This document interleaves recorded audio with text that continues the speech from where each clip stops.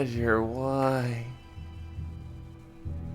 Still says I'm playing oh, fucking hell. Alright, we're fixed, we're fixed, we're fixed. Also, hi Carrier, hi Badger.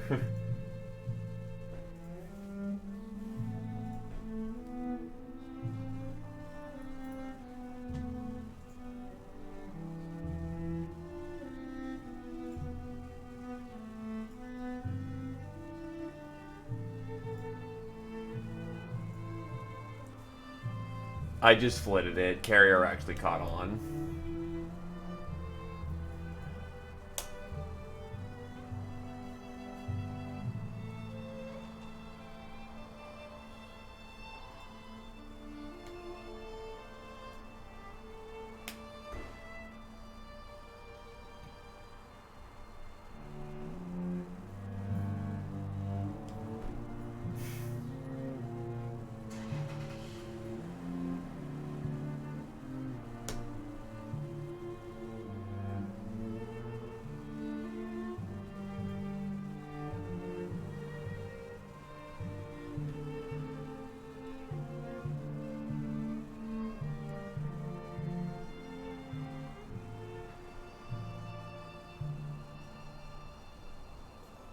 Call out, Lion.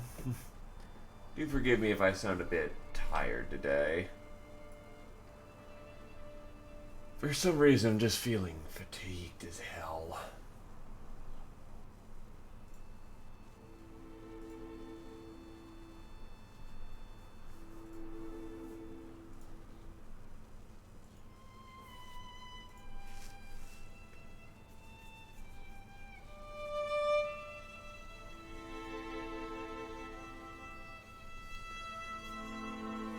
Either case, I will get fairly right into it.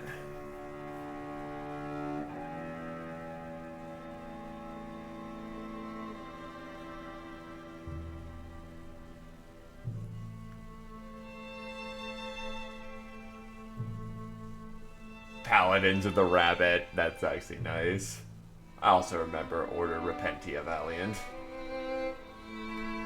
So it is nice that it keeps the name of the campaigns and whatnot in order, so you can check out what was going on. Anyway.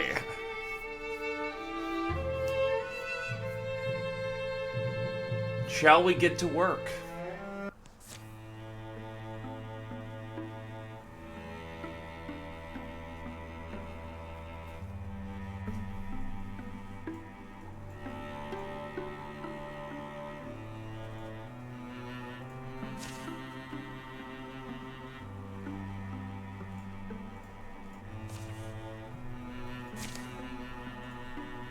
Can two wizards survive on their own?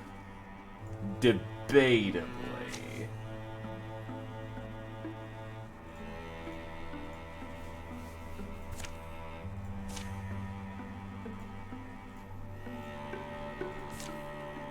Sorry, I'm just kind of thinking openly. So what we do is that we send out the ranger and the wizards. Get Dragon Tea to recruit. Who's in the legacy? I could just casually fucking just pick up a Lottavo. I could pick up Glaive. I could pick up Knit-Nat. Because one thing we can do is if we want to fix up your leg care, nah, but that also requires you not having gone through the campaign effectively, so either case, Badger. I know you've been wanting a character for fucking ever. Is it time to become the Punch?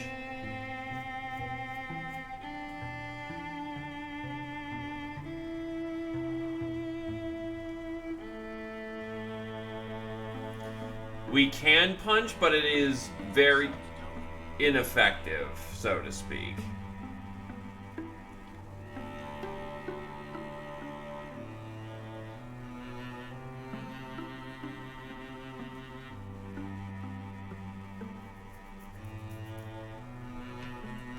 Unless there's some warrior ability that I'm unaware of that makes you actually able to punch people. I mean, we could also transform... I know there's a bear sitting around.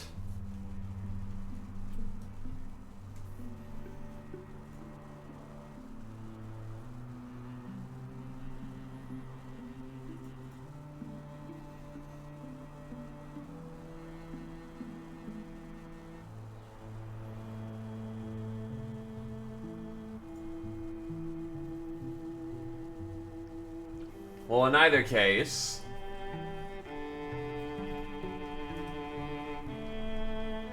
I know exactly what your name is. Need me to change anything else about you? Also, you are no greedy coward. I know that one for certain. Bar minimum. Hothead.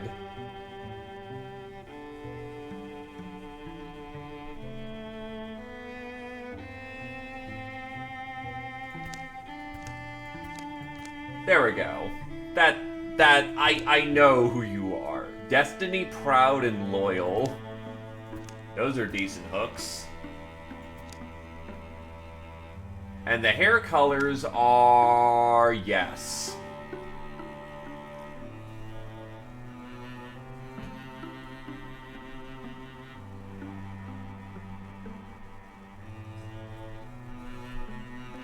Dragon isn't an option in the current time. They still have the the July 15th update.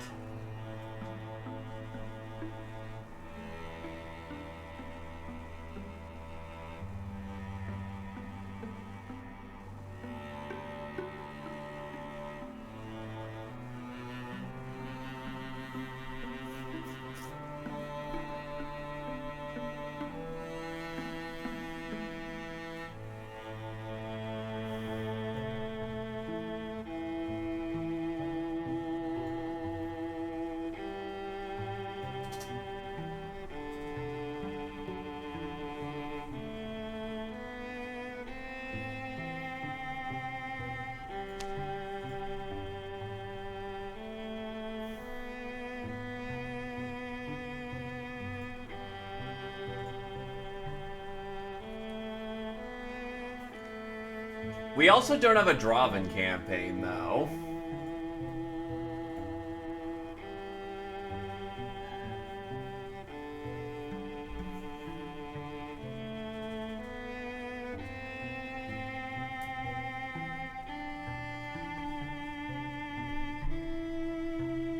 No, Draven is...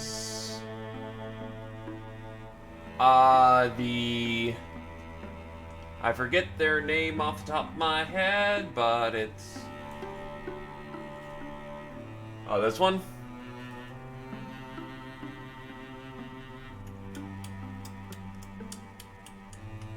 I need to look at the deck, but the Draven are the ones who don't have a campaign right now. Everyone else does.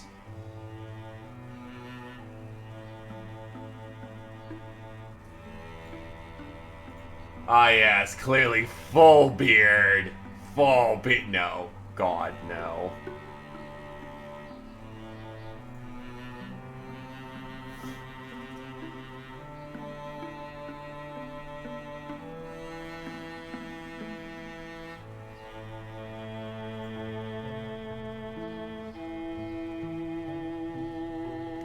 Also, you talk about this one. I think I flashed this. Good stuff.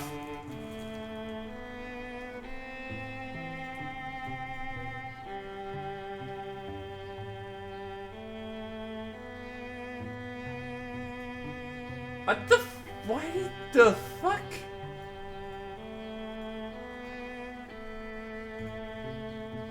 I don't get why that face has a, by default.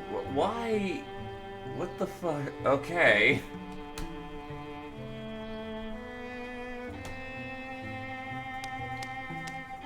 Anyway, that's sufficiently Badger-like.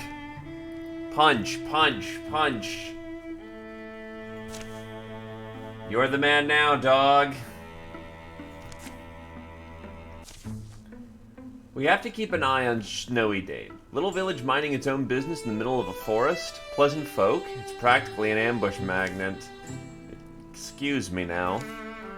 You came to find trouble here. You can head right back out the way you came.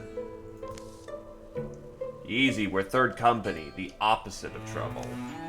We're here to defend you. Are you saying we can't defend ourselves? You know why there hasn't been any monsters in Snowy Dame yet? Because they know better. Except the last campaign, winter, was quite literally defined by the entire town getting molested by monsters. Listen, it's not that. The threat out there is bigger than any you've... Don't tell me what I've seen and haven't seen. I've seen brawlers bigger than you bested in our streets. I'll prove it to you. I'll show you why they stay away. Right here. Pow. Wow.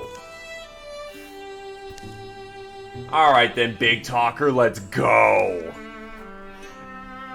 And for Badger's first action, gets into a fight with Dragon Tamer in the middle of the fucking street.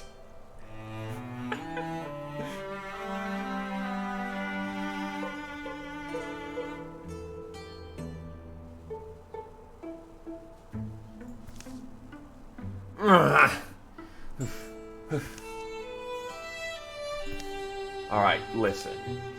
I was surprised by a lot of things here just now. Mostly I'm surprised that you're really good. What I'm saying is third company could use some of your instincts and skill. And enthusiasm. Wait, really? Join the group. Go on, Badger, give the monsters a good old Snowy Dame greeting from us. So clearly I need to give Badger the staff and make him into a punch with... No, warrior.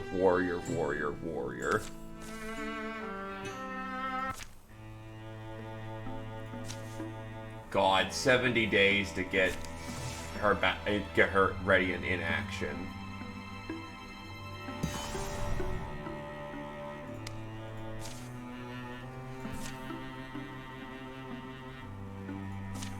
On the other hand, we're under a time constraint.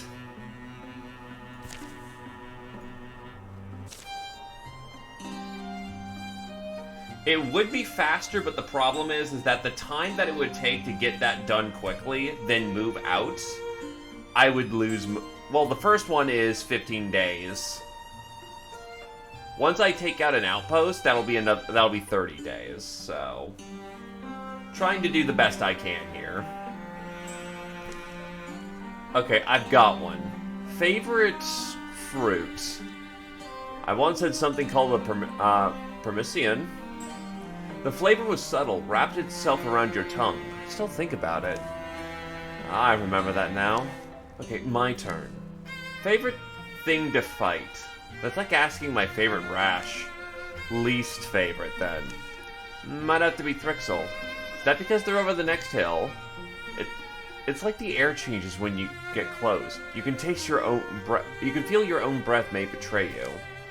And here I am making a career out of them. I'm not that old, right? Sometimes I wonder if it's not too late to start over somewhere. I wouldn't, though, realistically. It'd reek of abandonment. Well, we'd appreciate that. What about you? What keeps you here?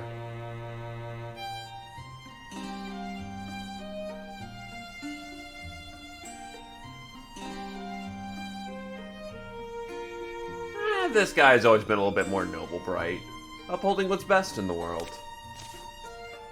Beauty over ugliness, love over fear, and the joyful song of life over whatever thirsty-jawed death a Thrixel peddles. When you put it like that, it sounds big. Sure, it is. I don't know if it helps or if it's too much pressure, but it helps me when we get close enough to hear the mad humming.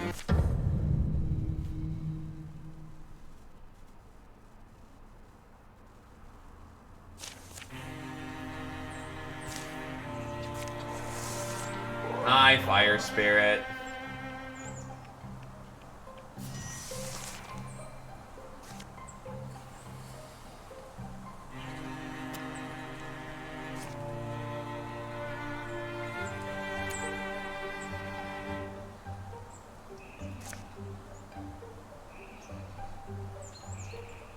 Hi, Lumi.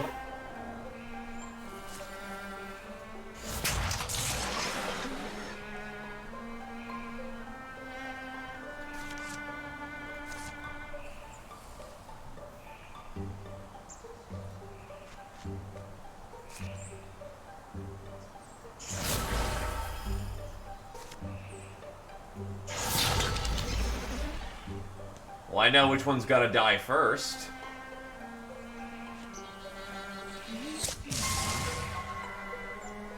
And Coda's bow, it gave the leaf benefits.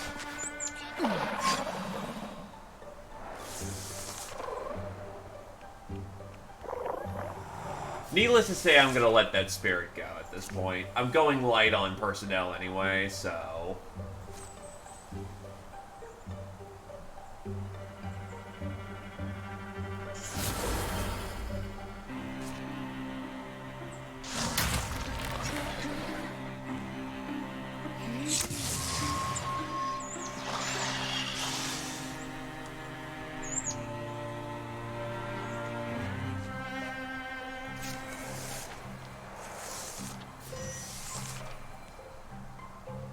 Stand together!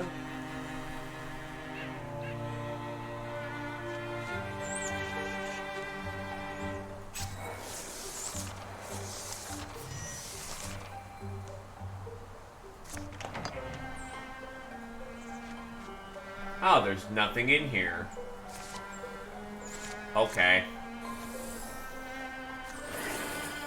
Look, I was trying to be a little smarter about this one.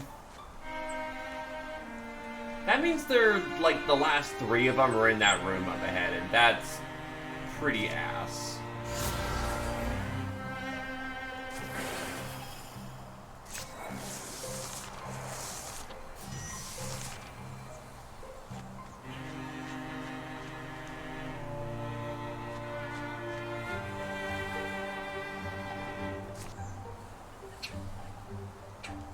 That's a lot of flare, and that's very unfortunate.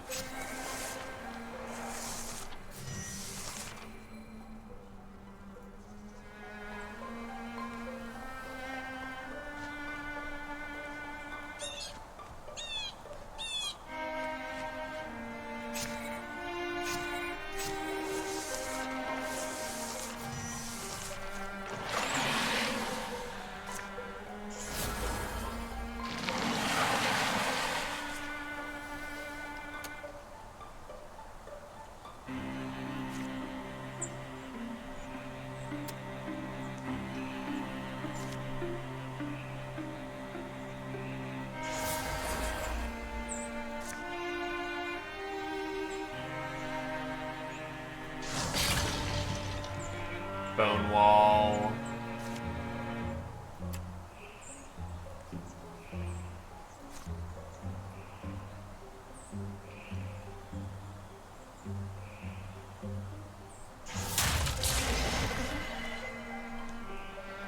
Healthy stunt.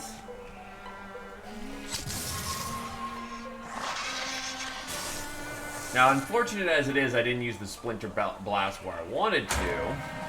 Oh, I did not realize. Why was I stupid enough to think that you couldn't go diagonally for some reason?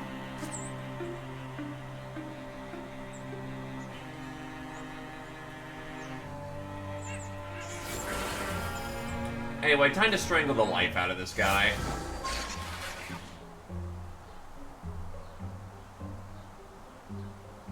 Oh, that didn't actually take up the action.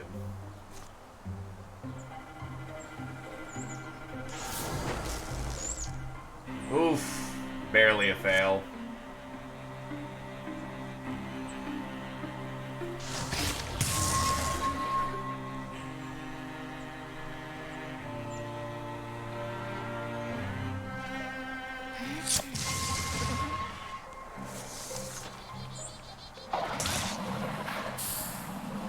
Thankfully, we bounced the hit.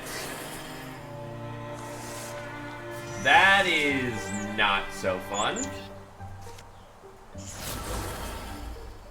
Please strangulate.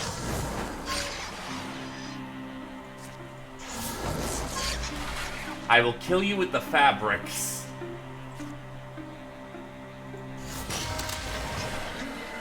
You're dead, which is good stuff. Thankfully, my wizards are kicking... Oh, wait. If you kill the big thing, it reduce... Okay.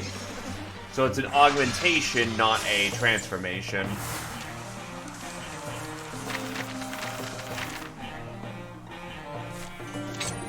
The Pauldron of Cunning. Coda could use some actual accuracy.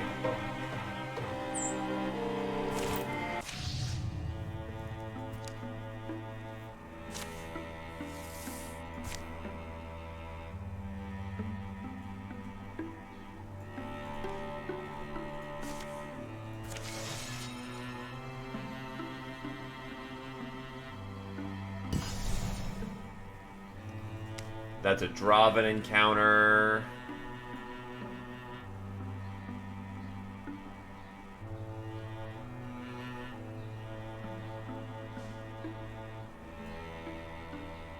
Yeah.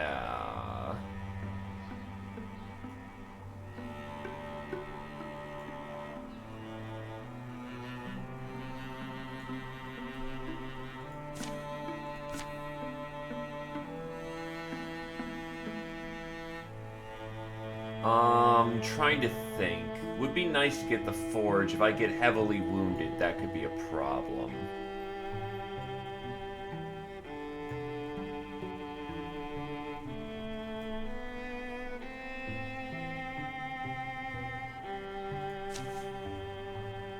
Yeah. Okay.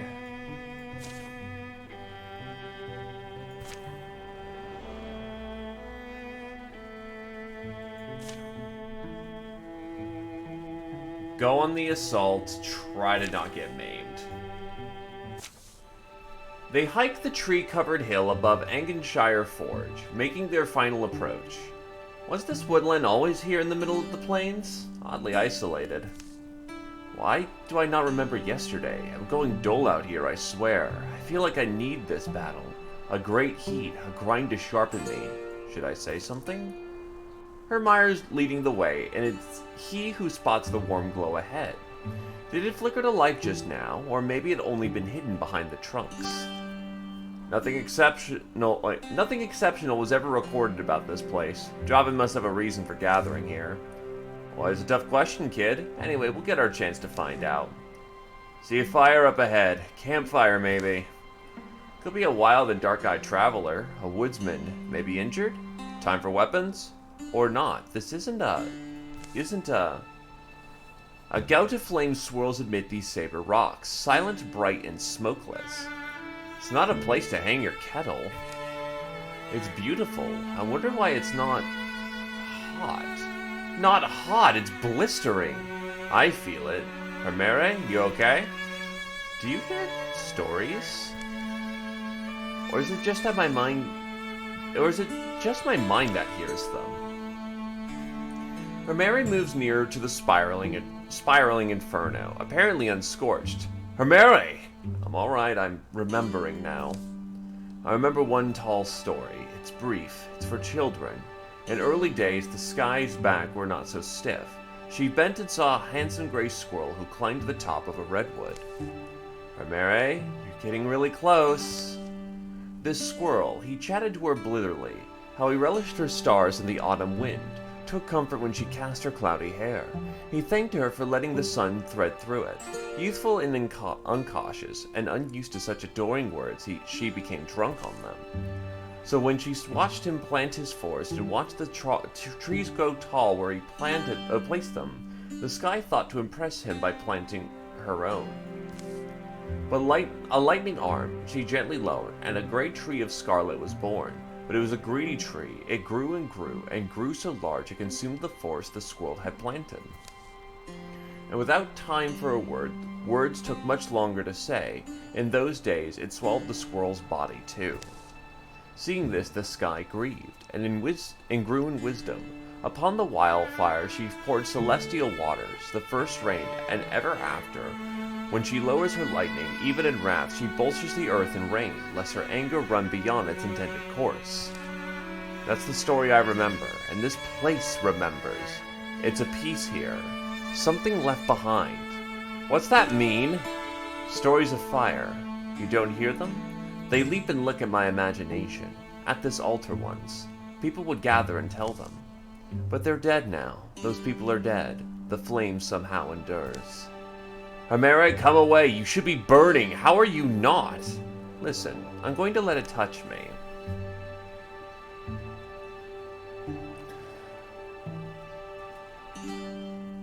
Whoa! I fail to see how badly this could go. Just kind of a shame it couldn't happen to Britcan, because you know he would have loved to do this shit.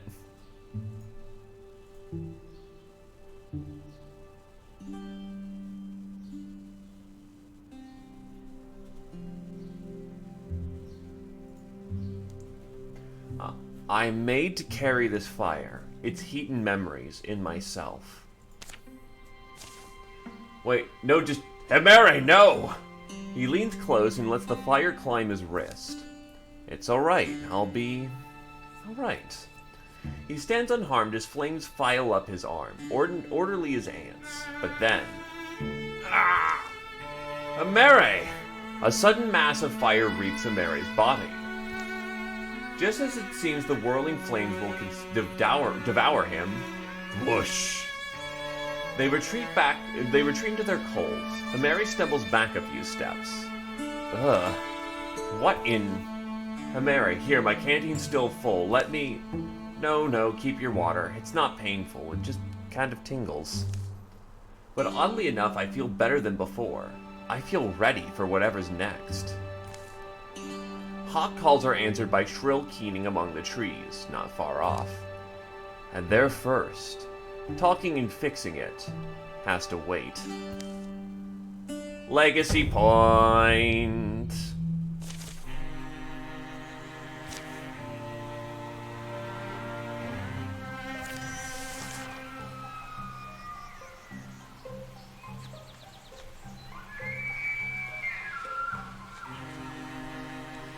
It's not improvised fireball now. It's a real fireball. Yeah, he can just casually let off.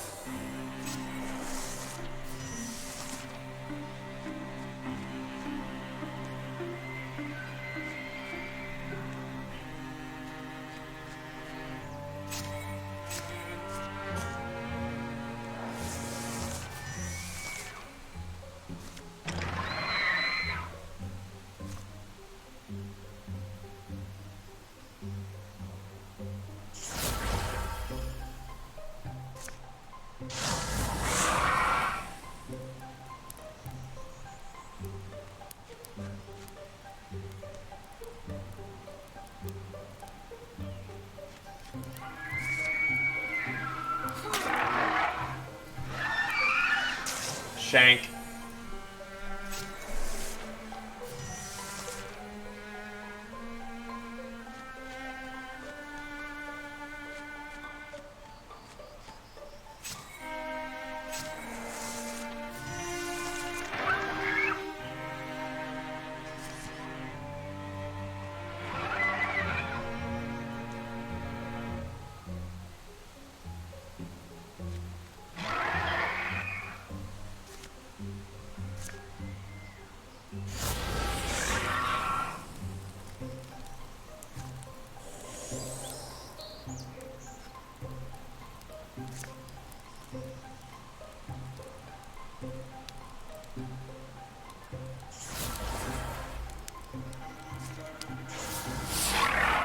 Transformations always prioritize main limbs first, so if you get a transformation, you absolutely will get something that isn't lame. Wait, how the fuck?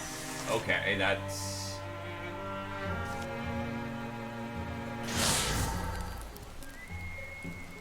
a problem.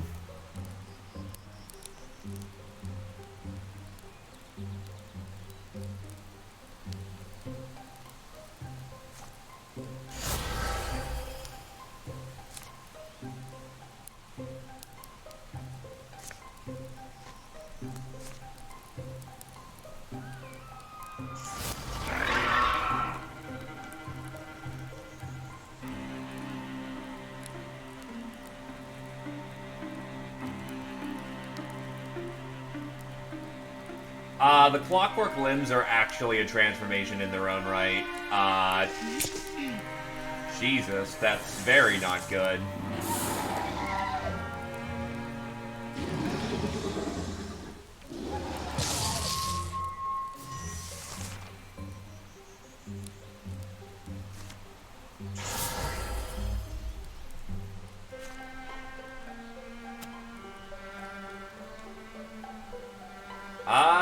He's not dead.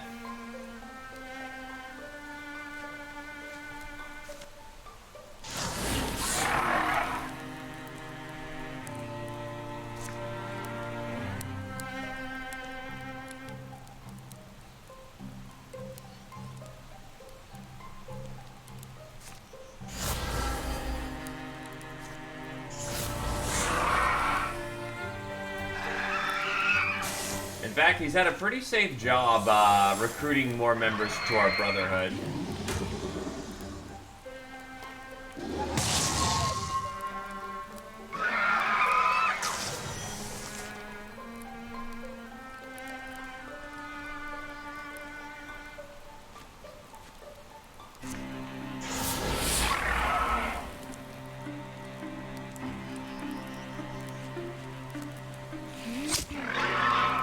Oh, wow, he totally managed to hit to a 31.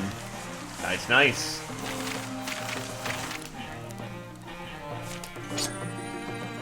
The Cyclone Fork. A thunder god showed the plains people how to forge his chosen weapon, and the secret remained to the earth like a kiss of lightning. So yeah, just take an artifact weapon tamer.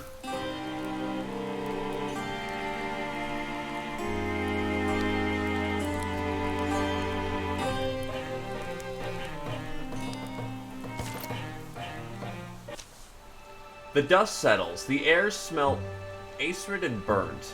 You can control that thing, I hope? Disarm, yeah, Can you talk for a second, Homeri? Are you some kind of fire god now, or just spirit-touched? Alright, so I really did hear something, right? Like, whatever presence was there in the altar, in the flames, it spoke in me more than to me, like a chorus of my primal ancestry. I heard them offer stories to the altar. Fawn of the Summer, the Queen of Embers, the Sun Thief and the Pyre of Ashes, or softer stories like that little yarn about the sky and the Tree of Fire. I heard them, these flame keepers, people who drove out their herds and built their shelters here, who poured out their mysteries by the psalter they must have carved, and I needed to take that with me. And I was meant to be a part of its continuance. Felt like a directive from the universe.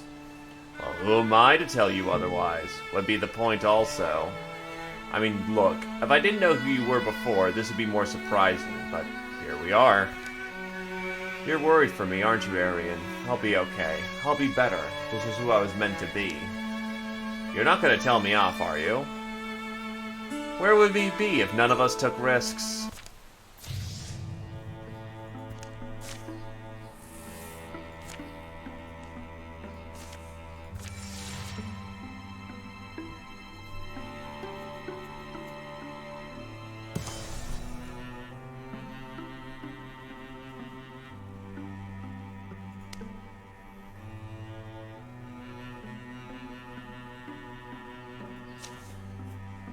This is gonna be a little bit of a rough one, but I think we got this. Plus our reinforcements are here real soon.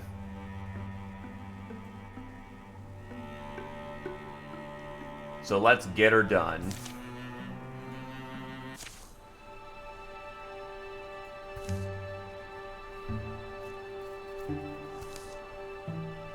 The fog creeps in. Slosh. Splish slish. An ancient and immense grove soars at the heart of cool forest. Great cicadas shoulder up to the towering redwoods. Thick-grown cedars mob their knees. Have to keep our pursuit pretty quiet. Tracking it blindly, think it'll lead us to the Godlands? They spotted it that morning. A myth among the wild populace. Its appearance has captured the minds of Homeri and the others. Think what it would feel like to ride up on his back? I wonder if anyone ever has. The locals call him Lord Evergreen. They move into the flowing fog. Forward quietly, you two. The earth holds its breath. Dampness heavies their eyelids, darkens their hair. Smears of silver shine on trunks, roots, and stones. They stumble and feel a path over rocks and wrecks, chasing the giant through his noise-barren world. This will be completely opaque in a second. Oh, I think it's stopped. It has stopped. Think he's aware of us? Now it turns about, somehow finding space. High and mostly hidden in its gaze, its face must hang above them. With bending bark sounds, creaky hips, folding legs, it gently lowers itself, fitting its bulk into a tract of treeless ground. Be ready to scramble. They're caught in its eyeless gaze, and a silence that grows and twists, grotesquely long. It could crush them. The fact is as certain as the soil. Stomachs harden, innards clench, muscles coil. Oh god, this is far less good than last time. So we either commit theft or try to communicate with it badly.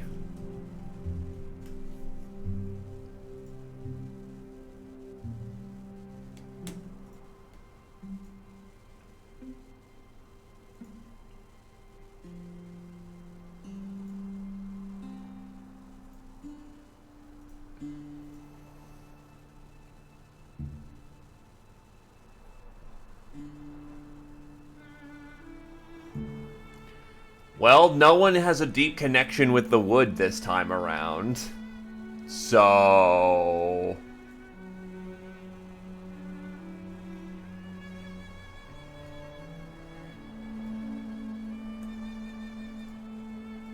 yeah. So I guess, we can either talk to him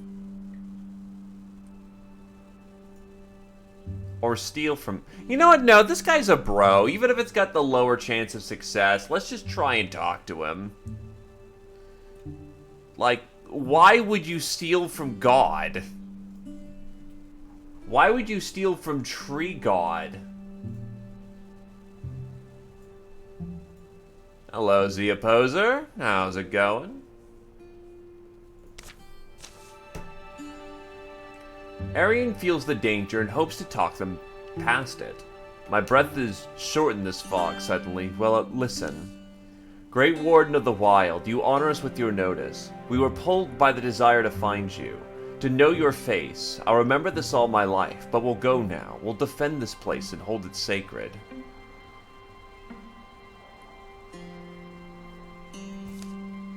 The giant's massive head impressively holds still.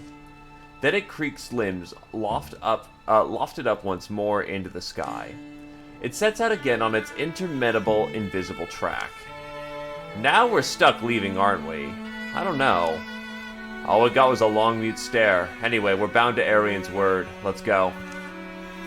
They find their way easily in the unfogged woods. Forest life wakes around them. Crows make casual comments. The roots, still slippery and damp, sometimes send their feet askance. Thanks, Arian. You spoke better than I would have. Yeah. Still got those dream spinners lurking, right? Yep. Well, nothing seemingly happened. So... I'll consider that a success.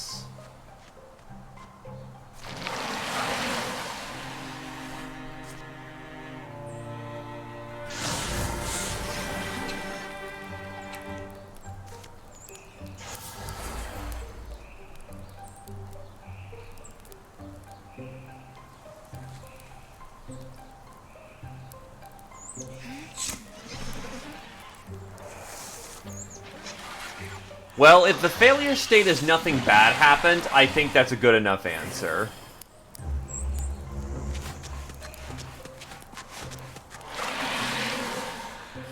Oh god.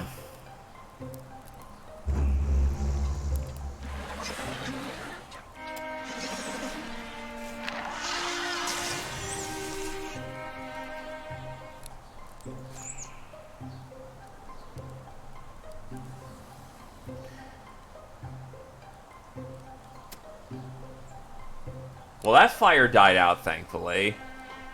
1 to 4 legacy points. Holy fuck, that's a lot.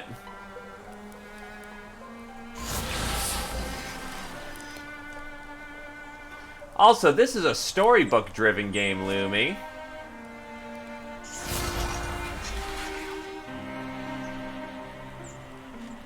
Driven by characters and events. I honestly think you would enjoy this game greatly.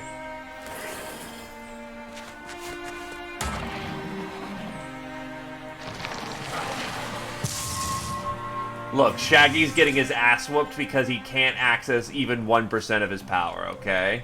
Also, hi, Renger. It's a rare sight to see you around, but a good one nonetheless, and I hope you are in good health and good, state of being. Also, I saw you, Truelock, there, you absolute, like, lad. This game, as just explained a minute ago, is basically a character-driven storybook.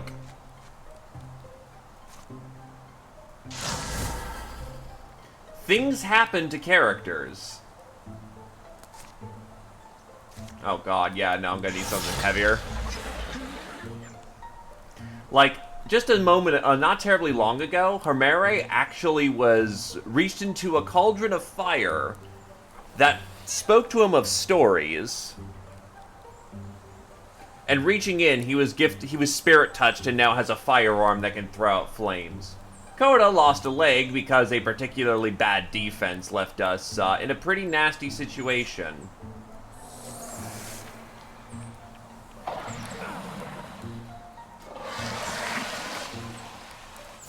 Oh god, you can walk in here.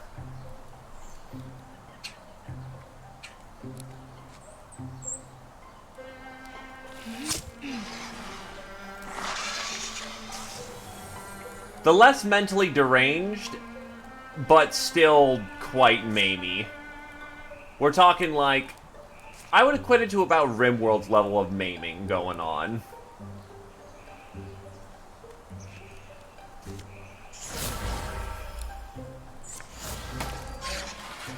Maybe not as in fine detail, but definitely roughly around the same level of, you lose limbs and that's just a fact of life. Gun, gun, gun. Oh shit, right, those guys have double attack. Oof, that was close.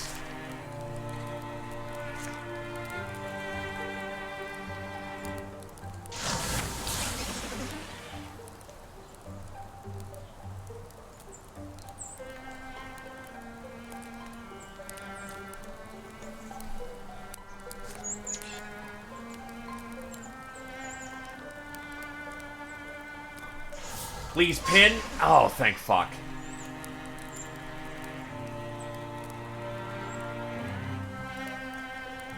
Look, all we gotta say is, you gotta respect the rules, you know? If you don't respect the rules... that should do the double damage needed to. Done. In either case, congratulations. Oh, fuck. Okay, he takes a mortal wound.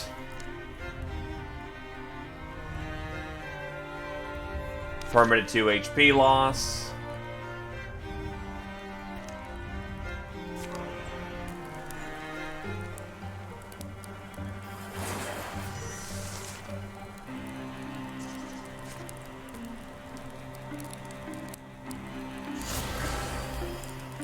No, it wasn't him, it was the bard. Because the problem is, I can't kill him. This would have still been a problem. I was making sure that I could not kill him on his own, so I was trying to make sure that I could keep him locked down so he didn't just walk up and kill somebody.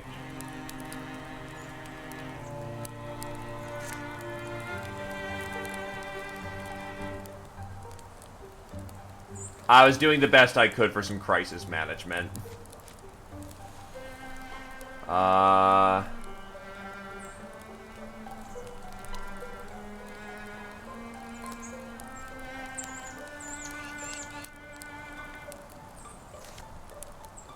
Oh wait, I can just Great Plane the tree.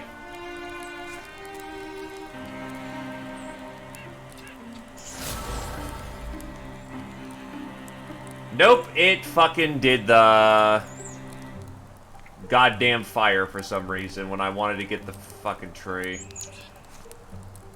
Okay.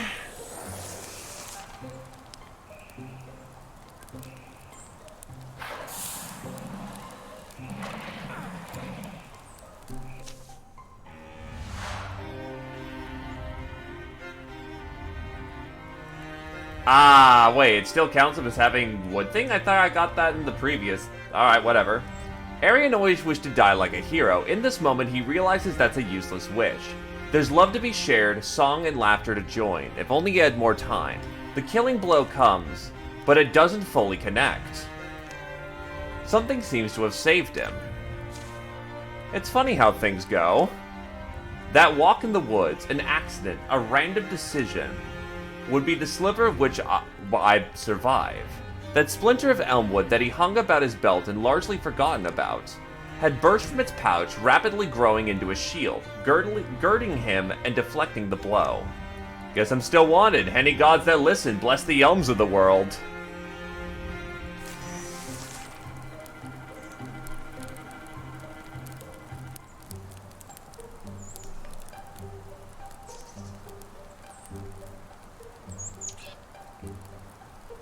As said, a very storybook-driven game. So some random as fuck event that happens way earlier in the campaign. Yeah, so he basically got to dodge a free maim, and now has new gear because of it. It only the bonus health only lasts this fight, but he does not lose it at Coda loses a 2 health.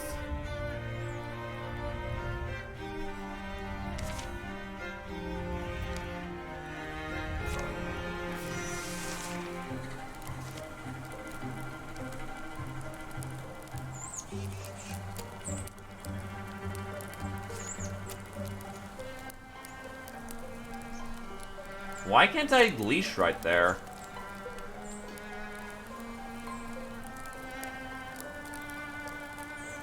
It has enough ward. It will be fine, unfortunately.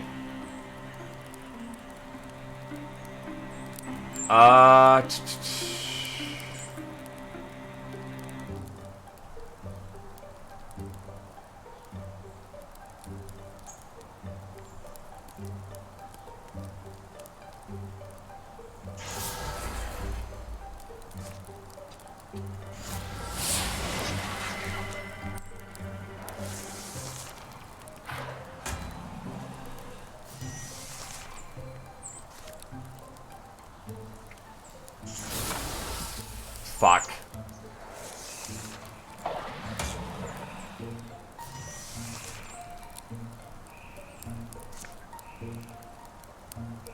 Problem is I can't blind him because I just do not have any other attackers on the field right now. Ouch. Well, everyone's been defeated on this occasion.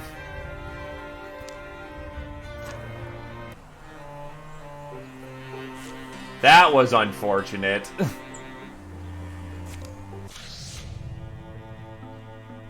That was very unfortunate.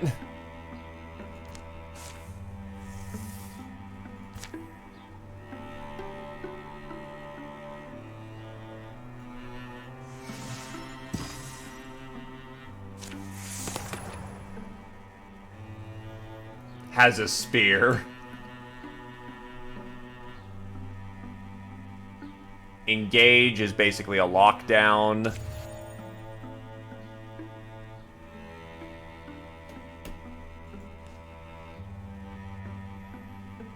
Badger Bear Puncher.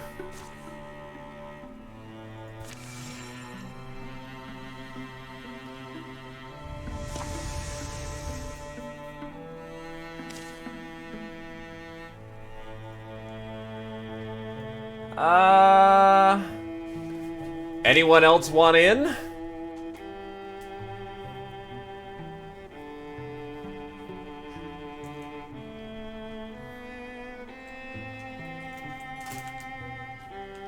Because the problem is, that actually just kind of broke the back of my strategy right there. Because the time that we're going to need to recover and get that all taken care of, we'll actually be at a net negative for time. So, fuck me raw. That worked out terribly. Alrighty.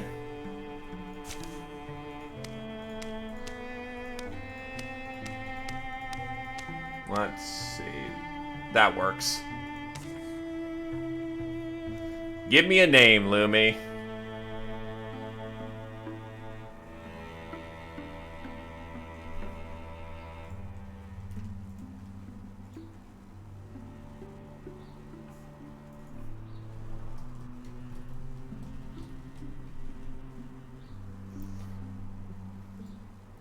Alrighty.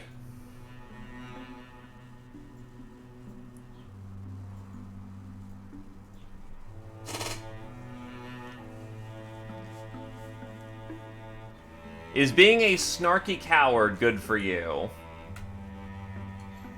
I can alter the two dominant personality types.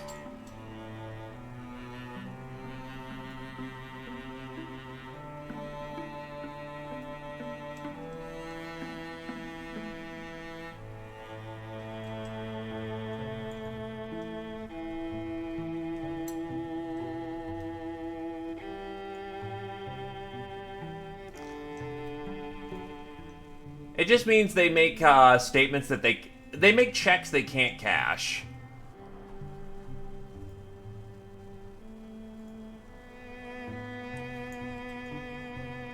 Any other additions I should keep in mind?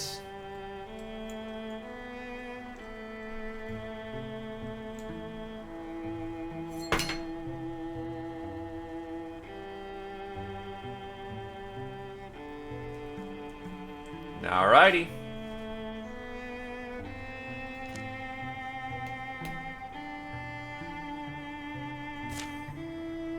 Welcome to the team.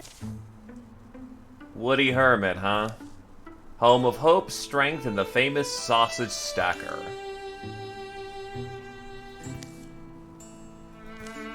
Stop right there! Should show yourselves. Morgley, get the torches. Lumi, for crying out loud, what is it this time? Whoa, whoa, tone down the alarm bells, lady. We don't want trouble. Then who are you? If it's a possum again, I swear. Badger Bear Puncher with Third Company. So long as you're not a Thrixel, I think we're all on the same side here. So you can put away the, Okay. Every blasted night with you, Lumi. Not like I'm going to sleep anyway. With Thrixel encroaching further every day. It's only a matter of time, you know? One day they'll reach us. I can keep an eye out, but I can't actually do anything to change that. Someone who wants to stay up and watch for monsters? Sounds like our kind of gal. Lumi, was it? What if I told you there was something you could do to change that? Let me tell you of a fantastic opportunity. Warrior, Hunter, or Mystic. Warriors are the ones who get all the face punching and typically lose limbs because they are at the front line of combat. They grow to being murder machines. Hunters are sneaky shooty or backstabby, assassin types. The Mystic is the ones who can do the weave of magic, interfusing with all sorts of different environmental effects.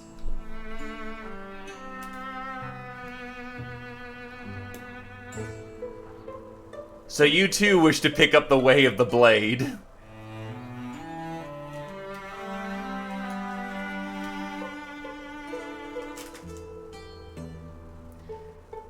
Is this just gonna be a warrior trifecta?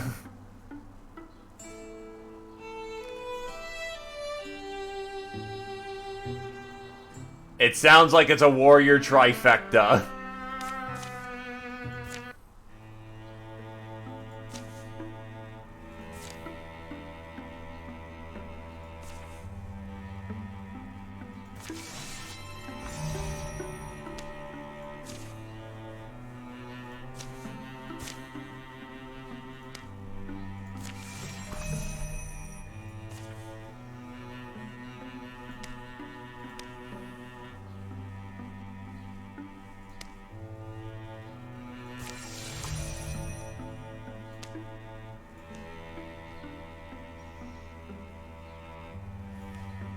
I know there's nothing over here, so you go scouting while our wizards go handle things.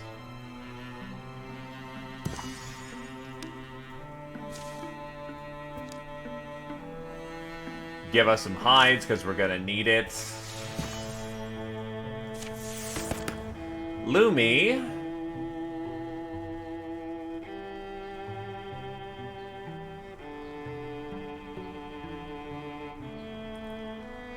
We will give Sentinel, because being a point defense is quite nice.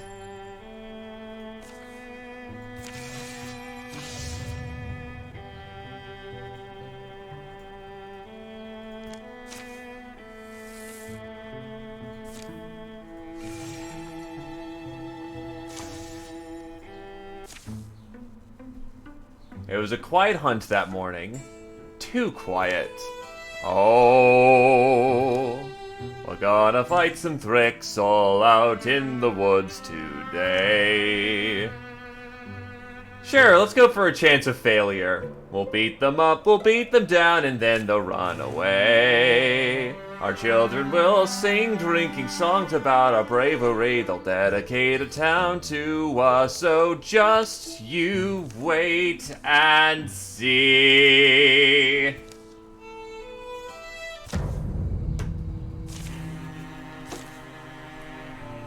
And of course the lineup is now not as bad this time.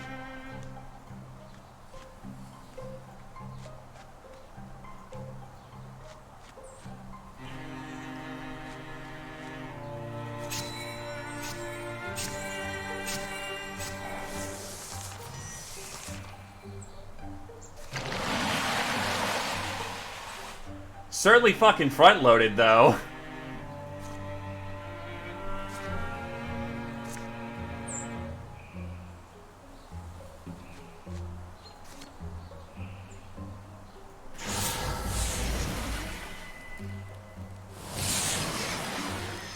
Oh. Does he have an aspected weapon? Because that entire room just died.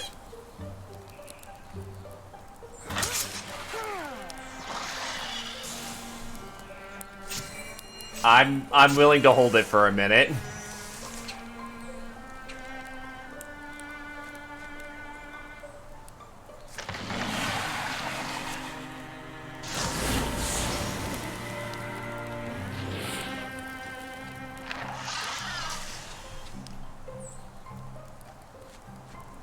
Why couldn't I have gotten any of those effects before?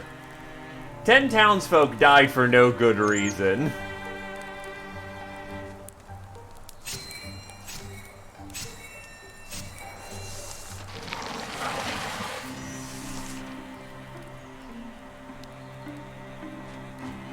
Oh wait, shit, that was a double move.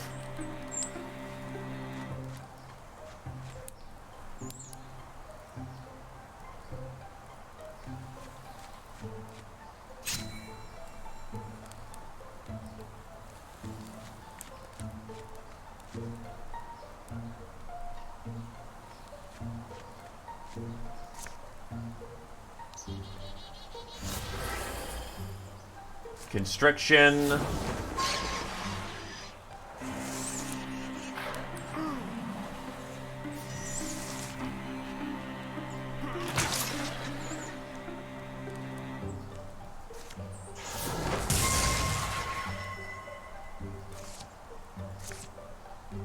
Oh, that broke. Alright, whatever. Barrage. Now I'm just critting a million times.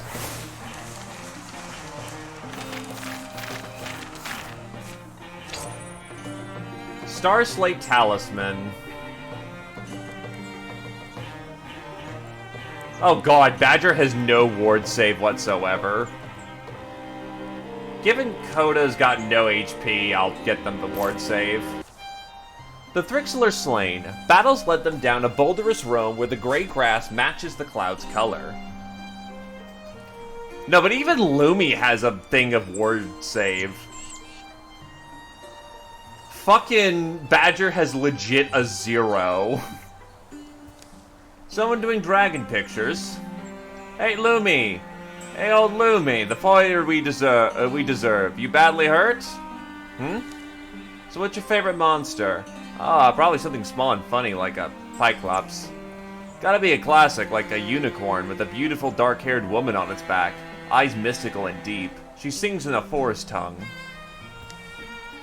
Those answers are fine, but some of us will always love a dragon. Relate to them, sort of. I fly on the air of fun and farce, but I know too about the limits of range. Of rage, how far that can take you. I make a pretty awesome dragon, I feel like. Says fucking Dragon Tamer. Can't wait till around a fire. The stories will soar.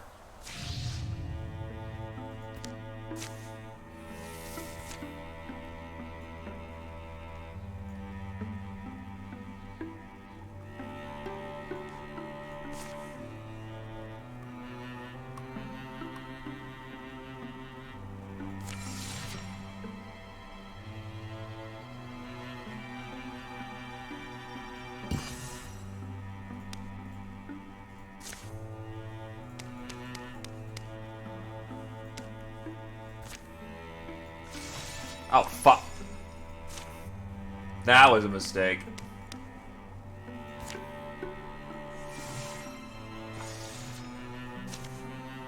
Am I just not allowed to gather? Okay, I guess not. And he's wounded.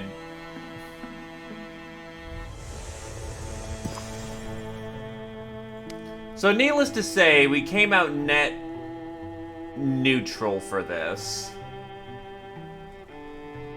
And clearly bringing along the new warriors who don't have gear is the ideal solution in this situation.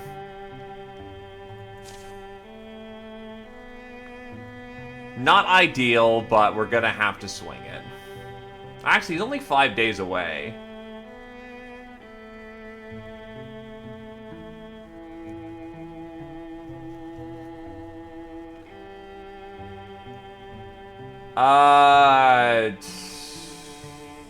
We're dealing with wizardry types, so...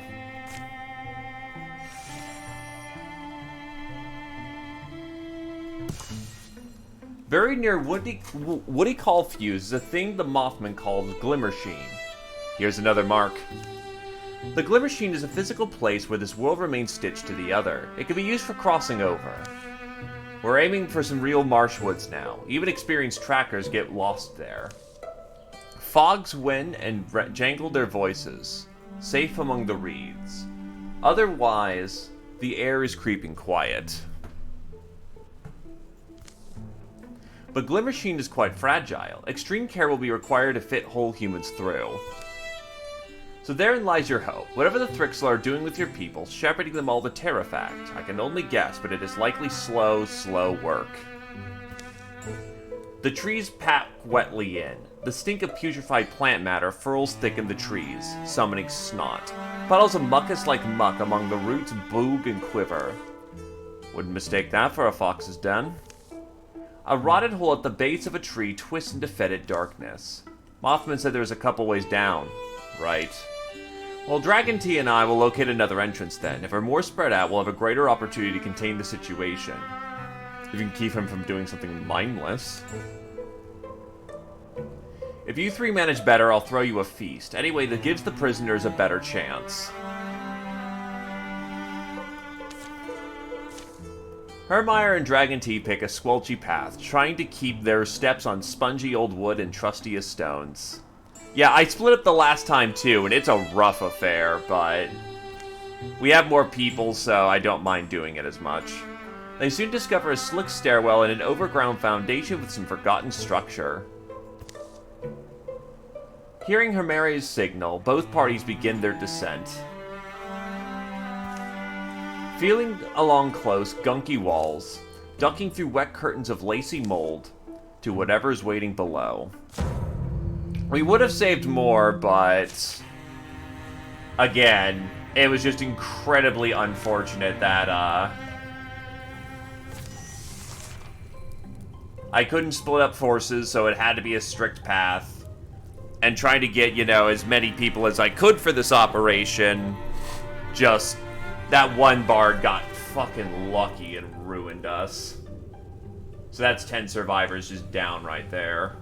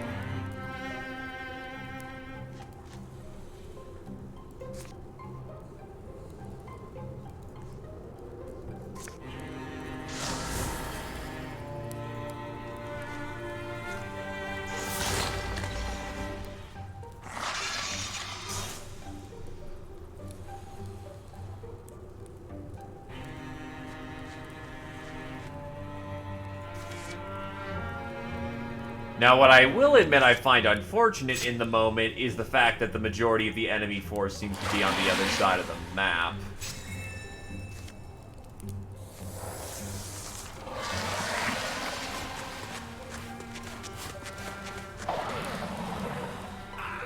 Oh, wow, that just one-shot him.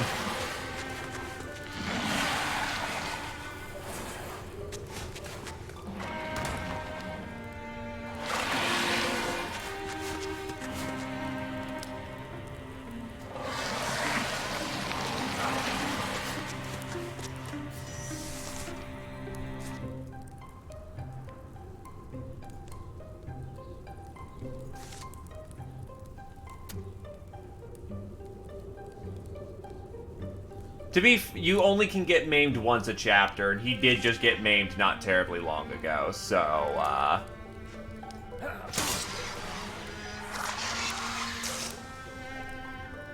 Oh, wow, Wolf Call also affects the entire other side. Okay.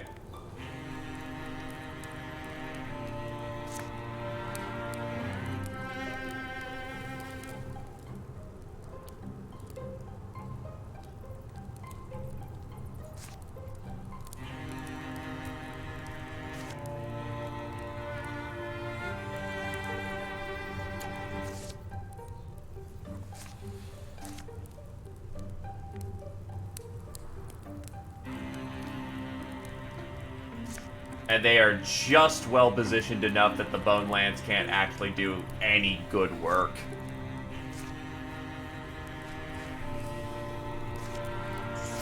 That is not a good situation.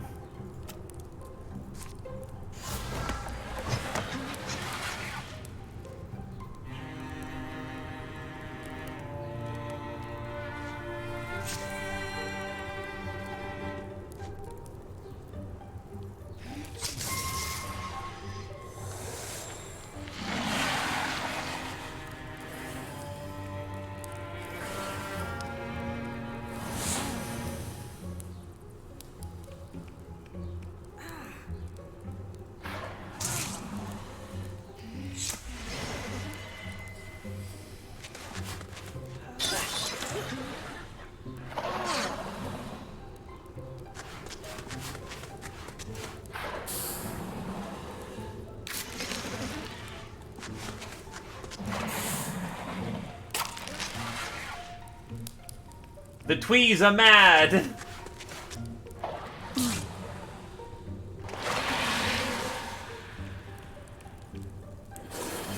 I swear this is more enemies than the first time I tried to assault this thing.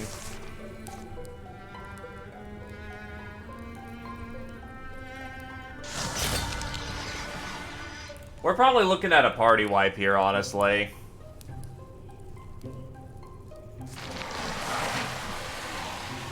Yeah, that's definitely a party wipe.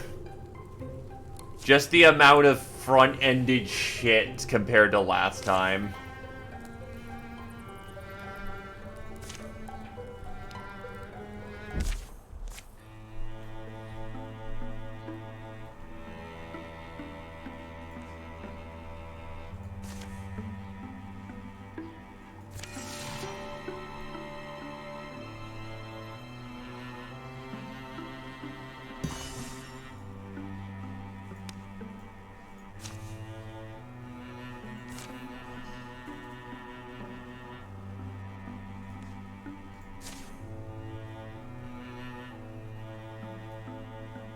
Yeah, you've got better block bonuses.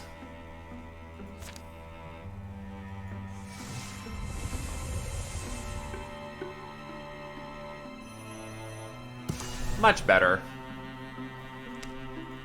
These are the forces I want to gather here, so...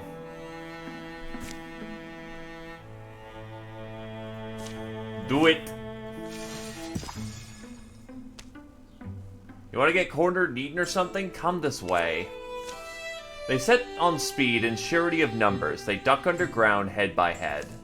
They pile down the slicky tunnel to whatever's waiting below.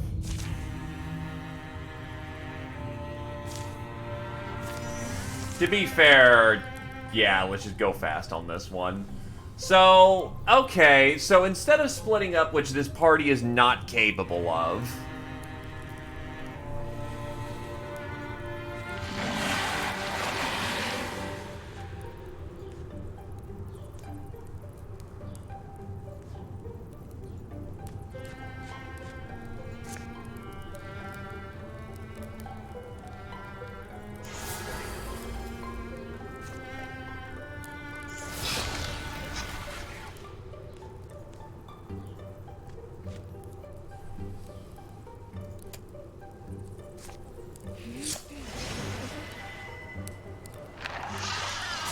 Stunts are always nice.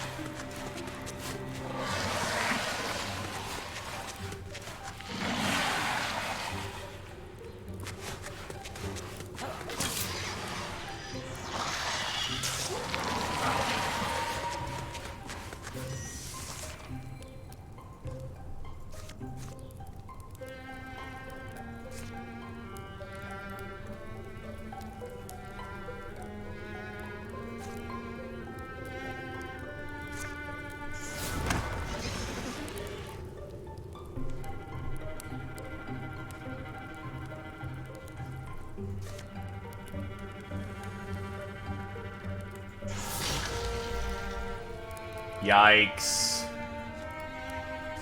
Oh wait, I can just throw axe.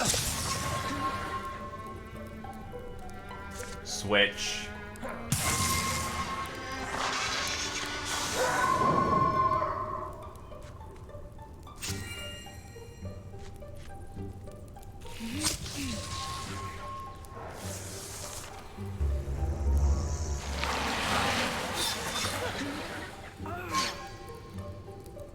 Lumi fails her fear check, but on the other hand, she's put into stasis, so she's fine.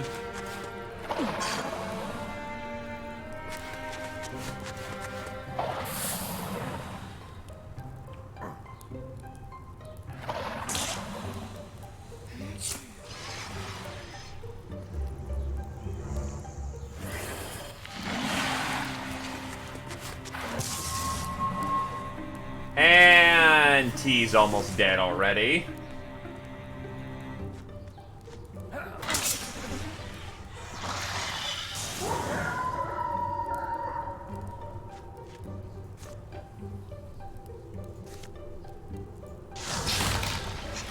And they keep fucking dodging. That's not good at all.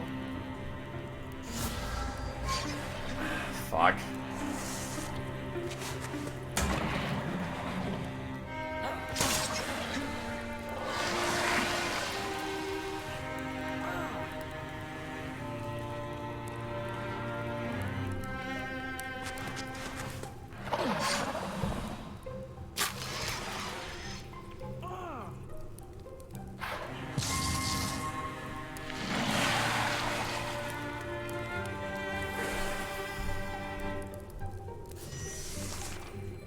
This is not particularly working out at all.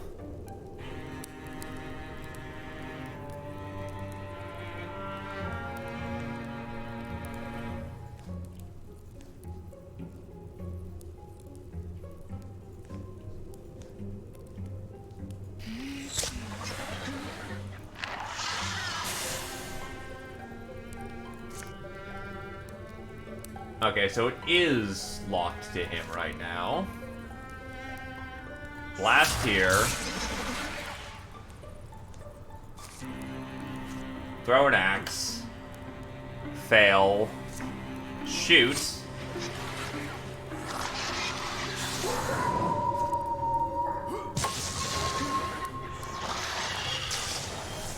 We are about to get fucking turbo maimed, aren't we? Ah, actually that thing doesn't hit too hard. Nice.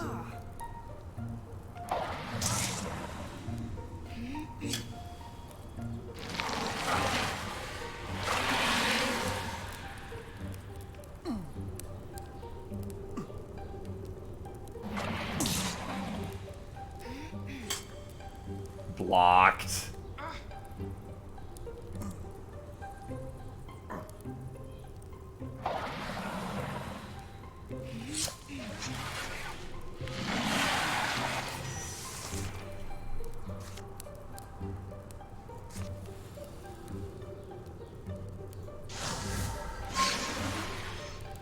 That gives me another splint burst later on.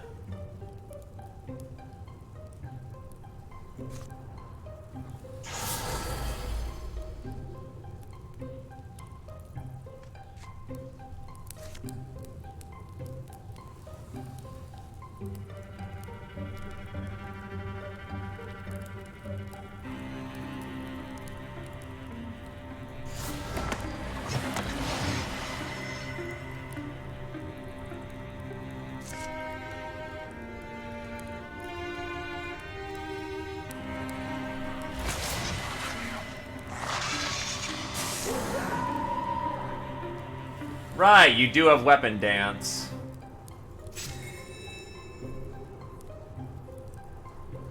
Problem is, I just don't have any fucking armor pen whatsoever, and Coda is not built for being able to reliably grade plane.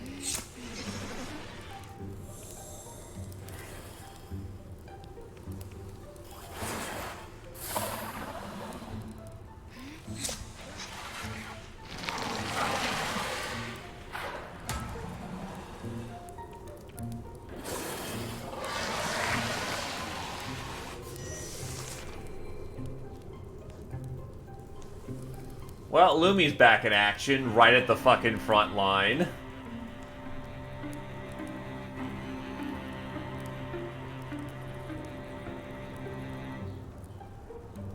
%20 chance to be stunned. And you can't grade plane either. Nice. Nope, can't grade plane whatsoever.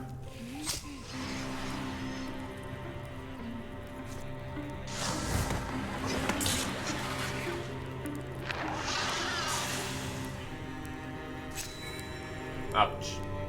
And then I fat-fingered that like a goddamn professional. Yeah, if Lumi's out front, she's going to die. She's going to die painfully.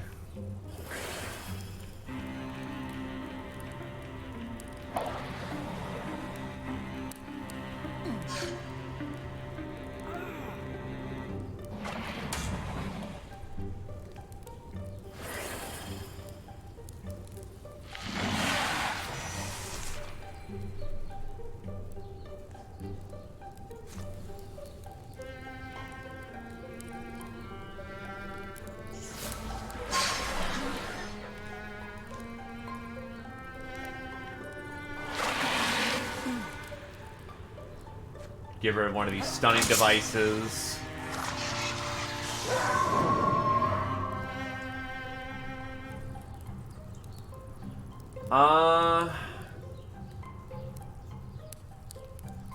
Yeah, you're spent, you're stunned.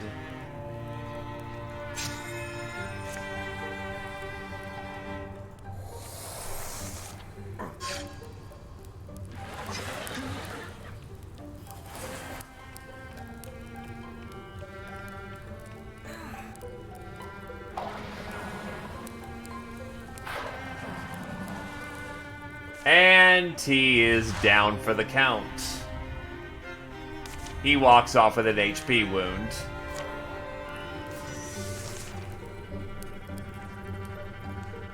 Now I can use Splinter Blast, however.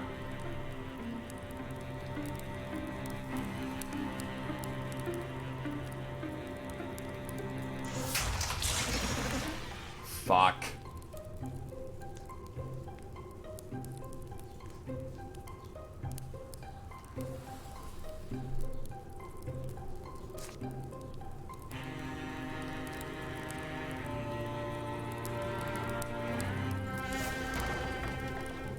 Dodged on an 84.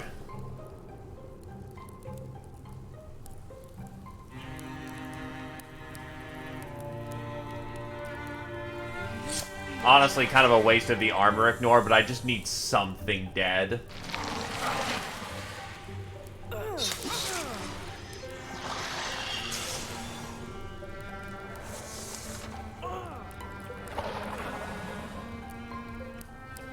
Also, why am I not counter-shooting?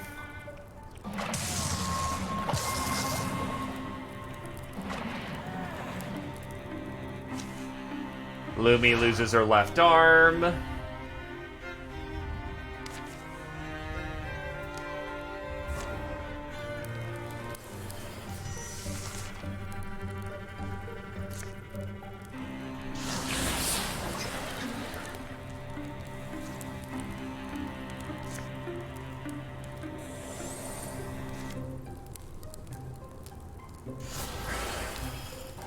A flesh wound, your whole arm's off!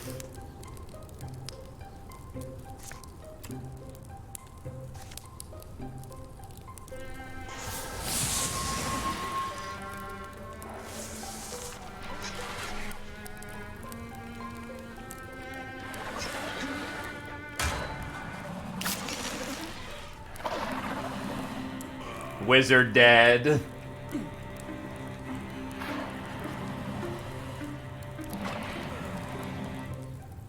Other wizard dead.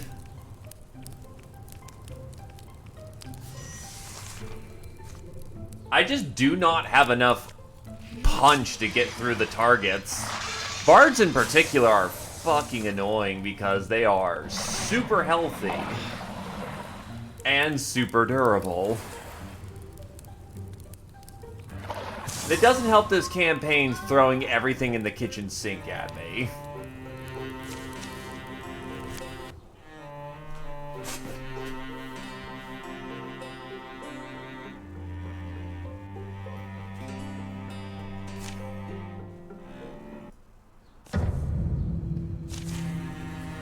Fuck me. What's even in the deck right now? Because maybe I legit can't lose the mission at the fucking, Nope, too late, actually. We have to deal with those consequences. What's my fucking Calamity deck?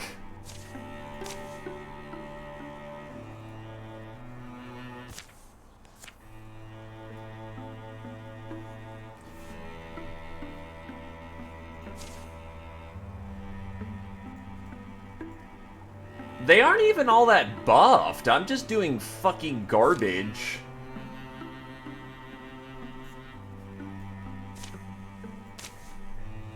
Well, there's no two ways about it. If we're gonna continue the campaign, we're gonna have to find a way to get through that more aggressively. I'm just wondering how the fuck we do it. Because there's not a whole lot of powerful stuff for my wizards to channel. Running in there is a suicide tactic.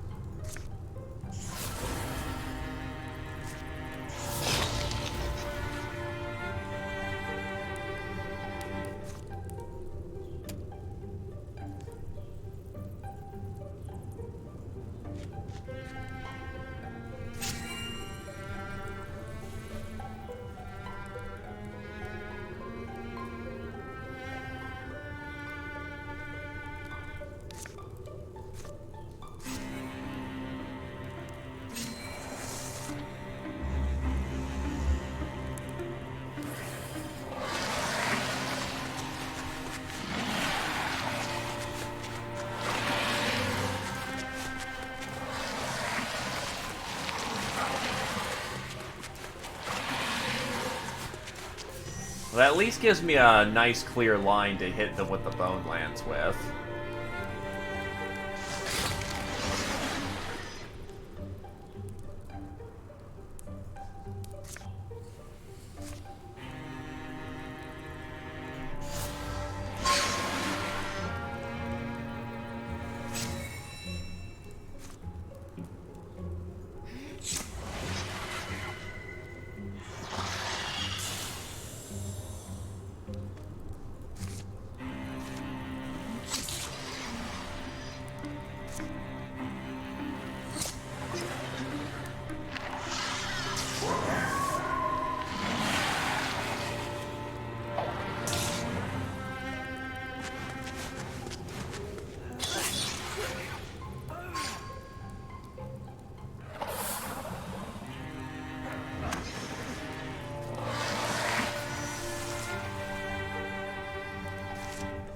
Okay, so Splitter Blast right here.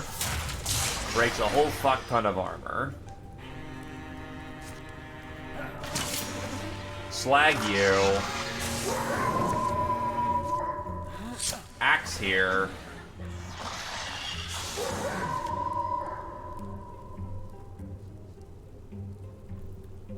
So many wolf cries.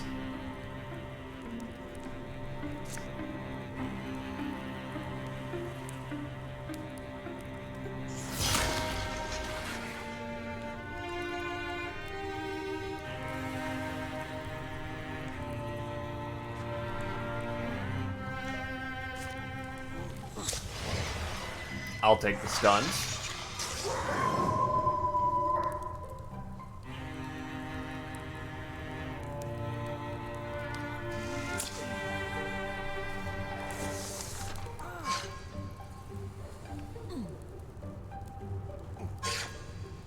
And the entire front line of the entire party just got stun locked.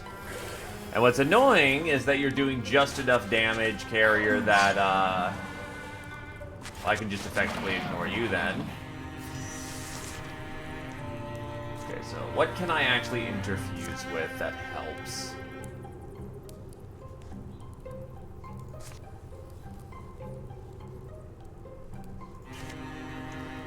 Alright, so the stun still holds even if in stasis.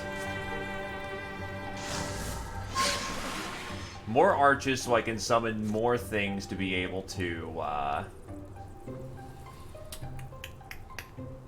weave with. Here, try to take the 80 kill, which works.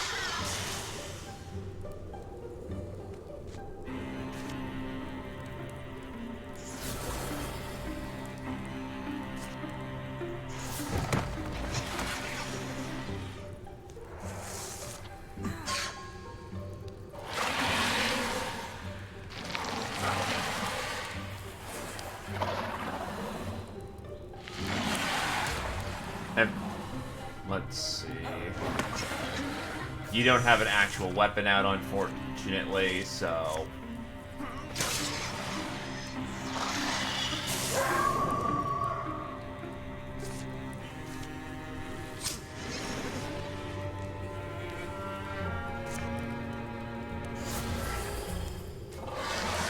Yeah, here comes the rest of that shitstorm.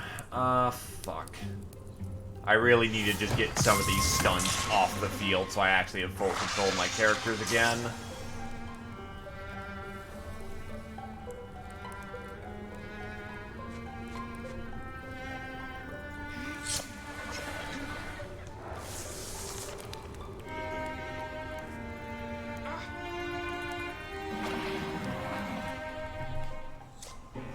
And this time, Lumi still loses her left arm.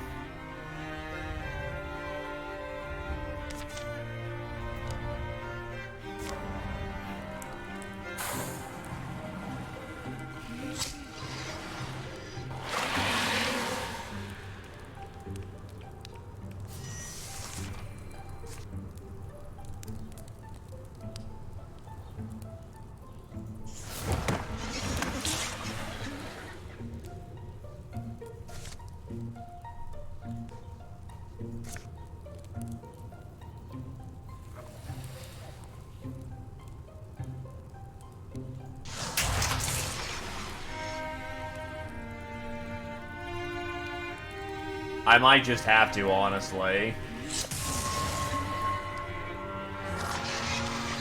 Though honestly, if I'm doing that, I'm revamping the entire way how I'm doing this, and probably not recruiting anyone this chapter. Just so I have the fucking time to, you know, make this all work.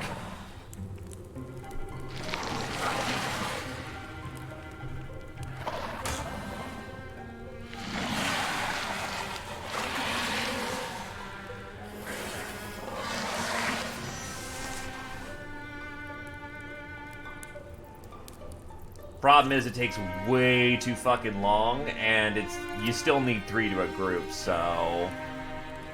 Honestly, it's better to go with less recruits, so you spend that same time securing places. Well, arguably, no. You only need one person to do it.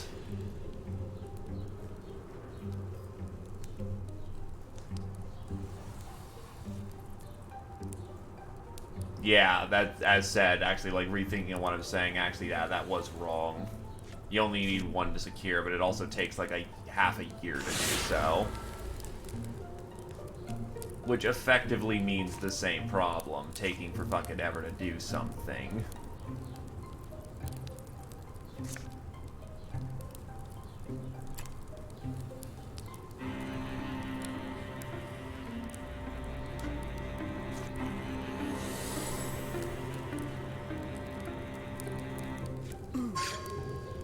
Oh.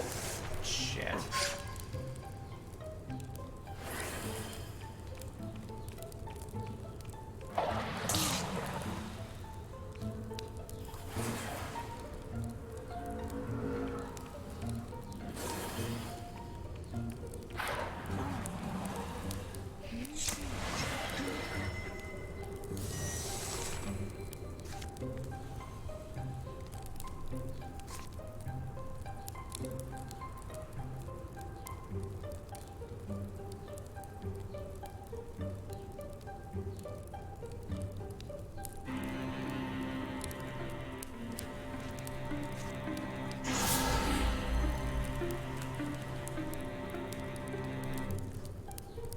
Well, it's not like I've also gotten exactly a whole lot of nice shit either. I've gotten, like, one artifact, no armor drops of any kind.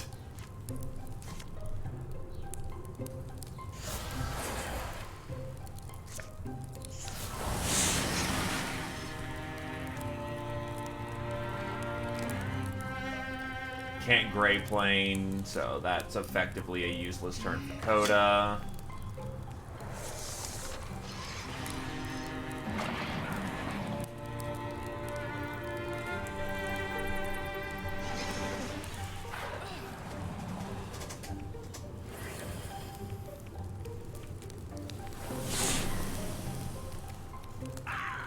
Yeah, I guess we just gotta restart the entire chapter again. Fuck me.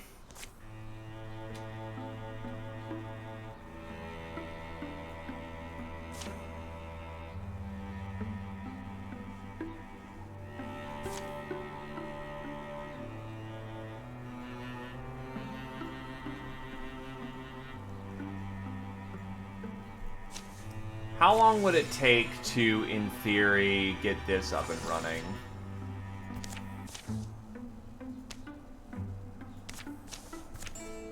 The entire company working here together is 25 days compared to 70. You know, to be fair, a lot of that bias is coming down because of Hunter. But then I also need to get over here.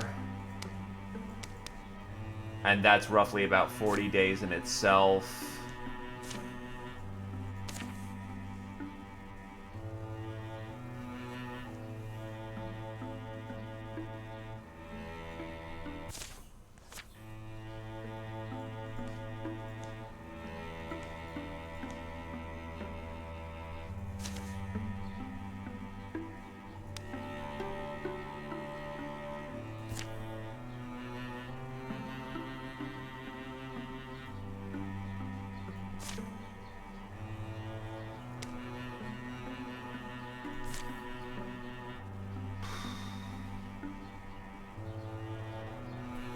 So I'm trying to figure out a way how to divide some labor as intelligently as possible.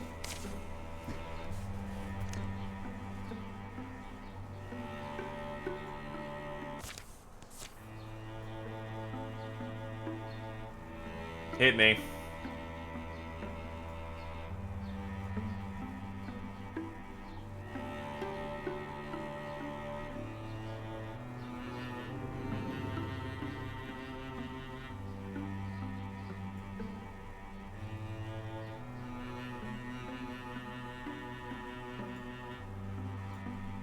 Problem is, Groovefish isn't Thrixel, so we do this, leave that unsecured,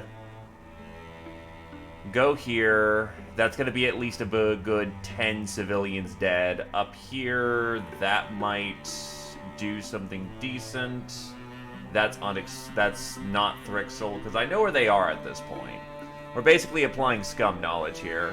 And these 3 areas are Thrix. No, like, I've done this map actually for like 3 times. This has always been reliably undone. Like, I'll check to see if this is still Draven, but that's been Thrixel. That says it's Thrixel, and yeah, see, Draven.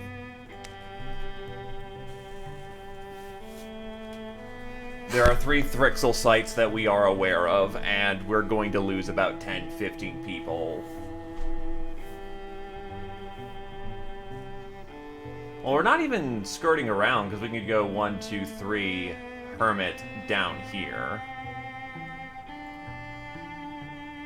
True, but isn't the entire thing that we're thinking about here trying to get more items?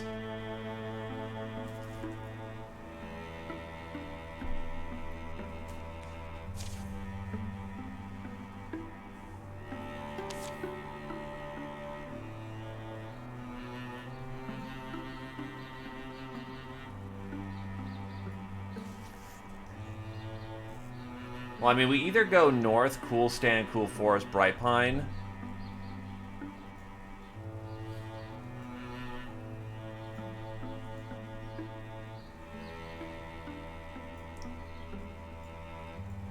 I'm trying to think of the best way to handle this. Yeah, because if we go through Groovefish...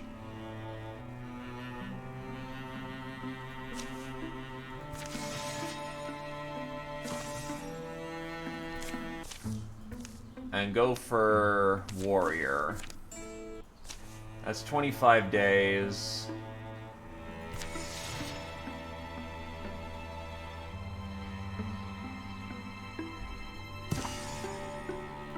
$31. Engage. Here. That bumps us down to 28.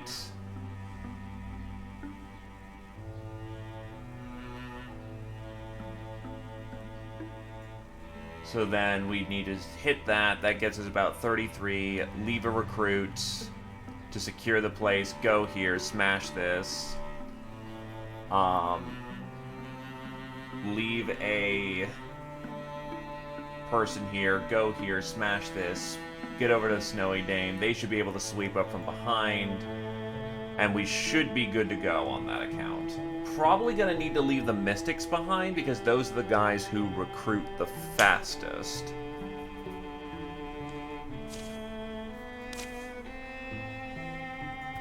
Alright, I think we have a working plan here.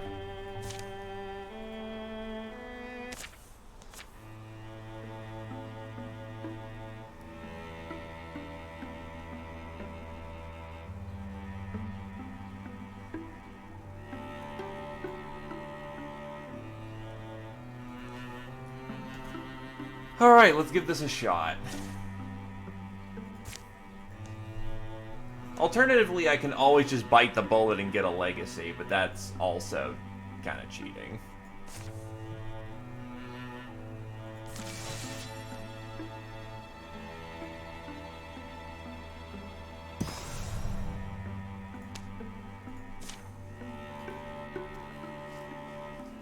Lord Natith, how it go?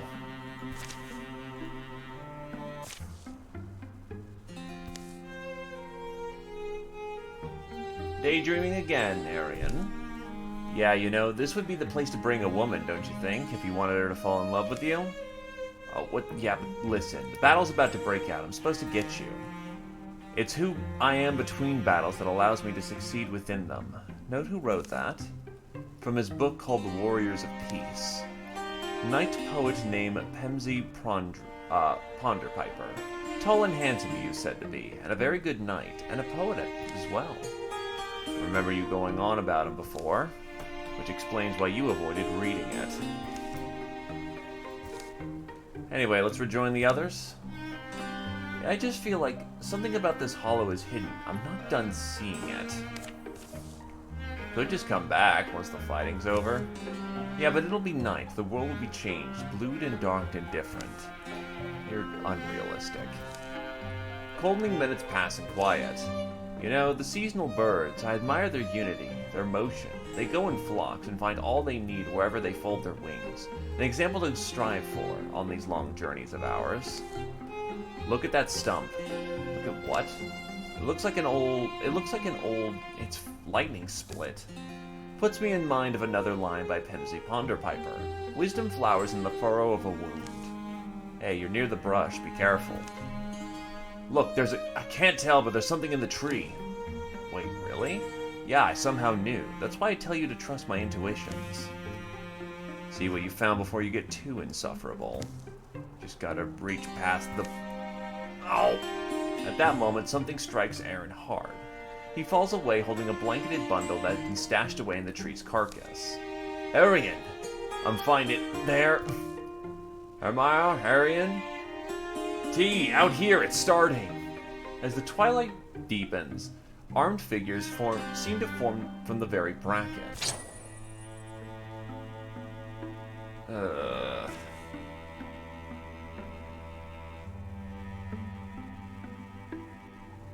think I'll take the accuracy. That's just unfortunate that it's useless.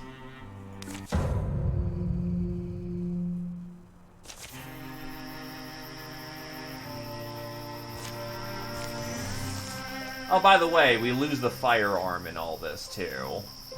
Which sucks.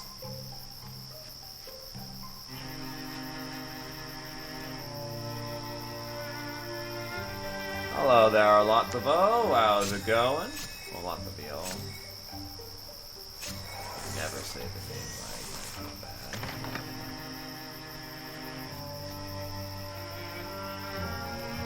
Oh, shit. Whatever, we're not breaching into the next room anyway.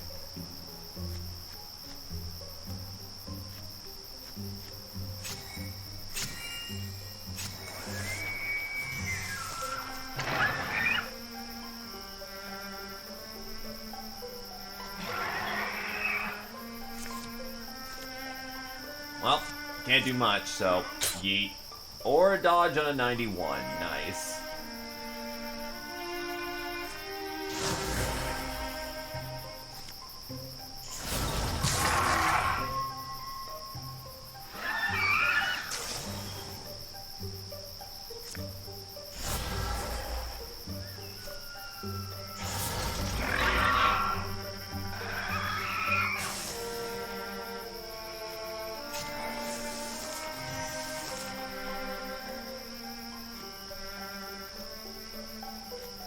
Right, walling is... That's also not a wall. The door's over there, you fucking moron, me.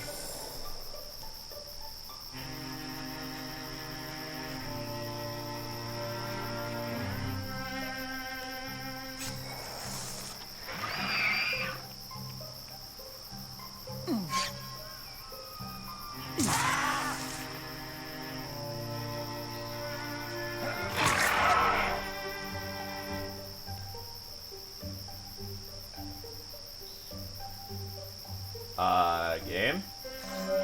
There we go. Fuck off, bird.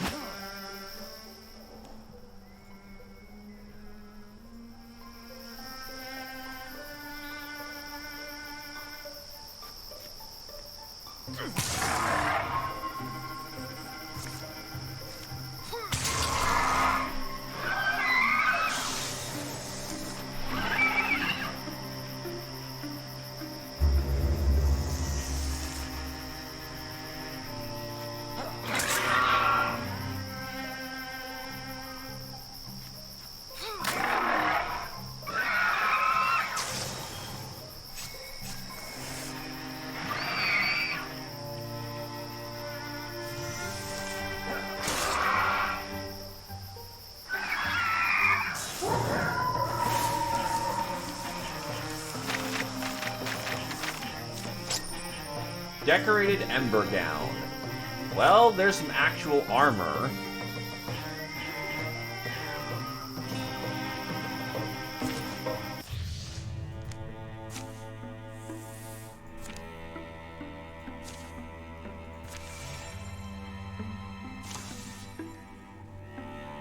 Might need to... I see, yeah. No good from there.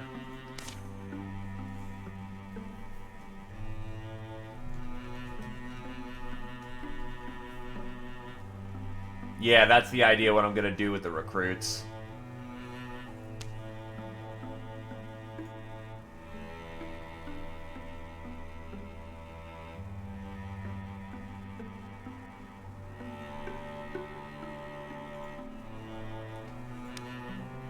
Basically, we're trying to look at an action economy here.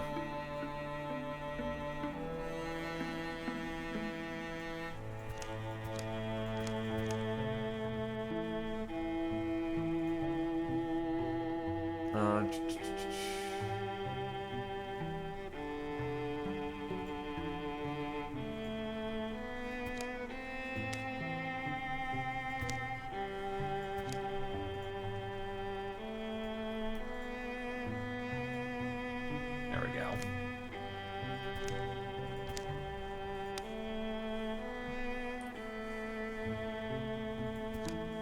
A goof.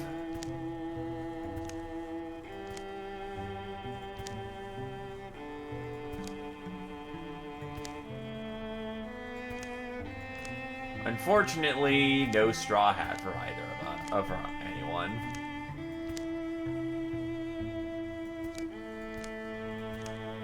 There, that works.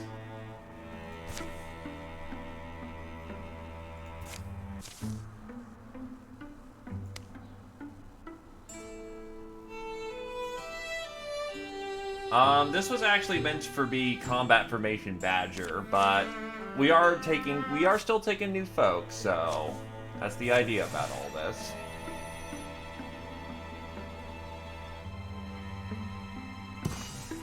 Okay, Badger, good to go.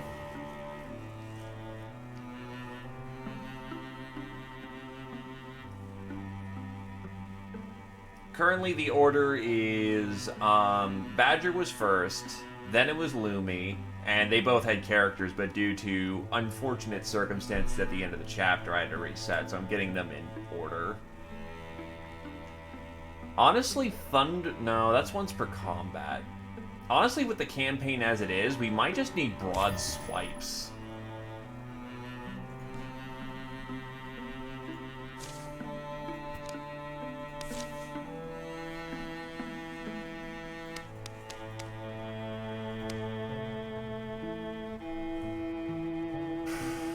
That's dangerous. The problem is getting one guy to do everything is not efficient on the action economy, but I just don't have any other fucking wizards. On the other hand, T, Badger, and Coda should be enough to get jobs done. But then the Mystics aren't earning XP, and this is where the bitch of it all happens, because they need XP, but the Warriors need XP, and yeah. I'm going to experiment and see if we don't need the Wizards for this one. Trust in Steel instead.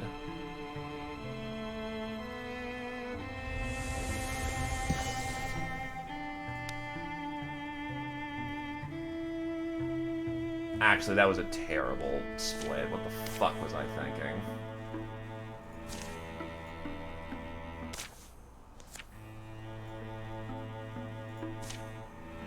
Which means I gotta do this again. Thankfully, it's just a minor tweaking to get this all back in order.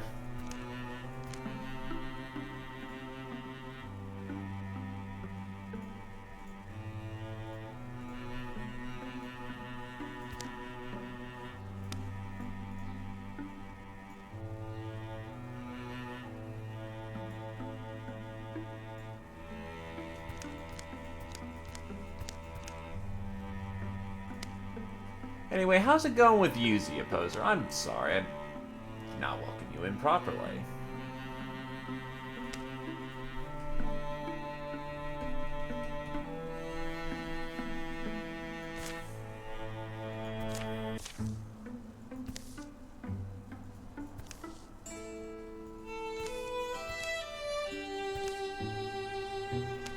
So let's see, Warrior...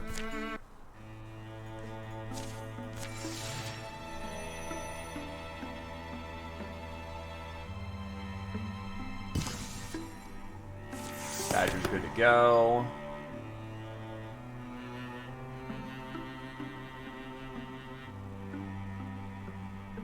Honestly, Vigilant Sentinel is a lot easier to get. This was a full reset because of, to put it bluntly, we are under-geared to go deal with the end of the chapter. And just being, we just cannot win. Okay. Answer to austerity again. Oh, wait. Because Badger's a wild heart, Badger can give away her heart. Okay, so I guess Badger's the immortal tree god this time. Sorry for kind of flitting through the event. It was seen last time. Hey, Badger, ready to become a tree god?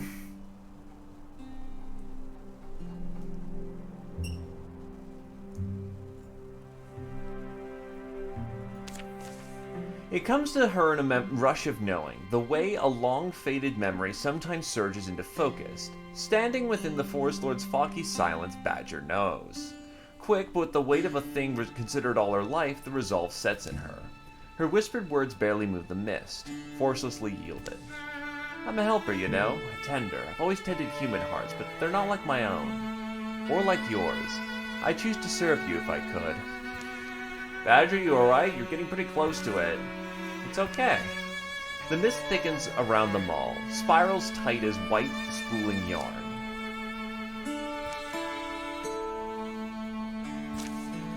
Wood smells and the bright tang of sap surround them. And then the white air fades. The giant rises on groaning legs and commences its long march away.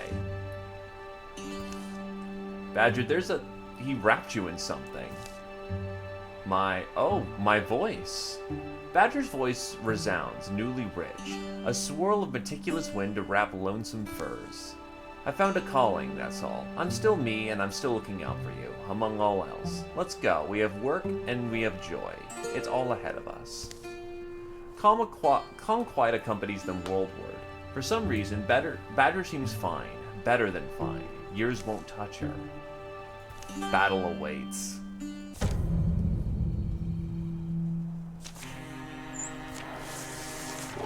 And there's a fire spirit right here. I wonder if there is a way how we can make this work.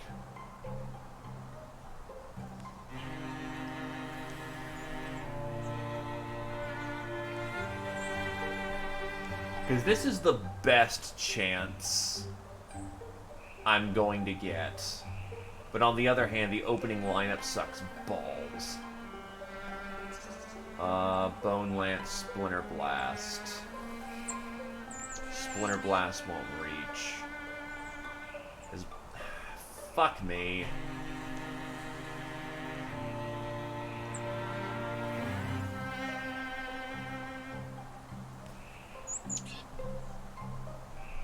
Is there something I can do? The blast range of a Splinter Blast is not terribly long.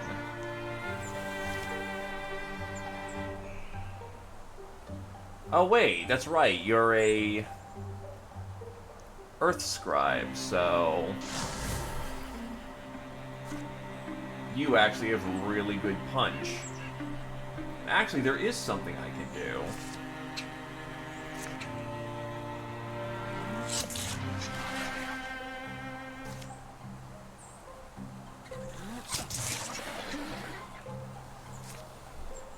That's my 2 armor shreds. But that should be enough for you to hit with stone.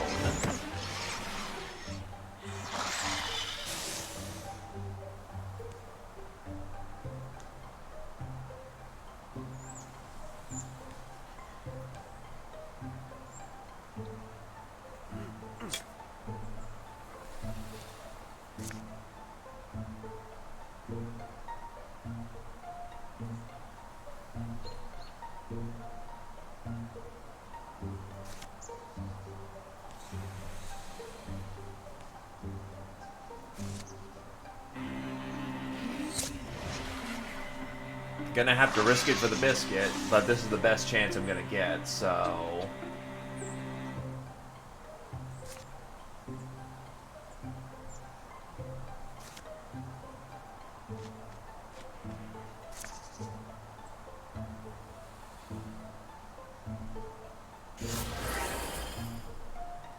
Give me a fire staff.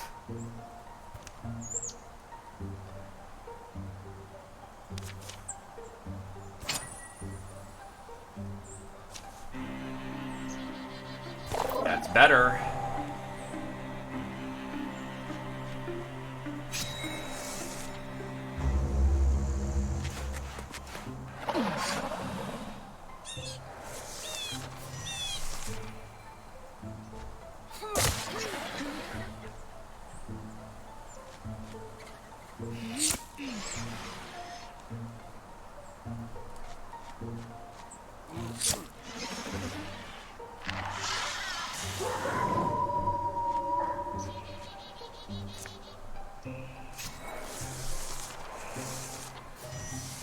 Alright, to the door.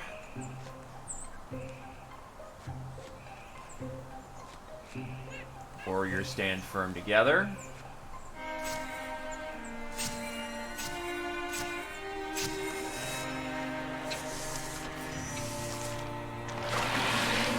Of course, another big bastard. At least, I can splinter blast him.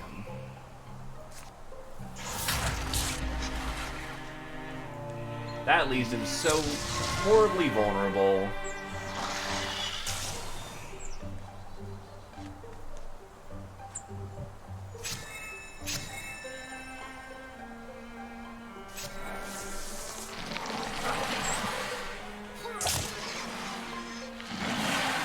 Badger says, cease thy thoughterly.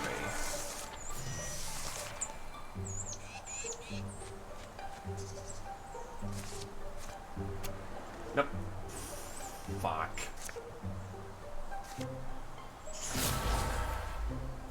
Don't mind me, I'm just an absolute tard.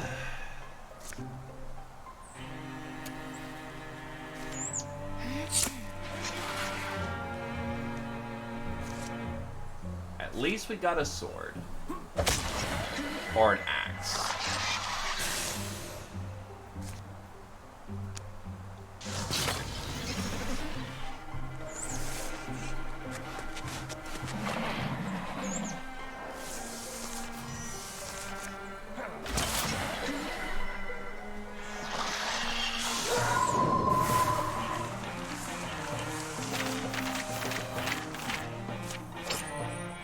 Bear Strength Scarf.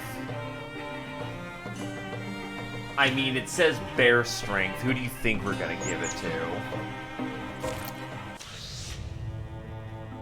Please fuck off with that. God damn it. Because +1 armor and warding is fun.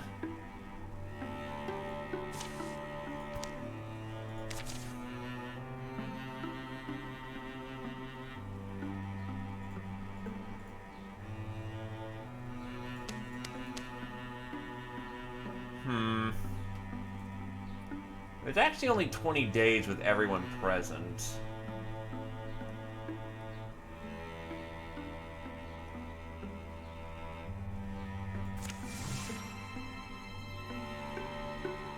The bonuses we will get are incredibly minor. Sash of Faith. I will give it to the person who actually benefits, so that'll be Dragon Tamer. 1 town folks will burn for this one. 2.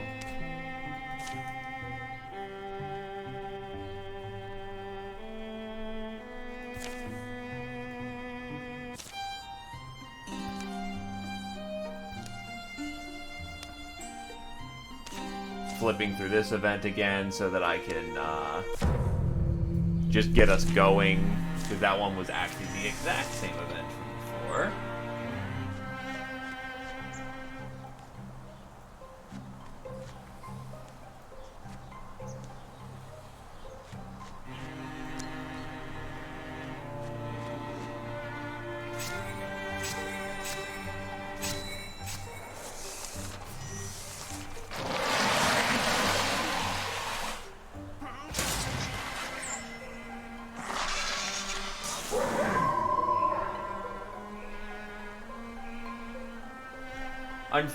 Unfortunately, no easy chumping of the entire room, unlike the first time.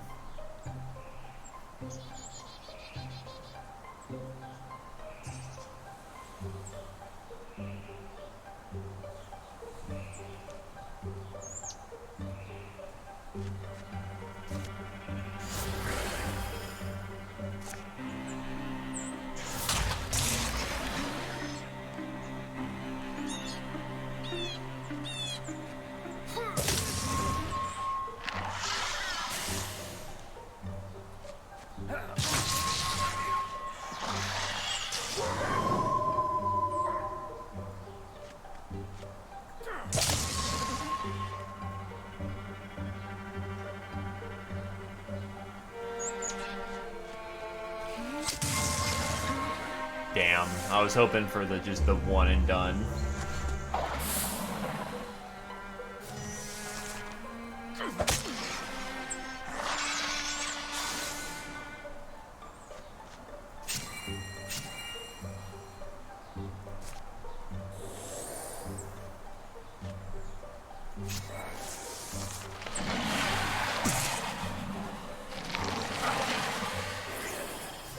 Yeah, the fact that those guys are now even fucking tougher is, not fun.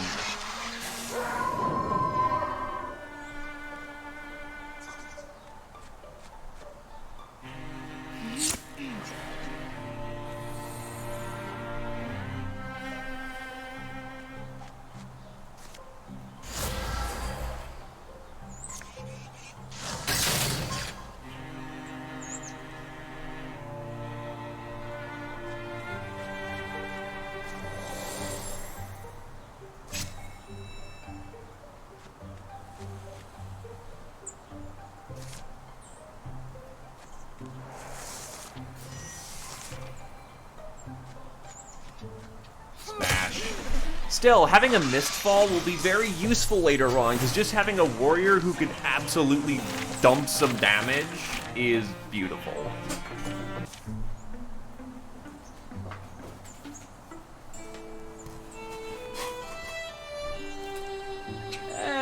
The immortal, wood spirit, the, older brother mage, all is well in the land, right?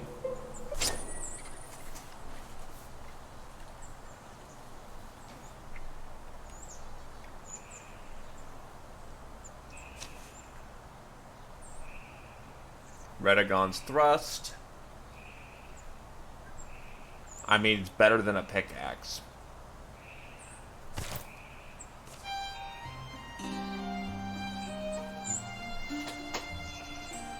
Minute. Didn't expect an after event.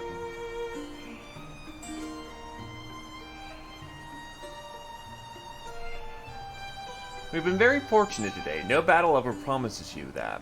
We should name this place. You mean Vala's Forge? Well, sure, that's the overall place. What about a specific clearing or cliff? You think they have names? I bet not. I bet they love the attention. Anyway, a little commemoration never went amiss. The top of a nearby mound of stone seemed to fit Badger's vision. It practically calls out for a name. Don't you feel that? I was thinking on this for a while, and Victory's Guard feels appropriate. You have an official process for this?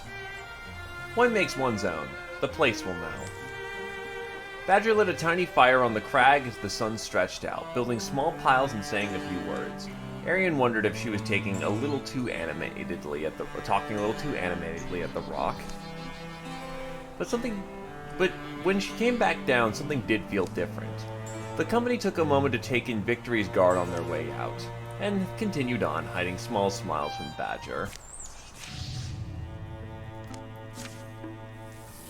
Hey, let's go for some extra, firepower and items. That'll help out. Armor for everyone! It's like they know we're trying to play them, and they are not happy.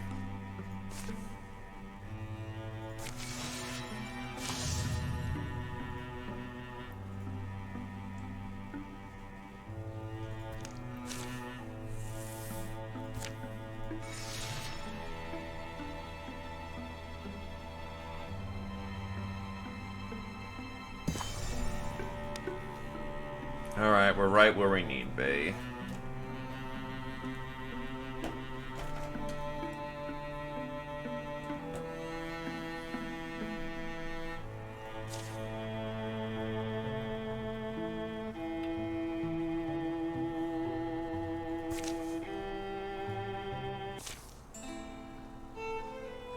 What's the guy's name we're supposed to keep an eye out for? Olward, I think. Olward. From what I know of forest folk, they normally spread themselves out over the landscape. Maybe they secretly can't stand each other. Who knows?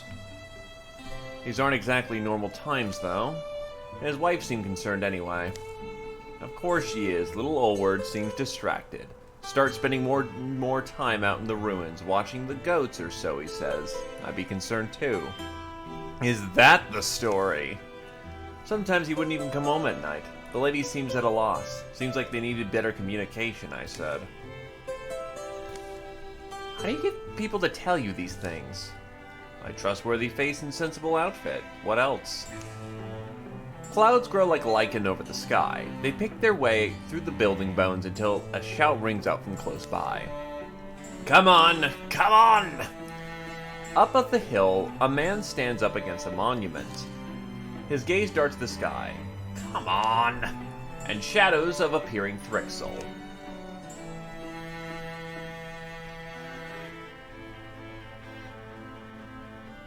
Charge!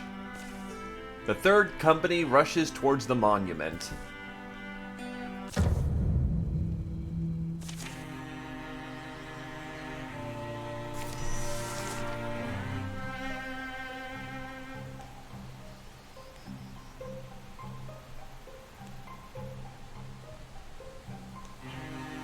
Right, I have no wizards at this point.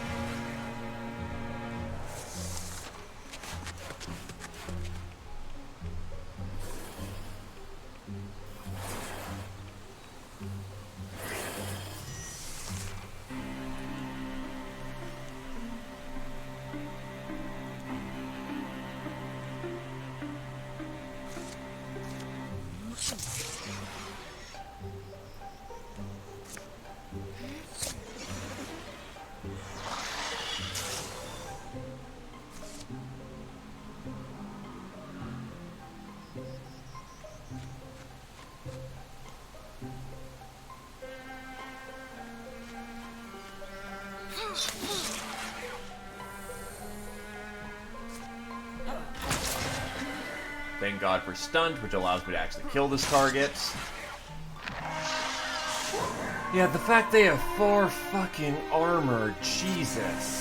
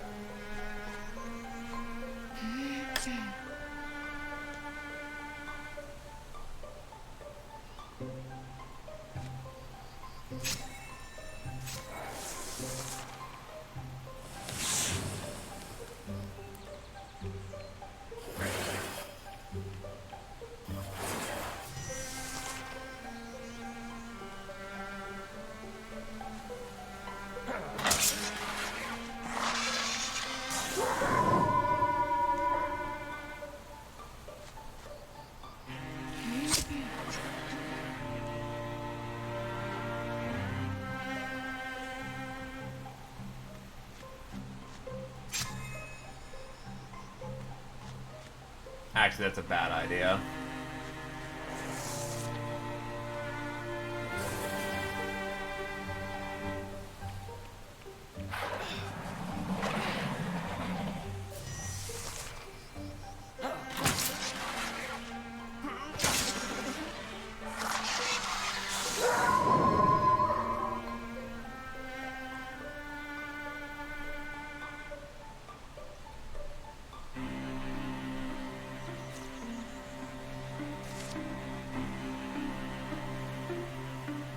4 to 6 magic damage, 5 range, 1. Fuck.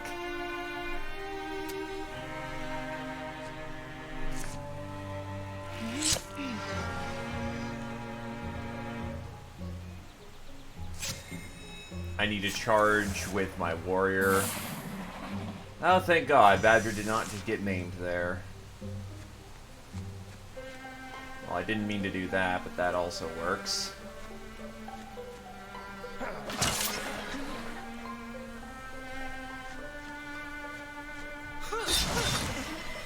Okay.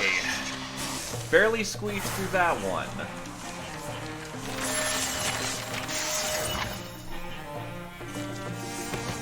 Coda has Quelling Moss. Give me fucking Quelling Moss.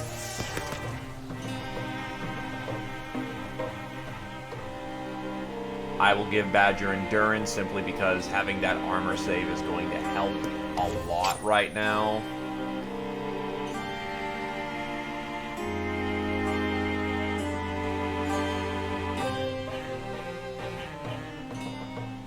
Badger needs the accuracy. The clouds begin to disperse, and Badger regards the man who is now rubbing his arms and staring at the ground. Olward, do I know you? Your wife sends her regards. So what's the story? Watching the goats? The goats do like it here. They climb the ruins. But that's not... When the forest began to get more dangerous, I thought it might be time to finally use the Stormwell here. This? What is it? Surprised you haven't heard of it. This thing's been on family land forever. Onset is Kroyan. We heard stories that this is going to sound crazy, but it could give you power. My family are abysmal storytellers, see? Terrible imaginations. So I thought maybe they're not just stories. Maybe I could, you know, protect the goats. And my wife, my Julianne, if I could just get a hold of that power. It takes research, some old family recipes, and time. A lot of time to get a Stormwell to give up its secrets. I didn't want to tell Julianne. Rather, she came up with a story of her own. Better than the story of a goat herd trying to wear a hat 2 sizes too big for him.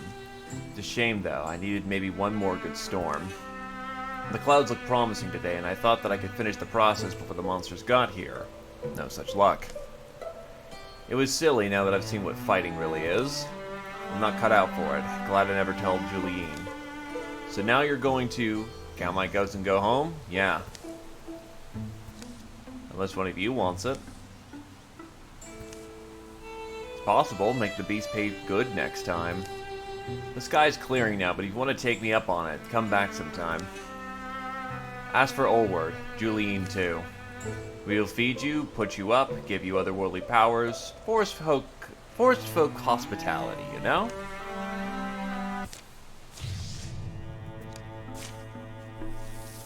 So now this entire party is pretty banged up.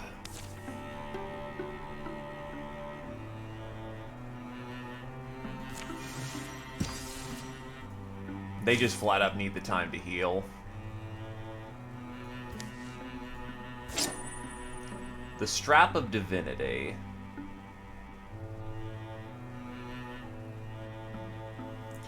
Honestly, if my mages ever get targeted, it's far too late for them. And I'm gonna need my best warrior on field for as long as he can, so...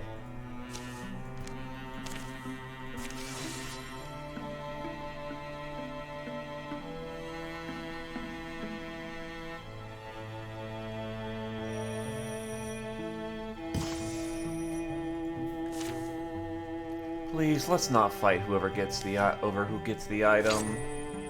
Feather Steel Sash.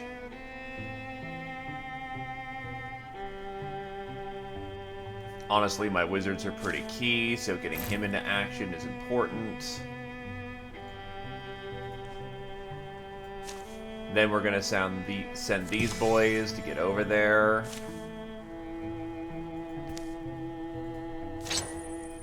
Fox Quartz Talisman.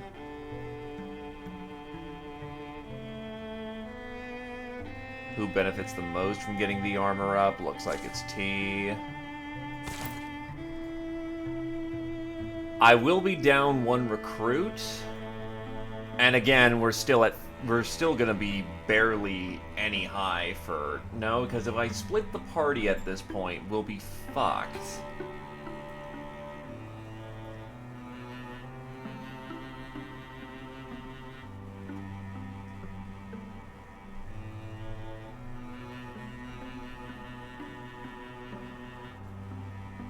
This tile's useless, so don't concern ourselves with it.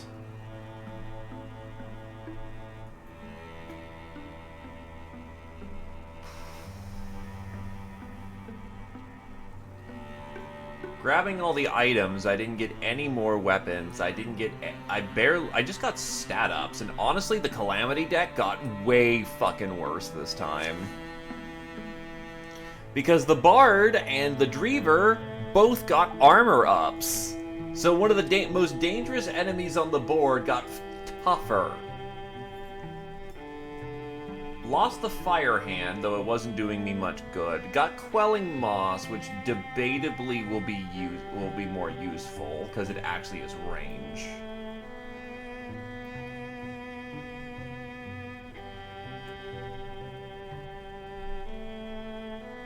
Forging takes too long.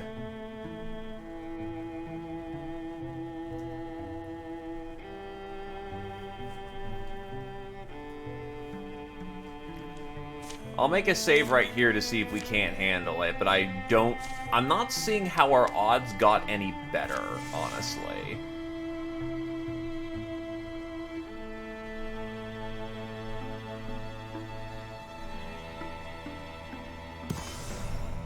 I'm gonna assume I was just under. Son of a bitch.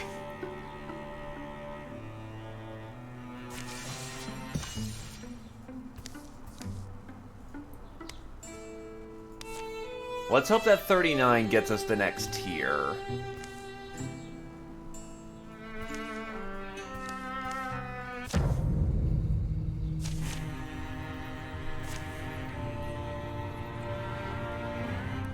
There's only one bard, though there's 2. Damn it.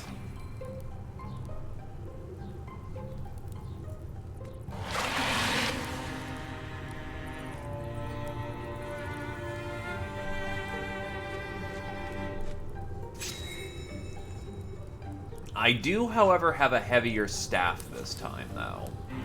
That actually matters, because that's more spell damage, and that can be absolutely vital.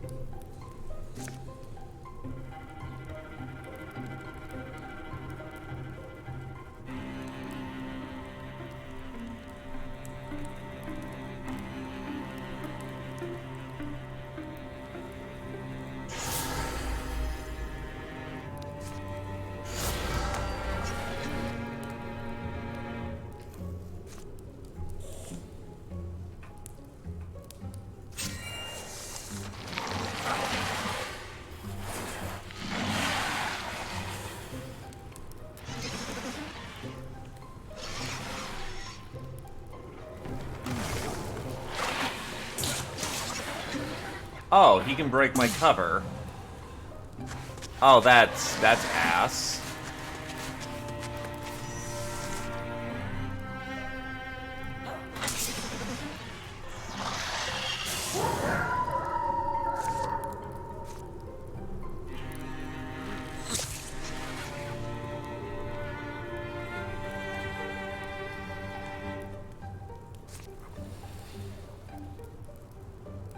Range 4.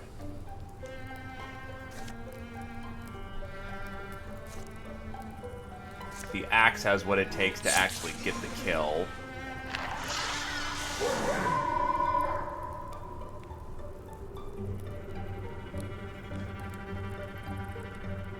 Here comes the bard.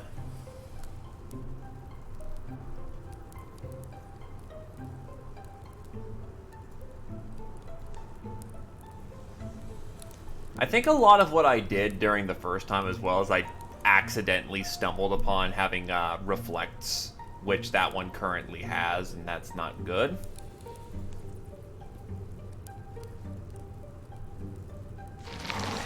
If I can just get more reflex going on, then I can use my wizard as a weird sort of proxy to do just shit tons of damage. So yeah, no, I can just use these webs, use the fact that he's a myth weaver, and just go full fucking meme on this.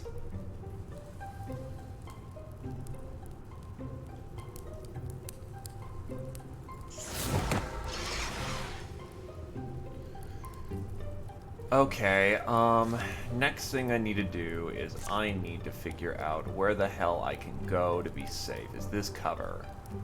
It counts as some cover. We're gonna have to make this work.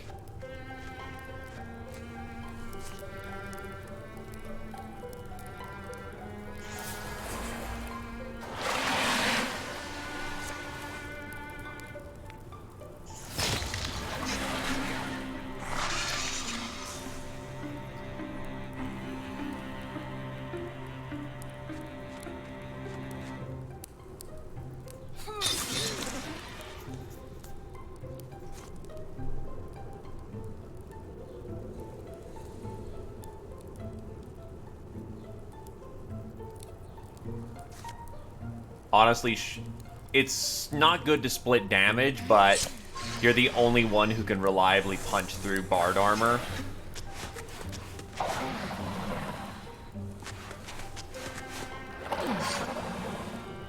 That's bad.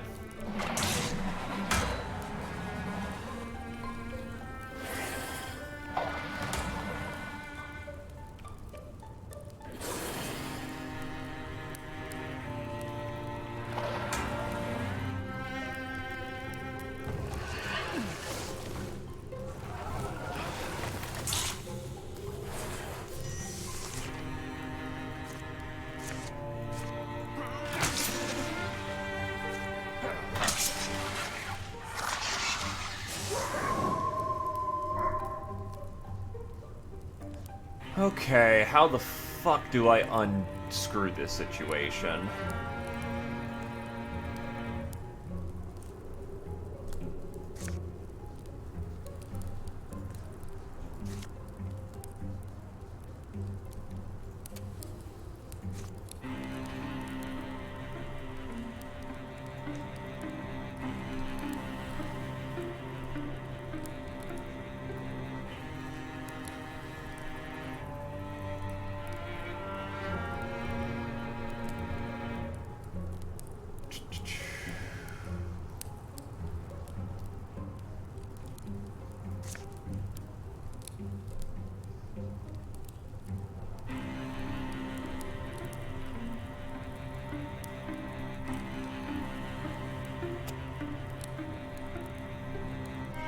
This will do... Could withdraw that, reach out, get that, hit him with the fire. But fire doesn't do that much damage, does it? And even then, I'm still in a situation of we are currently... There is a lot of things going on.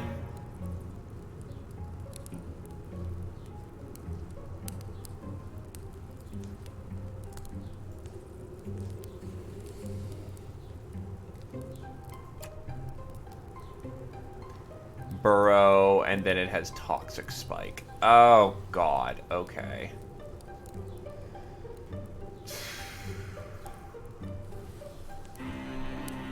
The best action to take may be just to get the fuck out of dodge.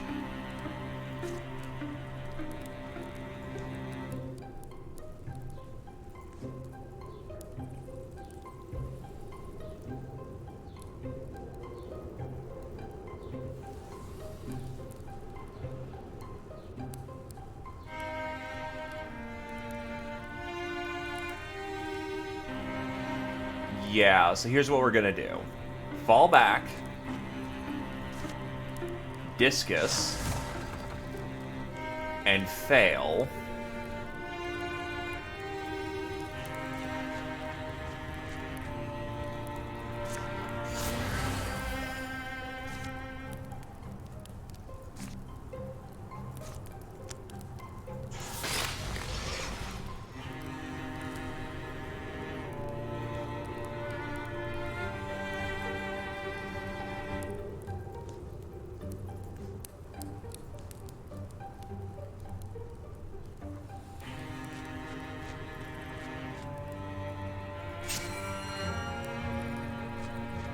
This isn't an ideal setup, but the problem is that, yeah, there's just not a lot I can do in this moment.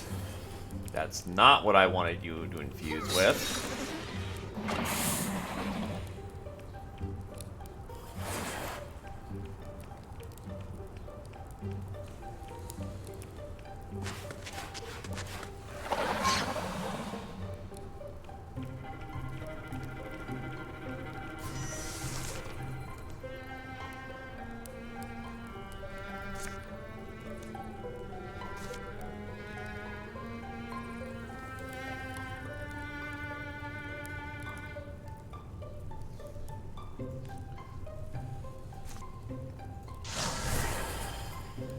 Okay, I can flashbang everybody right here.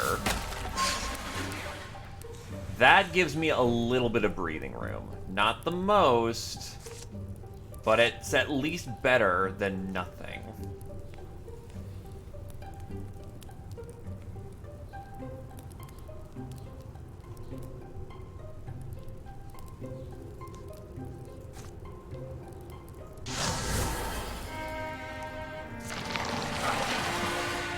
Risky play, but if I come around from behind, I should be able to assist.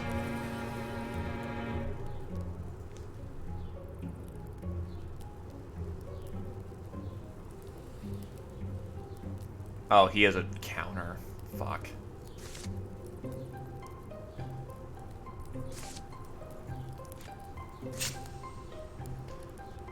Okay, so who has double attacks? You... the Seeker does not.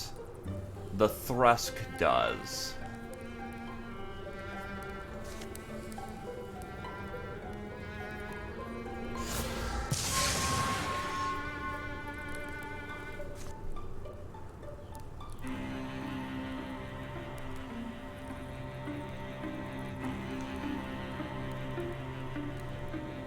Badger can't move, so we may as well stunt. Oh, thank God for Lover's Vengeance actually doing some good damage.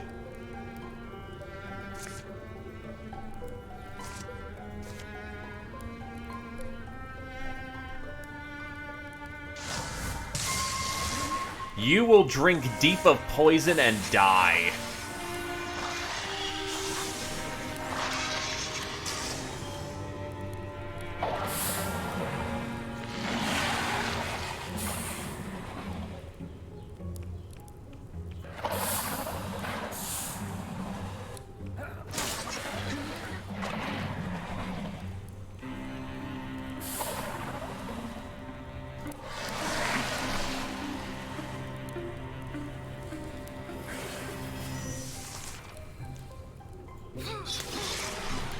Okay, that's another kill.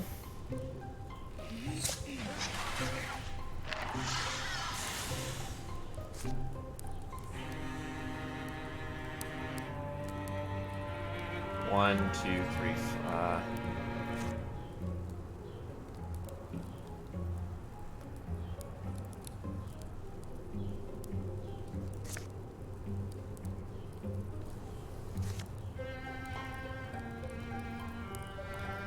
that causes a fear check. I may just go with the discus. Yep, that's just in range, baby.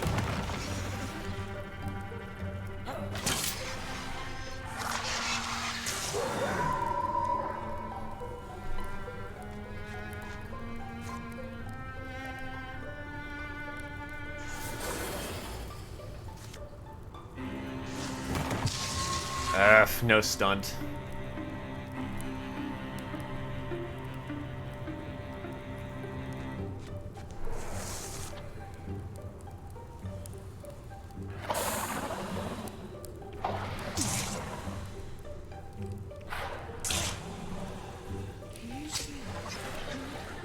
Well, Badger's got no armor, but that also solved our problem real fast.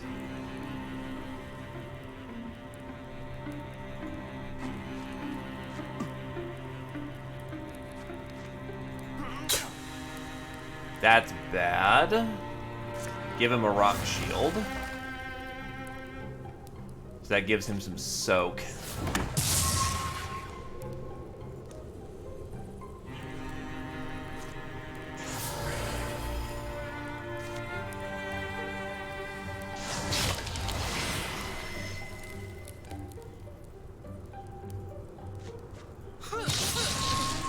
Okay.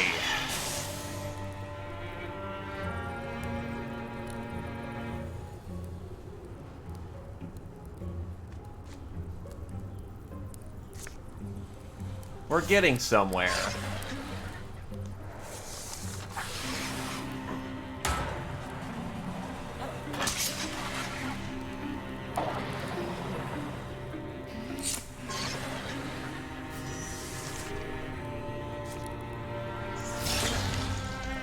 Shit.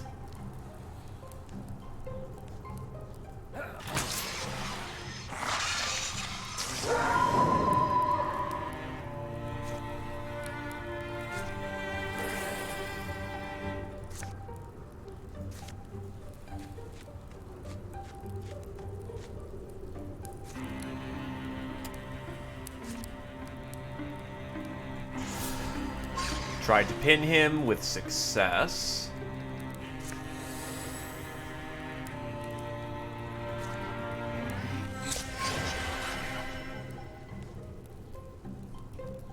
Tamer, you just take it easy for the time being.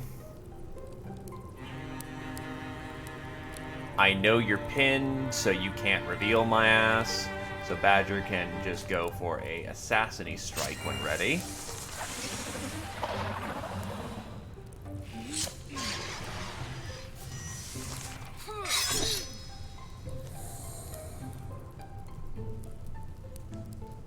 Splinter Blast to get rid of that armor. And somehow we made it through it.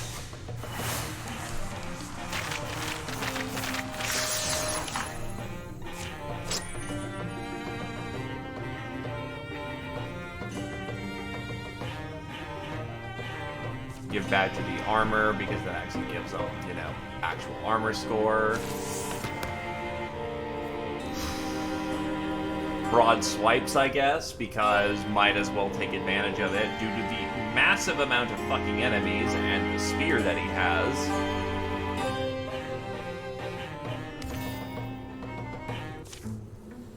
Familiar faces float from the shadows where they hid. They've changed. Grimy, hollow-eyed. They stare. But they are Snowy Dame folk, and they are alive. Came as quick as we could. Wish you'd been quicker. Dragon Tea addresses them. You poor kids didn't deserve this. Anyone who wants, I'll help you up. Searching out the human faces, they find 39 of the lost, but they're survivors. They clamber from nests of rotting vegetation that they've presumably been providing for them. Bet you dollars to donuts that I'm one person off of getting tier 3. That's rough. Ah, Arian, here you are. Found some more? No one go too far too quick. It's still the swamp. It'll take days of coaxing the crack of cold trauma that's frozen their faces grim. But it's a brave start. You'll be okay, Elsie. But you can wallop me in the neck if you're not. I think about my big sister. I think that she died. Your sister's Aluna, right? She and I had classes together sometimes. Mm-hmm, that's her. They took her away like the others, but she never... Took her up the tunnel? No, there was like a door made of spider string. It was like they wove it, kind of. It appeared, though, it went somewhere else. I don't know. But they took people through. One by one, everyone seemed to want to go. Sounds like the Glimmershin. Like what the Mothman said? Think that's what it must have been. They called it the door, Aluna and the other kids. They'd go through and they'd come back once time had passed. Except they looked like monsters then, they wouldn't talk. Any glimpse I've gotten into their minds, they seem hollow, cavernous, full of nothing. But Aluna was the last one taken. She's been gone a lot longer than the others and never came back. So anyway, I'm pretty sure she died. I mean, I hope she didn't, but I also think it might have been better if she did, because she still wouldn't want... Shh, I understand. So there's no reason not to hope that she was different, that she survived somehow. Yeah, alright. They reach the edge of the wood march. The musical yips of a wild fox greet them, echoing in the wind. Milk gold sunshine coats the world. It smells so good all of a sudden, doesn't it? I should also say, I mean she'd asked me to say thank you. We tried to escape me and Aluna. We did try, but they caught us. Thank you for coming to get me. You proved my sister right. They trek towards home. Later searches only stir the bones. If something called a Glimmershin exists here, it seems beyond human access. No sign of the girl's sister appears. Yup! God. Fuck. I'm not sure if I could have done that any better, or if it was just unfortunate mapping.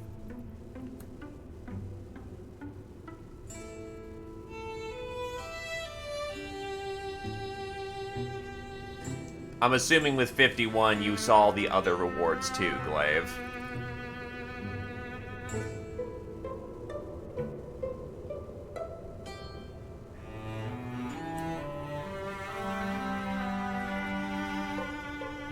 Oh well.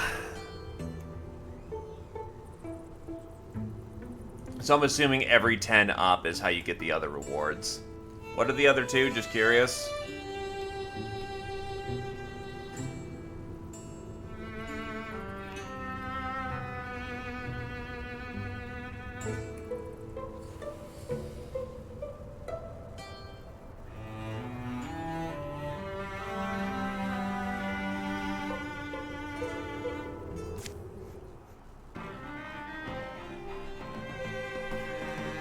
+1 potency for the company for the rest of the campaign is... oof, that stings.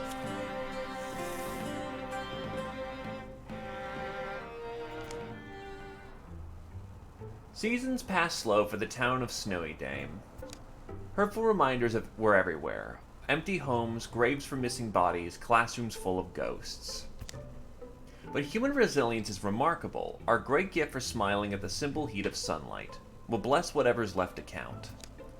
Badger left small treasures around Victory's Guard for other explorers to find. Perhaps new stories would spring up there.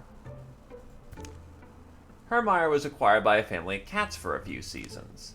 He would watch them all stalk birds in the morning and eventually reach the conclusion: cats are terrifying. Badger finally translated Duncan the Haggard's secret notes on aerodynamics of axe-headed shapes. Dragon Tea was visited once by a woman cloaked in ivy. The spirit lay out 3 futures for Dragon Tea to pick from. After much soul-searching, one was finally picked. Hiking in the perilous Flantros Range provided Arian with a different kind of opponent. There was no hatred in the heart of a mountain, but neither is there mercy. Arian took what lessons he could from it. The town rarely slept before midnight. They told me I should check on you. I said you were fine. Just wishing we'd been faster. I'd face 100 more Mantoids to bring back that poor girl's sister, you know? Wouldn't you? Starlight mirrored lamplight, and the vigil seldom slacked.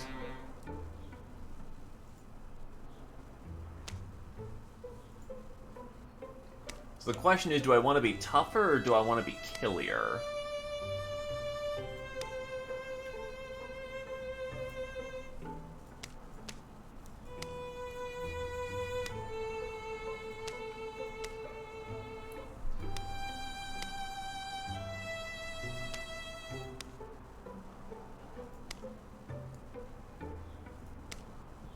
Great Axe, Mace.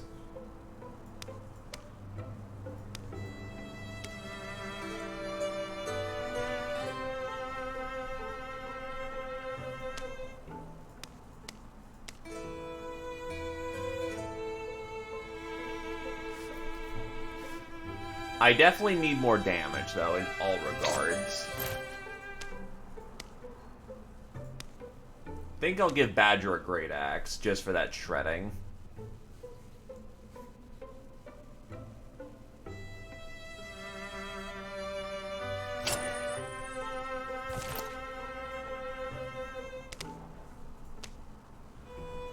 Oh, I actually don't have the Heartwoods to upgrade the... Okay. Oops.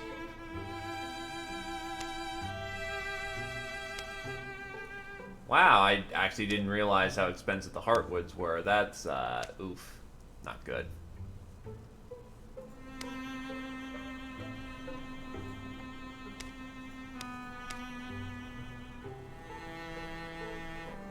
Give Wylderguard for warding armor. I'm gonna have to trade out quite a few legacy points for this.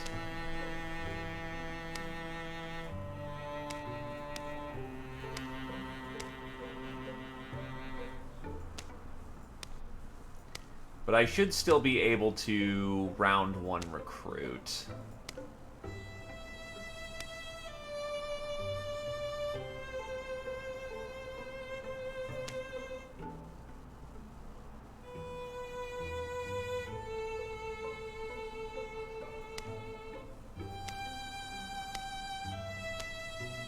Well, he has both his hands for the time being, so I'll give him that.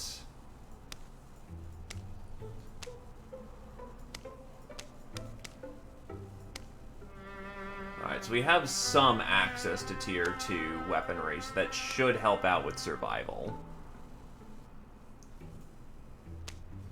I just wish I could get some better warding armor right now, which means I need a lot more hides. There's wisdom that survives from grandmother times. Never trust a dream you dream in moonlight. Take care if you lie under a window's cast. Even gaps as slender as moonbeams will admit a skilled weaver's needle. It's black here, in the dark between book and shelf. But oh, Trillium Moon, you don't seem real. Pow, flitch. Ease up, I'm only saying so. Bet I'm out on the ocean behind the bookcase. Hermire will walk the shore with me, reading every spine, if I only can find the entrance to his sleep. If only a star or serpent would guide me. Oh, hey, there's someone jumping out of the waves. Watch out, that's danger. The figure falls through a hole in the shifting waters. That's dangerous, I tried to say. Am I the only one who can do something? The sheep certainly won't help, he's strictly a ruminating animal. So Arian hops over the woolly misted sea. Drips limb by limb into darkness. And now he's inside a shadowy cell where odorless lamps emit little more than haze. Who are you? I'm who's having this dream. Is that Arian Lyronfire. Arian suddenly recognizes the young woman. Aluna Arkwright, how vivid this seems. It's like I'm seeing you again. You are. How'd you get here? Do they know? Well, you're in my dream. Dreams. You're saying you're dreaming. If you're not one of their tricks, if you're really Arian Lyronfire, maybe you got here through dreaming? Do you know what happened to my little sister? Elsie? We found her. She's safe. She's safe. Endured a lot, but she's okay. This feels too real. Where are we meant to be? Somewhere else. Those bug things brought me through their world and ours. This won't make much sense, but it's like a... From beyond a dim door, a drone enters the room. Distant light grows. Trouble? The noise vibrates in every unfirm stone. Arian, if you can leave here, you need to do it. They're going to find you, and I don't know if... How do we save you? We'll come and get you out. Actually, what we need is to find another one of those glimmer shins, right? They sense a threat, and you won't ever get close. My sister's strong. Tell her Can you be sure they detect us? Well, the longer I've been here, the more it seems they have some other perception. A sense attuned to the forces inside things, their essences or whatever you call it. A group of you would be like thunder to them. You'd be throwing your lives away for a person who's been gone so long. I can barely remember Elise's face. I'll come alone then. The dream begins to fade. Arian wakes from his wandering sleep. He holds an idea clear in his mind, like a kernel of light that can draw him over the hills of where he must go. Several days pass before he's missed. His trail's easy enough to follow. His note wasn't. Chasing a dream of a girl who's been missing for how long? Arian, pulled to a flame. Be careful. I don't know, but it feels a little like 4 years ago.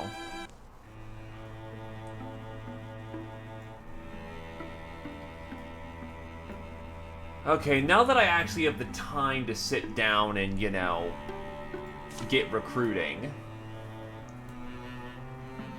Zia Poser, are you still here?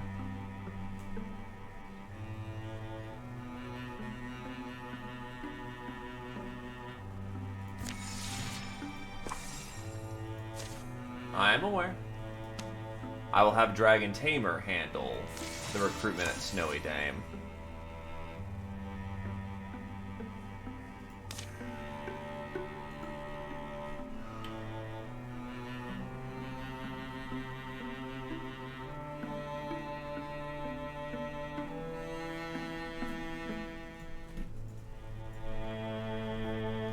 Vape. Flare Flower.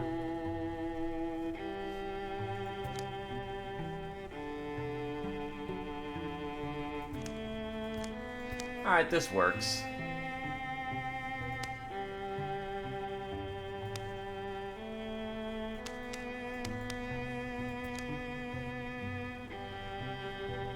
Lumi wished to be a warrior archetype, so here's... I don't have enough learning points to do it again. Shit. I'll just go bully some nearby dungeon and that should do it. Don't try to play it down. I've heard of you, about you. You know what stands out to me? Our stunning bravery and good looks. Apart from that, what stands out is what these monsters can do. Mechanical workers that never sleep, giant bugs that can control dreams and thoughts, gorgons that can do whatever it is gorgons can do. What if we were to harness some of that power? We couldn't do any worse than what we already have. It's monstercraft, no getting around that. Probably built upon a slab of unsavory rituals and blood sacrifices and such horrors. I don't want to tell my children it was all there, but I was too timid to fight for it.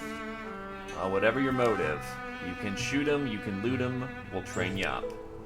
So Lumi wanted to join as a warrior archetype.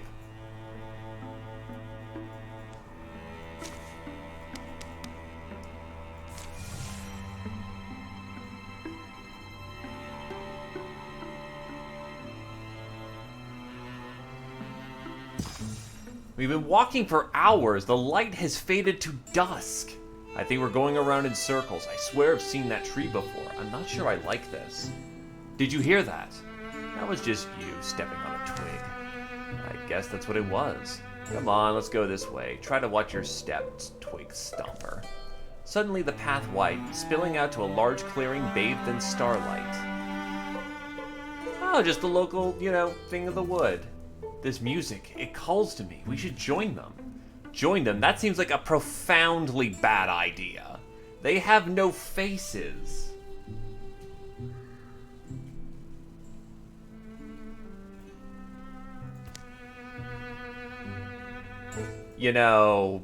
This does seem like a profoundly bad idea. 96% chance of success. Fuck it. Let's dance among the stones. Come on! I've got 2 left feet, I'm better as an audience member. As soon as Badger steps over the stones, music washes over her. Unlike anything she's heard before, yet its melodies seem familiar. Were not these drums always beating in time with her heart? Had she not always found herself absently humming this tune? She flows among them, a beam of light, starlight woven with the others. There is a moment when the whirling comes to a nearly frenzied pace, where the dancers are spinning and orbiting and nearly carried away. Around her, the specters cry out in adoration. Badger hears her own voice joining them. With a sudden crashing crescendo, the music suddenly falls silent. A voice like water trickling over the stones speak. You honor me well, Badger. She stands silent, humbled and awed. At her feet, something blue glimmers, a small book worn with age. For a moment, the constellations on its cover sparkle, then it lies quiet and still, waiting. Finally, Badger emerges from the stone circle. Badger, you're back! Sorry I was gone for so long, but that was amazing. Huh? You were gone for like 10 seconds. You walked into a circle, shouted some unintelligible words, then came back out. But the specters vanished right after you went near them. But look, I was given this book. What do the symbols mean? I have no idea, but I've seen them before. Can we just get out of here before any more faceless dancing creatures reappear? So I go, but part of my soul will always be here. So what is this book?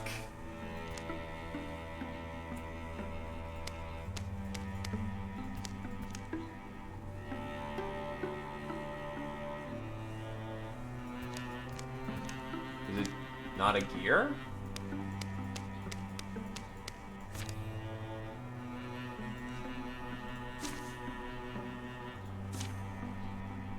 Oh.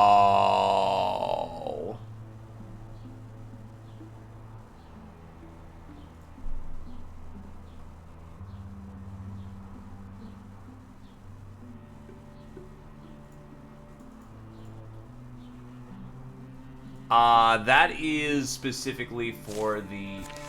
Oh, yeah, no, okay, I see that. Oh, wait, that does give me legacy. Nah, I'll get this taken care of. Also, who wants to become a Storm Lord?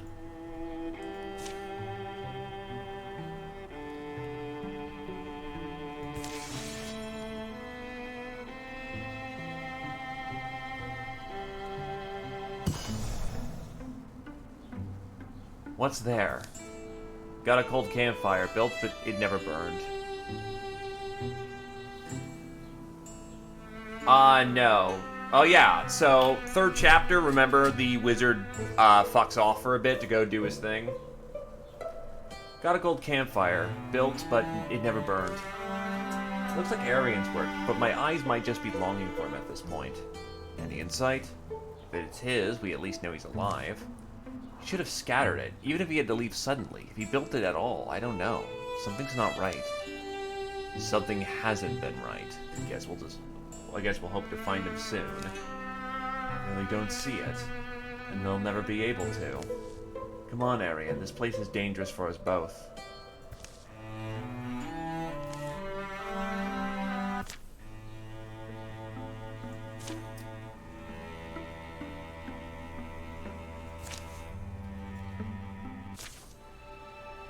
Oh, well, here's Stories of Fire again.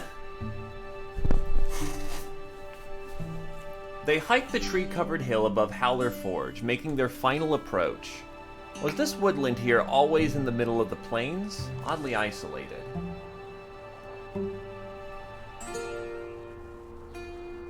Oh boy. So if it wasn't for the book of, like, you know... For the Book of Stars, because I think I know what that's going to do.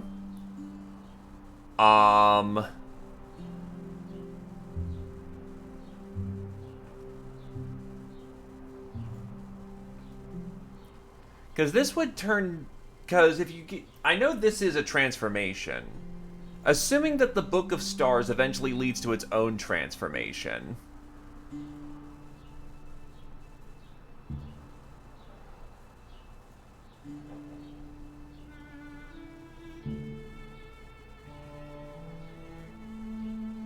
Oh, it's not.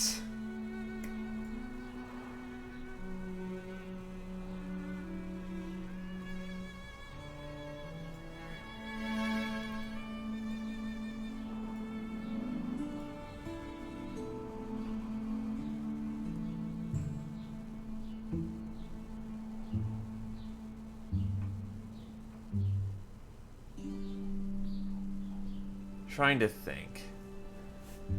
Oh, there's quite a variety. Anyway, I'm sorry. I was just thinking for a moment as my brain was just going...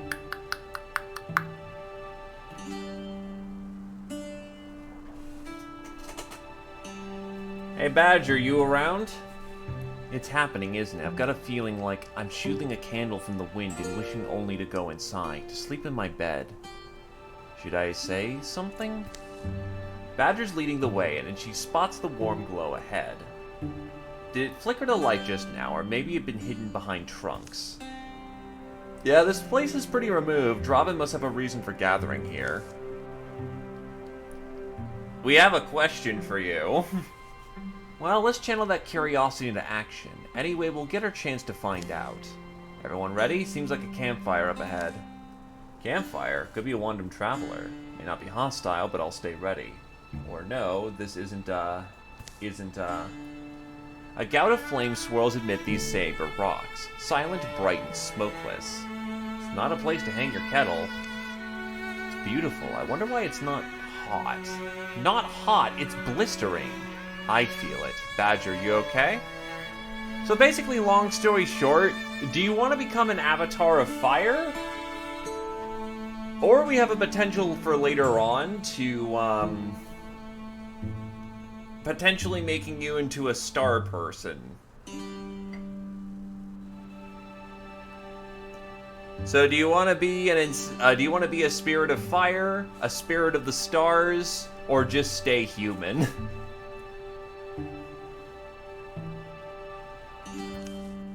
Do you hear stories? Or is it just that my mind hears them? Badger moves nearer to the spiraling inferno, apparently unscorched. Badger! I'm awake is what I am. I remember. I remember one tall story. It's brief, it's for children. In early days, the sky's back was not so stiff. She bent and saw a handsome gray squirrel who climbed to the top of a redwood. Badger, you're getting really close. The squirrel, he chatted with her blithely, how he relished her stars in the autumn wind, took comfort when he cast her cloudy hair. He thanked her for letting the sun thread through it. That squirrel spoke without guile, and it couldn't be helped. The young sky fell in love. So when she watched him plant his forest and watched the trees grow tall where he placed them, the sky thought to impress him by planting her own. A lightning arm she gently lowered, and a great tree of scarlet was born. But it was a greedy tree. It grew and grew so large it consumed the forest the squirrel had planted. And without time for a word, words took much longer to say in those days. It swallowed the squirrel's body too.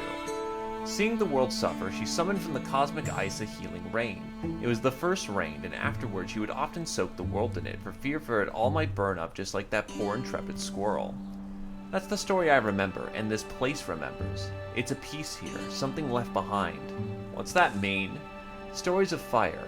You don't hear them? They leap and lick at my imagination, at this altar once. People would gather and tell them. But they're dead now. Those people are dead. The flame somehow endures. Badger, come away. You should be burning. How are you not? Listen, I'm going to let it touch me. So, spirit of fire or not?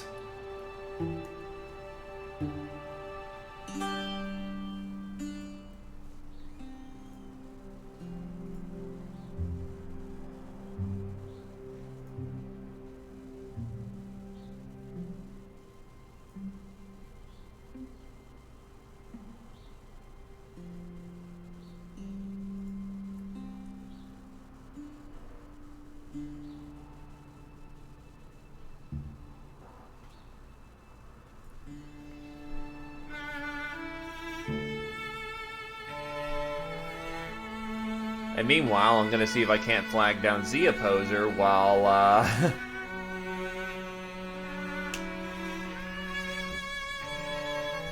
Alright, it welcomes me. I can take this fire. It's heat and memories in myself.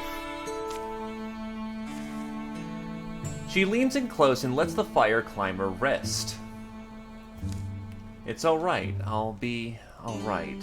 She stands unharmly as flames file up her arm, orderly as ants, but then... Ah! Badger! A sudden mass of fire wreathes Badger's body. Just as it seems the whirling flames will devour her, whoosh!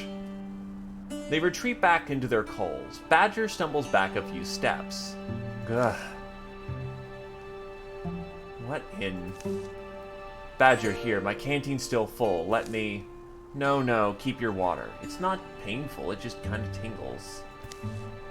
Actually, I feel almost, I don't know. I feel pretty good. The hawk calls are answered by shrill keening among the trees, not far off. That's right there. We can solve this later, I hope. So you lose your arm. On the other hand, you are now gifted with a permanent ability to spew fire from your hand.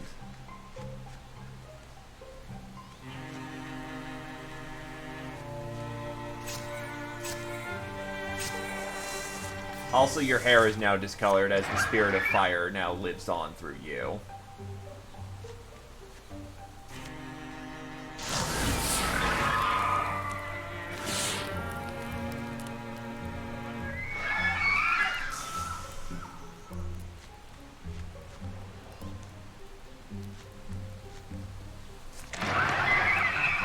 Why did I do that?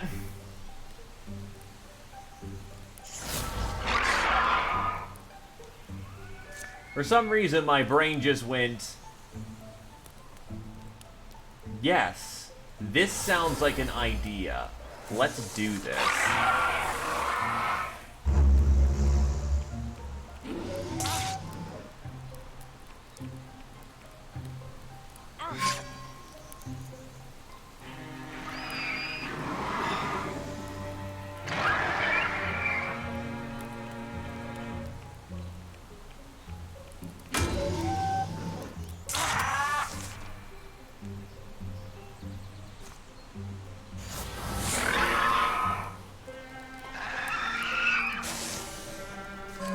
Tell the bird to fuck off.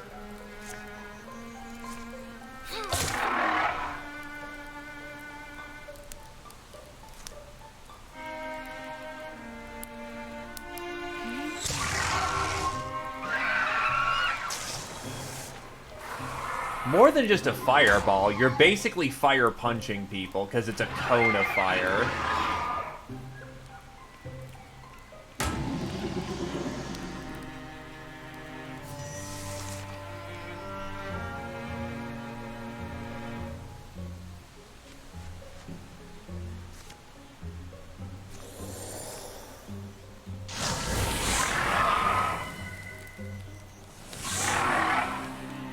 And when you stunned, it turns into chain fire.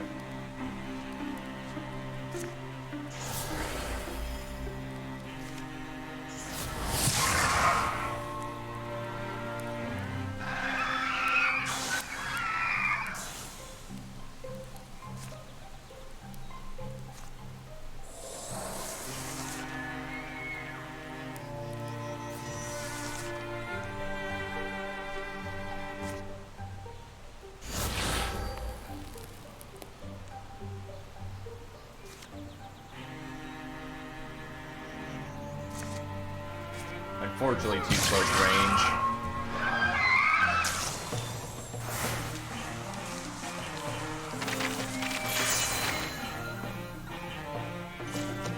Hey! The mage finally hits level 3. And we will go with soul splitting. A shield.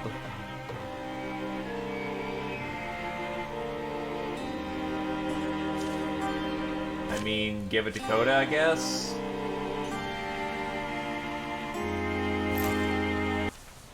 The dust settles. The air smells acrid and burnt. You can control that thing, I hope? Disarm. Yeah, Can we talk for a Can you talk for a moment, Badger? We have a moment if you'll explain. Alright, so I really did hear something, right? Whatever presence there was in the altar, in the flames, it spoke to me more... It spoke in me more than to me, like a chorus of my primal ancestry. I heard them offer stories to the altar. Fawn the Summer, the Queen of Embers, the Sun Thief and the Empire of Ashes. Or softer stories like the little yarn about the sky and the Tree of Fire.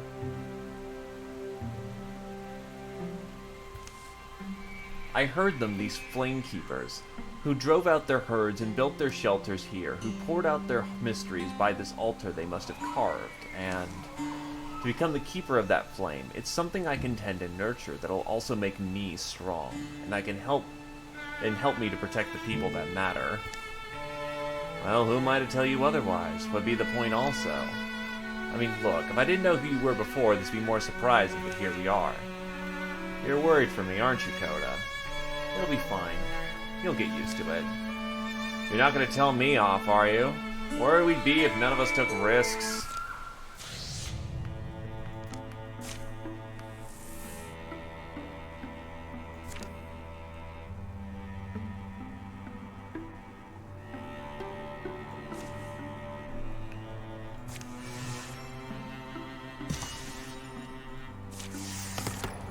Oh, Lumi this time spawned with a greatsword. Yeah, untouchable. When Lumi gets a kill, the next attack misses. She's gonna need that.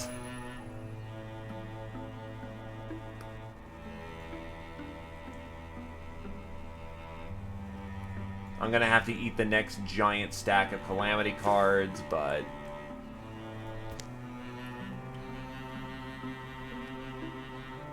I'll go with Heartwards.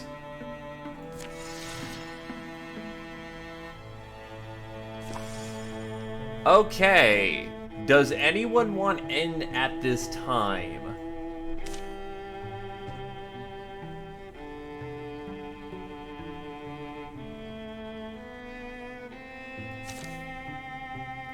Anyone at all?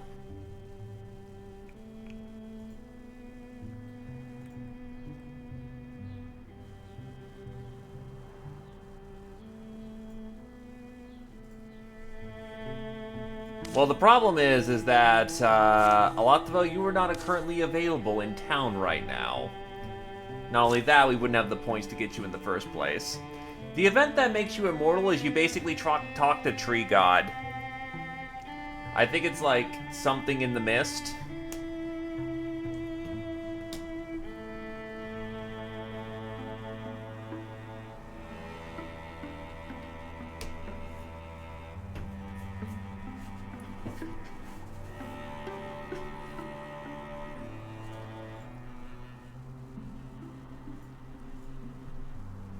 Going once on outward calls.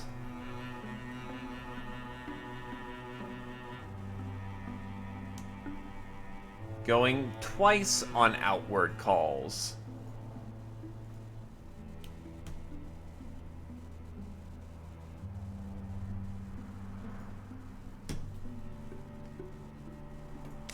Alright, so the opposer called it a while ago, just don't know what class he wants.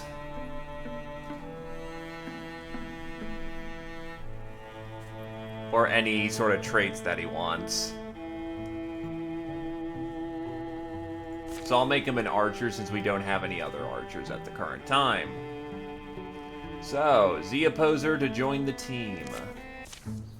See, what made that fight especially dangerous was all the monsters. Was that we didn't quite get the upper hand until we asked the monsters to leave nicely. If you don't mind, I'm relating some valuable lessons to these folks. Wasn't for us, the Thrix will be even more of a threat.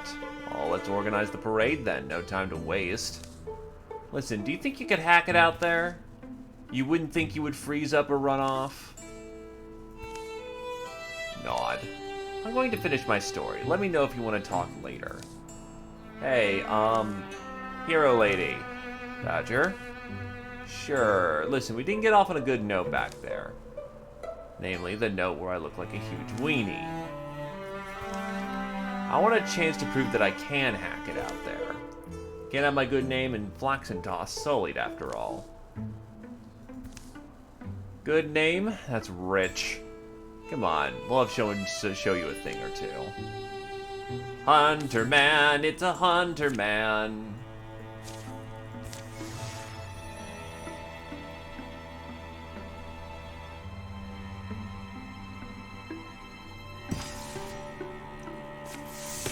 Z opposer gets crippling strikes, Thorn Fang, or Jump Jaw.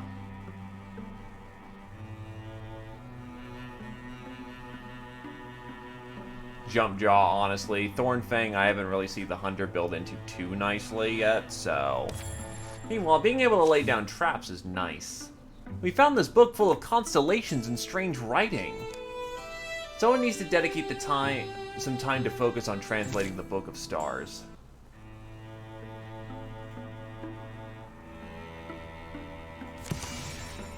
Alright, the lumber yard has been established.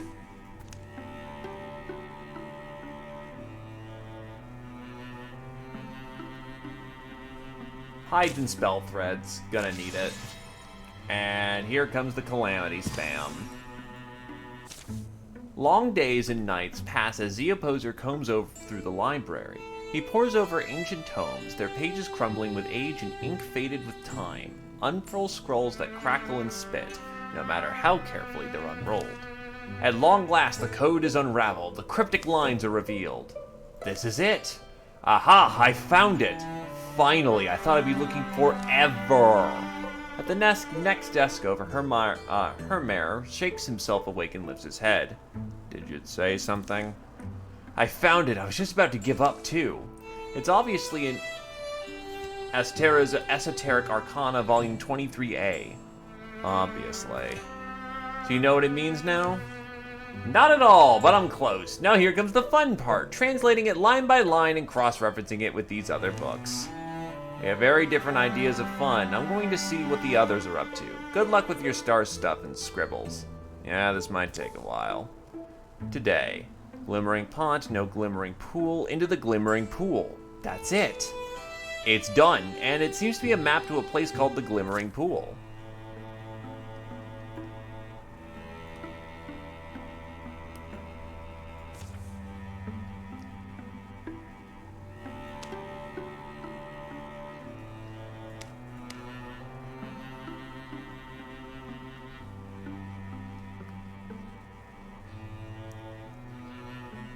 Actually, Badger already has a transformation, so I'll bring over these lads.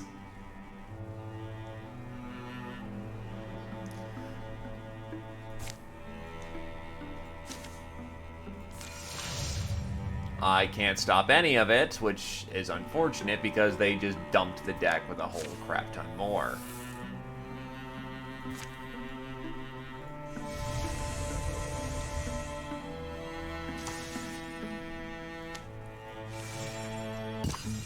We're almost there. This is a luminous stream according to the Book of Stars. The locals call it the Babbling Brook. Are we sure we're in the right place? Of course I am. Yesterday we found the split rock exactly where the book said it would be. And today we watched the sunrise on the first day of the new moon, casting the rock shadow in this direction. Still can't believe you got me up before dawn. Now, according to the book, we should see the Celestial Falls. It's beautiful. Worth getting up at dawn for? I was having the most amazing dream about kissing the softest lips, so probably not. What does your silly book say next? Now we climb. The pool is at the top of these falls. And so they do, pulling themselves up on the moss-covered rock, slipping on mist-moistened stone, until finally... Nice view from up here. This is it! You woke me up from my luscious dreams for this. It's just a small pond.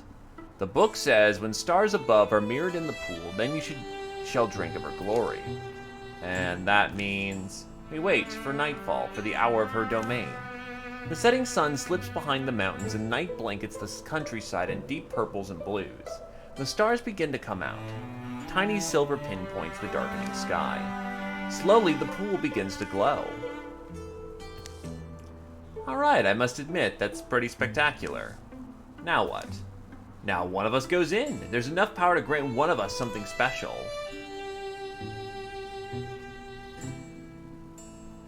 Alright, so now we have to throw someone into the pool.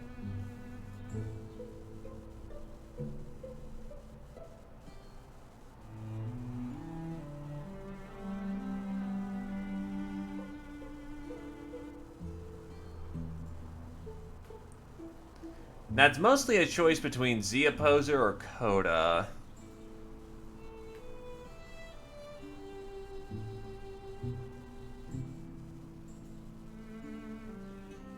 So who wants to be star-touched?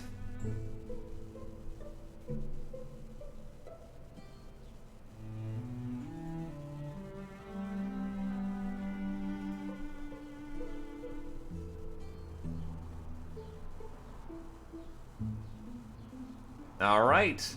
I will take on this burden so that others may not suffer if things go poorly. Maybe these waters have healing properties. I wonder if I could bottle it up. Or maybe it could just be pond Whoosh! Whoa, you can't bottle that. Well, your leg has now become that of the stars. The Celestial Path. When Coda leaves a tile, 40% chance to make the tile celestial and grants plus 10 accuracy to allies standing in it. You also have Star Hair. 25% chance for attacks to blind enemies.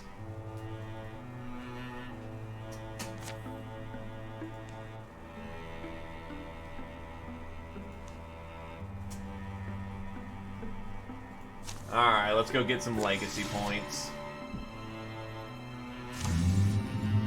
Hi, Deepists. Never mind.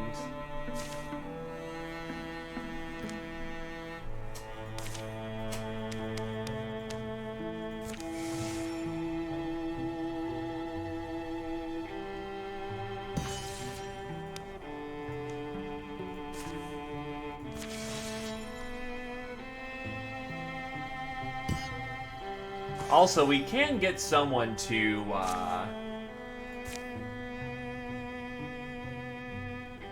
but we can't get someone to become a Stormlord.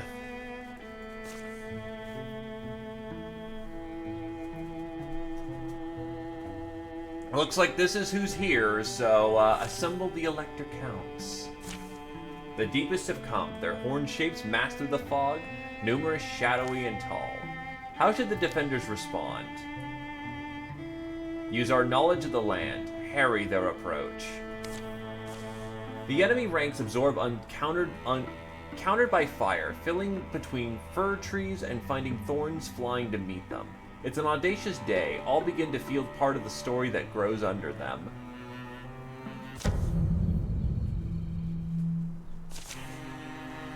All foes suffer 2 damage.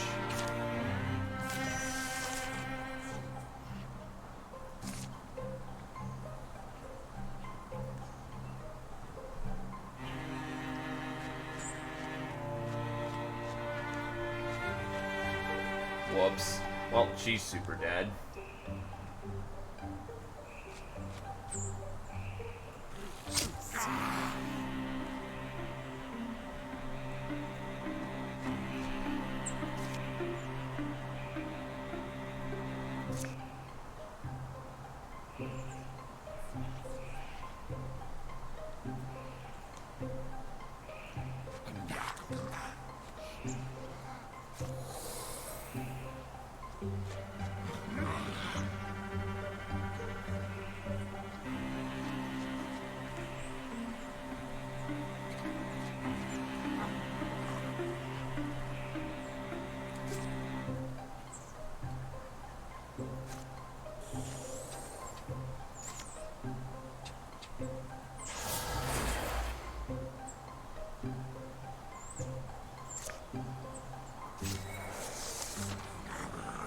Horny child.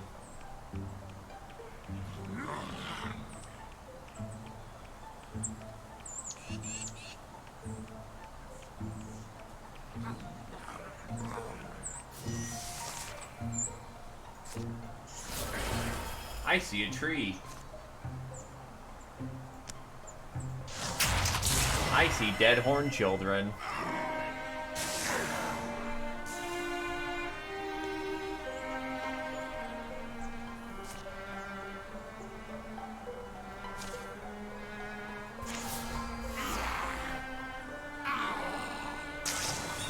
Oh, that counts as a stealth attack. Hey, true final boss. How's it going? It's about to get a lot worse before it gets a lot better for him as well, so,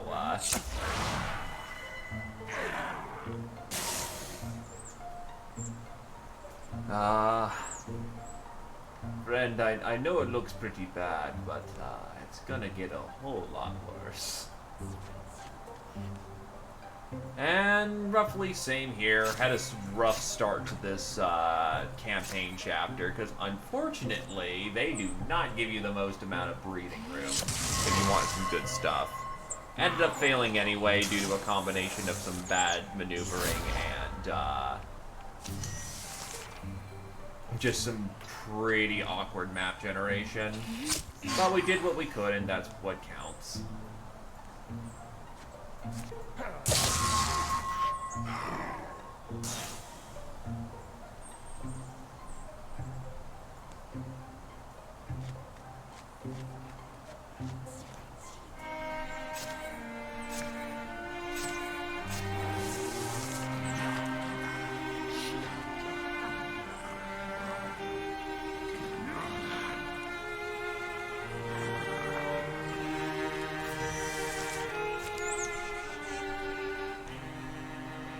that's a fair few, ain't it?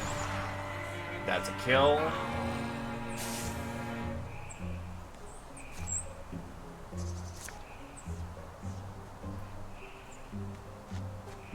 Commence the fire punch.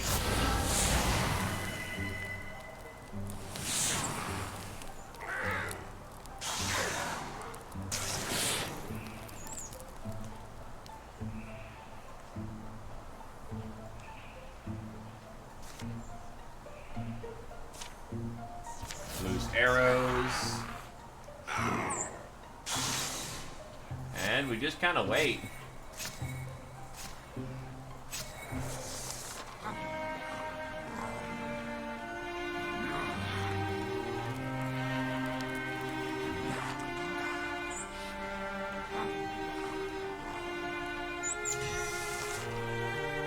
Thankfully, my current combat strategy and tactics allow me to quite nicely deal with the foe before me. Also, very nice amounts of, you know, actual gear this time around.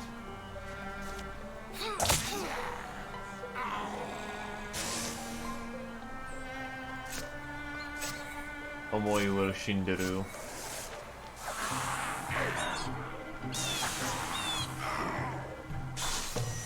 Keep them coming. Badger reaches level 3.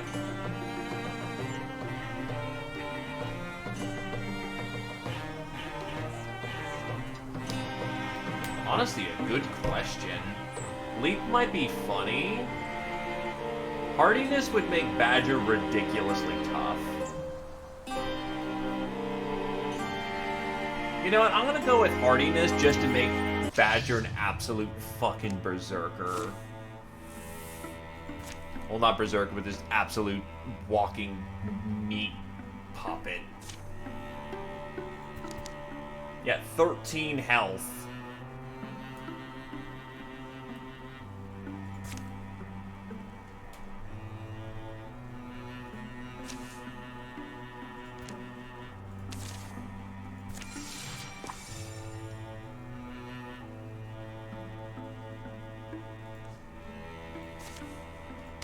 A little bit on the... Oh, I need at least 3. Okay, so you're just not allowed to do that. Alright, fair enough.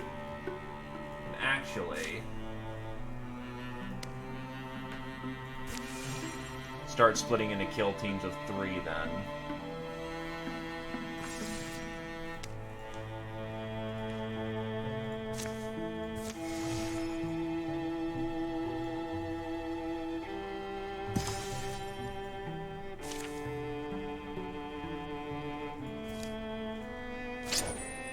Ring of Chivalry.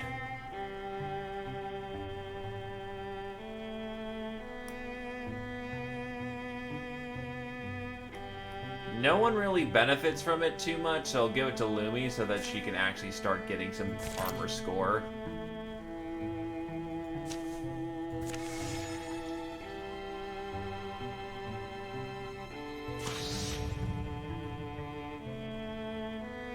I'm gonna let the Seekers come on by, because at least all they do is run up and just stasis your ass.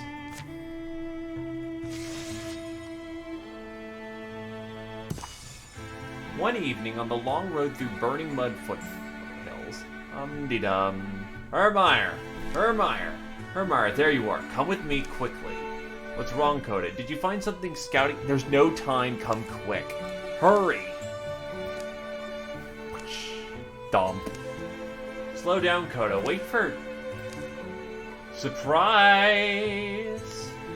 Wow, Coda, this is amazing. Seems like you've been carrying the weight of the party on your shoulders this entire journey. I wanted to help you lighten that load. I didn't know better. I say you were trying to seduce me.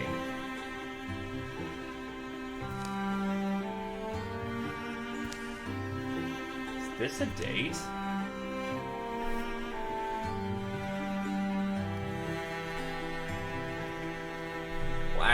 Well, actually, technically, Coda I don't think is taken right now.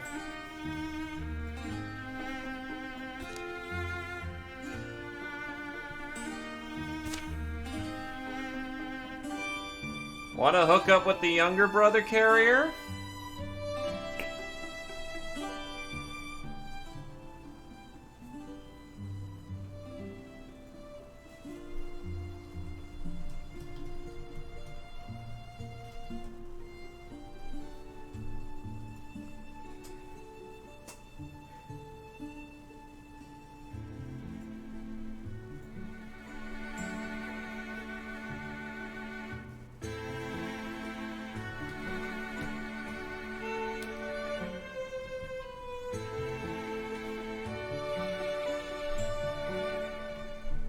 Going once on the whole hookup thing.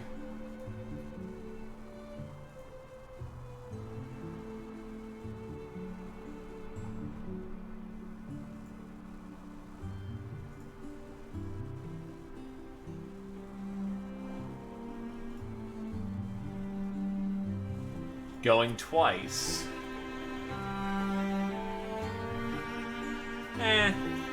More interesting.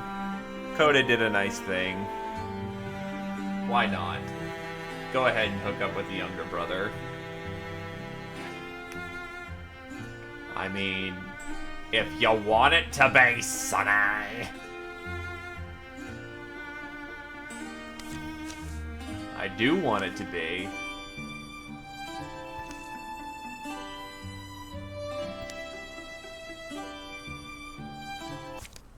Imagine having nice things happen. That's ridiculous. That's crazy.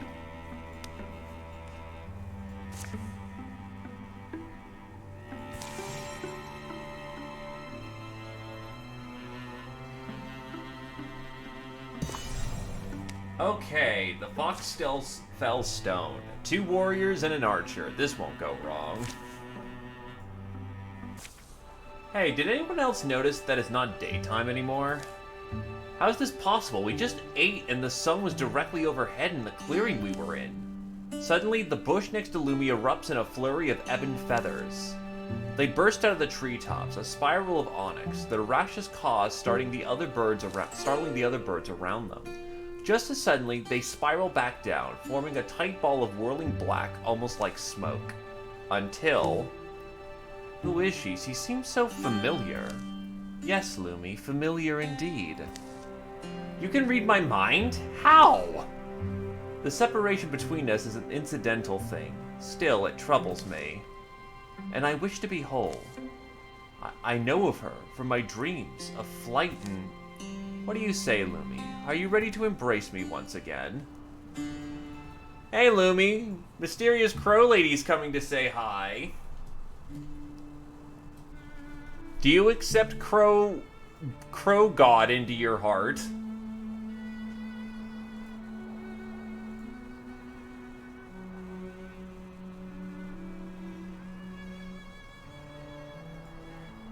Fuck it, crow time. You feel like a part of me. Yes, I'm in. Here's hoping you don't swallow me whole. A small tornado of taloned beak and feather engulfs them. Lumi.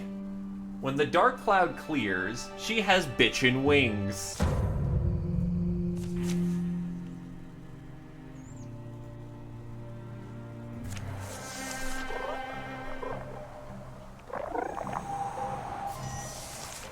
So what do the wings specifically do?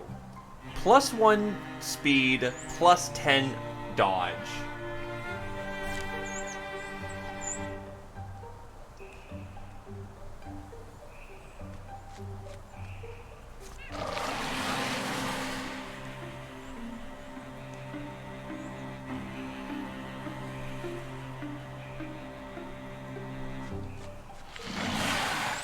Oh, that's, that could be interesting. And it's flapping, too.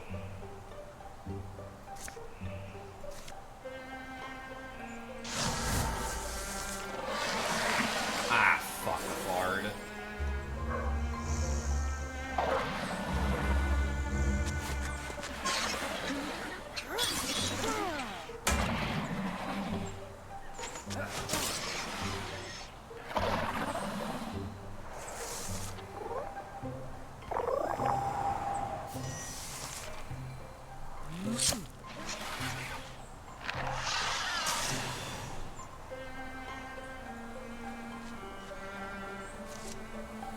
Free hand and axe.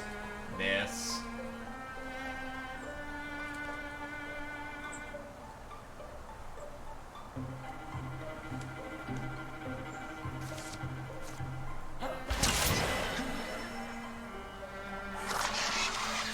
Never mind, I can still free hand an axe.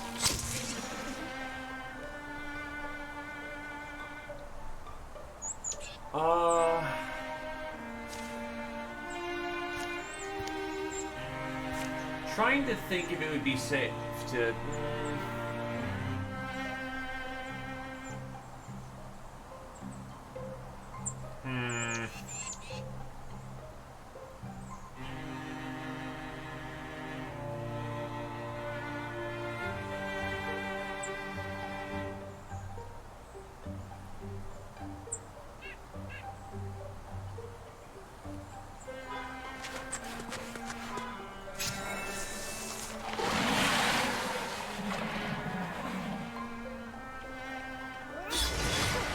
Oh god, it walked to the front door!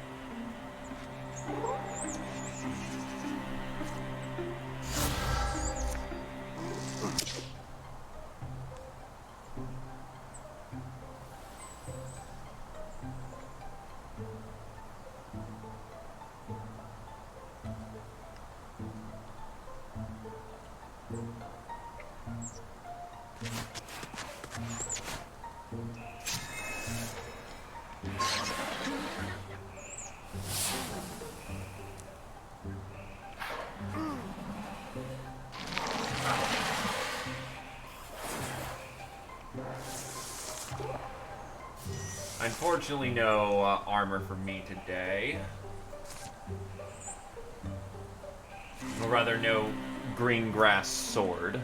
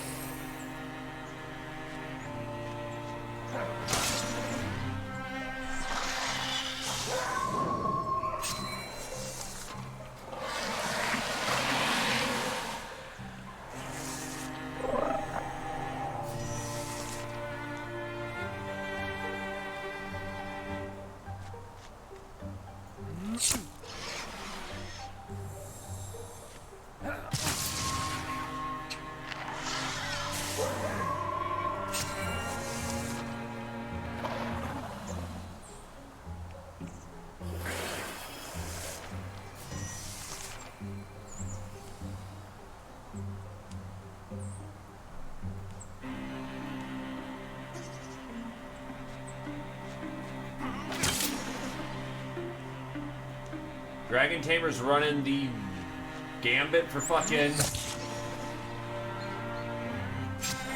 health, but he should be fine. He can take one more hit safely.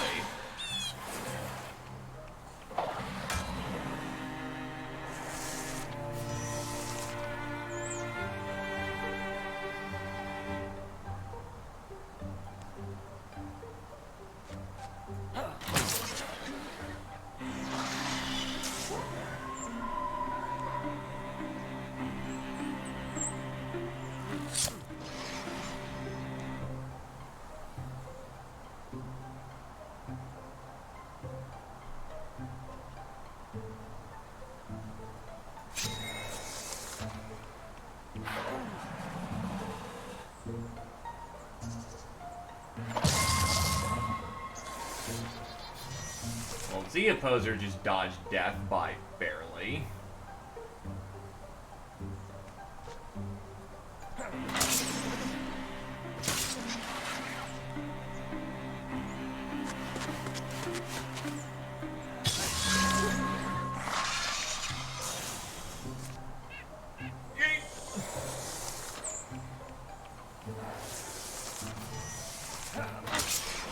And our heroes make it through, but barely. As it turns out, Reach is a hell of a drug.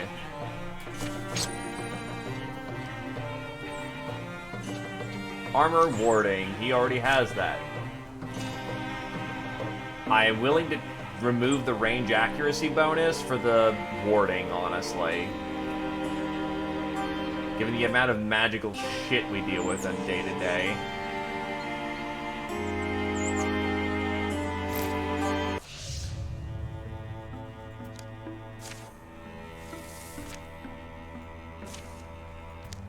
Find anything, it's mine. Catalog all the things.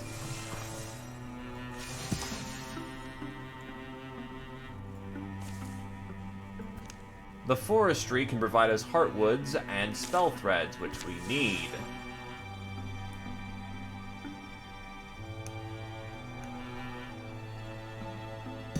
Incursion timer's ticking down. Hills for the hill folk. A henge for spell threads and ingots. We have acquired the Gwelder's knee pad. Badger further increases her health to a 14. This just immortal being of death.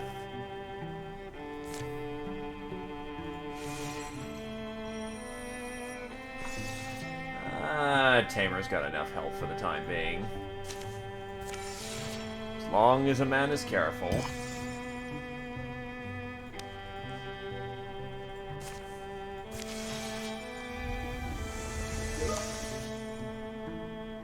Badger's restless and follows a promising poster.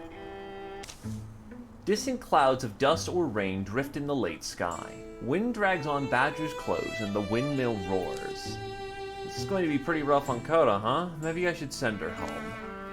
With a last look at the fading day, she goes in. An especially vicious gust fights her all the way to the entrance. The door! Badger pulls the door closed. The mill keeper is a man named Person. A stranger to them, he's provided shelter anyway, and now comes from his cellar with a jug of cool dandelion tea and cups. What a wind, and when you know it, no grain to grind. At least it's quieter. You should hear it when the big wheel's gnawing. See a story like this, a weary traveler stays with a mysterious gentle-eyed man who runs a lonely mill. Thanks for everything, Pemson. I'm fine. I'm happy for the company. Stories Coda's here told are already worth whatever hospitality I've given. But are you two still set on staying here just the night? Badger pulls out a poster she found pinned to a tavern door in Woody Hermit. Think you're a hero, dreaming of glory? Dream no more. I'm Kaywin Cavern, and we need you. Come to the land heroes forgot. Bring a new age of hope to the needy. This is me. Think we're needed elsewhere. And in the morning, they continued their journey. The place that heroes forgot.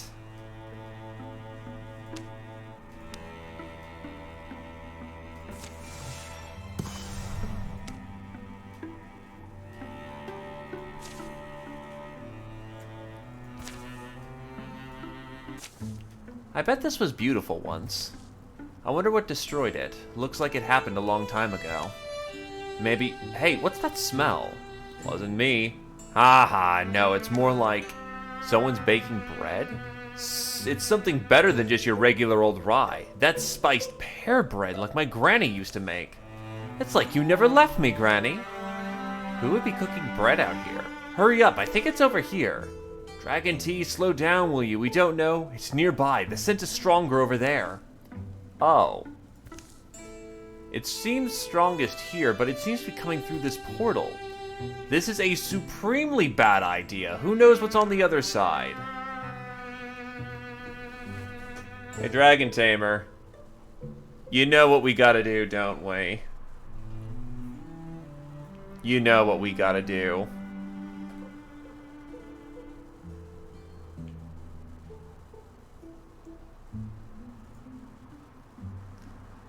Spiced bread, spiced pear bread. Dragon Tea, wait! Spiced pear bread for me! Oh, so bright. Ah! Lumi, do you see him? He's gone. Ah, my eyes! Ah, it's bright. Dragon T, you're back. And I come bearing gifts. Ta-da! Wow, you really found your granny through there. Oh, no, that wasn't my granny, but I'm sworn to full secrecy. Hope you two weren't too worried about me. I'm back. Now with magical bread. Did you just say magical bread? Oh yeah, you're gonna love this.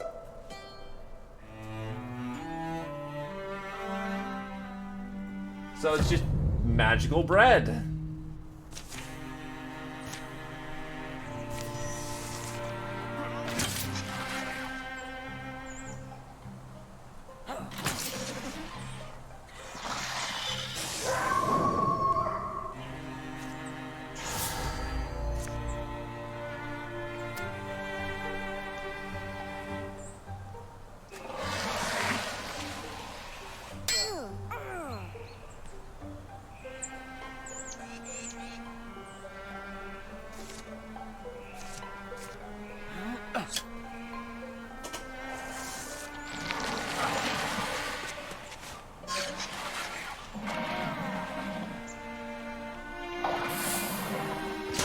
Honestly, good enough for me.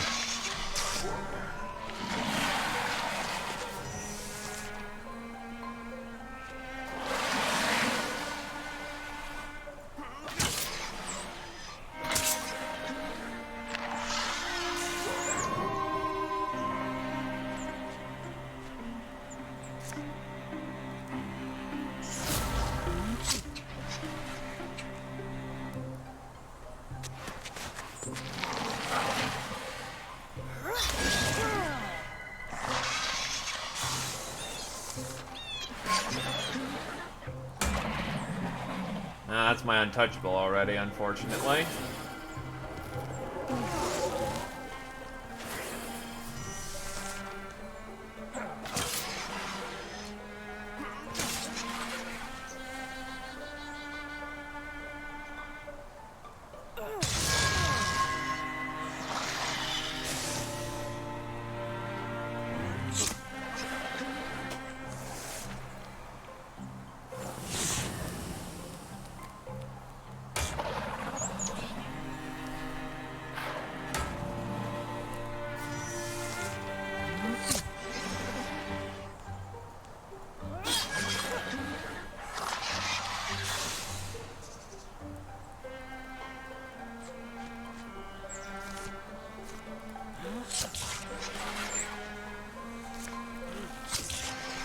Arrows, oh, armor shredded. We can just get on in there.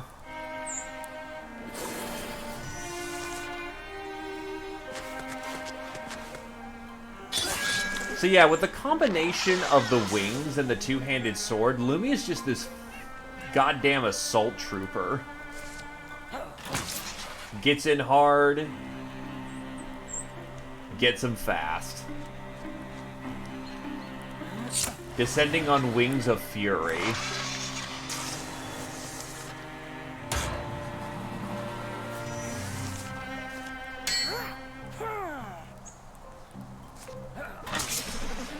This, needless to say, went far better.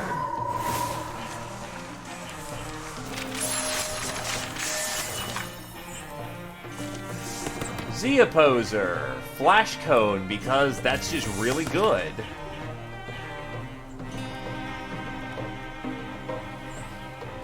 I'm going to go with hardiness so that Lumi can continue to be a shock trooper when it eventually goes wrong. And it will go wrong eventually. I'll go with Coda having more stun chance because she can tank through her bow. The Thrixler slain. The battles led them down a boulderous room where gray grass matches the cloud's color. Someone doing dragon pictures? Hey, Zia Poser, old Zia Poser, the trail walker. You badly hurt? So what's your favorite monster? Oh, I'd say the mud wallower. Some shark pig living in a swamp? Appeals to me. Gotta be a classic, like, I don't know, a werewolf? I mean, I don't care, but a werewolf is kind of sexy. Okay, you furry. Those answers are fine, but some of us will always love a dragon. Relate to them, sort of. I fly on air of fun and farce, but I know too about the limits of rage, how far that can take you. I'll make a pretty awesome dragon, I'd feel like. Can't wait to a round of fire. The stories will soar.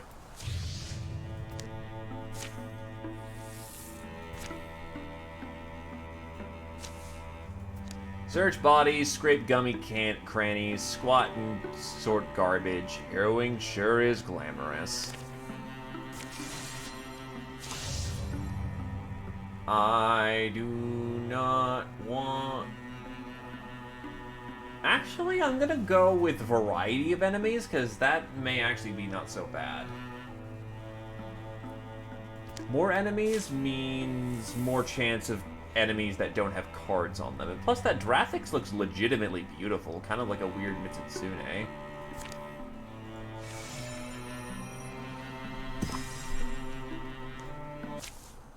How much further today? We can't be in that big a hurry. It's been a long day walking uneven ground, and the night might see rain. Not the ideal adventure in any sense. You're right, should have stopped me earlier. Remember I'd said, hey Badger, if we don't stop, I'm going to start singing. And then I started singing, and after that I stopped because... Coda, there's been something I've been meaning to say. Something bad? I don't plan on going back to the third company. Not for a long while, and maybe not ever. Oh. You know, I've always wanted to be useful to people, and I have been. I've enjoyed it all. I know I could continue to be useful. But it's hard. I've stayed doing the same thing for so long now, the same way, calling the same place home, and A noise interrupts her. It comes from just ahead, a barking voice, a woman's voice. They approach a cluster of trees and find it beyond a clearing, a road and a collection of interesting people. You know how often we get that excuse? We think that we should keep your home safe and do it for nothing, is that what you're saying? No, please! Isn't that the... With a confirming glance at the poster Badger found and followed, Coda passes it forward.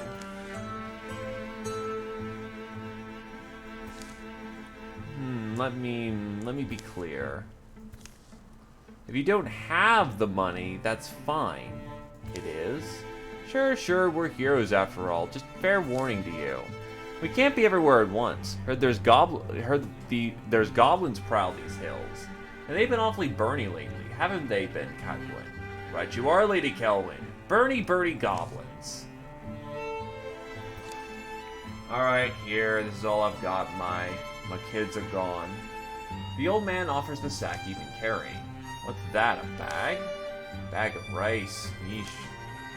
Ungrateful codger. Fine, keep it, but next time it's double, right? And it's coin, or meat would be fine. The old man hefts the bag of rice, then heads down the road slow and sad. Need me to follow? Oof, I don't know. What do they even do all day? That they can't afford a little fee. Suppose we could pay him a visit, see if he was lying. Good day to you both! No closer now. Did you notice that you're, on fire? Came a long way looking for Kelwin Cavern. Saw the... We want to be heroes. Oh, did you see my poster? What a pose, right? Didn't I tell you that poster would get a couple? You're going to make me put up more, aren't you? Badger, she thinks that we're a couple. That must make you feel good. Didn't mean it that way. Well, it looks like you've got some danger in you. Come back to the castle. We can talk. We, need hero skills, though. Can you handle goblins? I'm good in a fight, also good in the kitchen. Good at patching folks up. What about goblins, though? Goblins. Yeah, I could bust a goblin, I guess. The already unpleasant day sours and fades. They don't look new at this. They're not. The road withers, but they're able to follow its ghost to a swampy compound among toppled stones. They arrive as dark sets in. It belonged to a merchant family once. Vagrants were living here. Loose scalps. We made it ours. You're not from the area. That's lucky for you. I'm Rumena. Katoda. What do you think? Nice? Your castle? Well, it's got character, I'll say that. It's a work in progress. Full operation you're looking at. Didn't all happen in a day, of course. The stairwell goes underground. Frog noise follows them down the damp steps. Took me a while to scrape enough brave souls together, what Mama used to say. She said, tell me the name of a brave soul and I'll ask you what height to make the coffin. Mammy was a carpenter, is the explanation. They reached the foot of the stairs, a room thick with odors, stale food, dewy rock mold, brittle leather. But here's where we get down to business. Bedrolls, buckskins, barrel stacks, beetroot liquor, and boiled beans. Kelwyn lights candles and douses her torch as she goes. Don't forget banditry. Banditry's an old crutch, for vicious lazy people, for those who wanted to be better things and failed. Badger? Oh, you're going to lecture me, aren't you? It's not just the one old man, is it? It's all the people living here and around. You're taking their money. Food? That's our work. We collect a fee in exchange we protect them from whatever. You don't think they deserve different? No, you think they deserve different. You don't think they'd do the same to me if they could? You talk as if any other grifter. I smell greed. In fact, it reeks. You can do honest work. Look at you all. That's enough of your mouth. What are you expecting? Fable pure knights, selfless noble bodies. That's nice for stories. Look around you. We live in the cellar of a ruined something. Maybe there used to be heroes here, but now it's just spiders. We are survivors. We do what we have to. Take when we have to. Speaking of, you got some valuable pieces yourself.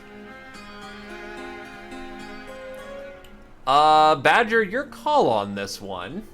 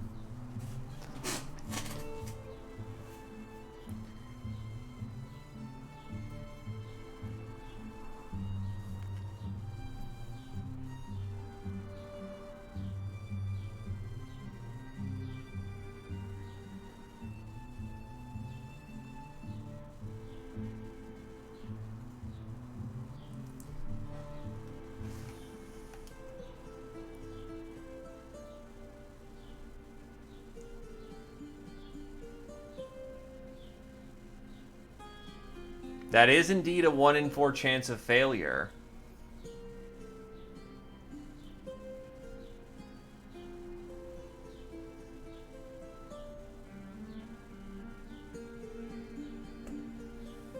Badger not punching everybody.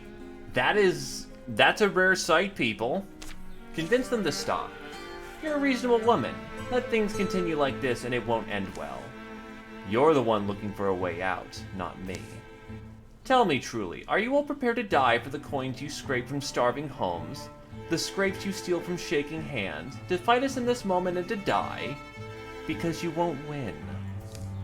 Silence spills on every head, wavery and clinging as the light of these candles. But you'd really just let us walk out of here? Sure. Disarmed. Boss, it's not that we're disloyal or... Yeah, we just... Kelwyn lays her weapons down carefully and watchfully. It's fine, do as they say. I don't know how you intend to stop us from coming back. Everything I see about you says you're not sticking around, but I suppose that's not for today. Today, you pat yourselves on the back, and why not? You did such good heroing. We will return here. We won't resort to words. Then, unlike you, what we say can be taken for truth. Sure, flaunt your virtues all you want. Truth? You just got born in the right place. Badger and Coda watch the outlaws file out of the room. That sort of went better than I expected. Let's collect these weapons. Give them to the locals, maybe? Or... Badger, what will we do to make sure of... I mean, is there any way to... Hey, strong folk. I'm Wald, so, here's what I want to say. I guess I, followed along with them because, well, my sister joined, I kinda just did whatever she did. But I want to be like you. Not them, and not her sister either. I'd love to have you the courage. Please help me find it. Hey, free recruit! A week later, on windless afternoon. Farmers coming out? Ah, no cart. Person the Millkeeper squints as distant shadows resolve into shapes, some familiar, some not. Back with visitors?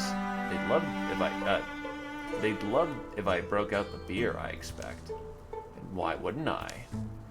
Coda and Badger bring the young Walden and his sister, Rumina, into the Millkeeper's home. They drink and talk about what may lie ahead. It's good having the sky off them. It's good smelling dry stone buildings and fresh flour. Rumina, you sure? Why won't you come with me? Be what? Justice fighter? Monster slayer? Nah, I'm good. Explaining his decision to his older sister, Wallen convinced Rumina to come along the road, at least until it was safe to split. Got our old lodge waiting for me now. I'll sweep the spiders out. Honestly, it'll be good knowing where you belong. I never had the, but wouldn't have felt good either. Isolating you. That's what I want. My own time in solitude. And hey, that armor suits you. You'll do well. Got potatoes and market sausage frying up. Thanks, but you're doing too much. All you've told me and all I can divine about you, you'll always be needed elsewhere. Good folks are needed everywhere. I can only help. I can clearly afford it. The food in the pan complains. Her son scoots back to his kitchen. Oh, Rumina sets down her cup, sipping from the fireside and opening the door. I'll avoid the meal if you don't mind. Don't like ground meat. Yeah, Rumina? I'll at least see her on her way, I guess. Sorry. It's fine, take your time. Thump. What's wrinkling you? Said you were leaving the company for good.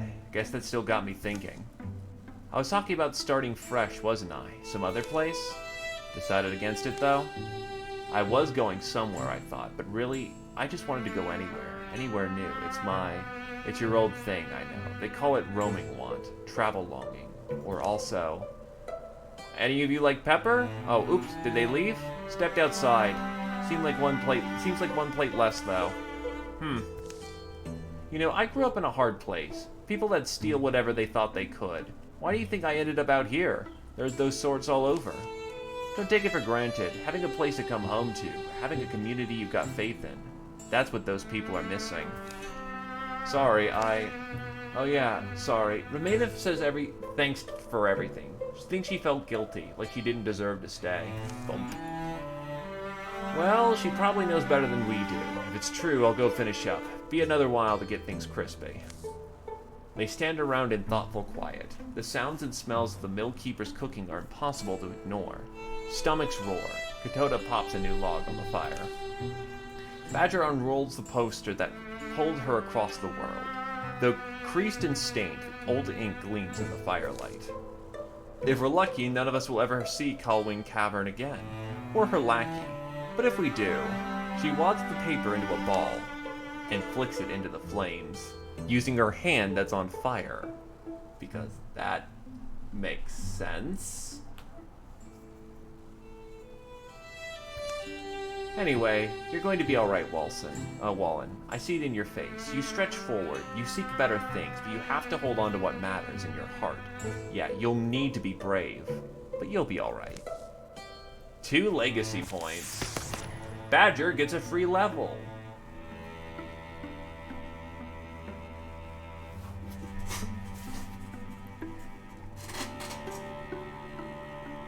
People with power often want to do the right thing.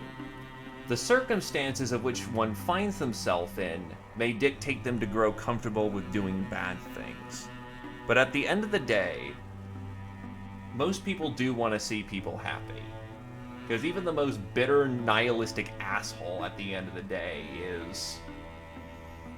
he or she is still human. At least that's what I like to believe.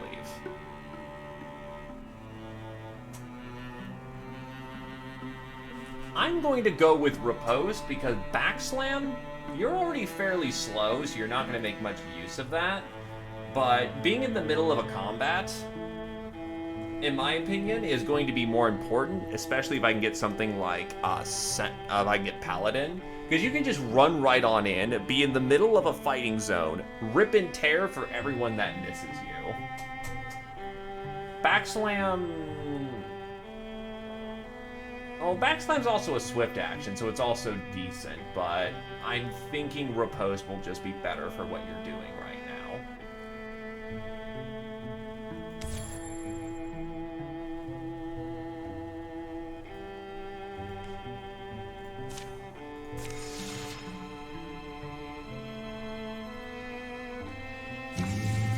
Thrixel Invasion.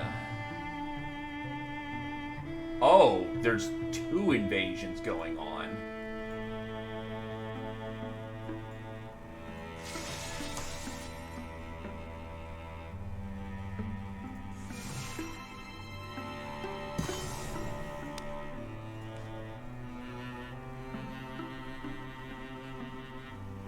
Hell with it. Yeah, the newbie rookie gets in on a dastardly fight.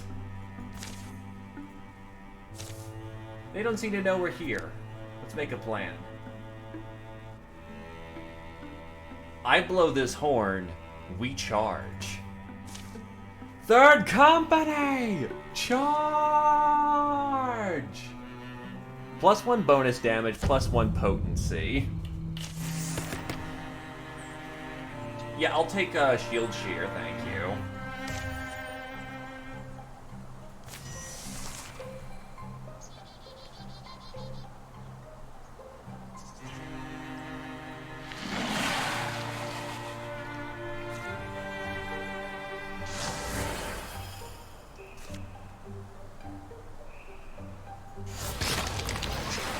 And that is 2/3 of the enemy fighting force killed in the first turn.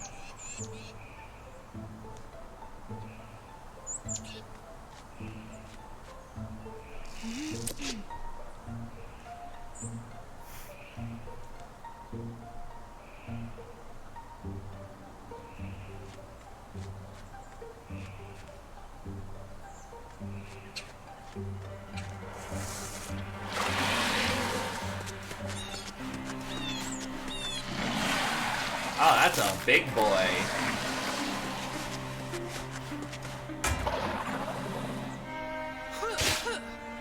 Oof. Not so hot there.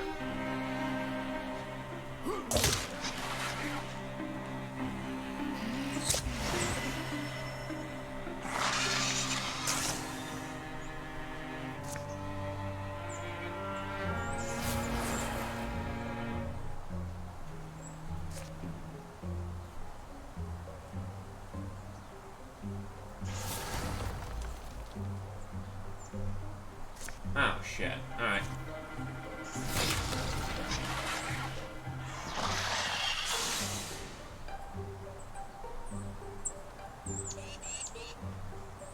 Basically, as far as I understand it.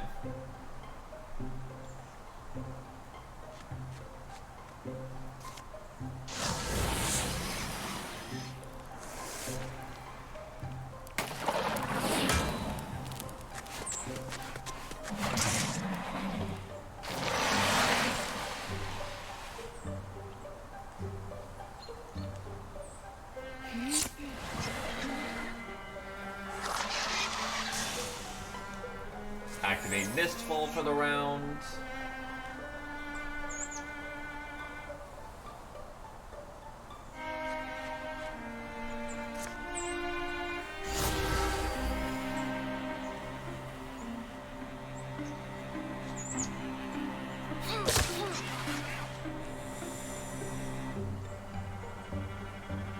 A dangerous maneuver for the newbie, but if we go Shield Shear, that did not work out. Wow, he sucks at this.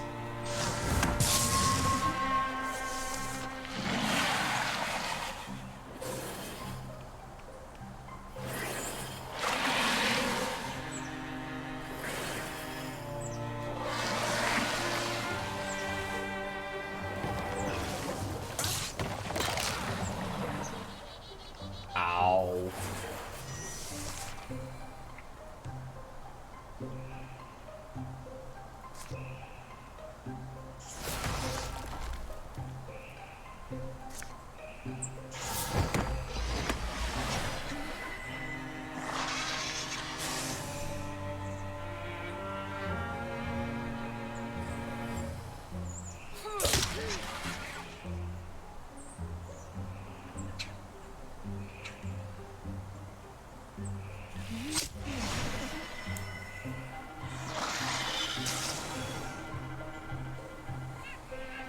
He should be fine with the armor save and the bonus health he's gotten right now.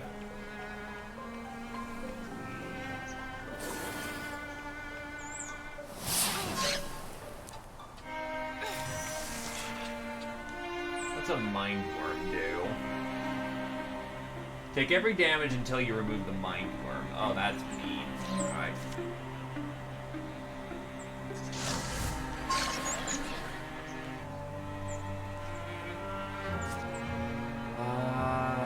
What's the best way of attacking this?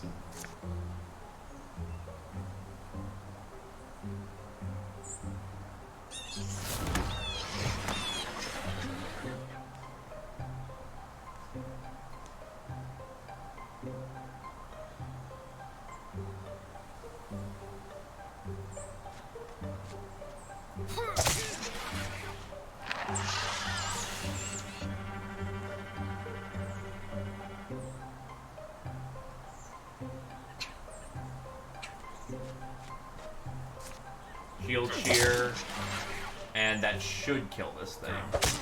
Nice. Well, let's hope they don't just dive bomb his ass, because he will die because of that.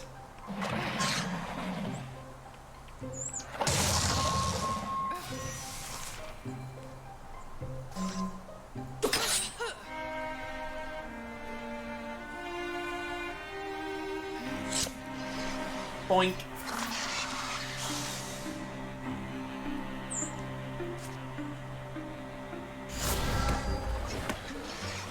And we're good. That was the entire invasion force. Just stopped. Coda is now level 3. Give her the flashbang. A necklace of attunement. I will actually give that to Badger because that enhances her fire hand. So that's one of the enemy forces dealt with.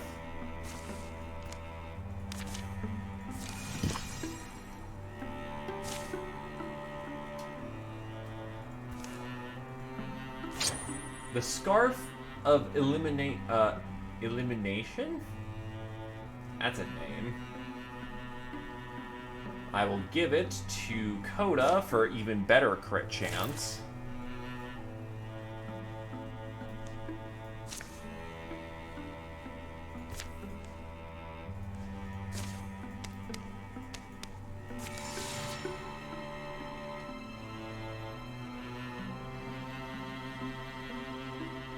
Let's prepare to intercept.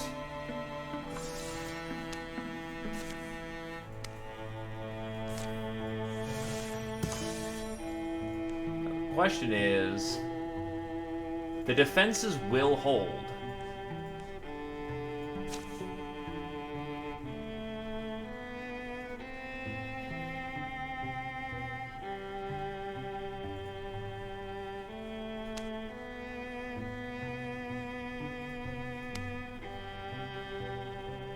One, two, three, 4, 5, 6, 7.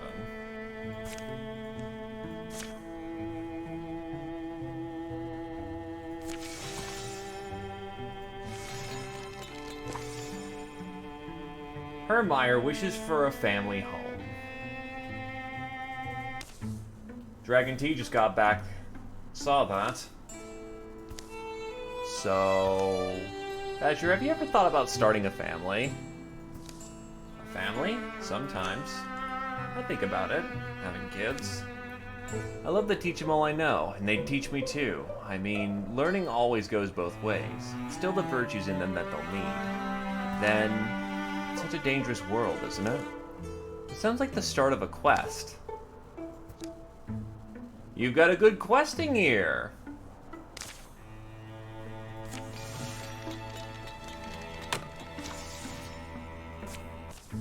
Oh god, did he just go on his own? This may have been a bad idea.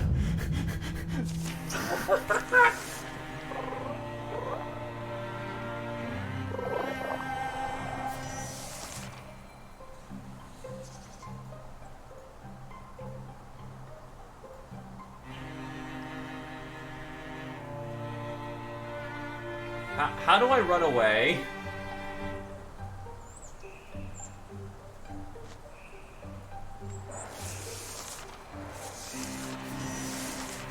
So there's actually a special event if he goes on his own?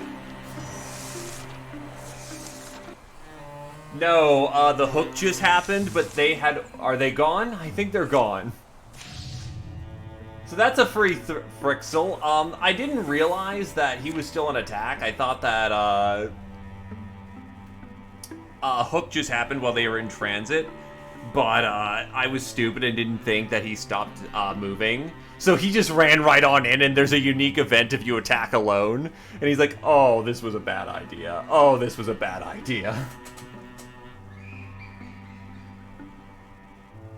And no, Nitnat, your saga merely ended. You actually survived to the end of your campaign.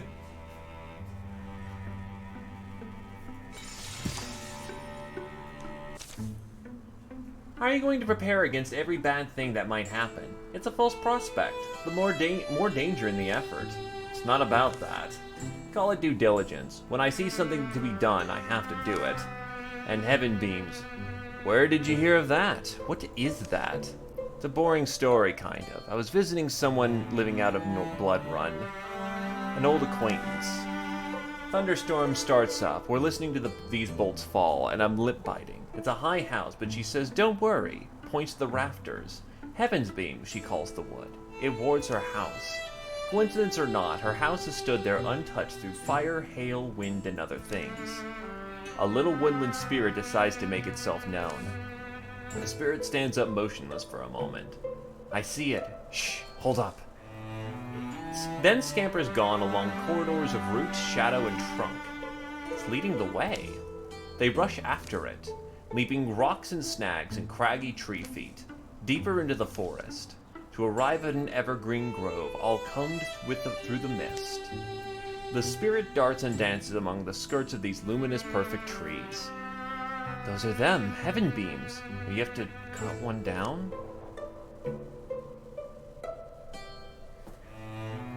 Well...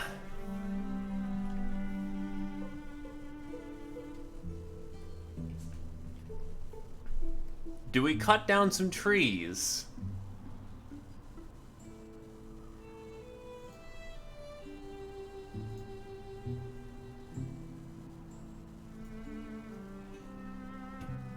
We can either cut down the trees, or we can be all like, you know, maybe we don't.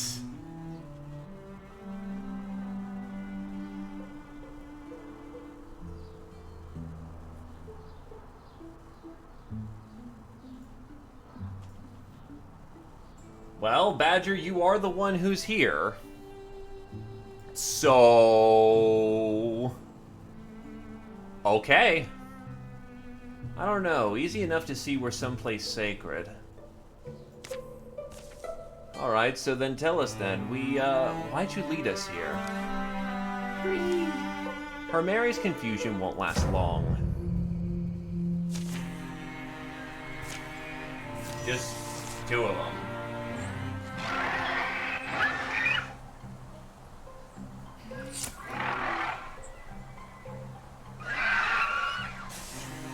Do you know how little they're going to survive this?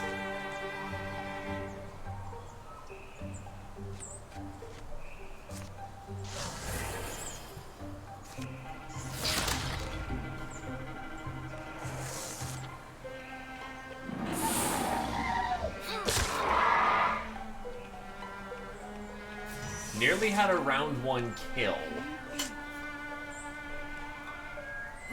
Bonk.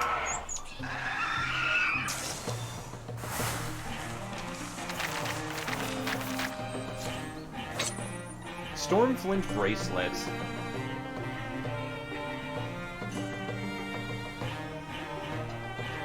I'll give it to Wallen. Well, actually, we're not really going to be using him, are we? I'll give it to the wizard then. Give him some more magic damage. Clear on this side. No movement here. So, what's the story? The Draven? Think they were also here for... The spirit darts away again. Is it going to give us a seed? That'd be a perfect compromise. It's not a long path to the densest part of the woods, where it appears something's been left for them to find. A gift? Or an offering? Are we meant to just... We'll use it well. Well, Hamere, I mean, I guess this is alright with you, right? It is all fine with you, right? Or we're gonna keep looking, or... Why? Because we're leaving the trees untouched? Yeah. We went looking for heaven's beings. We found them. But the trees had stood there so long, I think the spirit, the meaning of the place... Anyway, I don't know. And your future children? You still thinking about that? Oh, kids? Guess I'll have to do my best, and I trust my friends will help keep them safe.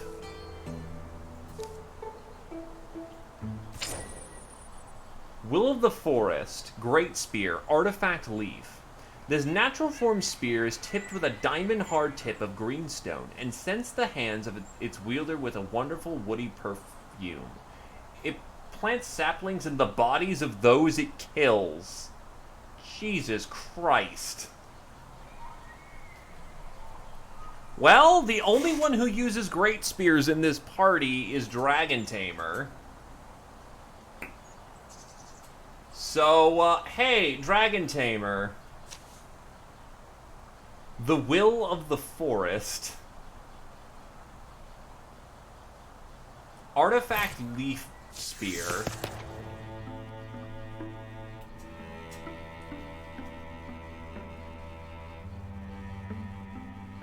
I'll go with Elementalist because it's busted as all hell.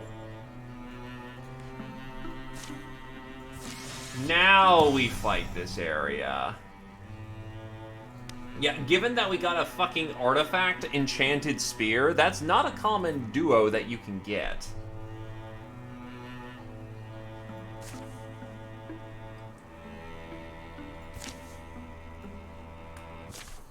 Wintertide. Wintertide comes back, and I'm heading down the mountain. You stay if you want. Helena Plumlahone led my group up here. Heard there's trouble. Hey, that's the woman who made it all happen. Lumi? I'm gonna gear up these switchbacks like an ox. Look at you, caca, and caca to your friends. Okay, I'm noticing a lot of these events are starting to change now because of our transformation. I don't like that. Hey, we're here for ugly work. Wait, didn't they also say something different when Glade was a wolf? Huh. That just clicked in my brain. I should pay closer attention to see what else changes.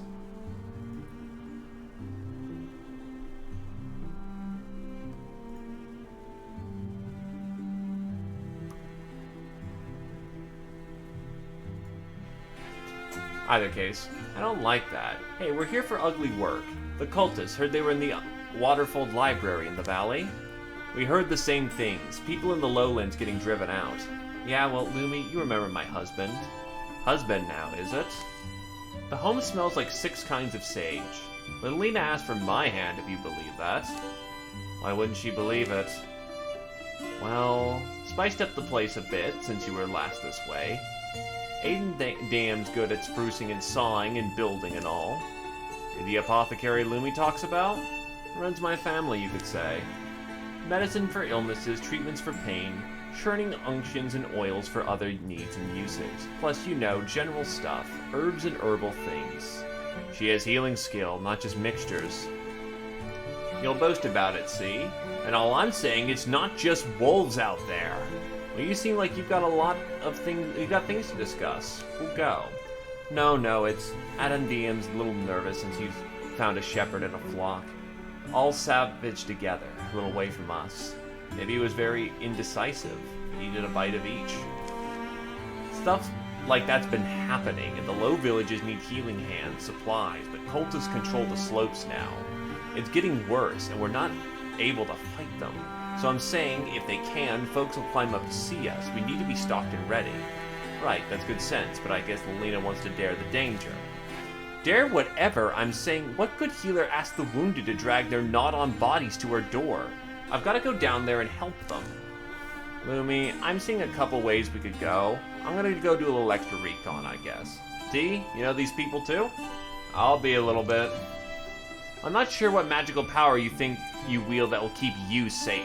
You're softer than me, dear, and I wouldn't like my chances. I need you too. How long will you listen to this? Look, you can put your argument away. It's not really your business. Oh, it's not really your business either way. It's just, we've come to root out these muck lovers, and we will. We will make the lowlands safe. She's serious? Louie's a warrior. Well, I mean, we'll support you, but we're not even militia trained. Aside from water and bandaging, Athendium, stop. They're willing to do what's needed, no matter what it might cost them. We should follow their example.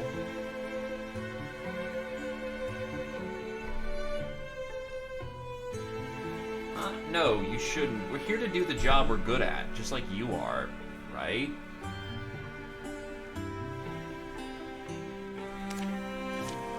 You think I'm a reckless fool then? Yeah, kinda, but the way people talk about you, that's kind of what they find charming, right? Lilina, you're brave. So brave and so brilliant, and look, if I didn't love you so much, I wouldn't be so set on holding you out of this. It's fine, dear, I just hope... The thing is now, I need to give you all we need to give you all the aid we can, right? Lumi, tea, let's figure out what you need. The apothecary and her husband provide Lumi and tea with tonics and recipes to repeat them, along with some other spare supplies. For Lumi in particular, the medicine she learns that day will have lasting effects, helping keeping her body fit, her mind sound. After coming to battle, Alina and Athendium Plumloan will bring relief to the valley people. What if I didn't do this? I mean, where would I be? Would I be some kind of laborer, farmer, whatever? Why, you traded places with that apothecary? Or maybe with the apothecary's husband, I bet? No, I don't know. It's just weird that this is what I've become best at. 15 tenacity. And stuff.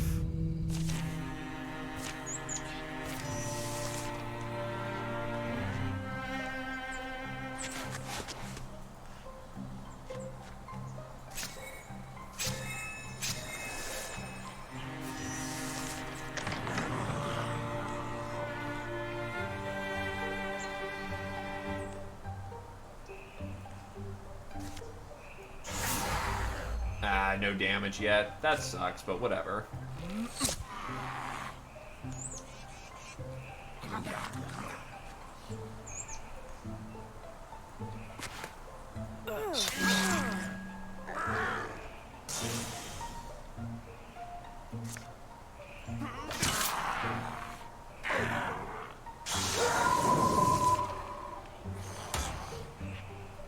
Now remember, every time we kill someone, apparently in the lore, it's gonna make more trees. We're basically an eco-terrorist now, and that's just hilarious.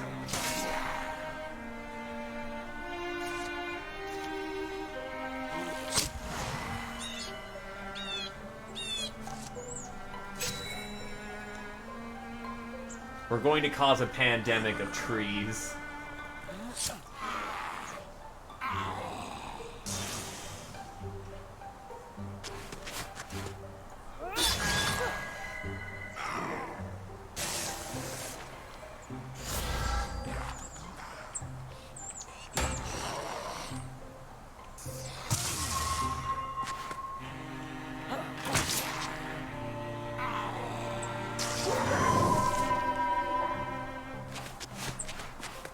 The wolves descend.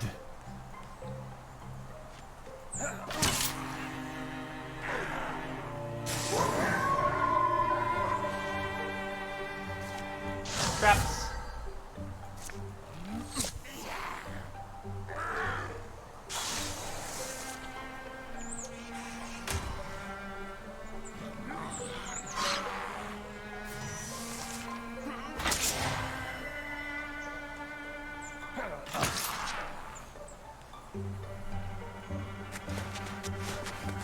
I mean, yeah, it was a little rough at the beginning because of that very tight time crunch when you have weaker characters.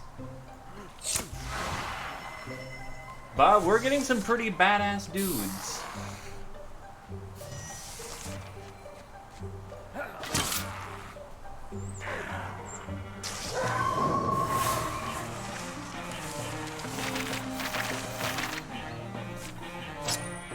The Ember Force. It's a mace.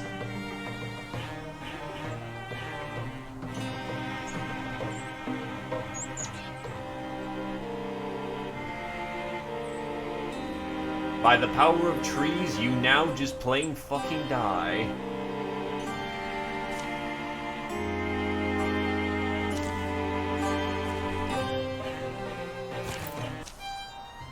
Ka! Ka-ka! Ka-ka!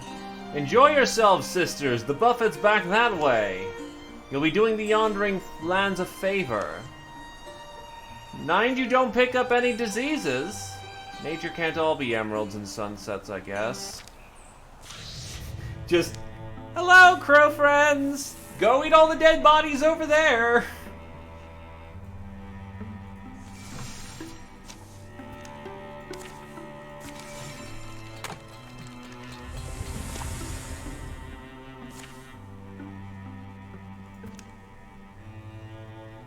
Die to charge.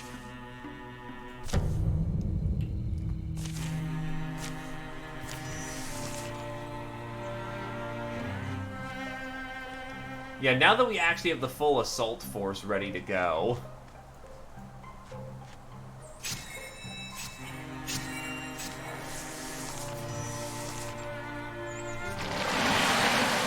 Well, that's quite an opening.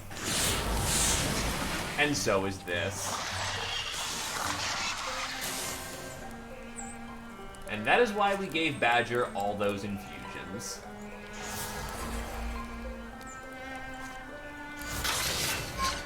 Oh yeah, no, again, the entire point of the game is to build up a legacy of heroes. Thankfully the fire was pretty weak.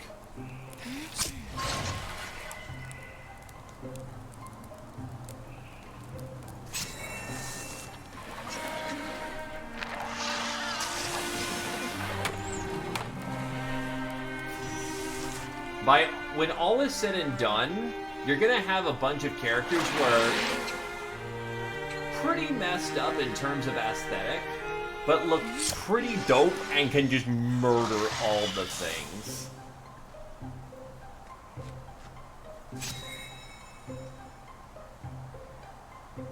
This is a game about heroes, after all. Oh, that is a much more immediate problem.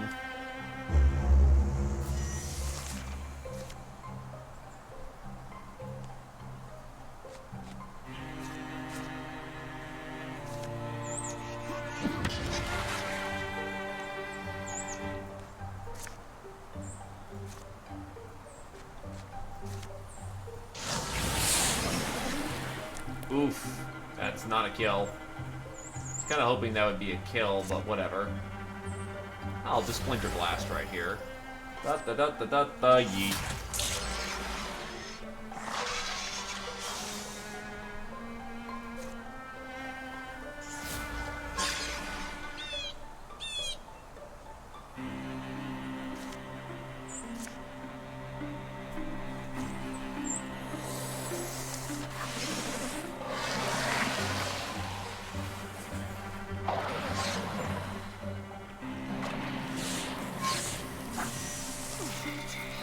Oh god, he is not in a good place.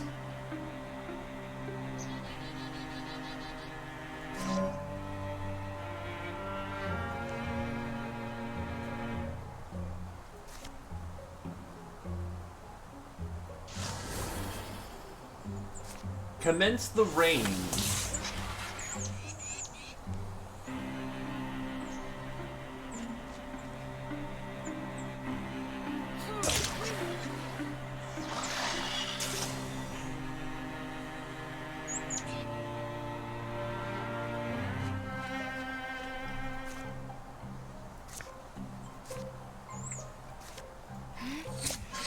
Let's hope he doesn't get taken out.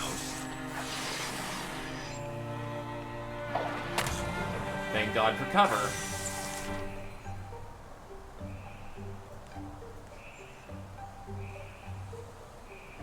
Anyway, it's time to Badger this problem.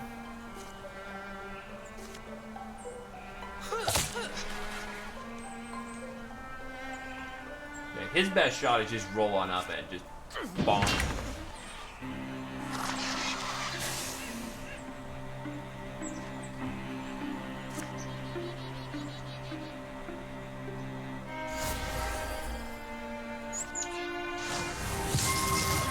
Hit him with the toasty.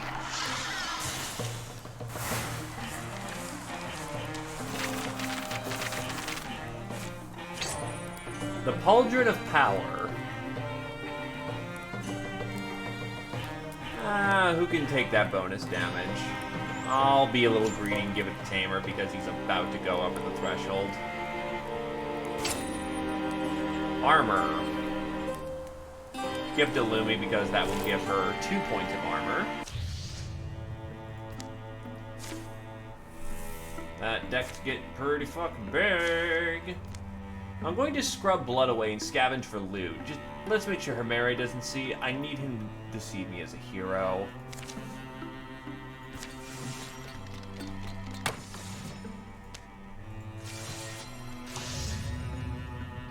No, God, no.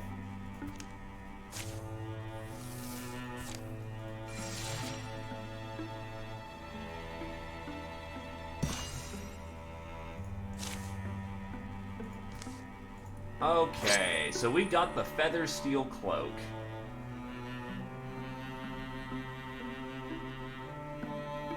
Yeah, let's make Lumi go even faster.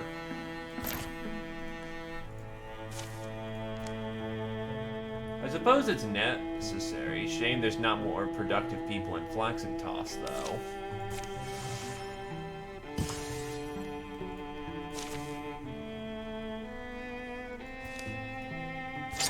The Tiger Shard belt. I'll give it to Lumi so that, you know, she can do her job as a shock trooper better.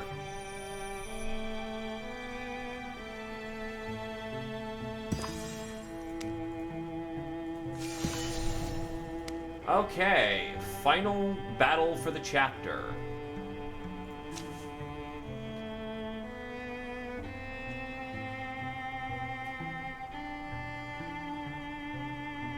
I would like a Mystic on board, so I'll give it to him. Sorry, but also the opposer's not around, so I need a balanced force. The lush landscape swells, shimmering scents blow by. Overhead, the clouds ball like string, yield thread to intricate nations of stratospheric lights. Pollen sweat melodies drift from the swaying foliage. Ethereal warm hums fall on the ear like snow. The colors don't ever stay the same.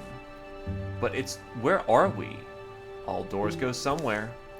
This is the other side of the Glimmer Sheen. Terrafract is our word for it. I don't know if the Fricks will call it anything but home. Terrafract, but is any of it real?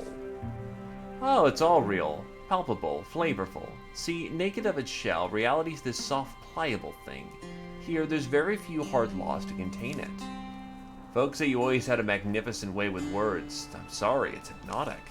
That's alright, it's good speaking to someone like this. Again, Here the winds are born of wondering. Here, imagine the golden glow of a bitten plum. You might have to make the stars turn amber and drip out of the night. Here, every fantasy you have might be constellated around you, articulated, whole, interactive, but always morphing. Weird, I mean, it seems stable to me. I'm holding it still, mostly. I don't want you to be overwhelmed. But okay, I'm sorry, and I'm kind of losing my grasp on things, but in my dream, you'll be throwing your lives away for a person who had been gone for so long. I can barely remember Elsie's face. Come alone, then. You were imprisoned. You were afraid. And weren't you? Oh, well, yeah. But then I was able to forge a way out. See, I found that I had the power to traverse this world. I was born with that power, the same way you were, Arian. Forgive me for interrupting, but I'm absolutely itching to comment. He's here too? No. I am but lately arrived. You seem so kind, so resourceful, but to paraphrase a dear friend, seeming as a weapon we wield like a sword, is it not? Wait. Milady, I am done waiting. My hesitation has only ever brought others pain. How do you know the Mothman? You're acquainted with this cosmic vagrant? This light-lorn lostling? Yeah, he helped us save your sister, actually. Do you know that he's the reason this all happened? The blood leads back to him. I fear that may be true. You mean everyone that's been taken, hurt, killed? Call it an accident of fate, little owl. Perhaps one day I will explain in full, but now I may only unmask her. How could you even hope to... An old keepsake. From under his hat, the Mothman produces a moon. Here she may obscure her shadow, but the glow of home is ever honest. How? She splits into a momentary spectrum of presence, then resolves. Look what they have wrought from the girl that was a Luna. Enough. I wrought myself. You should understand what that means. The borrowed moon withers in his hands. Her shape returns to normal. Her voice, however, exercises its profound new depth, unfurling worlds that are heart-glazing, assuring, and powerful. All I wanted, dear Aaron, was to ease you towards the truth, but now that you've seen me, please understand, it's for the best. I am no longer a Luna Arkwright as you knew her, but I become something greater. Actus is my name. Actus, Queen of Light. I believe we all would have preferred a Luna. I'm sure you would. You would like us frail and ignorant. No, Luna was anything but frail. That much is obvious. A coward like me knows courage when he sees it. You never knew me. You were never down in that pit with us. I wasn't pulled out. I emerged from the muck, and I did it because I'm different. This world was too much for others, but I mastered it. The Thrixel brought me to this place, but I made myself its queen. The queen must prove her patience, milady. You are a princess still. You're asking for my intolerance. Better for you if you removed yourself. Please, though, Lady Ictus, Queen Ictus, if that is what you like. You called me here. Cross the fabric of dreams or whatever that is, and maybe it was to ensnare me, or maybe deep down, didn't you still want to be saved? Oh, no, I was tricking you, but... Look, it's not complicated, Arian. This is our time. We're ascendant, and I mean all of us. Together, humanity. You have a gift that was dormant in me. Even this Mothman of yours could join us. I don't mind. It's not important. And yes, the Thrixel destroyed lives searching for me. Too many lives. But I'm here now. I'll lead the world to a new epic. And I'll fashion you as my first and finest companion. And I cannot let that happen. Ah, but you must see it. It's already happening. You can buy wings at any costume shop these days. Regardless, it's just a matter of time now, and I wait in the In that case, I will stop the clock. I have only acted late, dear bird. Consider this my apology. But what? She's too powerful for any of us, but I have a few tricks left. One day I shall come through and tell you everything. For now, though... A crackling flash announces Arian's sudden unbuckling. He falls through a tunnel of luminous abstraction into broad daylight. Arian! He appears to the hoping eyes of his lover like a dream and staggers against mossy rocks. It's okay, you're here now. Oh, He's over here. We owe that Mothman one more time, huh? I feel weird. But are those wings? Says the person with wings. Arian promptly faints, Badger catching him before he falls too hard. Easy now, easy. Ugh. We should get off their doorstep. Thrixels surge out of the open folding air. Arian's vulnerable. Have to make a wall and hope for the best? Hold out as long as we can then.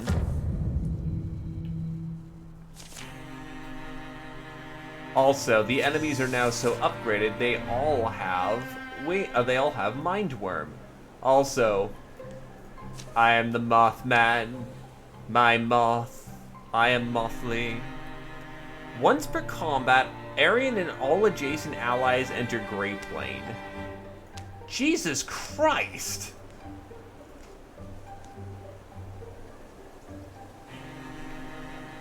I want to be lamp blessed.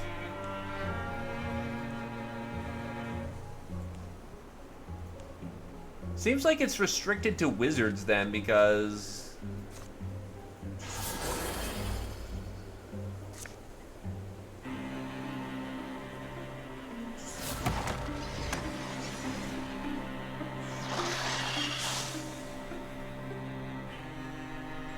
Excuse me.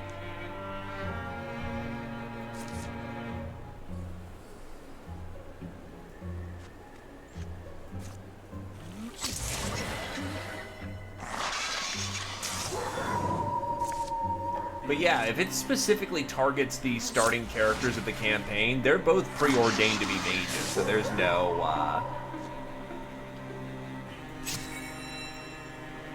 not a whole lot you can do about that.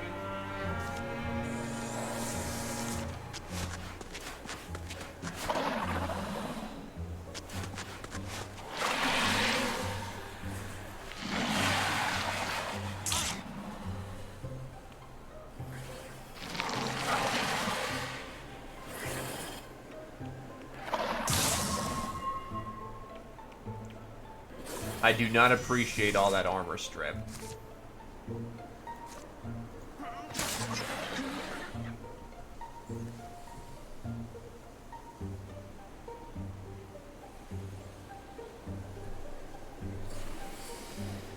Fear is an abstract concept Badger doesn't know.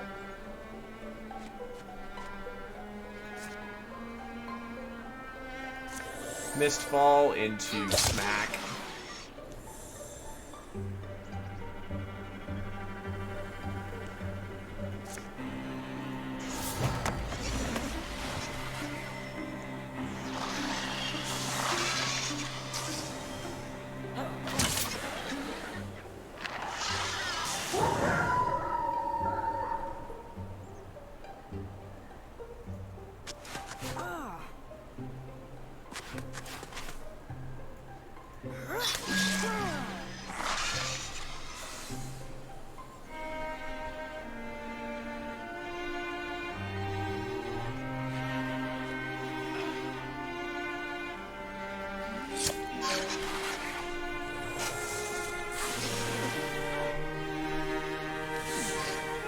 Ow, but mind worms.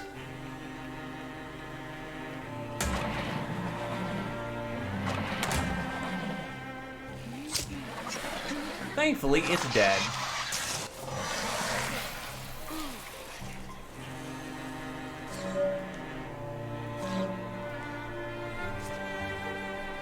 That is a big spooky dragon.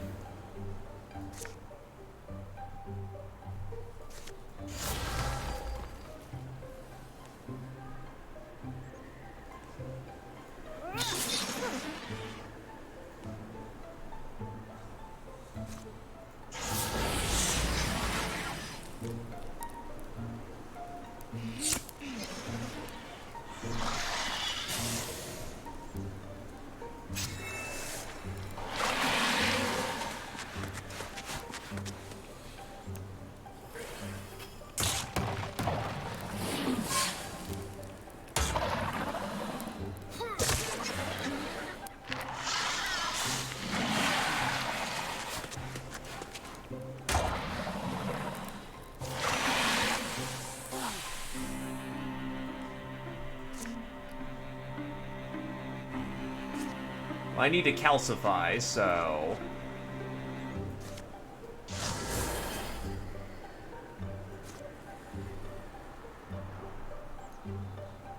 Actually, that's damage off the table, so even if that's probably the higher potent threat...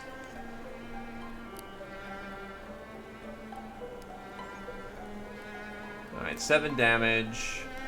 Take out the night. That's not so good.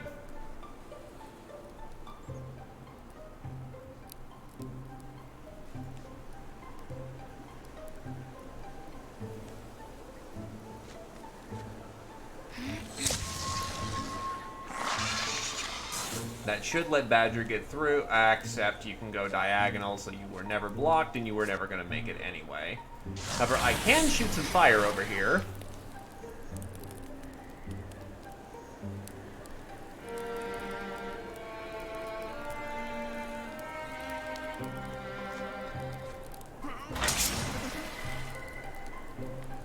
Give to health.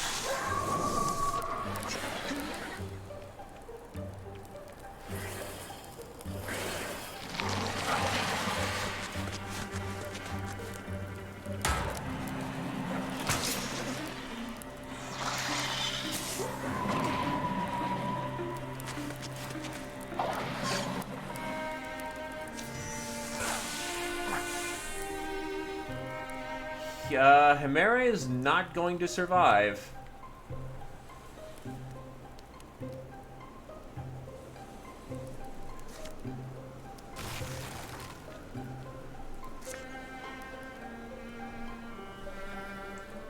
Might as well make his last turn good, then.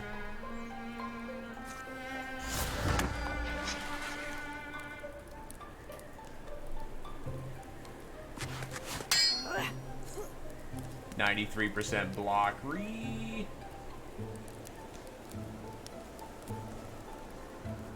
Remove his stasis. Less tree tanking.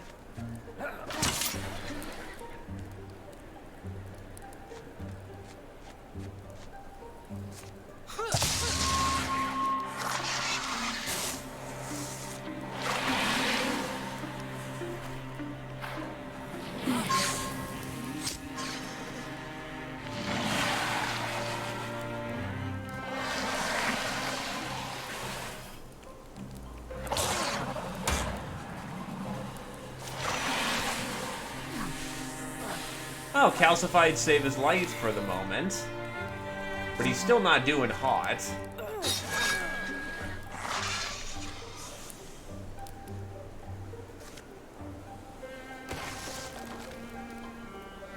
He basically needs to perpetually shield himself in rock armor or he's screwed.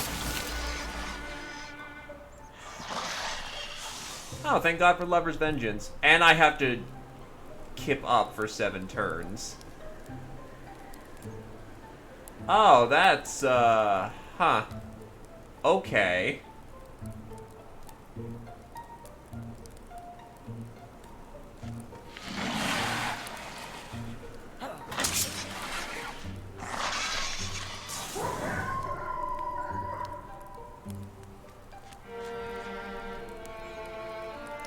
And no one has aid. So there is no getting rid of the poison, unfortunately. It just sucks eat shit moment.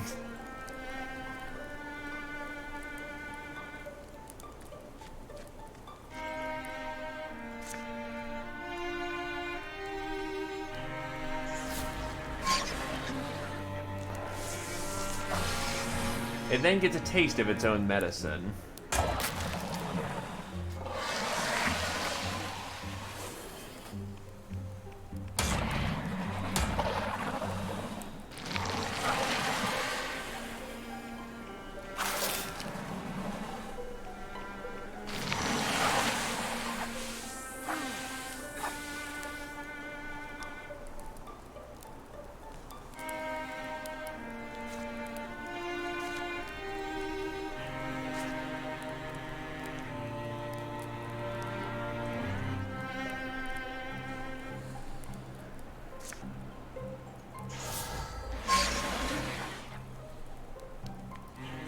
I will say maybe a little bullshit that I've gotta hold out for this long with no, with enemies that can poison. Because unless I bring some leafy greens, I have actually no way of keeping myself alive.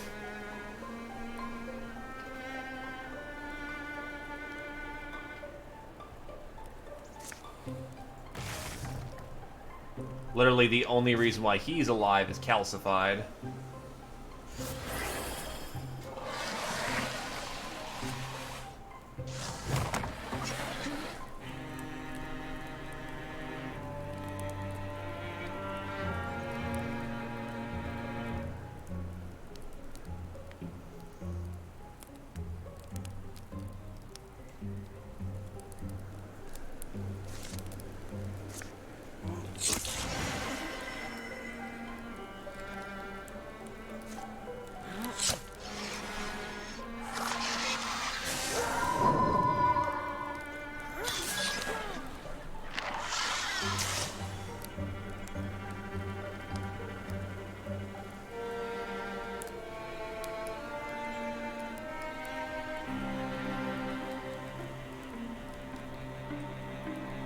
Oh.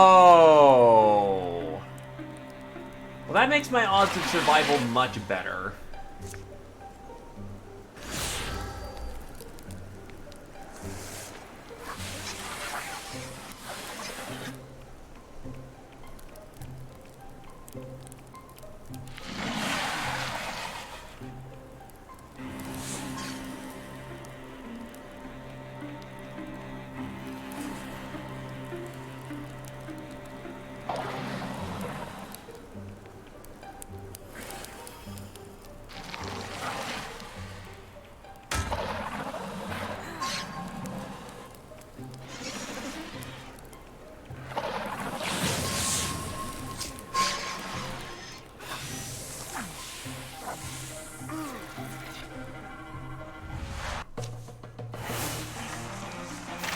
Wait, what the fuck?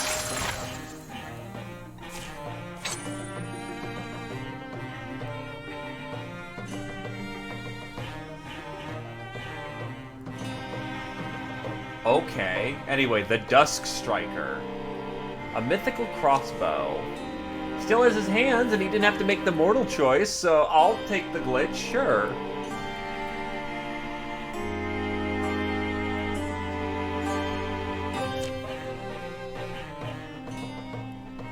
Sure, take an offhanded crossbow there, except you don't need that. I'll give it to Bloomy then. Thanks, Arian. You came back to the party. Dragon Tea collapsed. The battle has taken its toll. Okay, so he has to make the choice. Loses 2 permanent health for the rest of the game, unfortunately. -1 injury, lost poison, lost mind. What the fuck? Arian regains his awareness. And immediately regrets it. Friends? Thrixel have overrun their position. Badger. Oof. Like ants, they flood and climb on the corpses of their own. Arian, Badger, Coda, Hemar, Lumi. Their bones might lie here forever. Unless...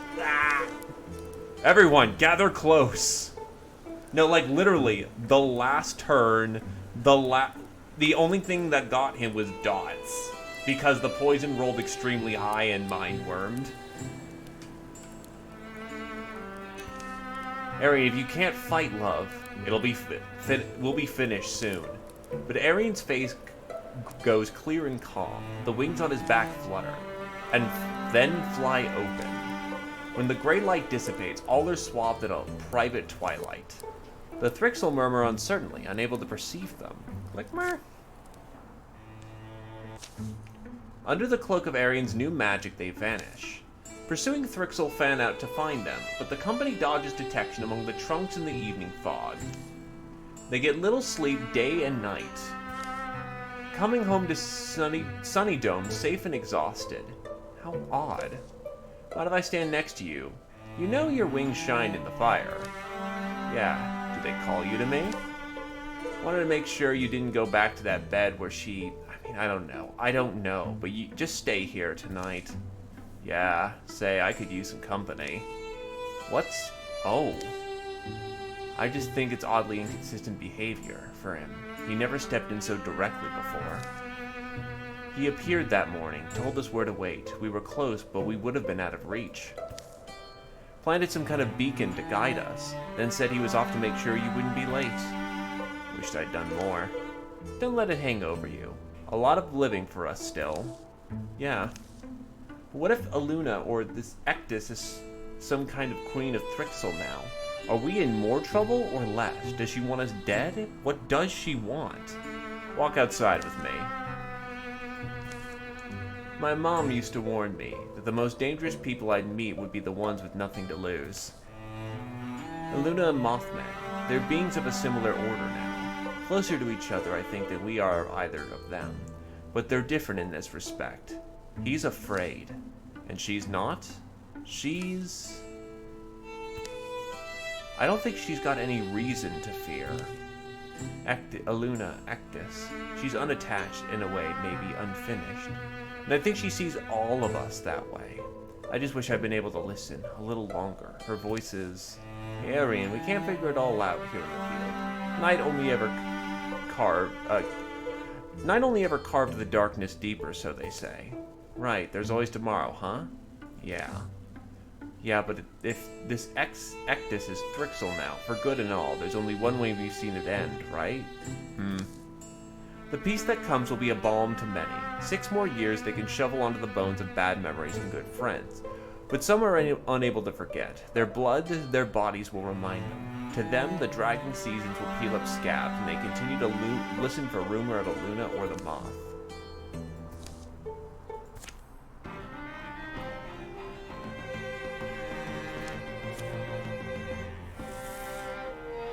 Oh, we got rid of some armor cards. Those are nice.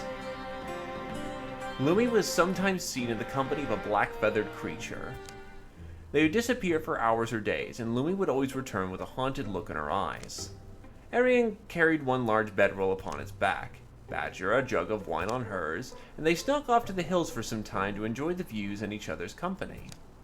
Hermeyer found solace in his spare time by planting trees. The trees required no instruction, they grew all on their own. Dragon Tea spent a month tracking a golden stag. He finally raised his weapon for the kill. The stag looked him straight in the eyes and laughed. Dragon Tea went home with a prize greater than any set of antlers. Wallen perfected the time-honored art of not doing a damn thing. Koda wants the bow, so no celestial arm. I know Koda wants the bow. Even though it's really cool to have a shooting star arm. Lumi can just become a full bird if she wants to now. Or not. Hey Lumi, you around?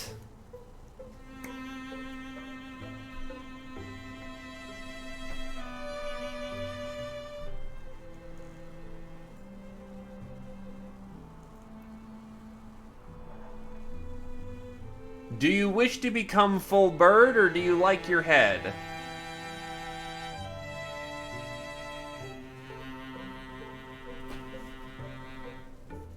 Nope, no extra bird. Badger. You lose the tiniest bit of speed, but gain +1 warding if you turn your leg to fire.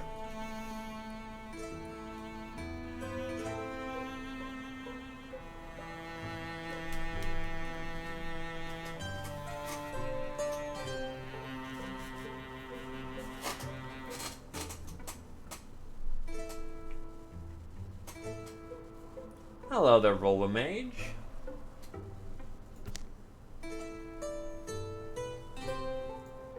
Embraced by flame.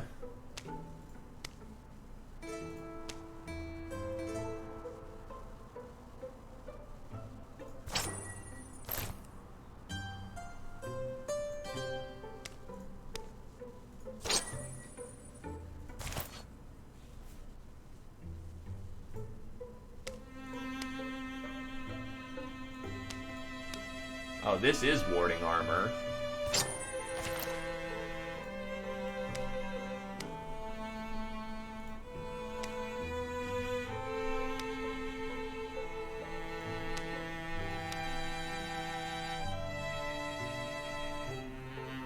Level 3 two-handed sword.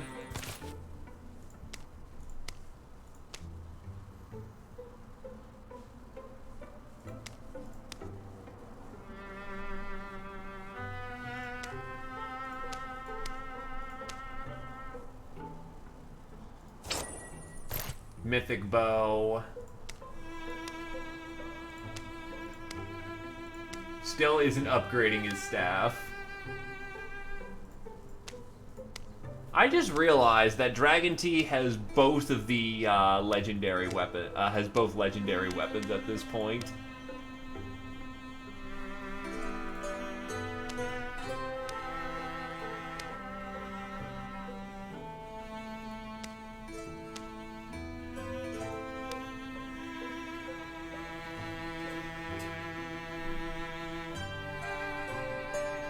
Extra warding and dodge will be quite nice.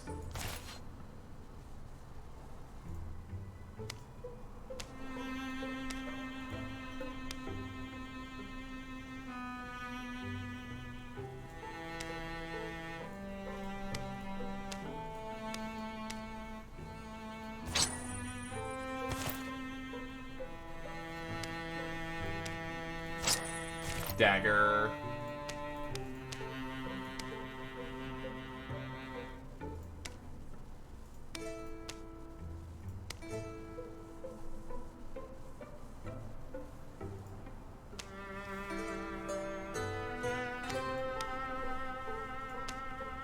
Coda getting old. Retires at 55, so she's probably retiring this chapter.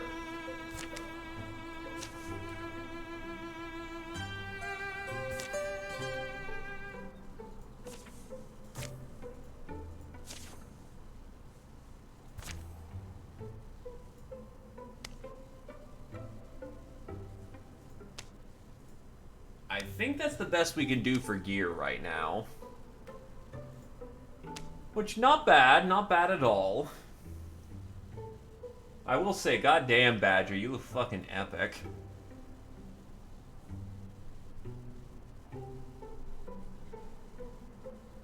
Yeah, I think that's all the kit we can swing right now.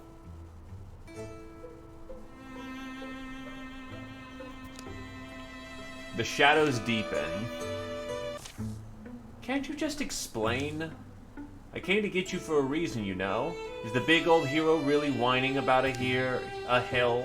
I'm not big or old. But the glow is still out there, see? What am I supposed... Oh. A little south of... Yeah.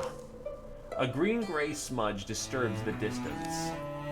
What do you think, Aaron? Is it something? Well, I'll see. I'll tell you what. I think it's him. The old Mothman? Would he plainly advertise his position like that? Plainly out in the day? It's not his style. Sure, but why do people burn flag leaf? Distress outweighs subtlety. I'm always up for a trip. Let's go and see. Certainly looks similar to the signal he raised when we were looking for you. Even so, Elsie Arkwright's the one who called your attention to it, right? Remember who her sister is. You have any reason for believing it's our Mothman? It's almost like I can read his signature. In the shade of that light, can feel him calling out to me. One day I shall come and tell you everything. Attachments aside, understanding the significance of this new sign is imperative, isn't it? Whether it's good or bad? That's a fair point. Elsie enters quietly from the side. I'm not one of you, but I'll just say, this Mothman, his intervention is what led to my rescue, right? And the others you saved? Let me go. I've been training for this. I owe it to him. Elsie? Guess I hate to miss the chance to save old Smuggin's life. Alright, Arian, let's all go together. Hey, did you hear me? We did. Yes. You're too green for this. You'll get killed. Sorry, it's the truth. But Lumi, she's ready. Elsie's experienced things that might have broken any of us. She's survived, she's worked herself and made herself strong. We don't have to send her by herself, but maybe it's time to bring her along? Do you not trust me? Well, I understand that you're fighting who used to be my sister, but I've grown up in a different world than you. You fought the battles, yeah, but us, we all suffered. That's not your fault, it's just we didn't get a choice. I'll tell you, when we were down there, it all felt inevitable. One by one, our doom would devour us, turn us into monsters. But my memory of the time is blurred. I remember the hideous blue light, the hidden purple door, and the smell of rotten leaves. My sister's voice. I'm not afraid to invoke her name, Iluna. She promised I'd make it home again. And thanks to you, I'm here today. Today I'm ready to choose my fate and face the things that forced us to suffer. Forced my sister to change, so please. She deserves her chance. Come on, Elsie, let's find you a weapon. I like your bluster. Won't matter until you face down a mantis, though. Thanks, I honestly mean it. I'll earn my place. Arian finds Erse a weapon. And soon the company's assembled. Pursuing the strange signal that glows, fades, and reappears beyond the hills. Here we go again, Badger. And again, we'll come home together.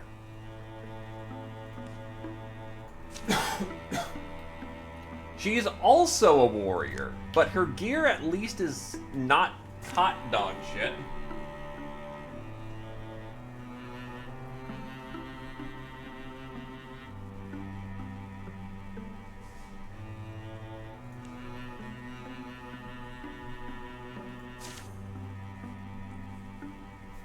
God, I've got 2 companies to throw out. True, I could give her Storm Touched.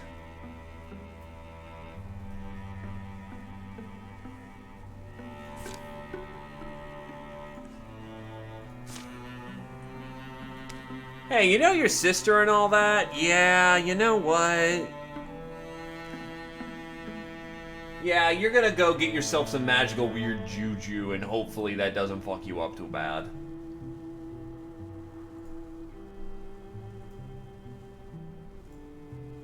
You know, not bad at all.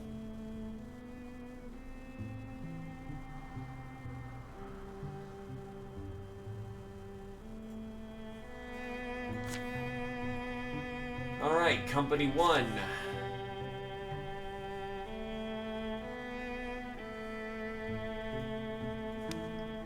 Take the extra warrior there. Other company, Company 2, led by Badger, go. Dragon Tea and Z Opposer go to pay their respects.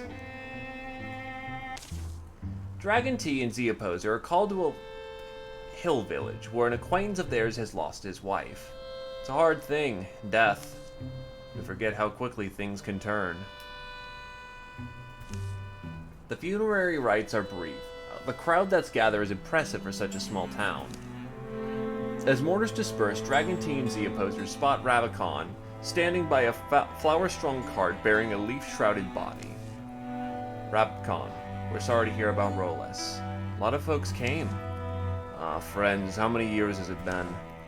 They go with him up the road to his home on the hill. You lose perspective sometimes, easy enough to do, sadly.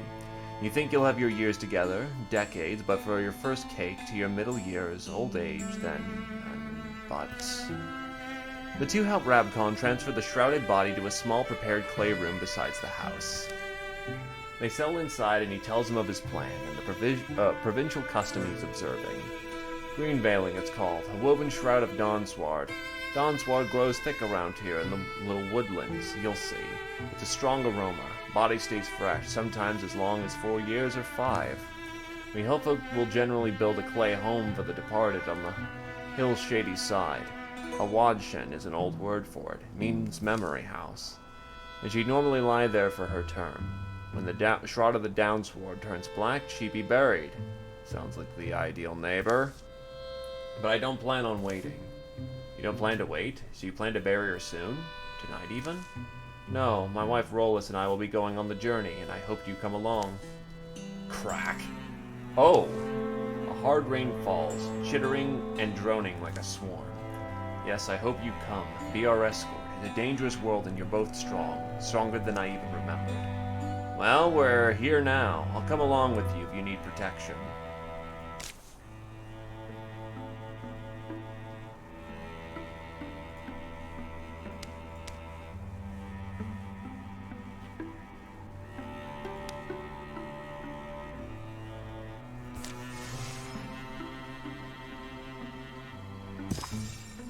Under the setting sun, the formation of stone catches Wallen's eye.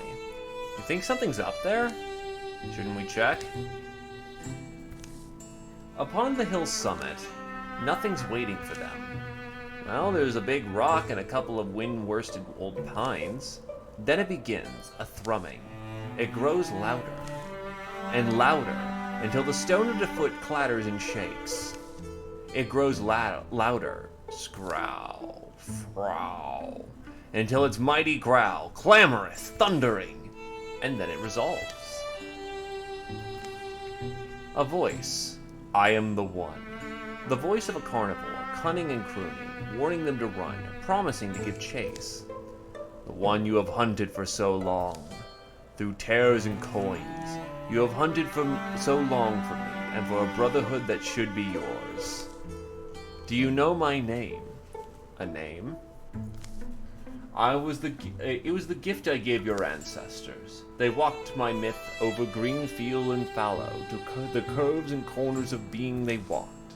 Do you know my name? How? How would I? A blessing earned through ancient service, an oath written in steps and trails, and sealed with a name. You need only know it. I ask you once more. Do you know my name? Locaeus! Walton surprises himself. It's not something he does often. He's unsure how the name came to him. But he's sure he's right. Yes, I'm Luceus, your wolf god, and now you may take my oath. Abandon your humanity, my boy, and be blessed as wolfkin. Oh, shit! Lumi can intercede here.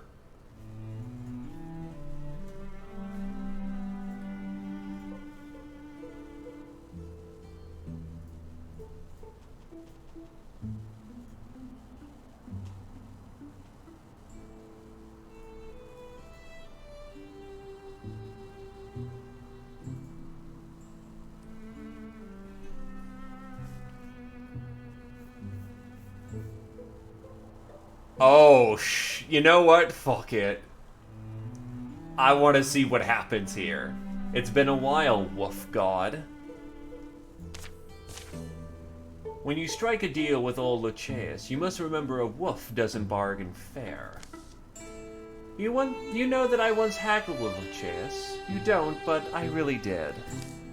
And darn these wild gods, he offered me nothing but a beard and a nose job. I said, no thanks, wolf. No thanks, poor wolf. No thanks, you. But... Stooping, Lumi takes an offering from a small stone bowl and places it in Wallen's hands. At least his relics look cool. They leave the hill in silence and distance. From the other side, it looks like a certain smooching spot I know. +4 charisma. +4 stun chance and extra bonus damage.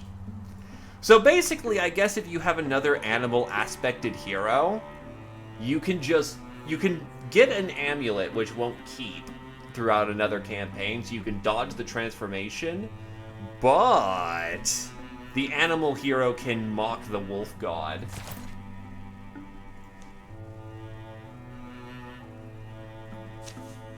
Does that show up as a history? It does not show up as a history.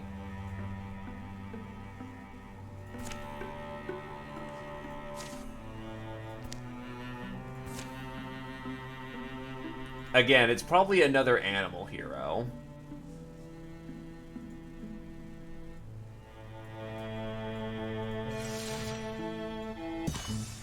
Olward and Julian welcomed Elsa and stuffed her full of bristleberry pie and goat cheese while they waited for a storm to roll in.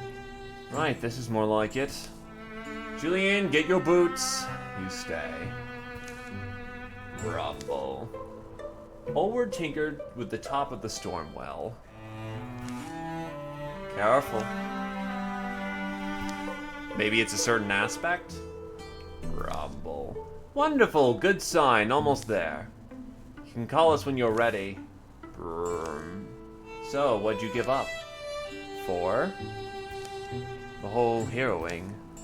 You know, like your goats or your spouse, to name examples at random. Oh. I don't think about it like that. I think, what's out here to gain? What'll slip into the mist if old Elsa doesn't get there first? There's a different Elsa in a different time who maybe got some goats and a husband. Maybe she was happy. I'll never know her story. But this one is mine. Elsa's musings are sharply interrupted. Olward! Ugh.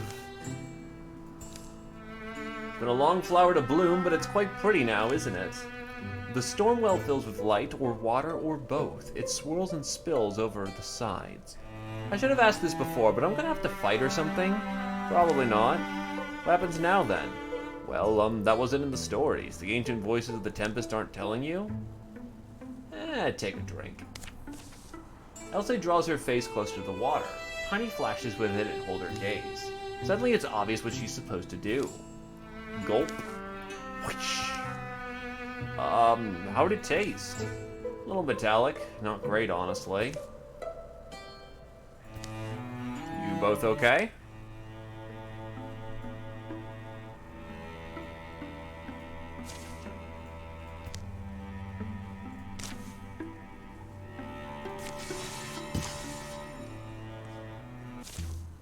Just west of Vormeyer's bed, Rabcon leads his ox and cart, carrying the body of his wife down the hills into the arms of an old forest. Mist rolls in as twilight takes hold beneath a cloudy sky.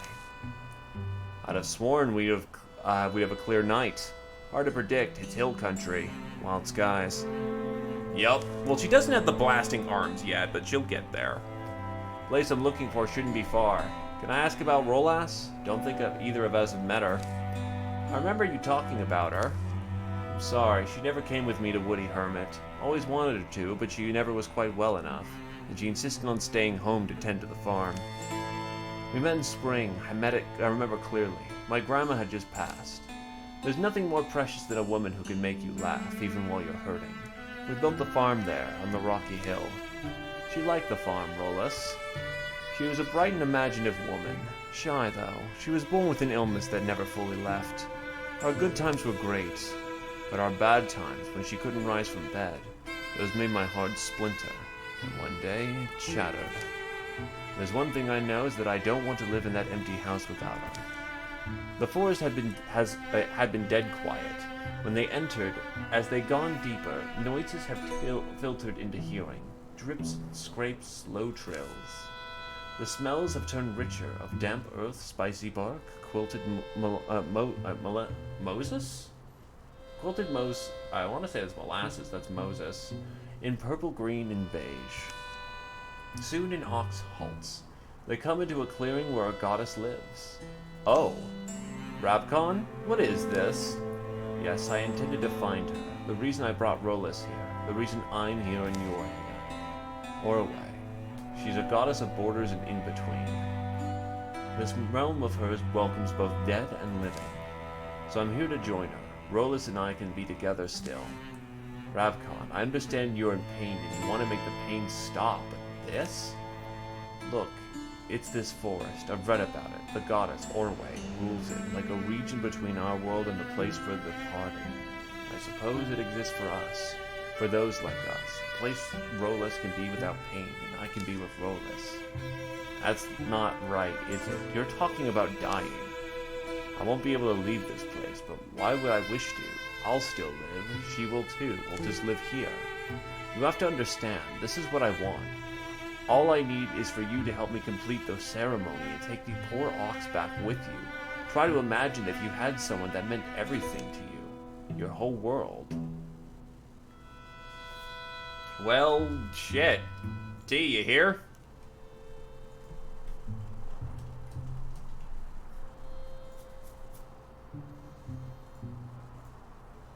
Otherwise, I'm gonna have to put it up to community vote.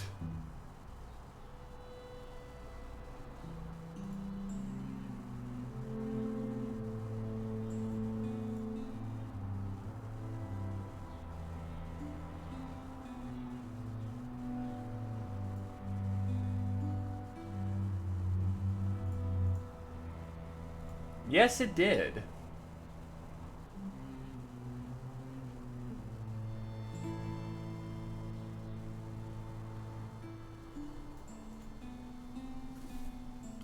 Don't think T is here, so...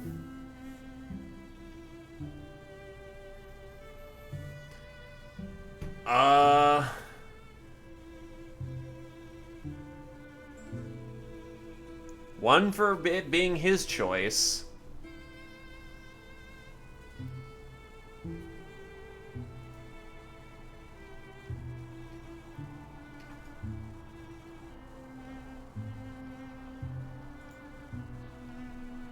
Two for being his choice. And no voices of dissent in this regard.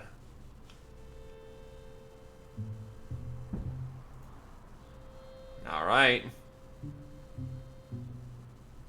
You know, it should be his choice. Can't say I disagree. Not that I claim to understand. There's no one I love enough, I suppose, that I go haunting the gloom with them forever, but alright, what's the first thing? Well, lay both of us at the foot of the shrine, and then she'll test us. Orway will. A test, huh? Well, fortunately, I'm one of the greatest cheaters there is. It is dangerous. We must duel Orway's guardian. It's why I needed you along, but if you decline, I'll understand and I'll fight it alone. You're not a fighter, Rabcon. Hold on to Rolas. We actually do this sort of thing a lot. They pull Rollis' shrouded body from the cart bed. True to its reputation, the woven wines of the Dawn's Ward have kept her perfectly preserved. With Rollis across Rapcon's lap, the two rest at the foot of Orway's shrine. Goddess Orway, hear me. Beneath your mercy lie two wish to roam your realm together, live in your lands and laugh again. Please permit us to stay. Send your guardian, my champion shall stand to fight it. Send your guide, and my love and I shall go behind. Garlands of mist wrap and twist around boughs, statues' arms and legs over their damp, dusted cheeks.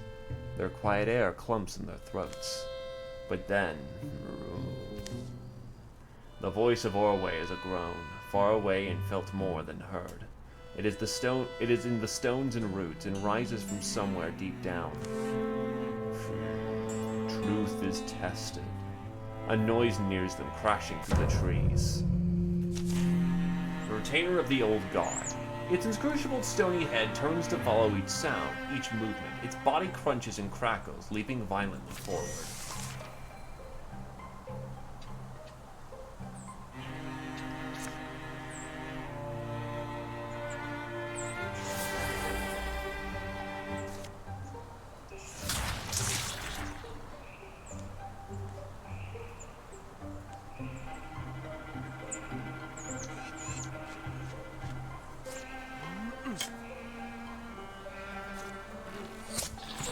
This might not take long.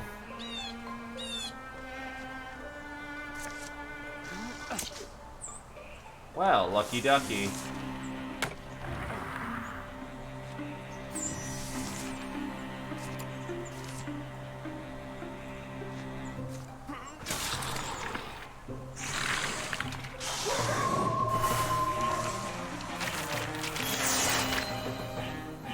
Well, Dragon Tea is now level 5.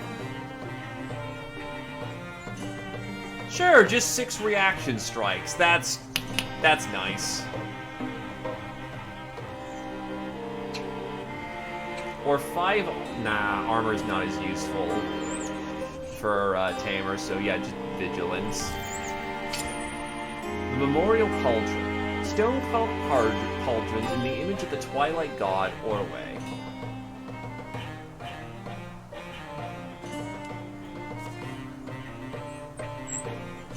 Literally the same thing, but better. Well, actually, I'll give it to Lumi. That gives her actual armor and ups potency. And plus, it looks like birds! Stone-carved cauldrons in the image of the Twilight God, Orway. The Guardian falls, its great stone knees clattering apart, rolling in the moss. Its wheeling rocks gather dust and shadows as they settle, until they look like they've rested there for centuries. The glade goes calm, and then Rabcon starts to fade. Goddess? The rat body of Rollis across his lap seems to lose its substance. He has time to say, "Thank you, friends." And he's gone. Well, now that's done. Where the ox got to? Yeah, good thinking.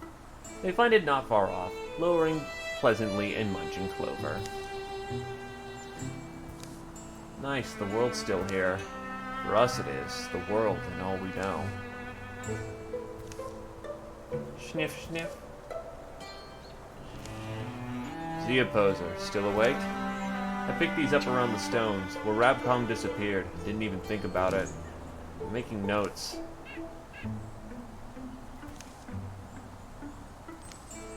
They return to the farm Rabcom and Rollis built. They set things in order and see it passes to a worthy family. Then they're on their way again. The road is pale, splotched and torn in places with rots and grass. Stretches of the journey are entirely wordless. What's on your mind, Dragon Tea? Those memories, old wishes of ours. It's hard to let the good things go. I know it is, and I feel sometimes The wind picks up. I don't know. Yeah. The road the color of an old canvas billows in front of them, behind them. Oh, that was another hook for tea. We'll go with untouchable, so if he gets things on the parry, Jesus.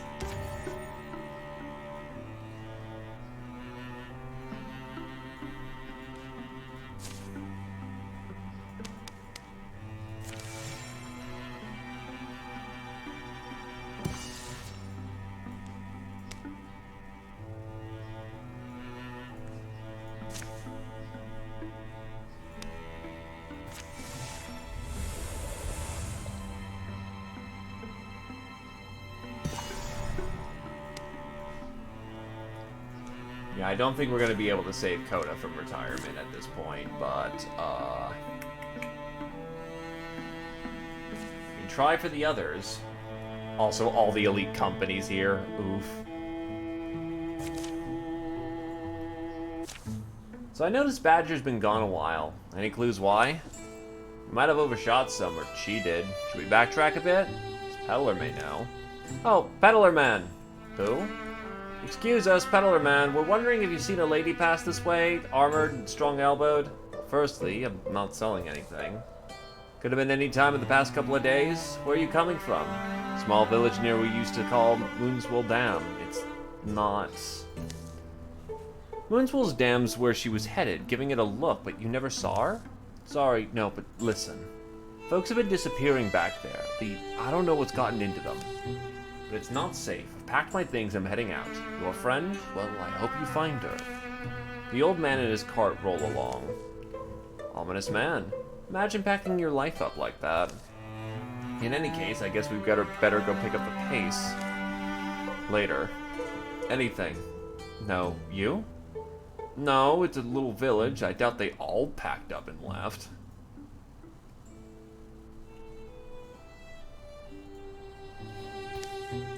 From a gully among the rocks rises a brief gust of voices.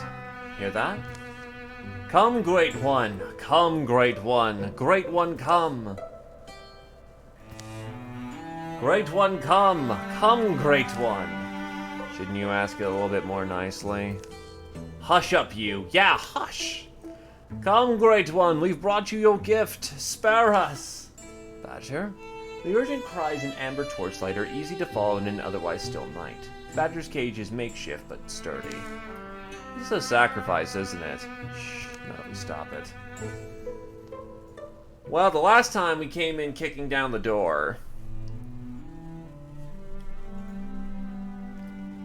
But what do people want to do?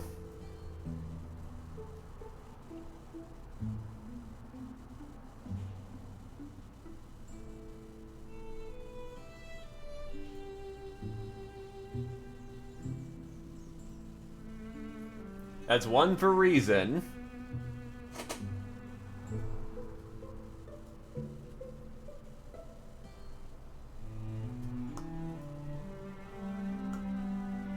Two for reason.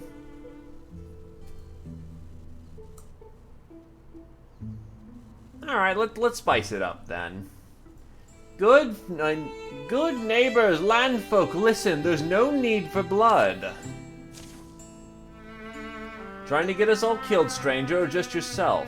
That's one of ours you have in your cages. I will do what I have to keep her alive. This is the price of survival. Our own are not exempt. The Great One demands sacrifice. We have no choice but to oblige. No choice at all?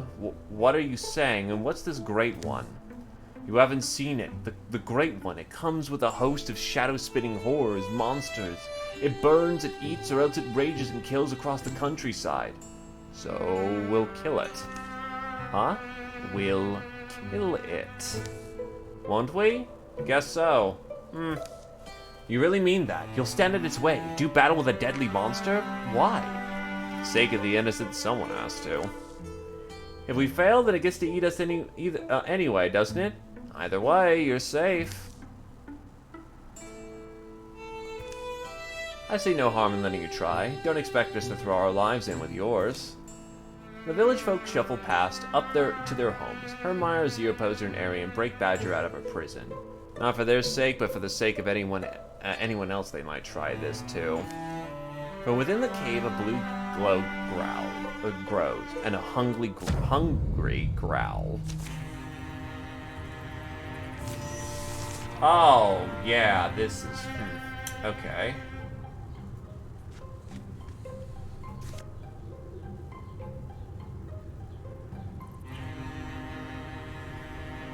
Honestly, the great one's not even all that bad.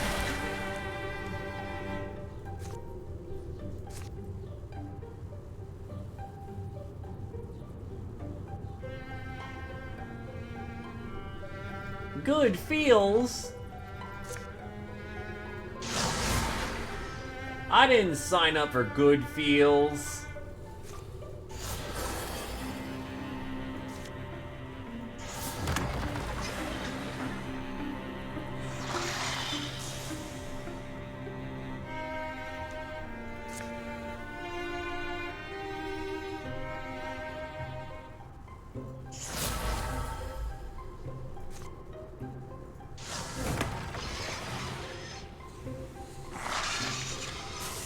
Nah, I don't think they, I don't think they particularly cared. I mean, it's just some fire, right?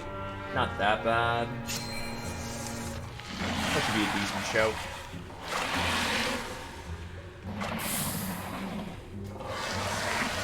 Yep, they can hit diagonally, the genius that I am. Wait, what? You hit that tile, right? So that should have... whatever. It works. It works. It works.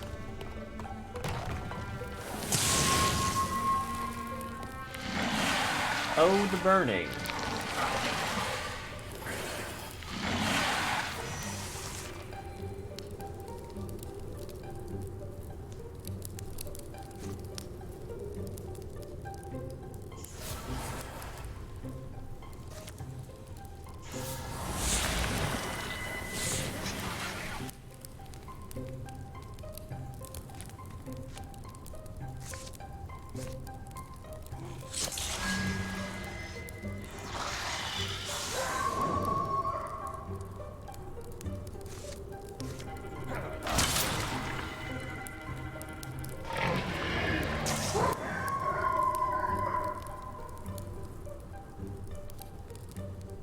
Witness me!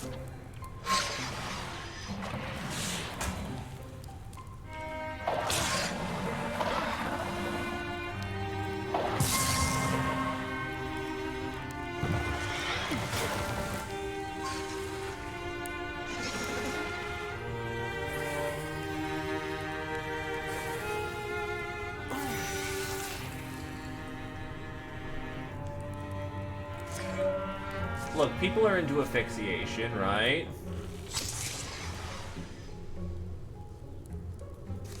You may be quite the veteran at this point.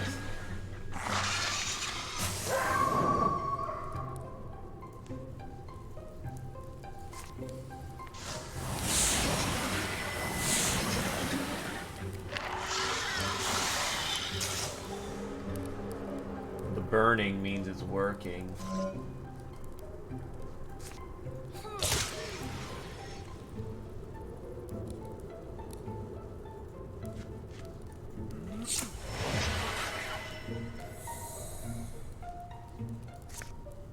Bonk.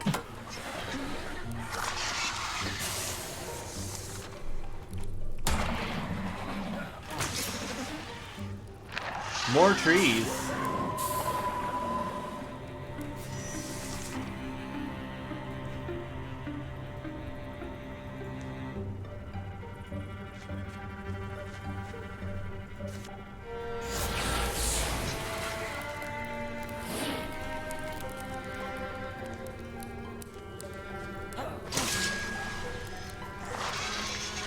Look, It was all just a terrible memory for these people. The night mail.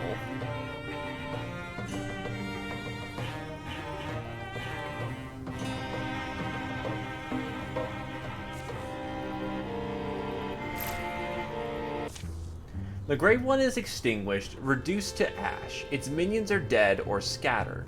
Badger and the rest make a wary return from the cave in the gully.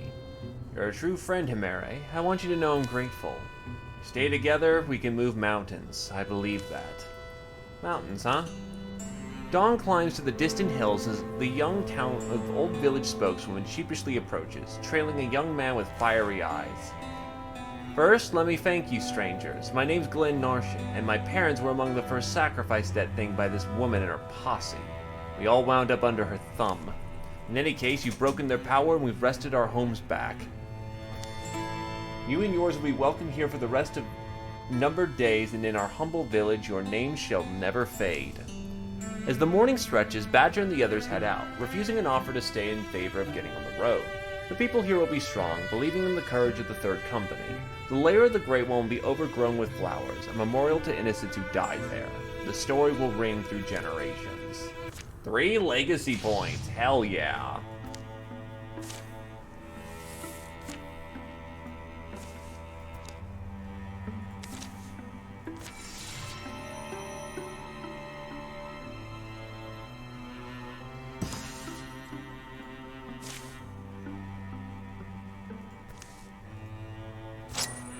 The Elkhorn Bracelet.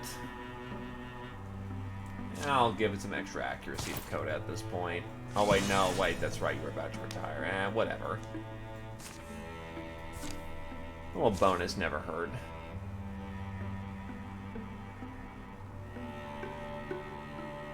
All warriors, oh shit.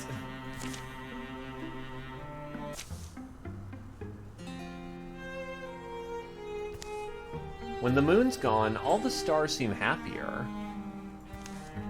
Reminds me of a tavern hall before your face darkens the window. Coda, shh, she doesn't know. Anyway, it's a good omen, the brightening stars. You believe in omens, I'll say? You start to. Spend enough time alone, you start having conversations with existence. Omens, signs, fortune. There's as much out there as you're willing to find, maybe. That's good. If it gives you confidence, I just say don't trust omens over much. The shooting star.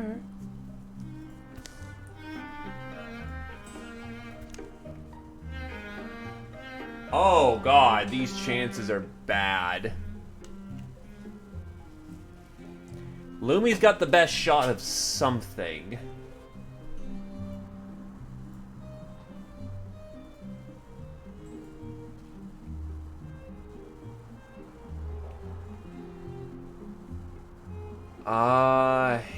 Yeah, realistically, you are the only one who's got a shot at this. Maybe I do wonder, does she see something I don't? Just feel like it's pretty impossible, maybe, to follow Starlight and not look like a fool. Think that second bit's not really important, is it? To some of us? A coolness falls over them, the silence of 100 winks. I'm just, you know, I don't want to be distracted or disarmed. That's what I'm left fearing. We'll never see that comet again. It's a conversation Lumi will return to often in her head. It'll only leave her with more and finer doubts, but it'll lend her vigor at times, that pondering and soup string. On those days, you might expect gapless rain, a little doubt that can feel like sunlight. Holy shit! Okay, she got the 20. +7 retirement age for the campaign.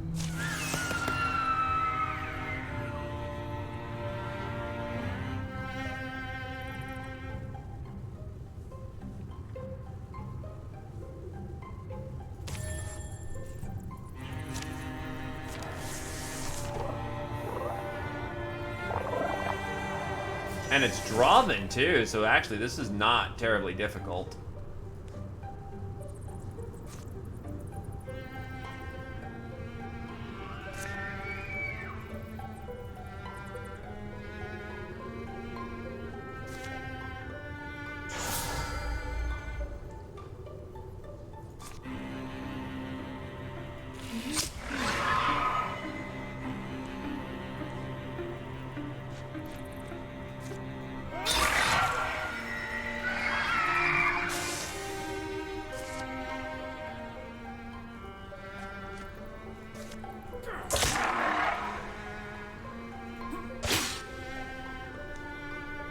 You know what? I'm gonna go ballsy.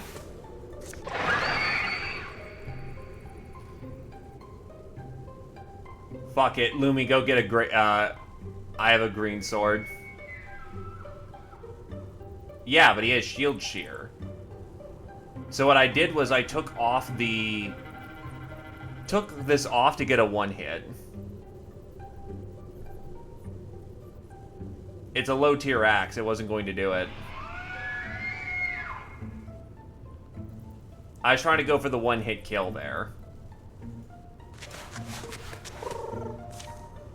Thanks for the exercise. I was feeling kind of doughy. And now Leaf Greatsword.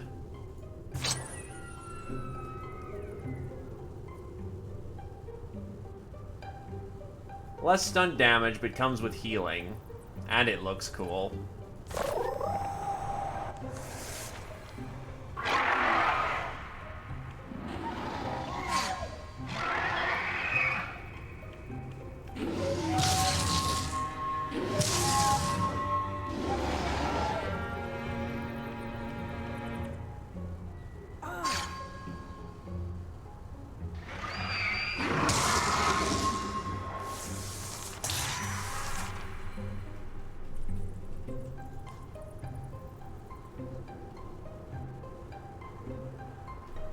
Now, I will say, we got pretty momentally fucked up over there.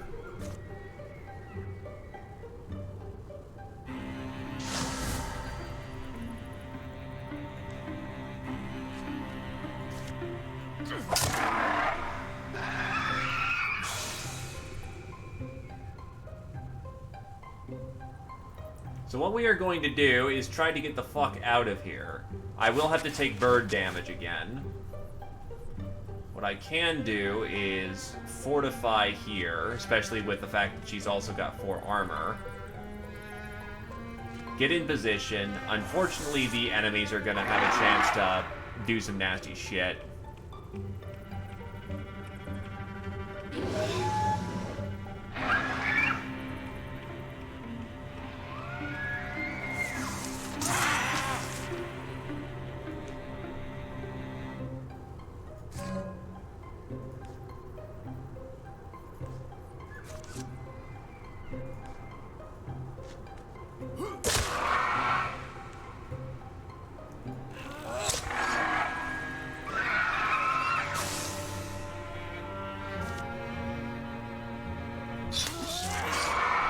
You're pinned.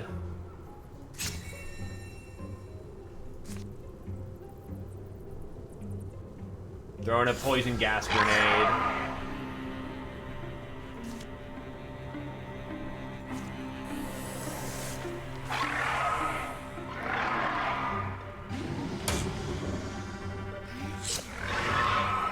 Yoink.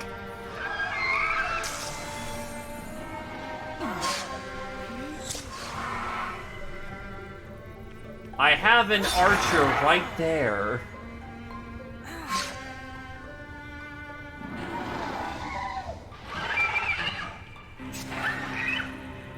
That is a lot of potential pain.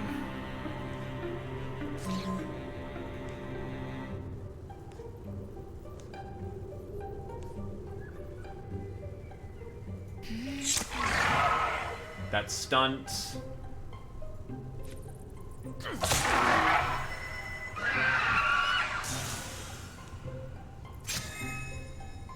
Lumi, fall back for the operation. You've done your work.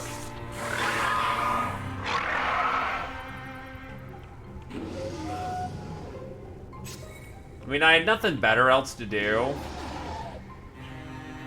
Ambush hurts. And there goes his left arm. Oof. Well, at least it's Wallen.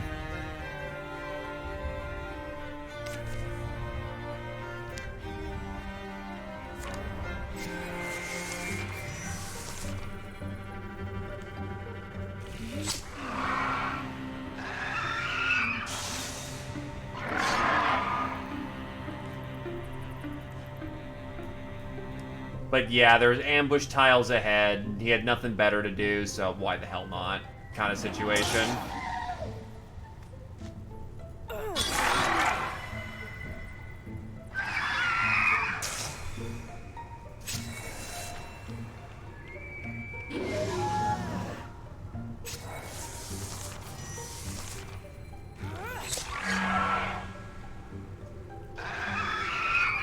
They're also both in chain, which makes them incredibly slow. So the archers would still have the ability to... Hey, Wolf Call, good stuff. The archers would still be able to chase him down. He can't clear the distance fast enough because he's in, they gave him the, heavy armor.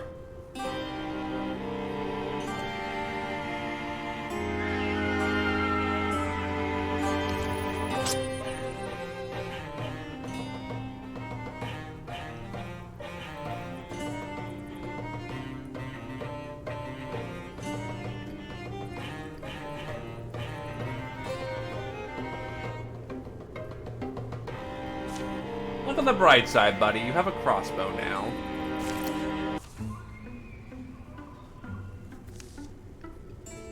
Now, to be fair, a lot of that trouble came in for me stage diving for that greatsword.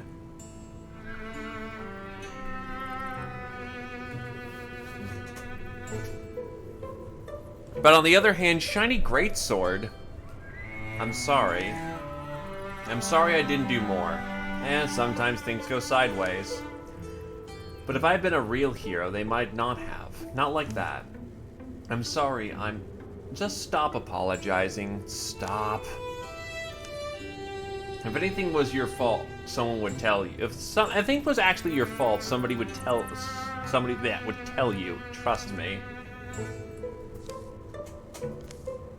We're friends. I'm allowed to say that.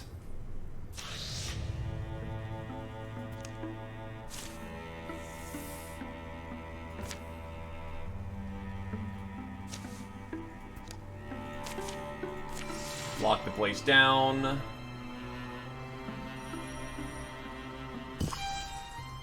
On the river, far edges of Kwanzaa Fields. Well, that's another patch of yawning land safely explored. Perhaps tomorrow we can sleep in an inn. I haven't had a chance to flirt with a lusty barmaid in weeks. Hey, your waifu's right there, asshole. Do you ever think of anything else? Excuse me, what does that mean? Easy tea, we're all tired and you've been snippy with each other a lot lately. Means I'm sick of you going on about your romantic exploits or lack thereof. Your loins are your business, not ours, and I am, for one, tired of hearing about them. Arian, don't take his bait. Oh yeah? Yeah, got something to say about it? Oh, you bet your ass I do! Back off, T. I may overshare, but at least I can take things seriously. Oh, what's that supposed to mean? It means you make everything into a joke. You never treat anything earnestly or solemnly.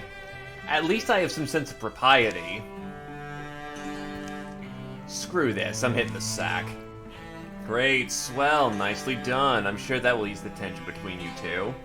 I wasn't trying to ease the tension, he had it coming. Maybe, but it takes two to make a rivalry. This mage ain't no bitch.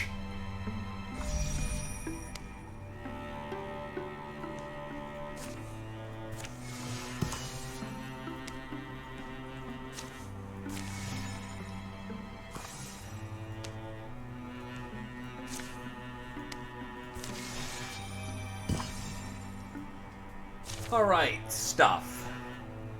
And the stuff we have are Wolfheart Pauldrons. You know what, buddy? Go ahead and take it.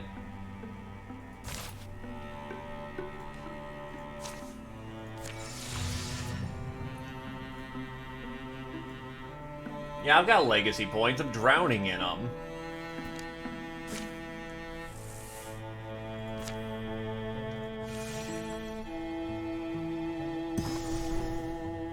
The Kwanzaa Wood. Let's go.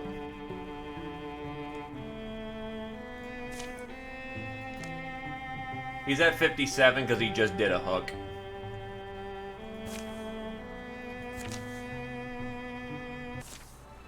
Hey, Dreams and Bones.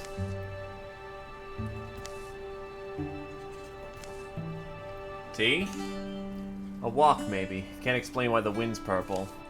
But then there's a lot that can't be explained. Oh? Whoosh. Oof.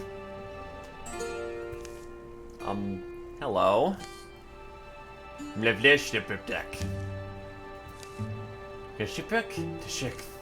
sorry, I don't...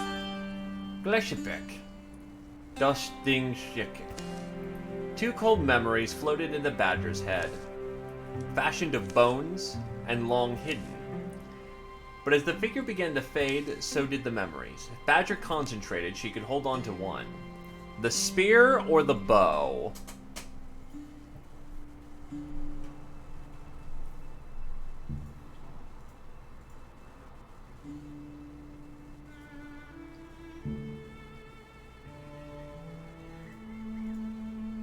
We did do the bow already.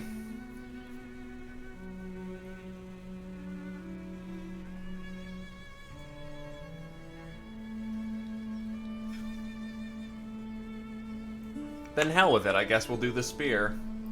Well, actually...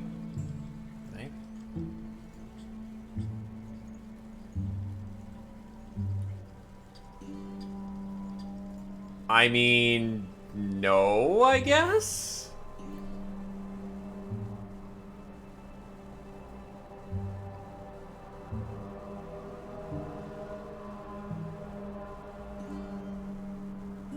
I mean, might as well go see what this spear is. Location of the spear.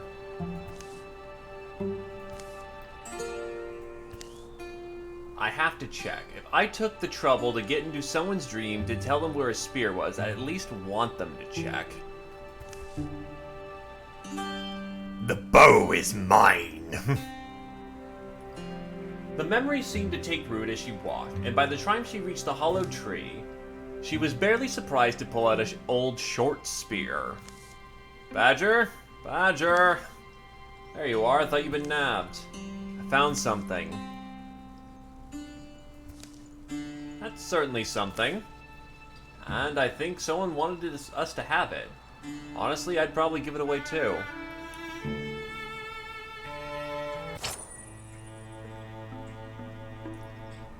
I mean, does anyone want a spear?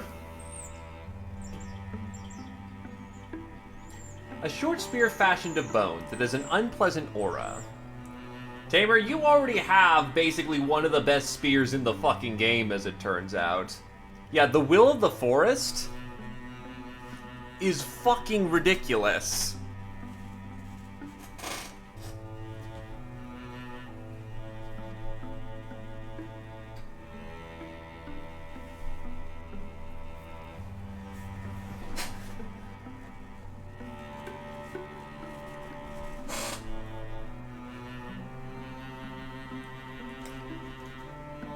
Tamer, you have 2 artifact weapons that are legendary.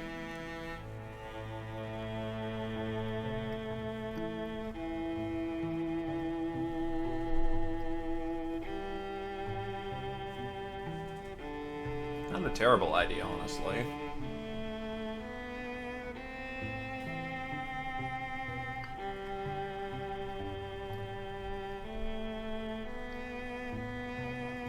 Actually, if I give it to Coda in the back,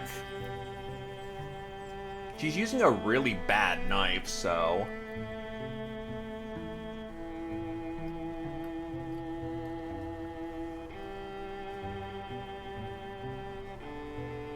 The +2 potency to the poison would do really nicely. True.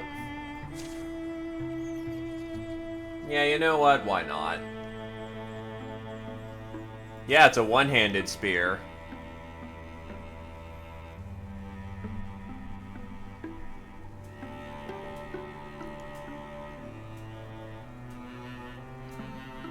I think Badger's screaming, though. Well, actually, she's got a tier 2 dueling sword. That's not a bad thing. Do you want it, Badger? So the charisma penalty is always on, but the potency isn't. That kind of sucks.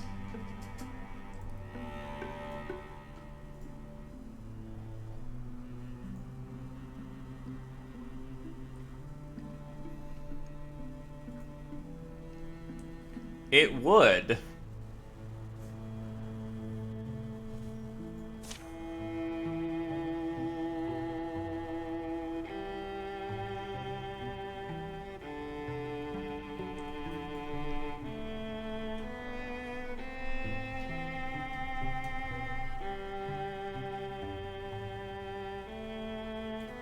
Yeah, actually, your cape gives you the charisma boost because you sold your heart to the Lord of the Wood.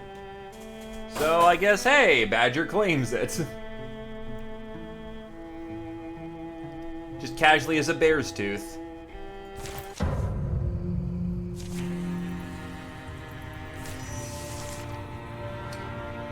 Ah, I see a problem here.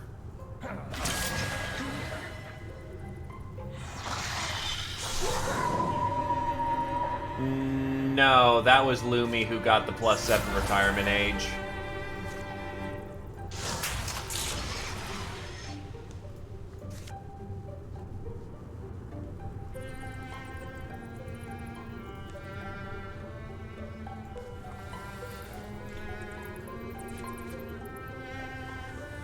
What hits harder, the axe or the...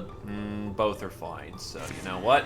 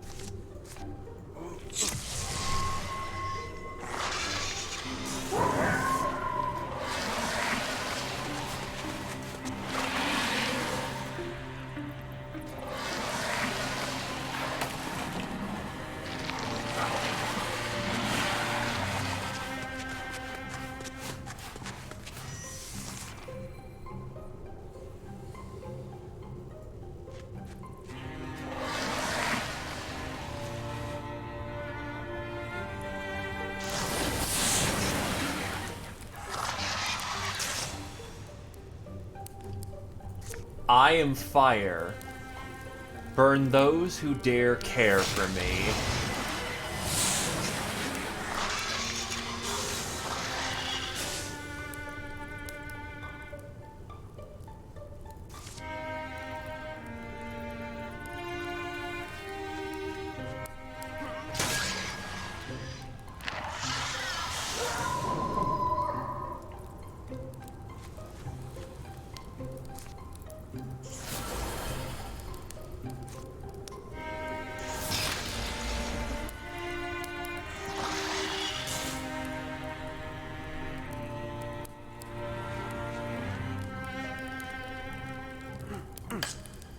Oof.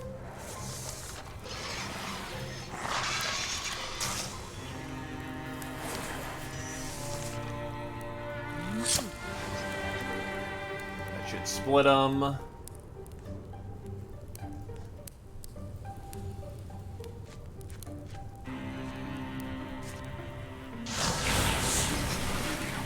Yeah, that bone spear is basically just a casting step for Badger at this point.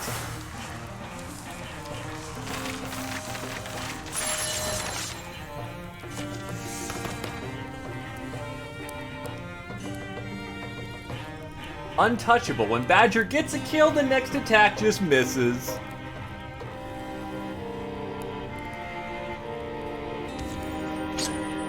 The Shark Tooth Axe. The mountain folk claim these weapons as their own. They're especially effective at chewing through carapaces, common among beasts and terrors of rocky cold heights.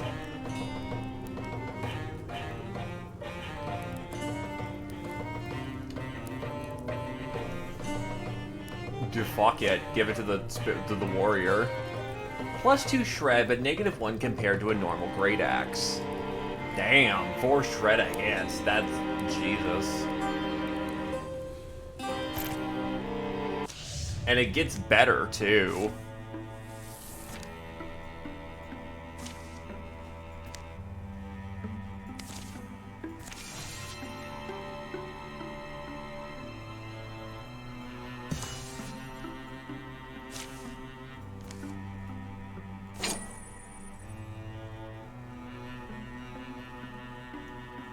So now Badger has 6 armor.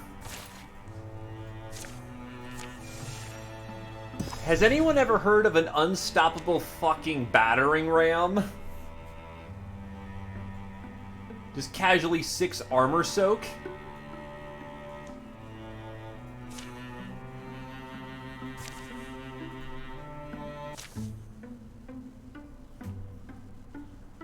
A twisting path takes him up the high hills and finally into the company of the local peaks. Breathe that in. Mountain air makes me remember things. Does it? Yeah, I was a kid once, or anyway, younger than I am now. Was living up for a while in a shared lodge. Evenings I found myself on hilltops or higher, closest I've ever felt to the stars, but for 20 paces the only sound is the scrape of their feet on rough granite. Any idea which direction we're supposed to go? The way forks. One path leads higher to the top of a precarious cliffside. The other curves downwards under the shadow of the high rocks. It's either south. Well, actually, if we do the mountain mischief, we can do the, isn't there the food item that, makes everyone get some, retirement age? Yeah, that actually can let us keep Coda. Cottage up this way. If someone lives up there, we don't have to disturb them, do we? I kind of think we do. Slender walking here. The path sticks narrow to the turnings of the mountain. They climb and cross along the wind-carved rock. This high up, my eyes are filling with tears. Anyone else? Can't tell if it's the snapping breeze or the passion blooming in my breast. Ugh, wouldn't mind a break. My legs are killing me. Reminds us, however strong we get, we can always improve. You're the absolute worst. Hey, let's try our serious faces, huh? At least until we've made an impression. This neatly piled cabin smells like sweetgrass. Its lacquered logs look strong and well tended. Hello, anyone at home? A distant hawk speaks up. Besides bird and wind, there is only silence. The Katoda stops through. Is there any... Oh. Fancy morning, would you like pork rust with your tea, or are you a coffee woman? Griddle cakes aplenty. The aromas of sizzling pork rust, hot oil, and floral tea sing in the nose. These cabin walls enclose a cozy lived-in lair for one. Chairs and root stools round a rose table are for space-hungry company. Can always make girdle cakes aplenty. Those saying otherwise are spewing slander. Little spew some slander slugs. I'll have a... wait, I'm sorry. Who are you? We are just passing by the... Me? Who am I? No intention of intruding. They call me... the Warlock of the Mountain. Gleep. But I'm alright with Swent. Swent is what I was born as. He throws a flack of flour over his shoulder. I'm a mischief maker mostly. Guess my hairdo says that clear enough. Anyway, mischief's not all I make. Famously, I also make wonderful golden brown griddle cakes. For those who solve my Gorgaloo puzzle. The Gorgaloo puzzle is about to commence. 102-year-old mystic. Fucking old. Needless to say, he doesn't last terribly long.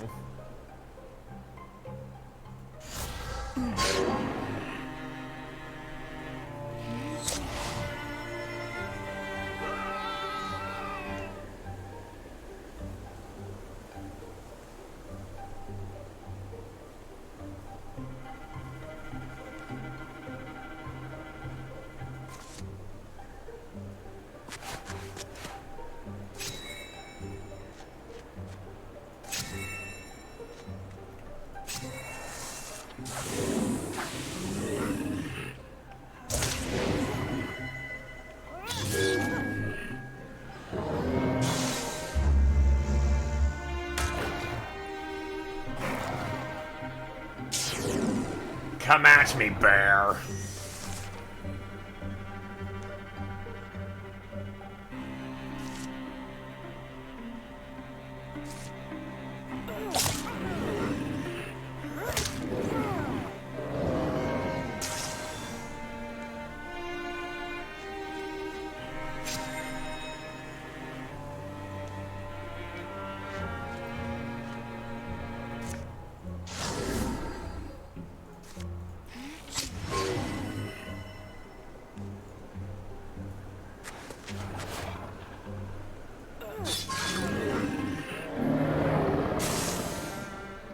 its blood spilled in very nasty places.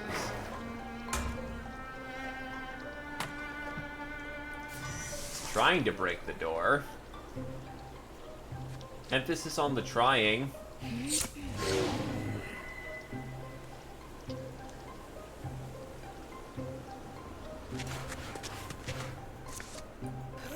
Thunk.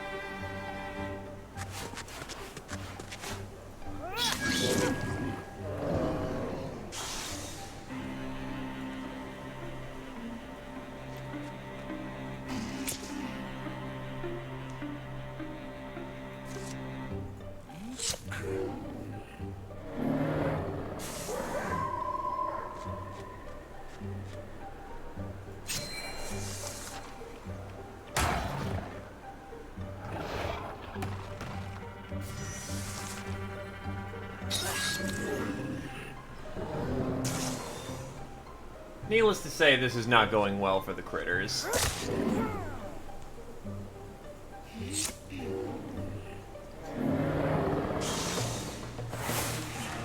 Lumi hits level 3. The Bear Strength Scarf. Well, I guess Lumi gets it. Wow, no, we're damaged garbage. I guess I'll give it to Zia Poser so we can actually get a bit of bonus damage in. A Blueborn Warrior.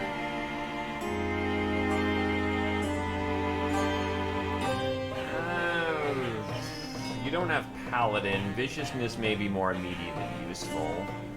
Nah, Vigilance is, when it kicks, it's gonna kick. It is, but +1 damage isn't commonly gonna make or break something at this point. Armor values are high, I have poison, I have fire. Early on, absolutely can be make or break. Suint, Warlock of the Mountain, drops back against his furniture. You alright?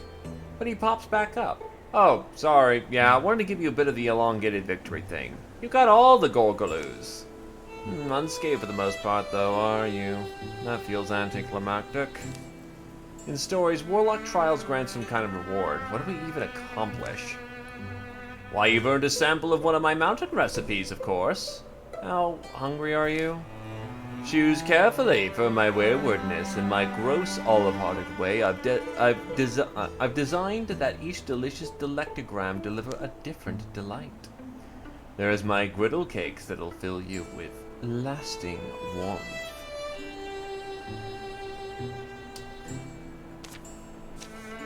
While they eat the snacks of griddle cake, Suint gives a brief account for how he ended up on the mountain. Persecuted, robbed, run out of 10 towns, he retreated to his high home where his eccentricities and frequent mischief would only bother those who blundered into his domain. And at that point, aren't we all fair game? Winking, teasing guidance is all the stars ever offered, and even the moon proved unconstant? Still, I sleep beneath them like any other clover-bothering cow. How vexing, how invigorating. How do you even sleep at all, you fable-born wonders? He goes on for a while yet. They bid the Warlock of the Mountain goodbye. They take swift way down by his direction. Mountain air, huh? Clearly you can get too much. Their dealings with the Warlock of the Mountain don't go unmarked. The locals tell sour stories about the Third Company and their deeds for years to come afterwards. It's that retirement age we really wanted.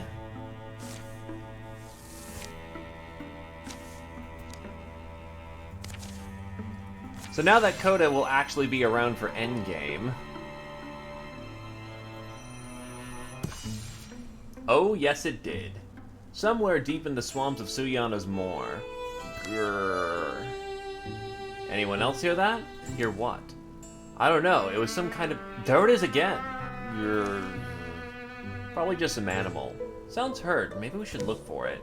Why bother? We got a long day before we can make camp. Hello? Hello? Are you... What is it? What did you... Holy shit! It's a child! It's a Draven! Grrr. I think we should help it. What? It's young, it's hurt. It's a Draven!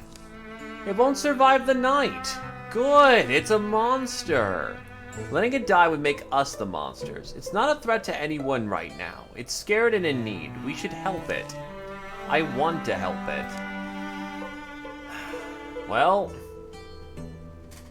we can either let the mage do something drastic, just say fuck it and leave, or try to actually help.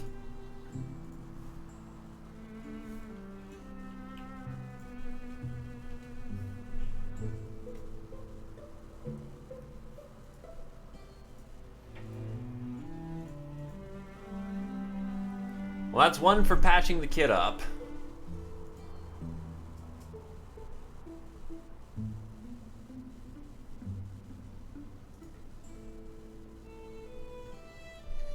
I don't think anyone's gonna argue doing the ethically correct thing.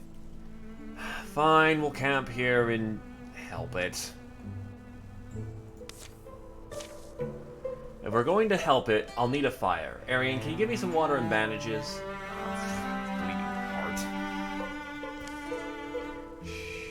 It's alright, you're gonna be alright. All through the night, Badger tended to the injured Draven until... So, how's the thing? It didn't make it. Oh. Look, it took guts to do that. To stand up to the rest of us like that. Let's just get out of here. There's still a long road ahead of us. Let's see if we can't make up for some lost time. Goodbye.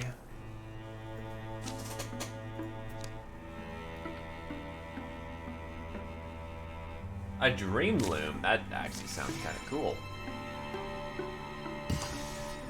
Or it was kind of a quiet insinuation of, you know, we need a fire. Snaps fingers. Who would benefit from actually getting a bit more of a word save? Coda would.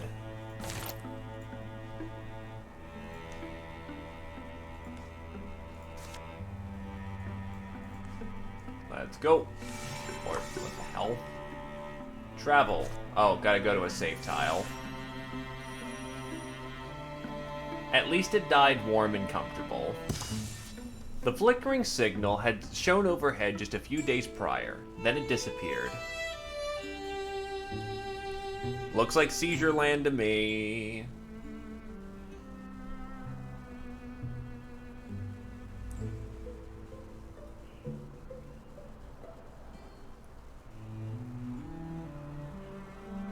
Yeah, it looks like seizures to me.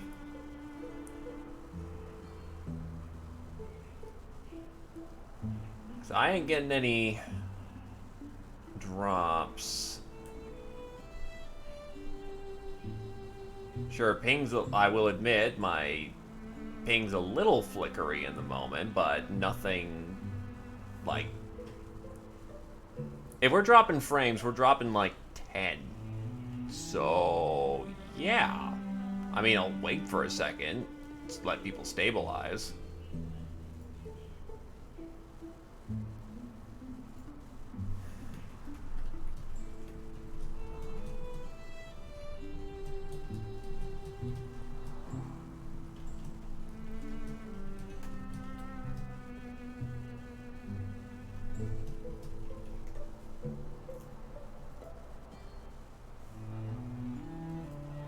The flickering signal had shown overhead just a few days prior, then it disappeared.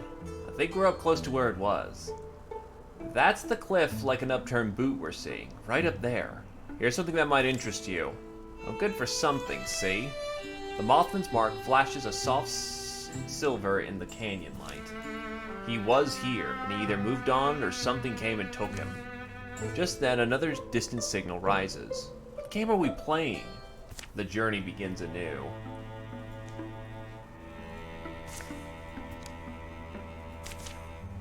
Well, time to build a bridge.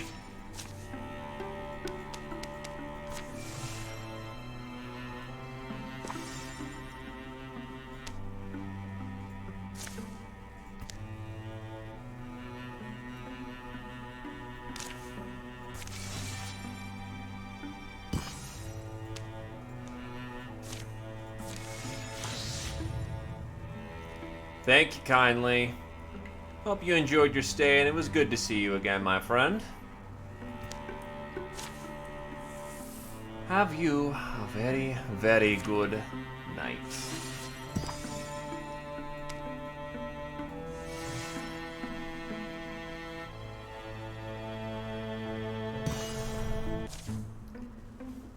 The signal appears to be lowering as they come near, but it's not completely gone. Movement under us. Feel that?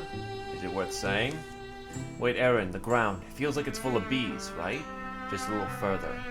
A low buzz fills the stones. Peering forward, they're startled at what they glimpse. There's... His harrowed face verges on the unfamiliar. His clothes run shabby and limp, but before they can even cry out... Whoa, wait! A blast of wind and light rips into the sky. In its wake, only silence and drifting dust remain. You okay? He's gone. Is he running from us?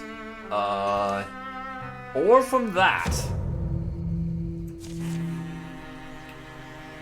Well, that's a fair few of them. Escape or defeat all enemies. Ooh, we have multiple options today.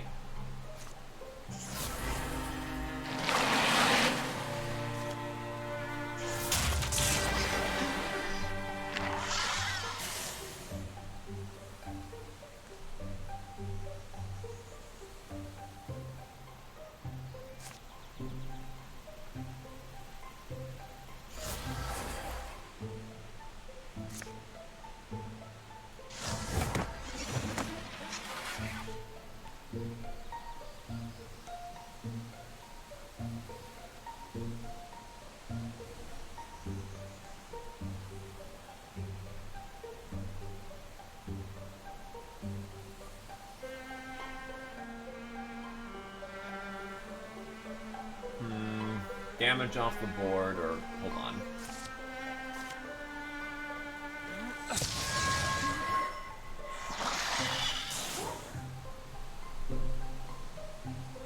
Yeah, best to secure the escape route, but don't think we will need it, so to speak.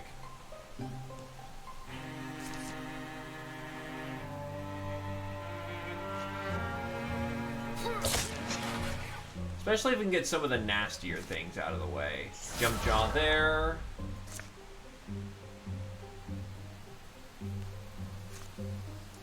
Damn it.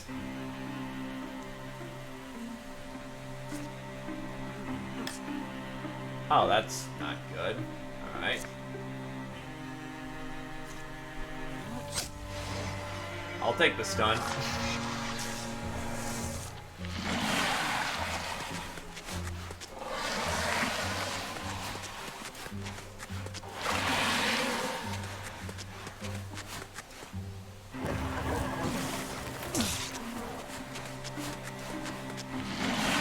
Flying.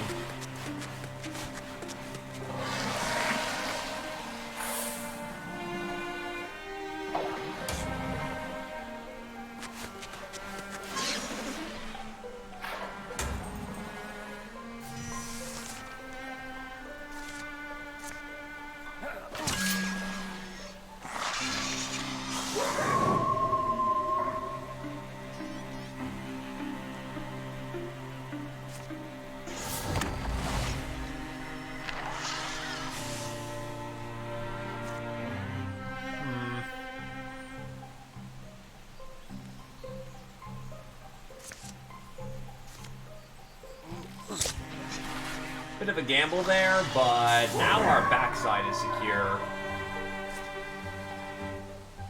Question is, can I get an angle where I can shoot multiple targets?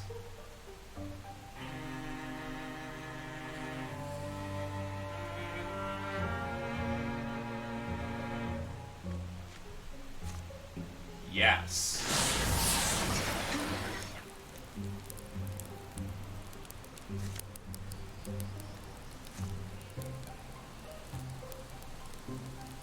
fair, he should not be frontlining, but that'll work nicely. Now they're all blinded.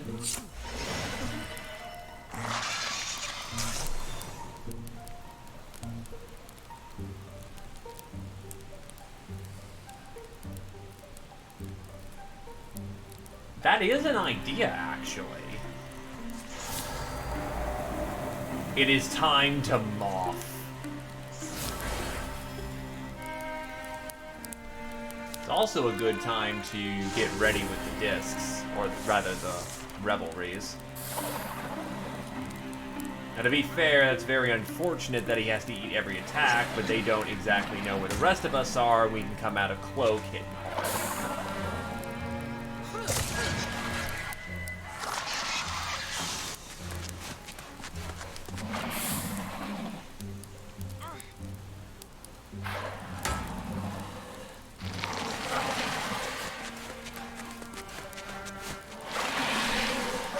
Yeah, there's a lot of them, but they underestimated one simple fact. We have a badger. An angry combat formation badger.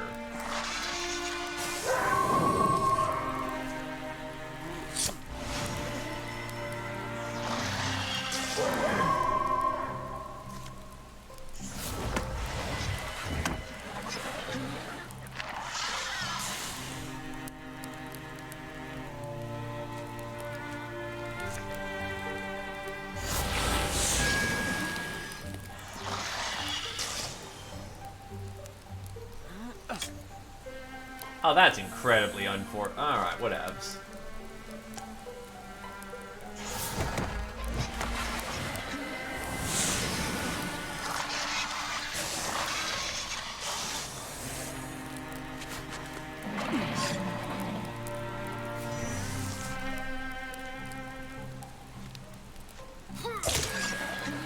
So, was that the worst of it, or are we done here?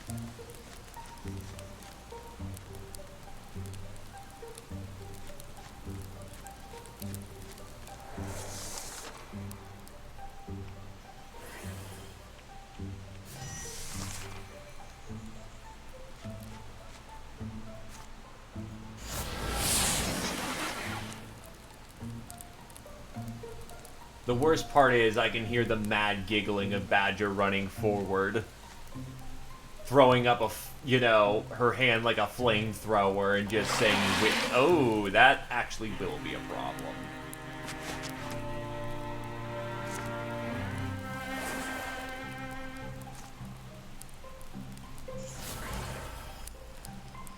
Not an unsolvable problem, but that's definitely a, oof, okay, that's a little bit of spice.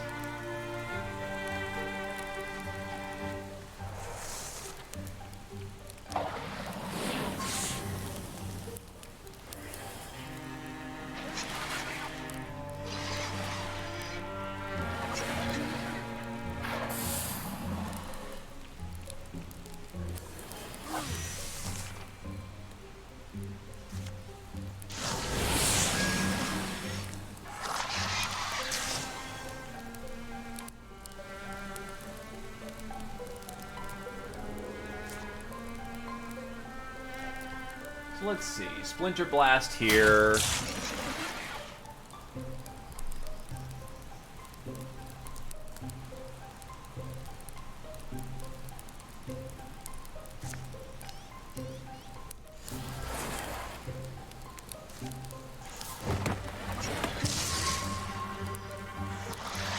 The worst part is, the dragon looks so cute.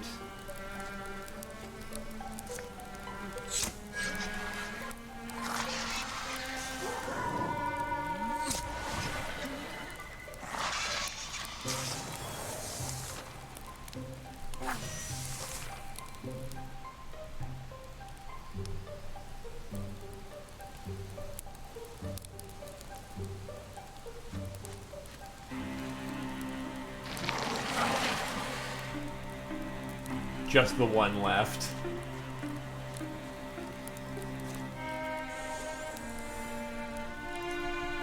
You know what, Badger, you got this one.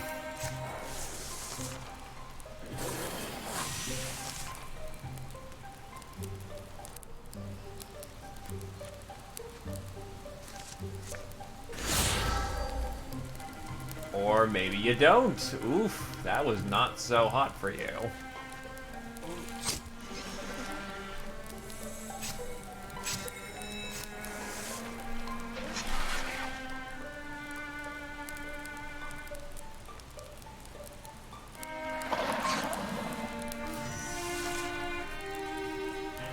The coward tries to run. The coward is dead.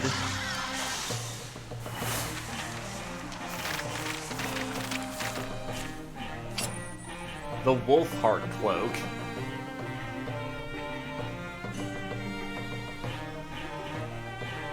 I will give it to Zio. You know what, Coda? She's getting old, and that will actually affect her health pool. Mothman sure is a knot of riddles to me. The columns go quiet. Combat's done. Pretty cute disappearing in a dust beam. Leaves a mess, though. Surprisingly human arrangement he had here. Kind of a campsite. There's bandages. There's bandages stuffed in the rocks. Looks used. Guess he bleeds red. Remains of a little fire. Some mud where water was poured. This old settlement would be easy to hide. Wonder whose home it used to be.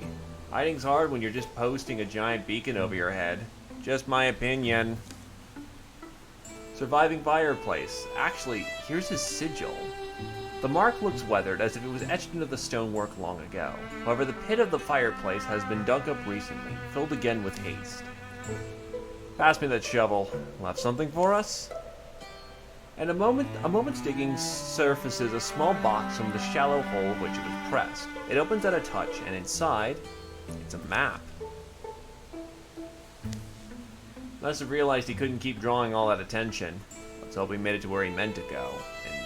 Just stay ready for tricks. Ready and ready and ready, every day. What a word that is. What a sad word that is. Ready.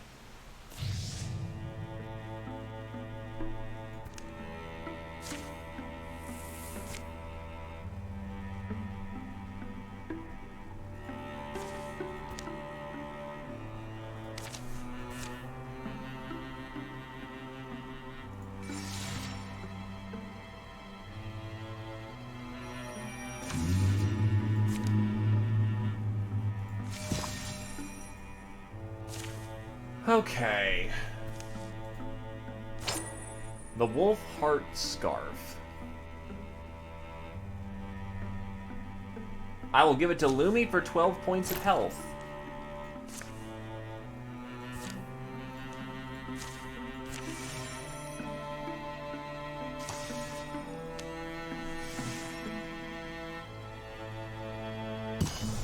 No beacons have led them here. No flashes or columns of disappearing dust have marred the summer sky.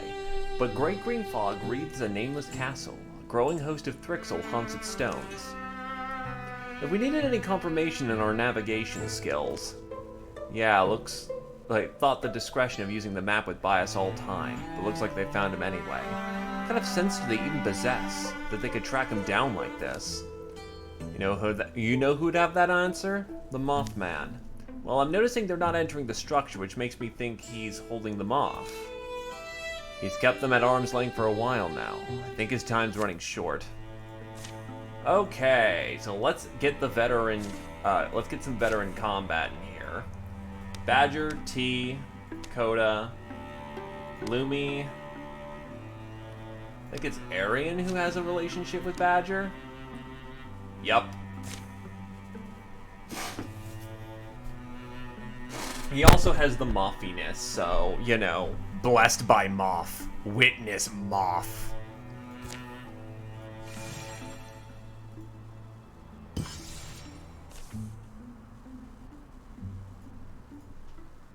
As they gather around for their approach, conditions around the castle undergo a troubling shift. Where are those Thrixel we were seeing? Did they move away? Nah, just saw them all go still, suddenly and together. Then they flipped inside. Couldn't have been more than an hour ago. Whatever was holding them back appears to have broken. The ancient fortress sucks cold wind through its whistling teeth. No living beast now lingers in the gloom outside its walls. Probably beyond time we were in then. Right, Lumi? Badger? T? Hey, does this count as storming the castle? It does.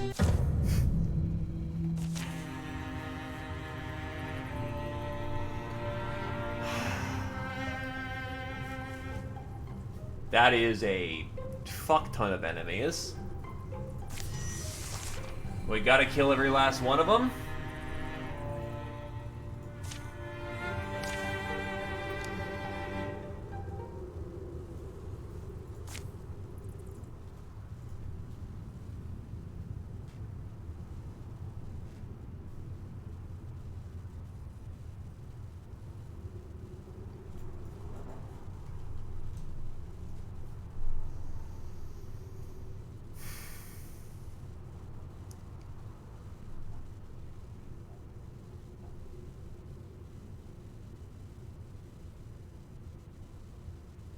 I'm trying to carefully curate this one, and while it doesn't fit the vibe, I think it's fitting. There we go. Yeah, because unfortunately there is a badger in the building now. Copyright me, Twitch, I fucking dare you.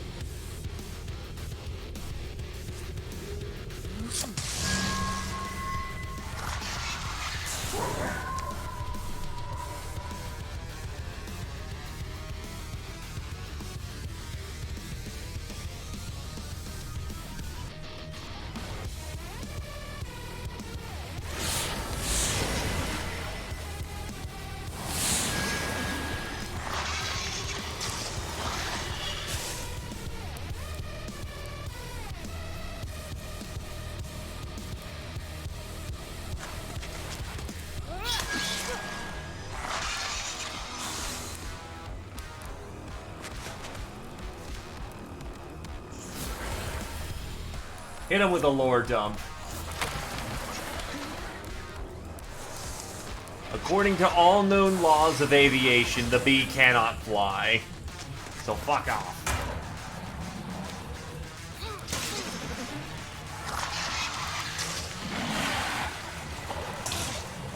Oh wow, way to ruin all my armor, you ass.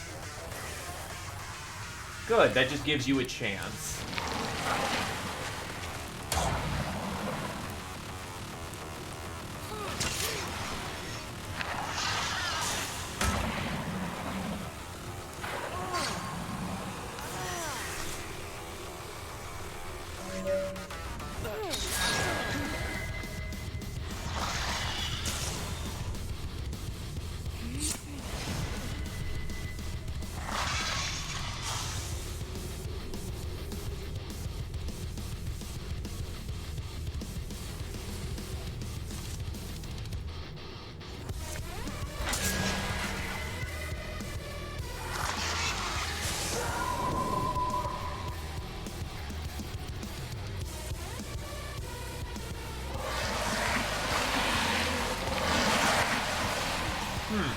That's quite a few of them.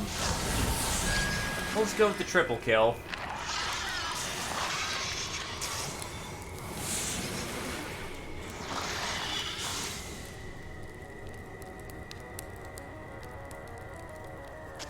Oh, and that person's also dead, too.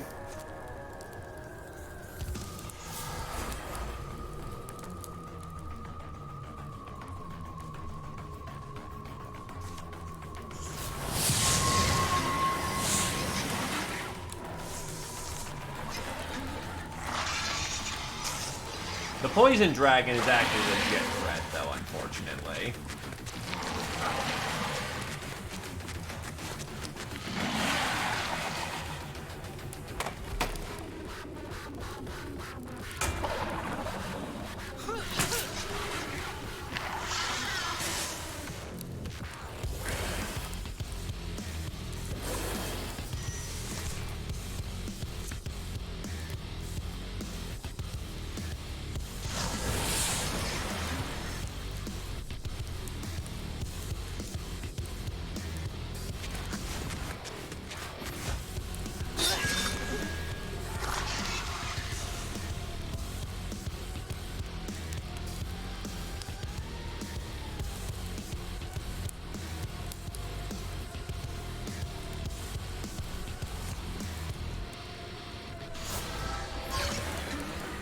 Well, it hit someone who actually could get hit at least, so that's not so bad.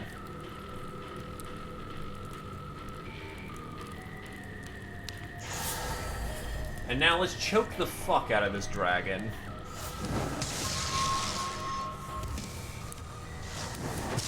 And priority tech threat removed from the field.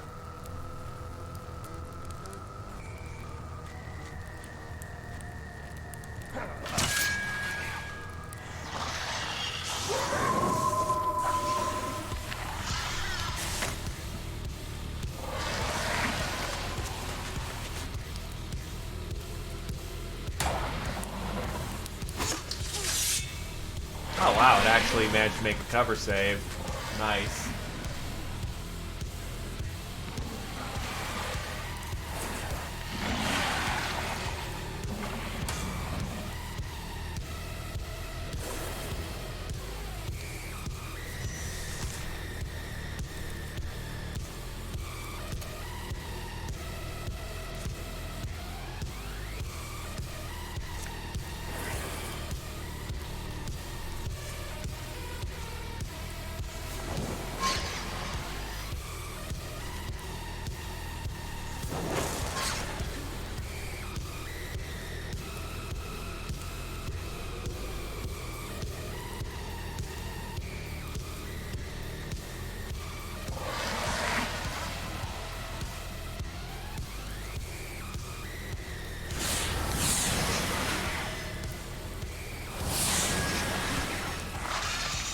One, two, three, 4 kills in one blast.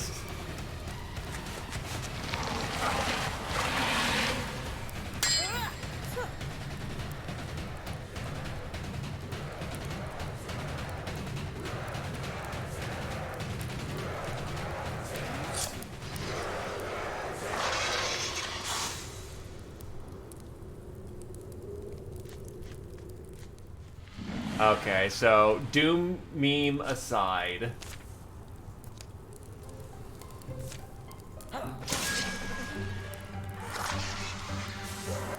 Oh yeah, shit, he was around, wasn't he? Oh well, shouldn't be too bad.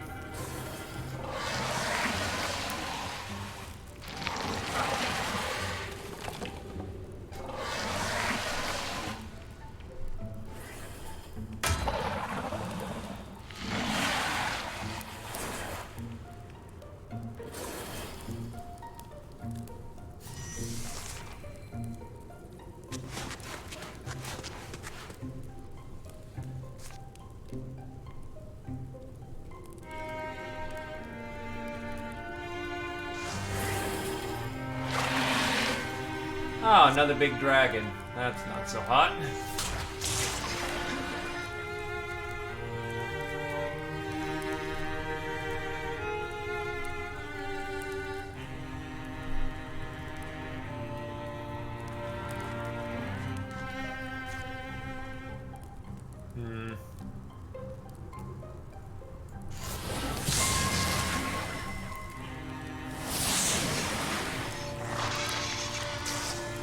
Not the giant epic genocide from last time, but God forbid that you don't murder an entire room with ease. That's 2 dragons. That's still a whole hell of a lot of heat.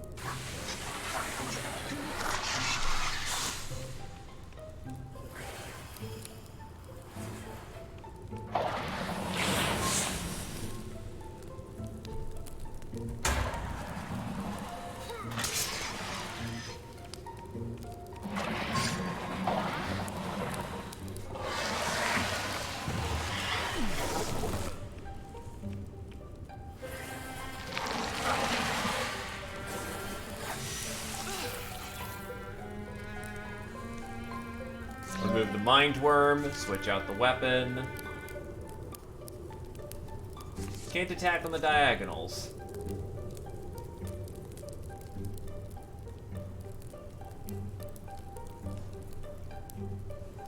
Well, I know where Badger's needed right now.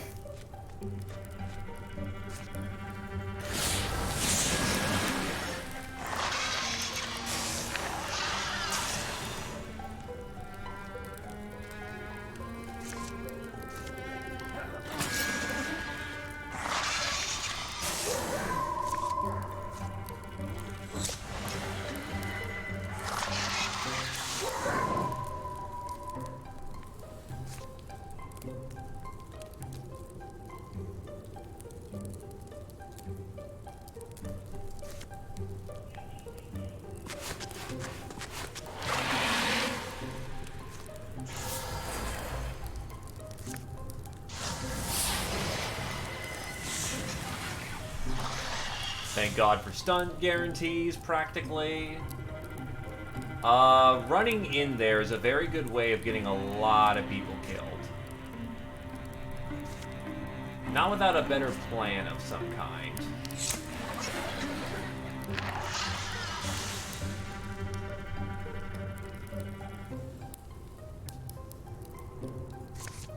I mean, you do have a crossbow you could just fire off in there, but that's not really what you do.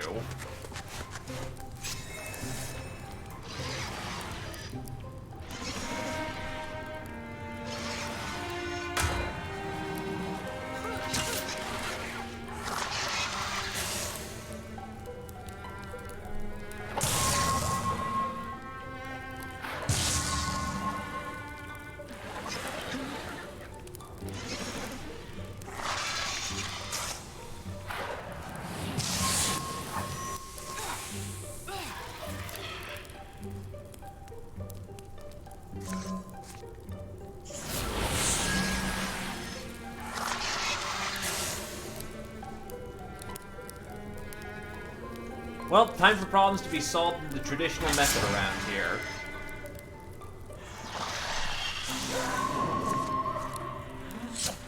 Really killingly.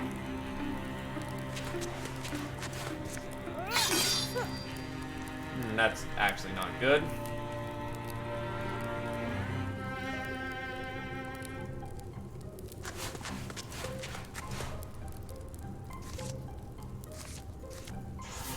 Did I hit him with a lore dump or splinter blast? Lore dump. That stun is really nice.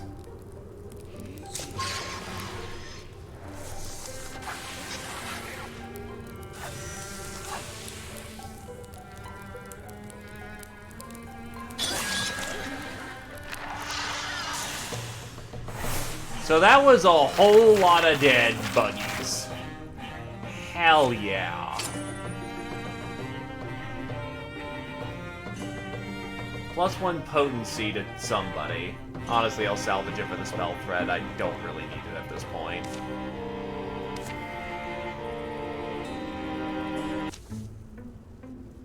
The corridors sigh, a draft of air flowing through them that billows cobwebs, blows bitter, inky smells out the cracks in windows. Door up here. Knights from books could have lived here, but a long time ago, huh? The crumbling shoulders of the keep seem to sag a little deeper. A chasm in the ground drops a barely seen basement floor. They sidle past, trickling free fragments that spill down and shatter in darkness. Come to stand before a waxy door. Kinda has a strangely pristine look to it. Bit cleaner and sturdier than everything else, huh? The whole wall just fades as they speak those words. Whoops, we embarrassed it. A quiet chamber lies beyond, peaceful and abandoned. Stop smiling. It's weird, it's like I can sense him. You're here, aren't you? Mothman, we came for you. No need to be quite so loud, Ducky. Before you start lecturing me, you look bad, it's alright, it's over now. Is it really? How lucky. Here, use the shade gathered in your wings. Shroud us from her so that we may safely move on. By her, he means Ectus. She can see us. Think so. The signatures of all unconscious life are exposed to his inner eye. She can dream of us. may be a better way to express it. You're implying I'm capable of hiding us. Your element is obscurity. Every powdery panel on your back drinks the shadows you walk under. Use your wings. Ask them what they are for, and they will answer with instinct. Your instructions lack in clarity. For instance, if I just try to... Arian allows his awareness to trickle and bleed away from his born body into these petal-thin wings. Then he feels he sees the entire structure from outside. At the speed of a wish, he paints it out of the scene. I'm actually doing it. Yes, though next time show a little bit more restraint. You will exhaust yourself throwing quilts over castles like that. Wish I respected this power a little more. Power deserves nothing from us but caution. We are claimed by whatever we crown. We should probably get moving, right? Hidden or no? Indeed, I suspect she will peel the place apart. Under cloak while our fortunes hold, let us be away. You led us on a wide-ranging chase. Why not come to us, or hide your presence from them entirely, like Arian's apparently doing? Questions, yes. Don't fall down here. Would you believe that I've been so deeply fatigued I could scarce assemble any clear idea of where I was or how to find you? 6 years I have fled, a moth in a forge, unable to land long, stumbling and flitting away from heat and hammers. A regular rabbit might have run himself raw, but no, I'm cleverer and more winged than that. I only stayed as far from her grasp as was necessary, and then, wandering terrafract, I at last found one unguarded glimmersheen. One gap was all I needed. Slipped through, but summoned no better inspiration than to send up a flare and hope my birds swooped in. You were haunted, so you left us assurance of your identity, and you left that glimmershin behind. Yes, a summer house from long ago. That's where I thought to go next. Some places stay fixed in the mind. I knew I would not be there long. I would not have long there before they followed. From what you told me, you were quite close as well. I am sorry. I was fighting senselessness. But you changed your strategy. You knew where you were going next. Indeed, I left you a map, and I went home. It was prettier when I was a child, gallivanting through the corridors, climbing vault columns and bookcases, and sneaking into small happen spaces to read. Memories still pull me there. Dreams. Home is the naturalest place to end up. What does that mean? Yes, I am a prince. It was a long time ago. A long buried time. My advice to you, dear birds, do not outlive all you've loved. Your idle talents will turn to mischief, and your mischief will damage those with something still left to treasure. In any case, I do not merely seek asylum, but I am also here to give warning. Our Actus, your Luna, she will stop this world. She will ruin this world if she is not stopped. The delicate caveat is, stopping her may be impossible. Her powers are beyond mine. Her body is beyond death. Whoosh! Can I ask, maybe we could just talk it out? Make peace with her? My memory of her is that she didn't intend harm. I honestly didn't fully understand what she intended. Perhaps an appeal would work, but I would strongly urge for you to have a second plan. You will not face her twice. From what I am given to understand of her aim, she intends to remake the animal, the human animal, in an image of herself. Arian, you were her first try. She will evoke a great change in the blood of all our kind across this and all yonderings. What does that even mean? Is that something she can even do? And also, how do you presume to know? Sorry, but we're supposed to believe you she told you her plan? She told me a plan. She is a thoughtful one and tried to make me see. We both contain immensialities, and smallestness and hypocrisies. Some more than others, yes, but the things that we never would have comprehended, left alone. Tell me it is not your story as well. I only ever saw flaws, weaknesses in myself. Now I know those were doors waiting to be unlocked. You shouldn't be fighting me. You should be at my side, making it happen. You certainly have no obligation to credit my story. Your goals sound sort of benevolent, though, don't they? In our future, it is the gifted ones, like her, like Arian, and perhaps the mystics and potential mystics among you. They inherit the world. Everyone else will fade into poor, violent sorrowers like those you have been forced to put down. That divide does not make her happy, but it will not make her stop. I am sorry. I am still quite exhausted. A big gloomy hole is what I need. No protection will keep her off us forever. I thank you bitterly for sheltering me. If I must go to draw her ire off your necks, I will blithely go. You intend to fight her, you will have my aid. Good night. The Mothman makes for the basement where he's pushed together a musty dark nest he likes. He seems different. More serious. Nothing can kill her, did he say? Nothing will keep her at bay? Didn't do a good job of leaving us with hope. It's that impossible riddle. Who can joust with lightning and slay the storm? Answers rarely lead to frantic fingers. A season of searching rakes by, before one curious, half-remembered page flutters through the rooms of Herr Mare's mind to drape itself on his consciousness. Summer has oh! Well, in that case, no one was going to retire anyway. As summer gives way to fall, harried and hurried as she was last season, Katoda understood each day was a strawberry, to be savored and shared by the light of sun and candle. Among the whole company, a quiet eagerness for life slowly burned. Who could say how many more days there would be? Hey Badger, want your other leg to be of fire?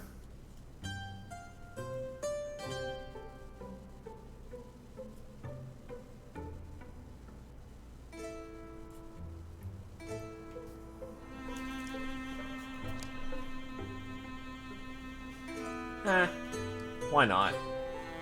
If Coda's still around, I can ask if they want to keep their legs, or if they don't want to elevate their tier, they'll be able to, move on to trying to be Fey-blessed.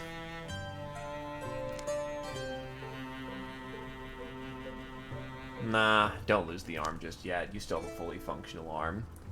Crow Scratch.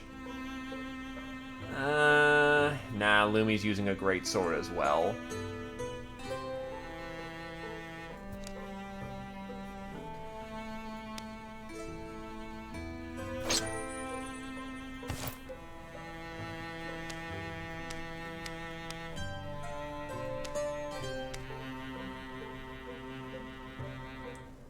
There are indeed a lot of transformations, and you didn't get any, good sir. I am sorry.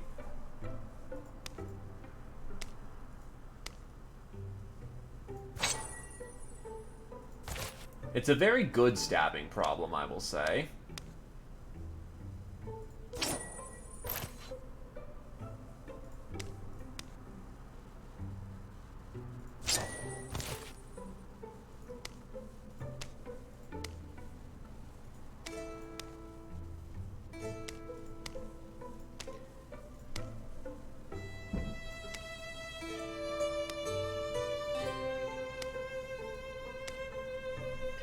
Honestly, I'm not going to spend a whole lot to upgrade my gear because it's Chapter 5. It's the Chapter 5 push.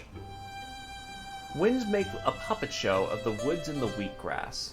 The smells of fall have started to associate them with a journey. By the sound of it, we're leaving today. I think that's wise. All those years ago, you stumbled upon us in the woods. The kids vouch for you. Proud of all we've done since then, you and I. We were a good team. T, Katoda, in here. In the case we cannot find it quickly enough, but I agree that is a risk we may have to run. How early were you all up? Never went to bed. Felt like I overslept. I do not require sleep.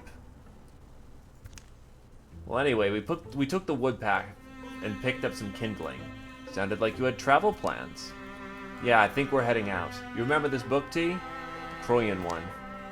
Funny how fate weaves things in. My little brother finally did translate it all. Didn't think it had much use though, and we kind of forgot all about it. This past summer, I found myself thinking about a particular passage. Not one of the illustrated entries, but one particularly messy scrawled accounts in the back.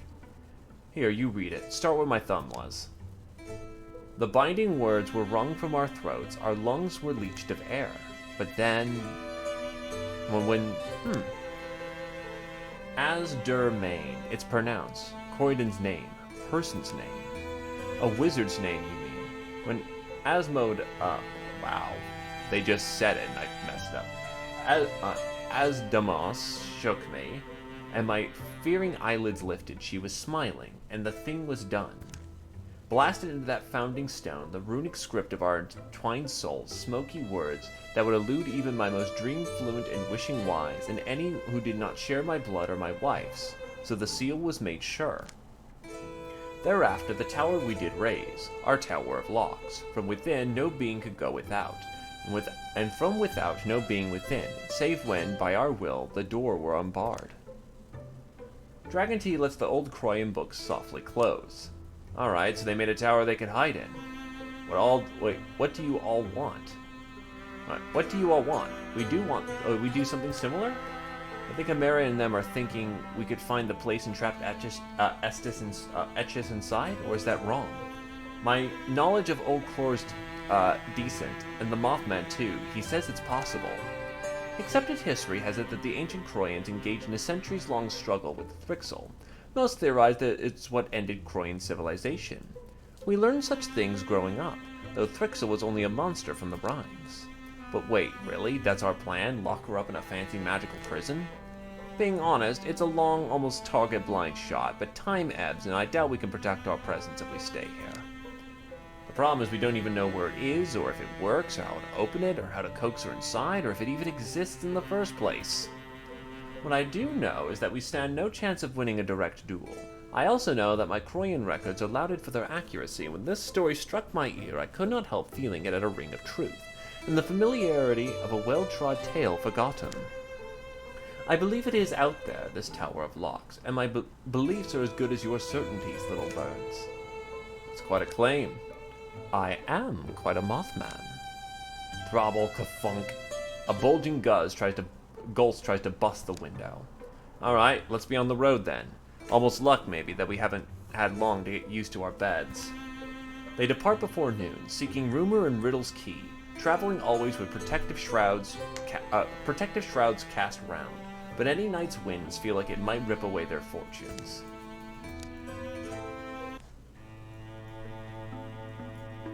Oh, Jesus.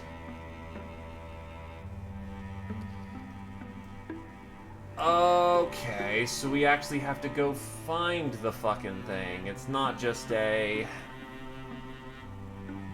And I thought this was gonna be a 5-chapter and done thing. Okay. Well, I don't have the time to do a elongated ending, so to speak.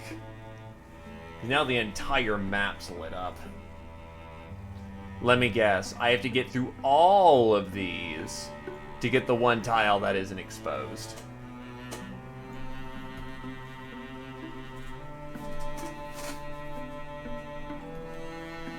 This is probably gonna be its own length by itself. Oh god. Maybe if I didn't botch so badly on chapter 2, that'd be fine. But yeah, there's no fucking way.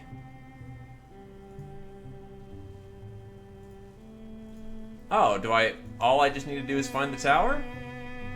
Like, let's say in theory I was to just bum rush and look for the right place. Is that the win?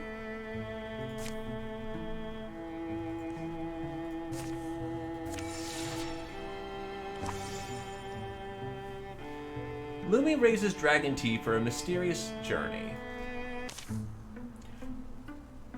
Dragon Tea slept unsoundly. The night that poured through the window was colder than anticipated, but there was also... Tea. What? Wake up, Tea. We have somewhere to go. Why? Where? What time is it? Time to be on the road. I'm sorry for the rush. Anyway, grab your gear. My gear. So in the middle of the night they went. Where they went? Only Lumi knew.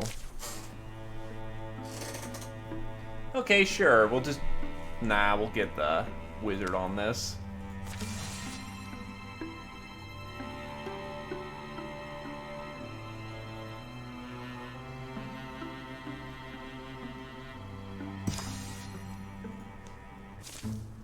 These mountains.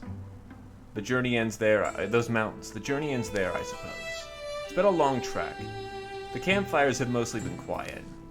So when she has spoken of their destination, Lumi's kept her description sparse. She mentioned a cave and a pool of water. Gazing into the pool is supposed to give you some kind of, I don't know, relevation. The cloud on her past is settled on her forehead, shadowy, constant. I wish you wouldn't over-explain. Just look for anything chasmic. I mean like a cave or a chasm. They climb down the rocks, through dust-blown gorges, and discover the hidden mouth of a cave. But what are you trying to find in there? So, Lumi, are there gaps in your life, or is there darkness that you did something naughty back in your past? Confess your sins.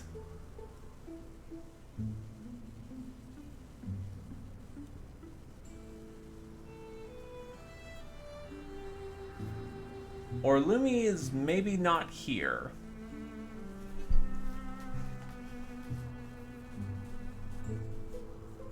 To be fair, it's like nearly 10, quite a few people dropped, so I ain't gonna be too fussed on that one. Like, God forbid they go live their lives.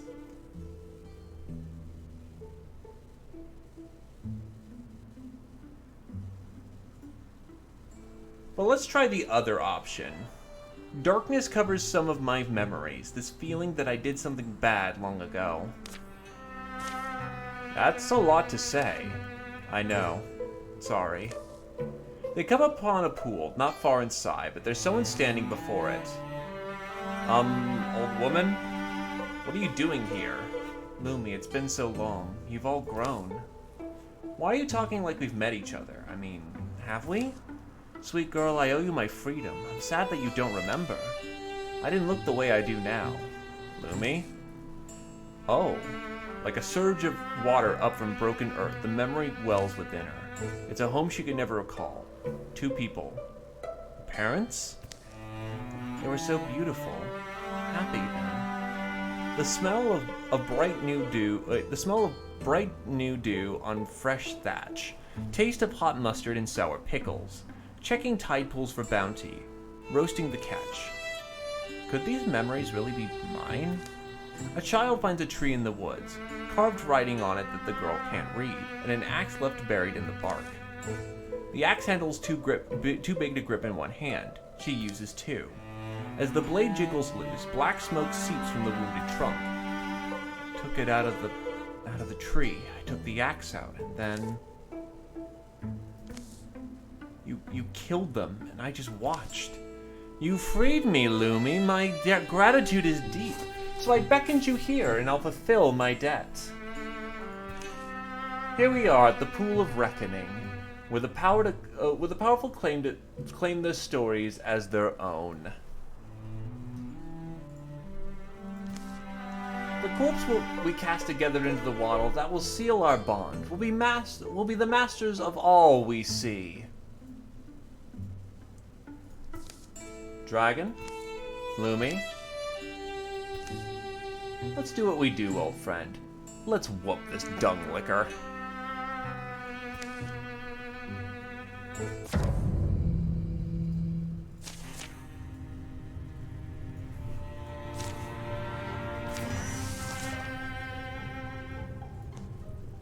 You're here to do this number.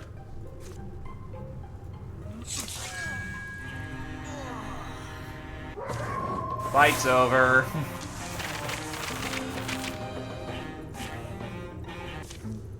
The final blow lands, and the woman leaks rank smoke from her pores, eyes, and nose. The corpse collapses beside the water. Tendrils flow from the wounds. They coil, they touch the pool, and the blushing pool ripples. Eddies leap up like thirsty tongues. The water steams, bubbles, and begins to swallow the smoke into its strange depths. Soon the water is pure again, pinkly sparkling. Drips of steam nudge their faces, warm, scent, smelling of mineral. Dead? If alive is what it was, then yeah, let's call it dead. Are you alright? That was a bit much, wasn't it? Lumi glances into the water, and it seems a vision does come to her. My true parents. You can see them. You remember them. I don't really remember. Just flashes, images now. Smells, sounds. We lived in a lucky place. By the sea, the mountains, the forests. I look like them. Sound a little like them. I remember his face mid-sentence.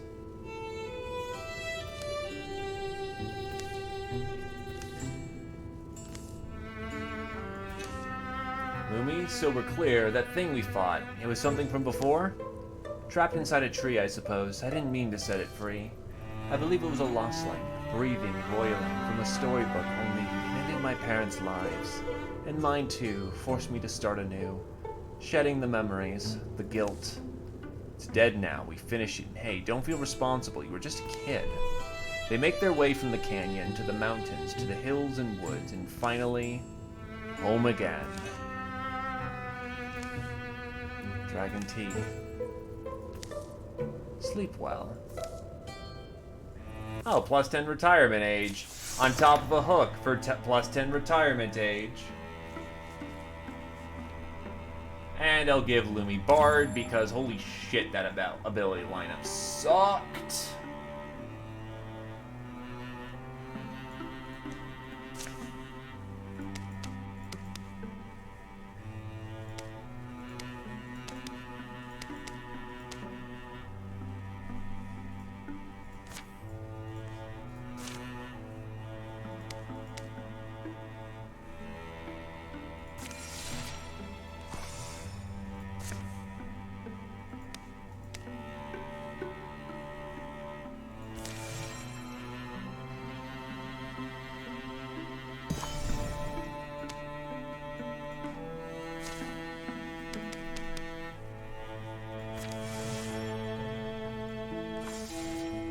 Arian hears a song on the breeze and can't get it out of their head. A fine evening to you, Arian. Hello. How odd. Are you well, Arian? No, I just hear this song in my head. Ah, the mind and its melodies. No, it's different. I mean, I hear it. Like woodwinds on the breeze. Weird, I don't hear a thing. It's so real I can almost touch it. So close I can almost see it. I know, it's crazy, but it sounds like it's coming right from over that ridge. No, should we go chase it? I think I'll have to. And actually, is it really worth doing this hook with people who, I will admit, don't really do much?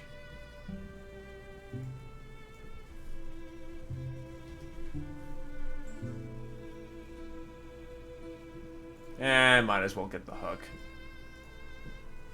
I think I'll have to, otherwise it will drive me insane. Just take Badger along. The problem will solve itself real fast.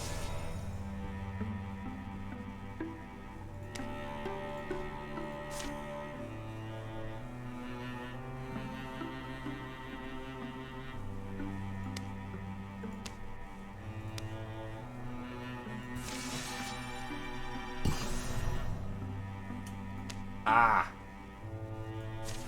This is supposedly the tower.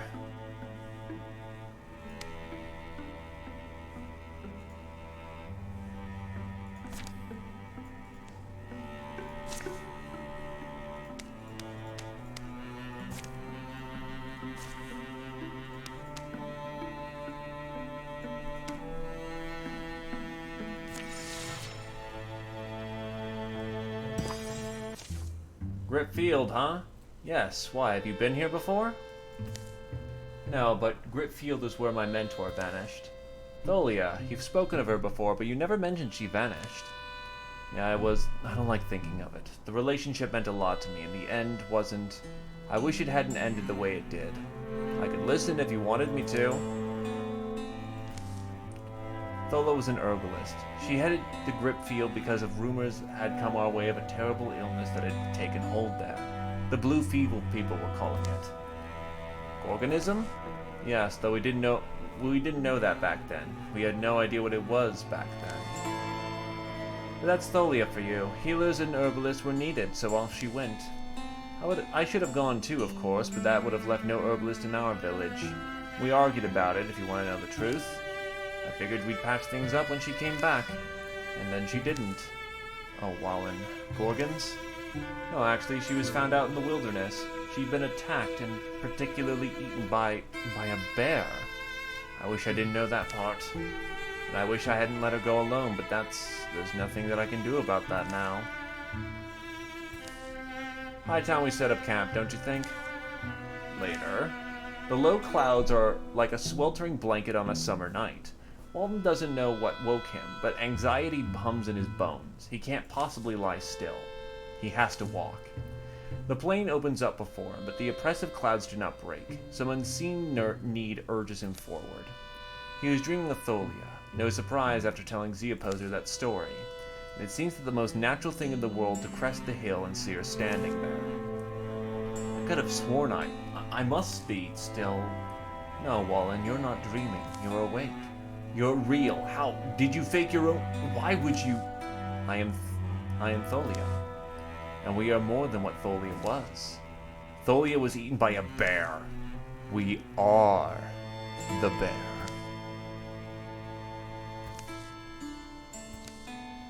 Now you shall join us.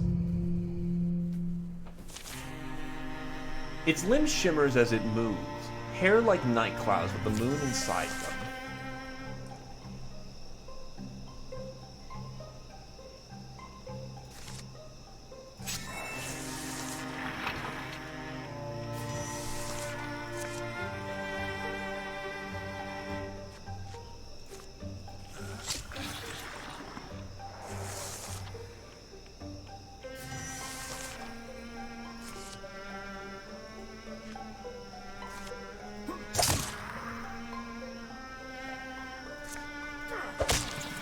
He's fine.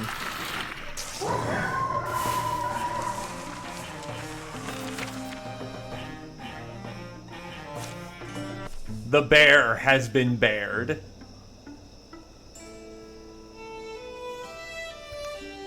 We are free. You have freed us. The bear is slain. We are free. It is over. Now we can rest. The bear is slain.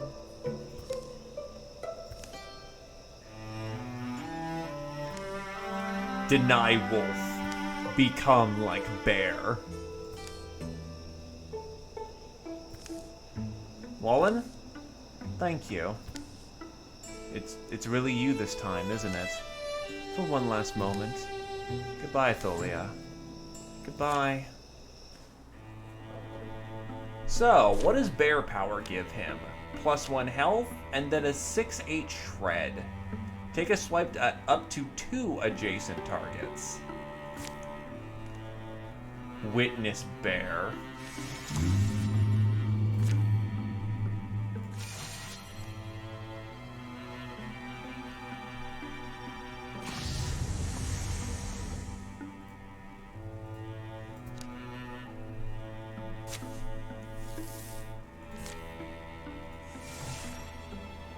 Die. I will throw you in the fucking pit for that one.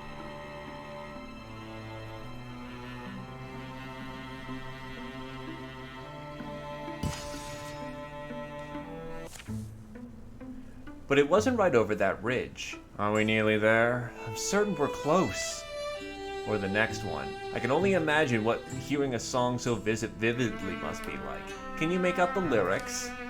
No, it doesn't have words. It's like bird song, but millions of them in chorus. It's not about singers anyhow. The song itself is calling me. It wants to be free.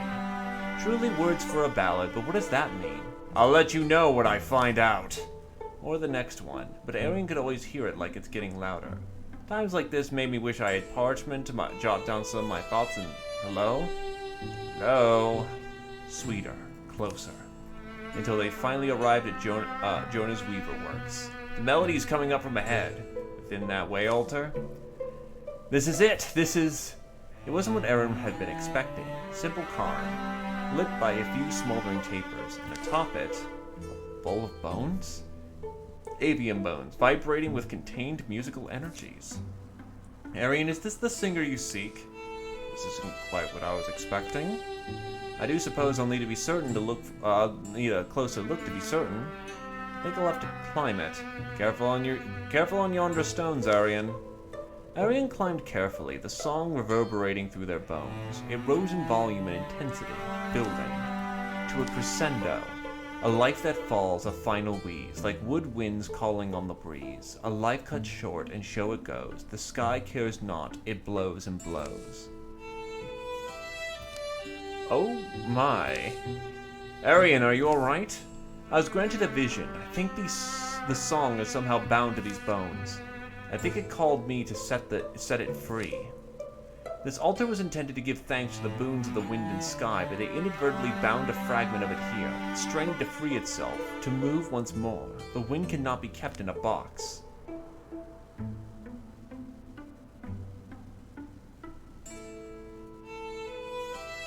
I failed to see how this could go wrong.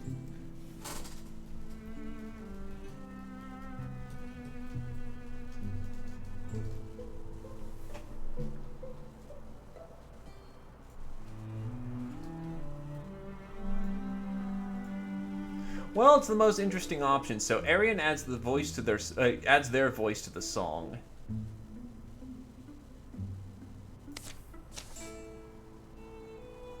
Inspired, Arian sang, his pure tones pouring out to mingle with the song. As his voice swelled, the bowl began to resonate, the song growing in volume and intensity. It grew louder, sweeter, closer, until at last it sank into him, taking roost in his heart. Hey, you alright up there? Yeah, I feel great! Feels like I could run from here to Pepper Herder. Are you sure? You look a little winded.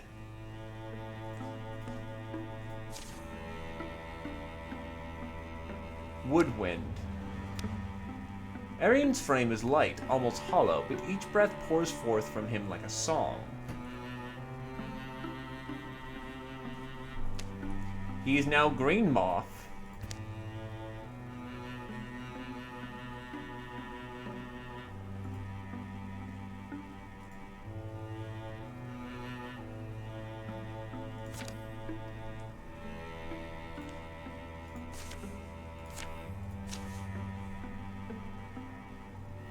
There's a Mothman waiting in the sky.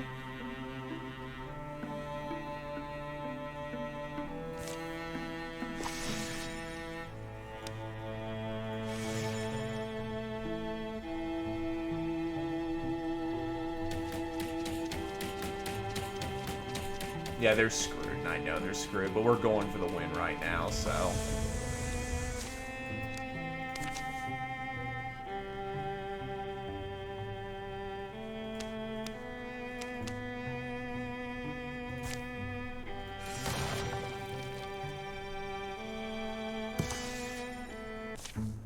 Hill painters of Fernwood proved trusting enough to tell Katoda and the rest about a local treasure shelved up on the highest groves. It's not the tower from the book, nor any kind of Croyan site, but it is a library. The fact it's so isolated is kind of encouraging, right? That's where heroes find stuff, usually. An eccentric lorekeeper, Adeo Hither, has purportedly collected books and scrolls for all his journeyed blessed life. The company's been hoping Hither's collection might lead them to the tower they seek. However, that looks like, yeah. Thrixel, they remain, milling in and out, awaiting our arrival, it would seem. Then they forfeit their lives. Does Actus know our plan? Anything is possible, but unless we lose all hope, better we do not overcredit her. Likely she makes some effort to read the movements of things we've come in contact with and positions her pieces accordingly. It's like trailing a ghost fox. Is it? You can only hope to see them when it rains. You watch where the water won't hit. See by displacement. A fine example. Or think of trying to track the obsidian owl across a night with no moon. You would watch for the stars to blacken and rekindle. So I believe it must be for her, hoping to spot us under our shroud. The more we drag the rug, bump the furniture, the more visible we become. The price this poor lorekeeper paid gives me a sick feeling. I shall patch our wards. Be safe. All for a chance at a scrap of a clue.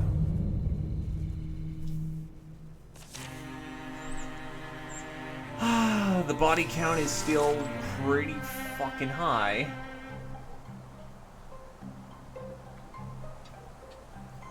Oh, sweet fuck mother and God.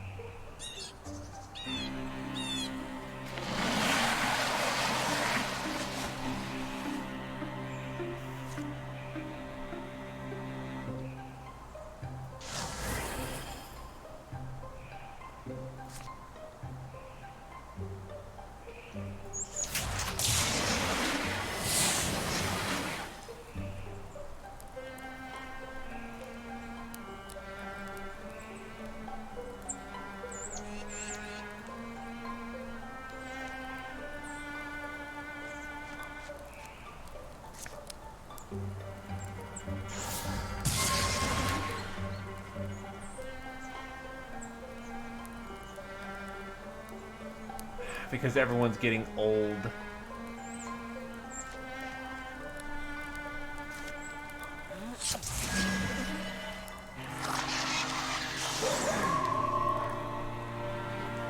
The wolf calling, however, very much clutches this very nicely.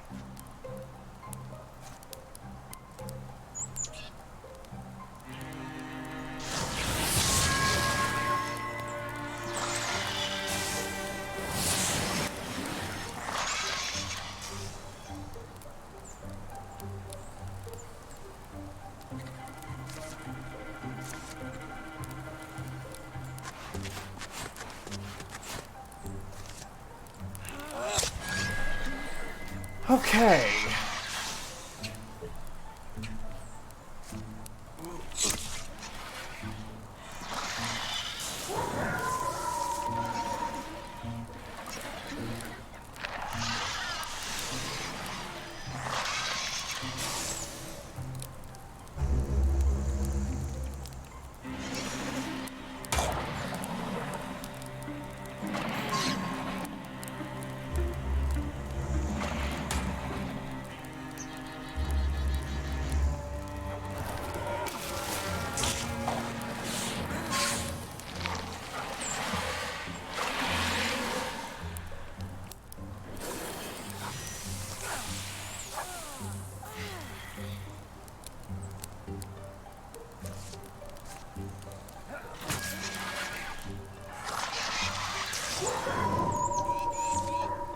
Just the fucking body count.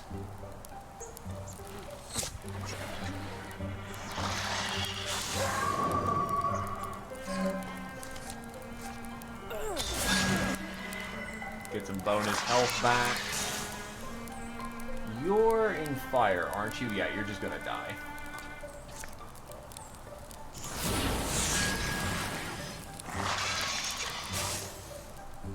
Good news is the majority of the enemy has been taken care of.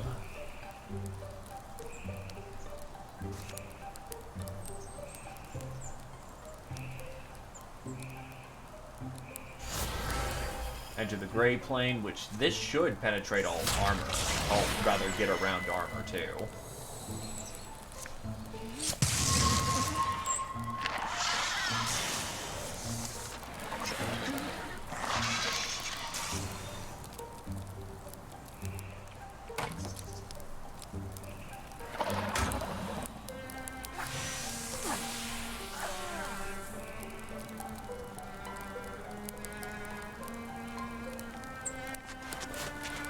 The good news is, I think that was the majority of the enemies in the north of the map. Holy fuck.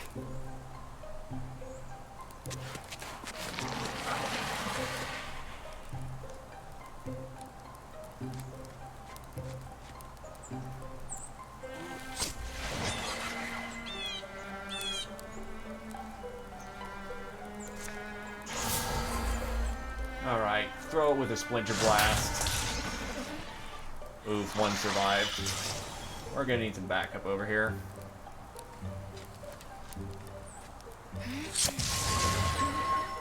Get some bonus health back. So who does Badger need to witness her at this point? Ah, that's still quite a room in there.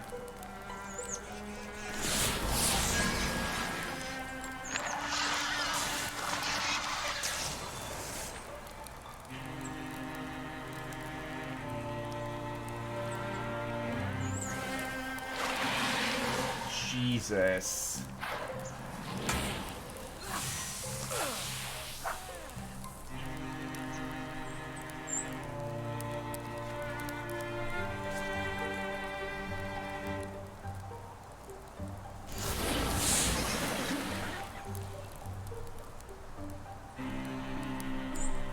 Problem is, they are now isolated from any backup.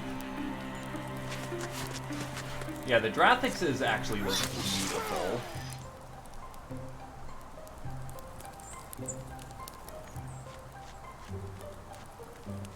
So they're gonna have to take a full round pounding, unfortunately. Backup is trying to get there as quickly as possible, but Thankfully, they decided to hit Badger today. And her giant fucking pool of health and armor.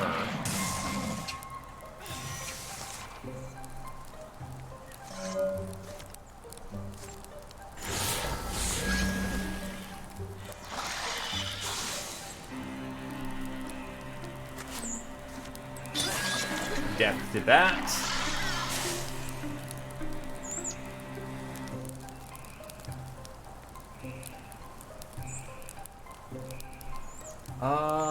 Yeah, you should be fine moving in.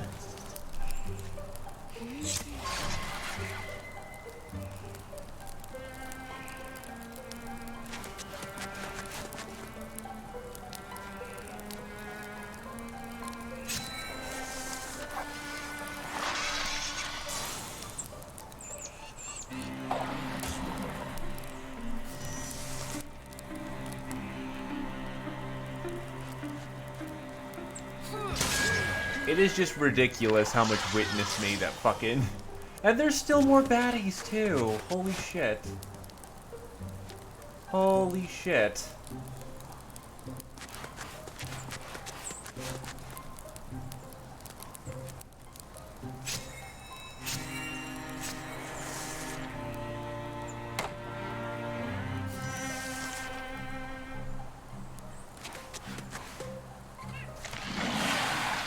Oh. But of course.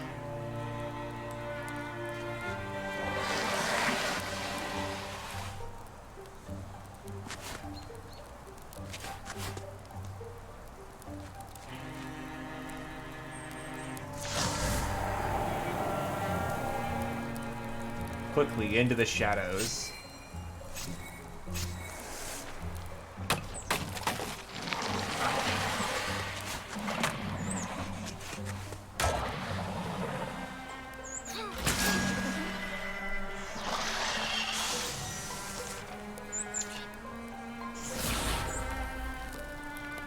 Not so good. Thankfully, Cloak is still a very good way of killing things.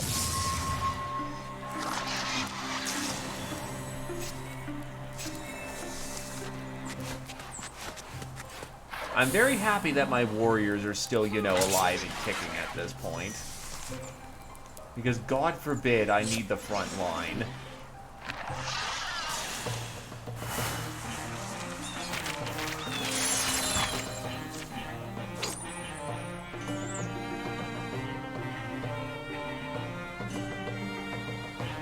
I actually can replace Badger's knee pads to get bonus damage without losing the health.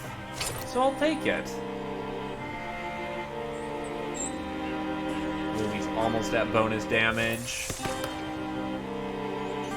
Through shot, because fucking might as well at this point with all the enemies we're facing. We're clean in here. I'll do one more sweep as far as that creek we saw, and then to the mountain's base. The wrapped bones of the lore keeper are pulled down and gently interred. And then finding the shelves and rows manageable, they settle in for a hurried search. Their earlier hopes for insight are not entirely dead. I pulled a bunch that look like they have to do with the times of antiquity. One of them's called the Legends of Old Cure. Good, that's promising. I'm just going to... Where's that Mothman gotten to? Stairs taken to a shadowy cellar. Make light if you like. I promise not to hurl myself into it. What are you doing down here? Others are going through the library. And I am pursuing the volumes no one else can, namely those contained beneath this flashy hat. You mean you're thinking in the dark? But less charmingly, yes. Have you already found something? Or did you compose a funny song that you would like me to listen to? Only then does Arian realize what's been gnawing at him. It's been more than 6 falls since he's wanted a chance to ask. Sorry, it may seem like it's neither here nor there, but you once told me you were responsible. Call it an accident of fate, little owl. Perhaps one day I will explain in full.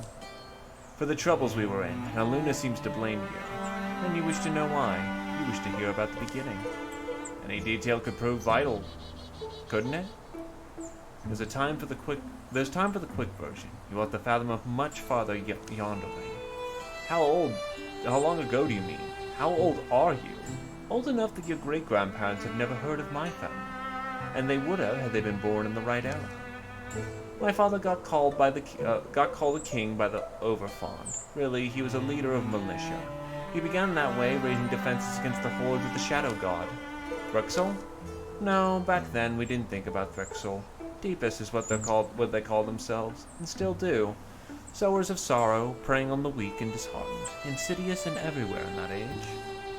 On the twinned my father's blade and his bland, gruff goodness, my family rose to wealth and prominence. We were a prince in a paladin's castle. Yes, such things were more possible. Then I was born amid a bounty of books, was taught to sew, given beautiful, brilliant examples to follow. My parents both wished peace for me. But legends moved the roads, walkers of myth who painted the hills and protected the meek. They moved in number and skill, thereto unmatched. I was simply a boy, resembling more my mother, yet I wished so desperately to be more like my father's heroes. At bay, you thing! At bay was a popular attack phrase in those days, truly a golden age. So when do things turn? Oh, not long after I went wandering. I embarked in secret, knowing my parents would try to dissuade me, and knowing that I would likely sway with even a thumb push of a well-argued wisdom. I was unbrave. Cowardly, that's called. Pardon me, is this your story? Sorry. In any case, what I wanted was to be Faldred Broadglad. She was a dazzling country knight, dauntless, irresistible, strong. I admired her from afar. I possessed no useful talents, all I had was desire. It is all a young man knows. It happened that I discovered a ruined room deep in the rose girdle, filled with strange weavings and impossible with threads and patterns I found entrancing and impossible. And that is how I found my very first glimmer machine. A door to the other side, and you just went through. I fell through. Unwittingly, I bore to what you now call the mystic's gift. I believe it obeyed my curiosity. A quester's feet writes his fate. Sounds like you were caught, same way Aluna was. Aluna was abducted. The Thrixel purposed her passage. I was merely unlucky. I got tangled in nets not strong for me. You remember Terrafract? The Thrixel world. That is where I wound up, lost in seeking the night sky. My eyes found a moon to lead wherever I would follow. Dayless years, it seemed, I spent mulling and meandering. It's hard to know, but it could not have been long. At some point, I began to think of myself as a moth, alone and fumbling towards the light. Terrafract is not a dream. It acts upon reality. It makes manifest what you imagine. For the unwary, this happens by accident. When I was in there, Aluna was working her own wishes on me. Is that right? Indeed, you might have resisted had I been less secretive from the start. This gift of mine, I can blame it for bringing me to the other side, but once there, it saved me from faring far worse, and then my abilities began to blossom. Is it luck? Blood? I suppose there could be any number of factors that differentiate a mystic's makeup from that of a standard person, but it's the essential split in our natures. Interfusion is a word you use. You did have that proclivity, and many recognize you always did. For packing away the permanence of yourself, even especially while sharing from and energy among your surroundings. That's what makes you and I passable world walkers. Passable? Merely passable. There's a limit in how definitely and for what duration our minds may preserve any image, even the image of ourselves. Our inner identities shift over time, and so it was by the time I had realized how to return to my own land, I was also quite transformed.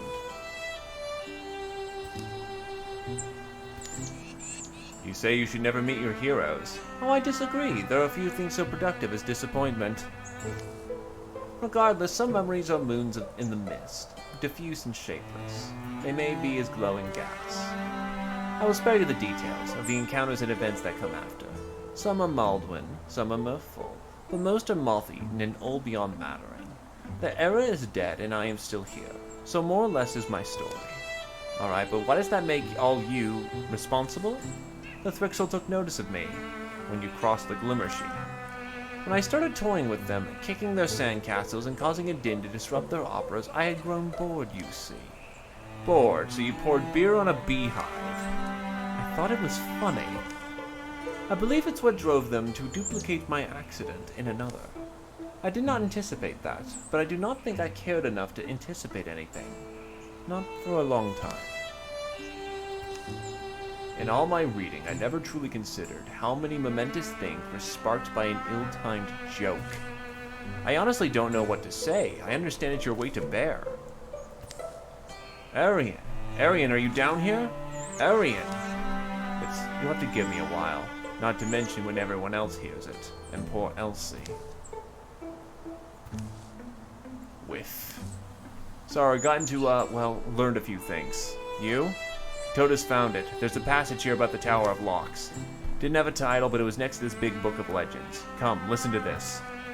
It sums up the account we read in our compendium, but it finishes with an afterword. There, sealed up fast, legend claims they imprisoned a great beast, perhaps the very tyrant who once scattered the pillars of Concord and toppled the moon's silver might of Old Kor. And so that last two Croyan sorcerers would have descended their mountains, and Sultan Mist could not have told them from the desperate taste of their lips. For amixed, surely there were kisses and tears. The pink light aged purple, and they aged from Myth's pages entirely. Pink light, Sultan Mist, I know those mountains. I think we must call up that clue enough. What's up, we have to go now? I get the nod of apprehension between my wings. The haunting cat makes a show of her leisurely leaps, and so renders the deftly pounce more sudden. With such a superior thing as a cat, the proud mouse besides the scared is ever the more satisfying meal. They're away by nightfall.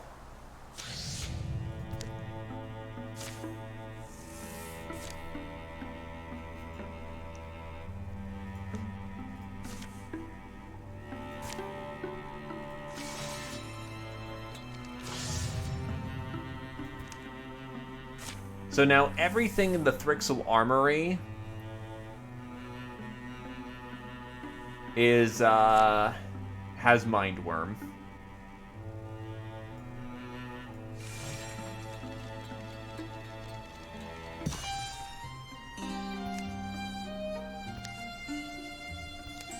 What's wrong?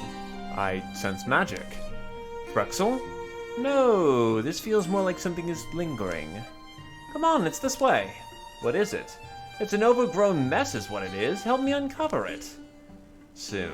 Ah, there we go. That's a nice strong front. What a rush. What are you talking about? We just pulled some weeds. I don't feel anything. It's a font of spell thread. It feels like someone is pouring honeyed sunlight woven with strands of fire through my body. Honeyed sunlight?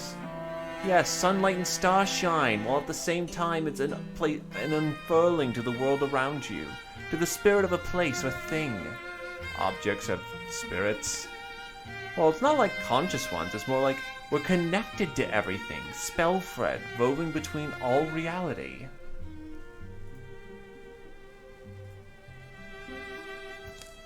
Sometimes I feel like there's an entire world that I'm missing.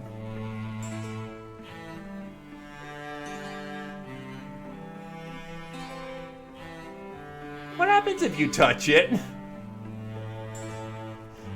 Well, T, you're the one who's making the call here.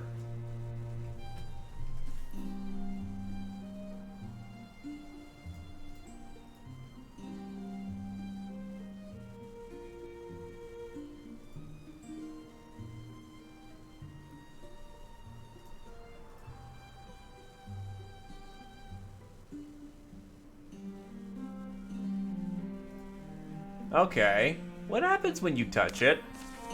Well, I don't know. I've always sort of worked with the magical energies from afar. Let's find out! Yeet. Whoa! Oof. Are you okay, Dragon Tea? Yes, I'm okay. Wow. Like honey and sunlight and fire. And I feel connected? Yes, exactly, to everything around me. Or is there even a me? Am I not the same as that tree? As that... Come on, Dragon Tea, we can chat about this on the road. Well, congratulations. You're blue now. Your bonus damage goes down, but you have better potency, recovery rate, and your age goes... your age goes up.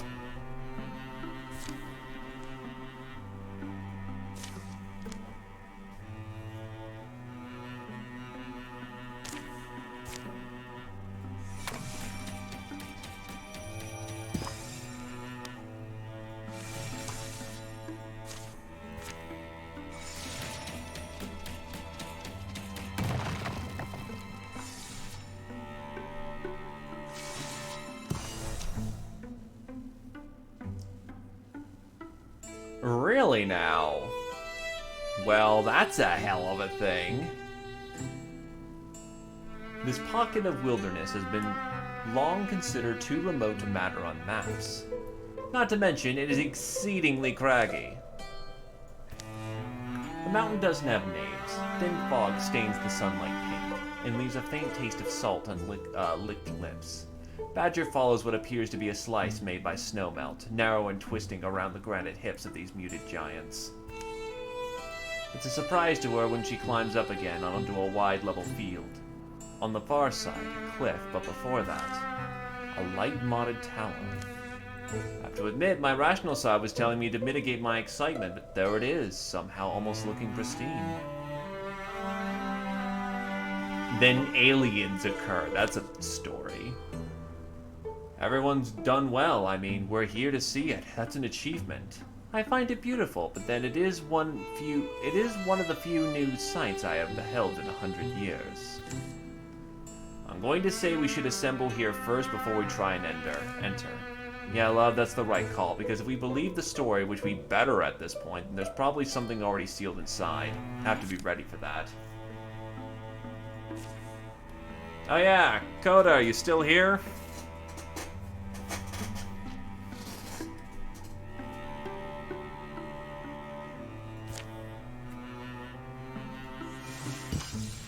Sleep.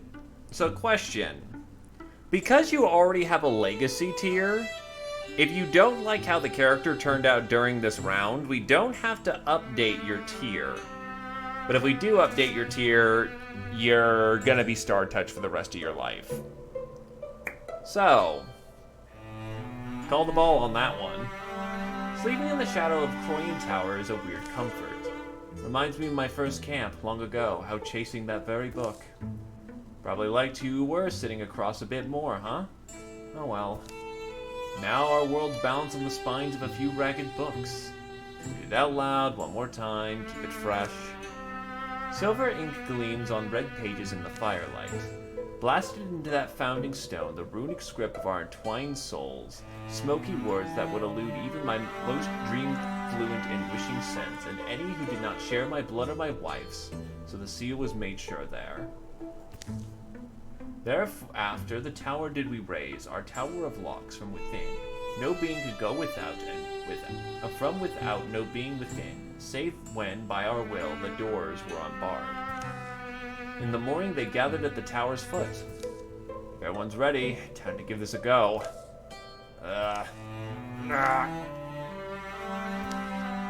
Can't lift it.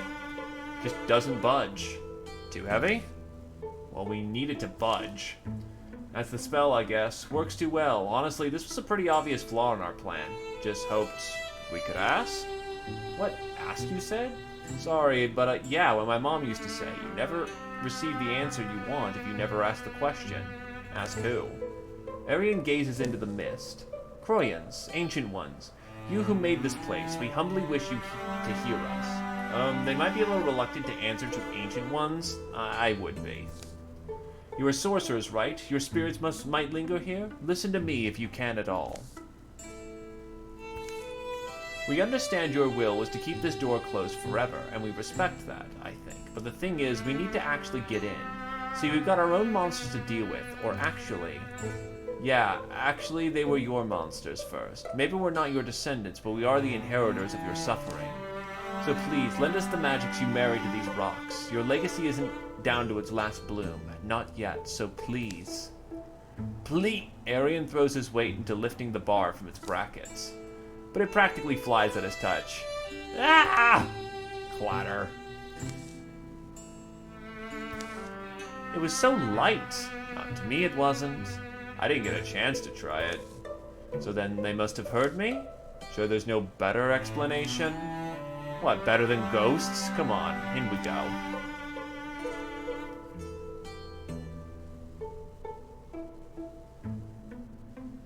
You know what?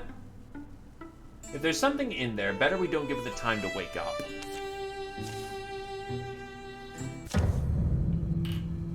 Speed is the expedient. Yeah, the entire board being filled with more things than God is something I'm just familiar with at this point.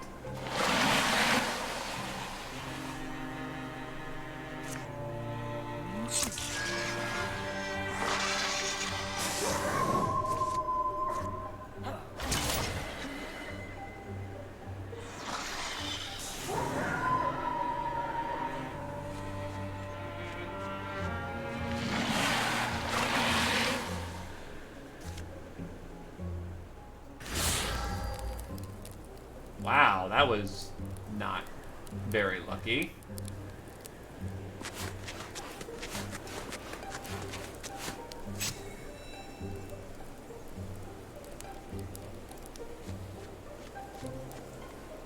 Call the hounds. We march for the kill.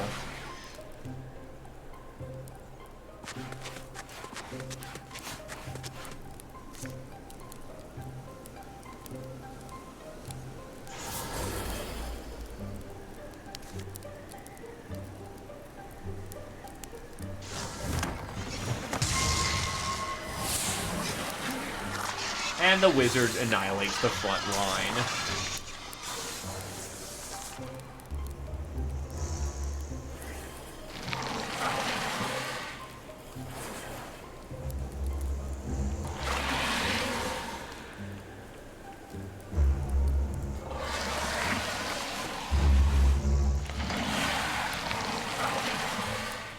Well, we just found where the priority threat is.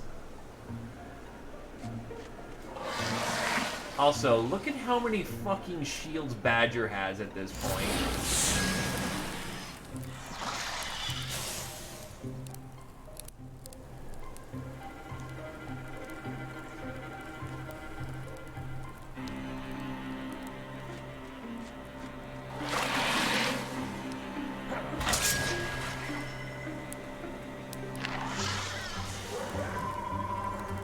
And this is probably why warriors don't get to stay too long in campaigns.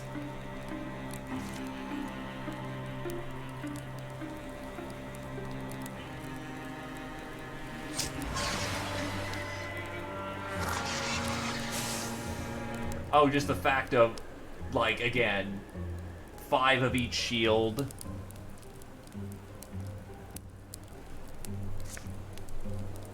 Once you get a decent core going, you're generally fine. Because the early problem with warriors is before they get any useful abilities, they have to survive. And surviving is fucking difficult. But if they survive, they have all the abilities they need to survive in close combat, while still being tough enough to be in close combat.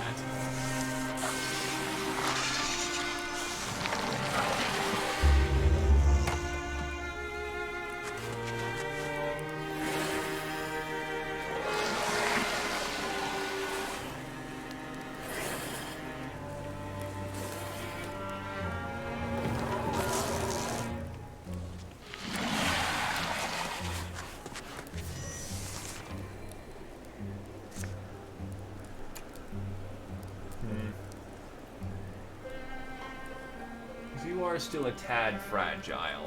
Not the final battle. This is getting into the place where the final battle happens.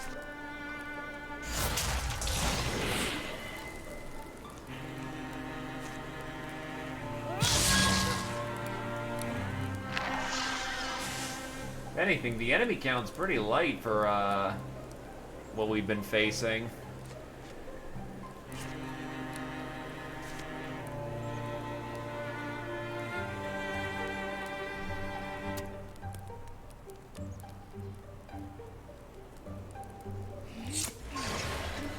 Actually, I should have shot the nightmare up front. Whatever. I can do this number.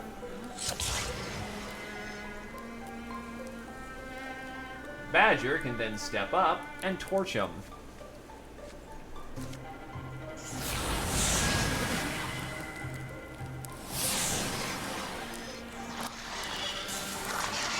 I failed to see how this can get worse because I'm quite used to literally everything in the fucking kitchen sink being on the battlefield at this point.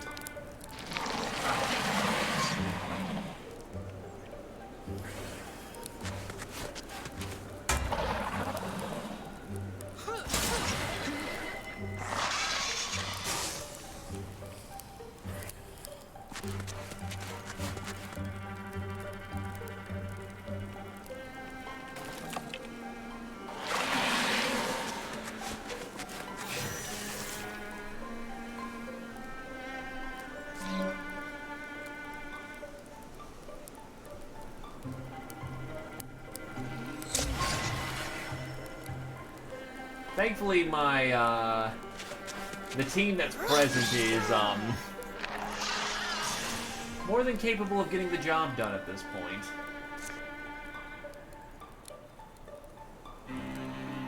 Let's see, 5-12 or double stunt.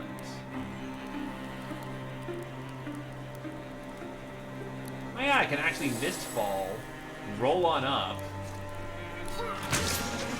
Oof, 70 chance fail, but whatever.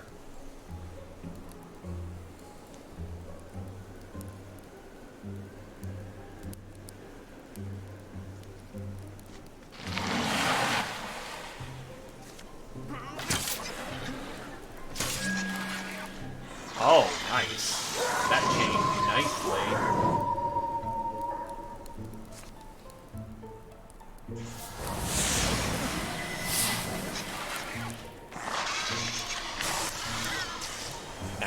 Nice.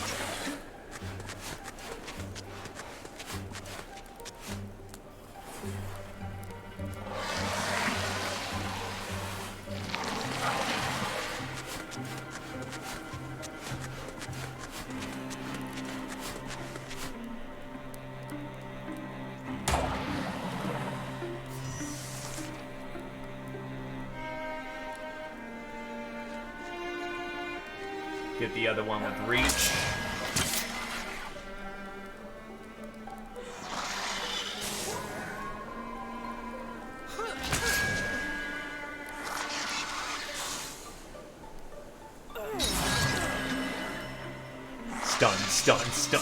Stunned. Yeah, it's been a long road, but the ass whoops just do not stop at this point. The pain train is here to stay.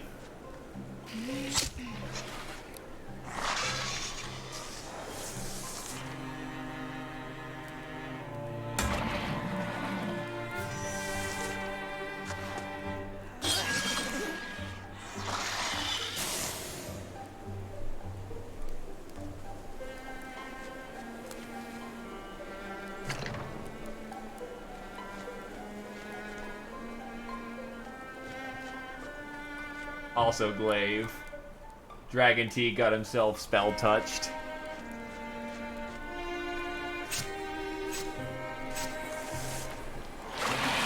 Oh, you're right there. Alright, well, that makes this job real simple. Oh, shit. Alright, whatever.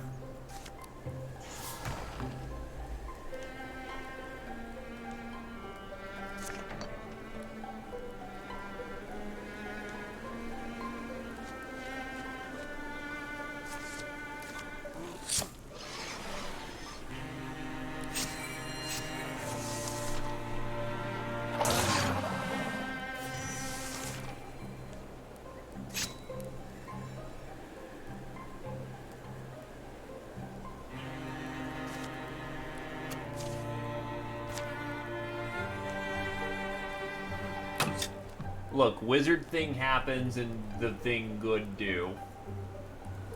That's how you do life now.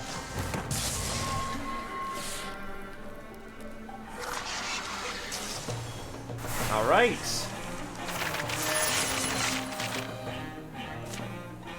Lumi.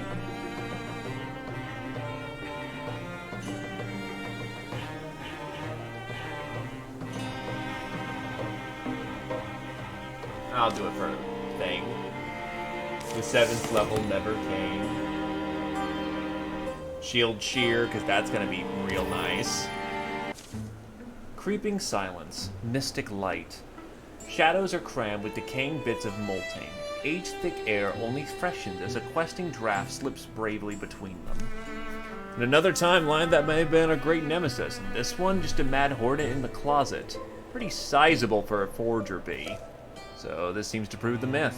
Right, those look like the eyes of a beast locked away for 1,000 years. His fall resounds like a felling of a mighty redwood. In my head forest it echoes. I could feel that, like wind on my wings. This disturbance, Ectus is going to feel it too, I assume. Whatever these walls might muffle such a booming spirit, it is too soon to know. Regardless, the time nears that each bird must find his perch in the storm. Adroitly phrased, as always, even if you're leaning on that metaphor has grown tiresome, but to the point of preparing. Arian walks past them into the great hall. It's good we managed to claim this place, found it and opened it, all but showed it could do what we wanted it to do. Killed the whatever that was, beast. But see, isn't the hardest part still yet to come? Getting Ectus here, convincing her to come inside this tower, and then, well, not dying when she inevitably tries to make us die. And then, Arian, be calm. Outside, the mist rubs its pink fur against the cold blue rocks. No sudden threat sparks up. While gravity of these problems may just be now weighing on you, I have concentrated almost expressively on constructing solutions. I trusted you all to find this tower, and you did not let me down. Now allow me to ease your burden. Ectus has hunted me relentlessly for years, has she not? Together we have deflected her gaze with some substantial effort. Now what is left to merely let our efforts droop, leave my winsome face uncowled. Who would you count on to resist me? Resist punching you, maybe.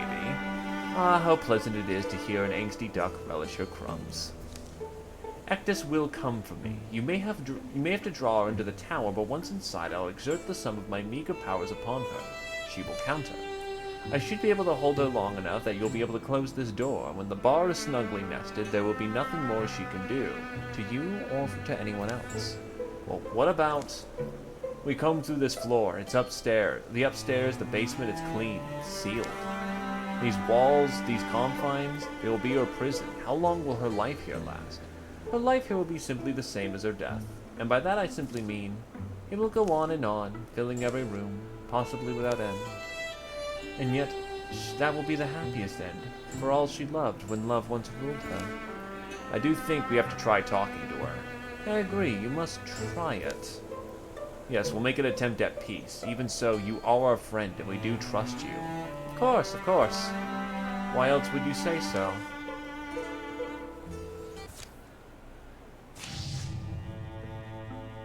Well, there's that enemy that never showed up the entire game, that may show up in the end. This is it. This is the game winner. The end of all things.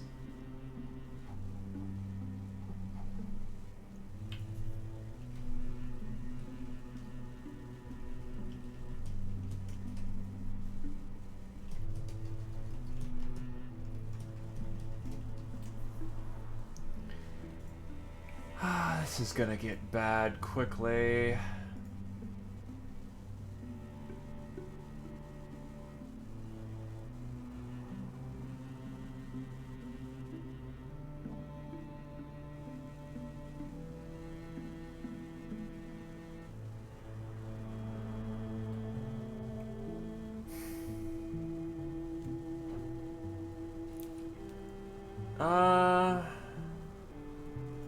Nah.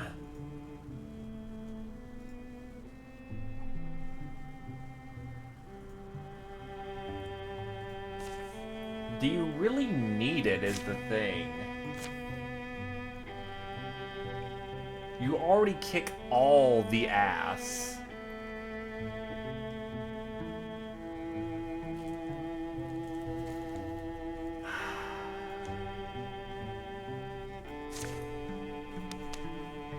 You try me, good sir.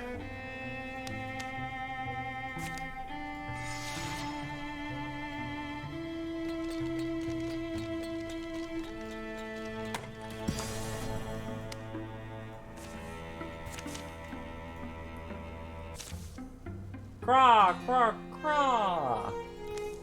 Caw. Crip, scrick, craw, crick, craw. I can almost understand what they're saying, enough to realize I don't particularly want to. Crows are vulgar. Crick-caw, crick-caw. Does this happen to you often? Crick-caw. Chirp, crip, scrap, craw.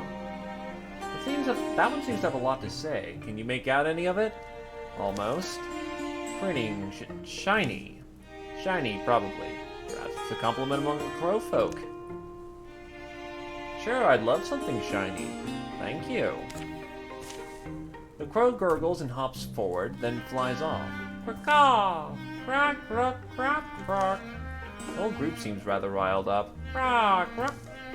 Any discussion among crows is lively. I've met whole families like that. When the crow returns...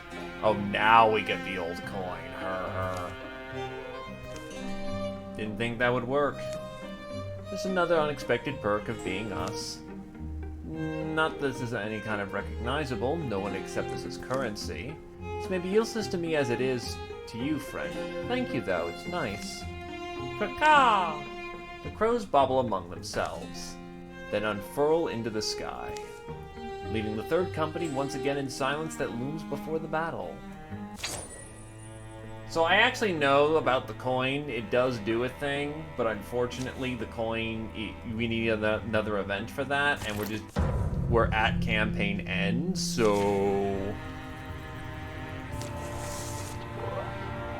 Oh hey, old fire spirit. Thankfully Gorgons are pretty easy to tap.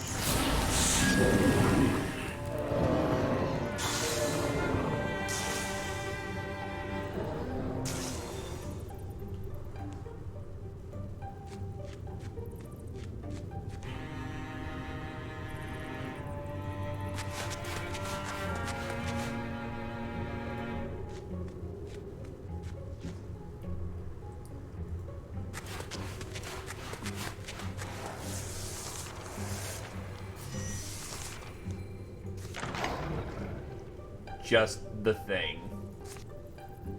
Wow, okay. Hello, Gorgon. Goodbye, Gorgon. The wolves are out to play.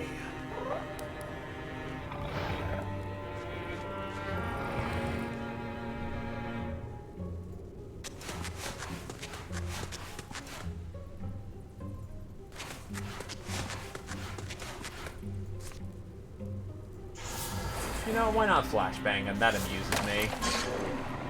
Except that destroys Badger's cover. Whoops.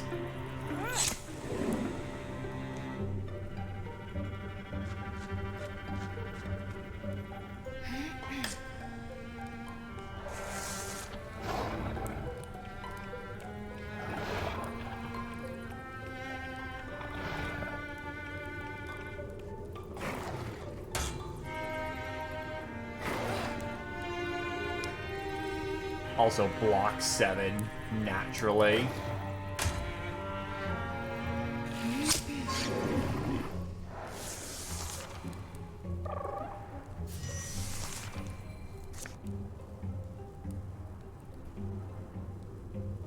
So powerful, I'll accidentally waste the fucking fire spirit. Oof.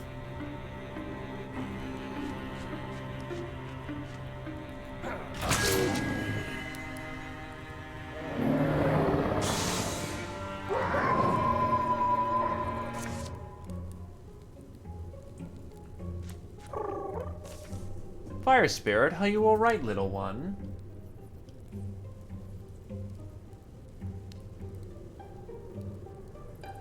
Take a fire axe for now.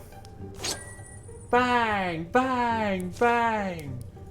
And the bad guys are gone. Equipped with additional accessory Badger Fireball!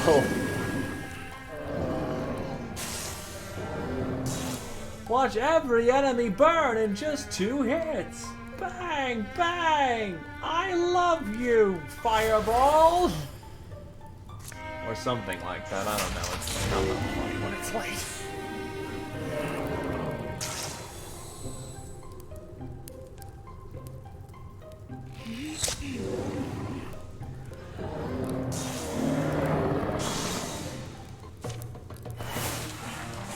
Alright, so you will be the first max level character we've ever gotten. A Blackhorn Warrior.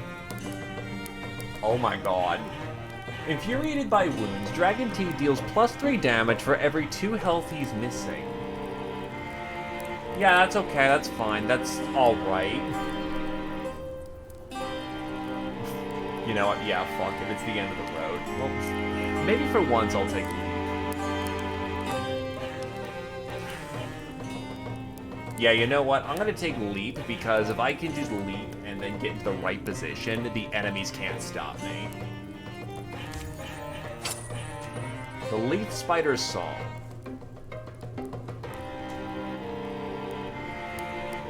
Then I'm gonna actually give Coda the sword.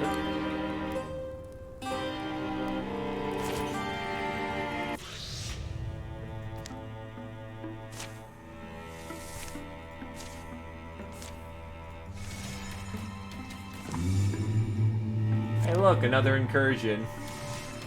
Too bad I'm gonna end the game. I'll let them know. And over the fields these contests played out. Pennants would snap and ripple, blue, gold, silver, and green. It is still my favorite dream, and some of the only memories I have of my parents. How joyful their faces look to see their joyful boy.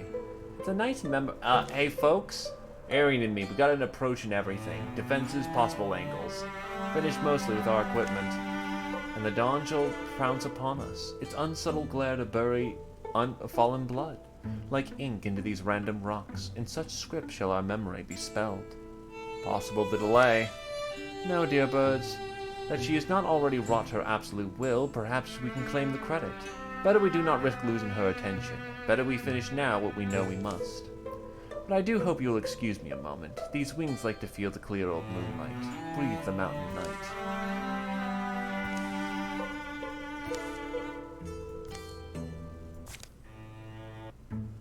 All right.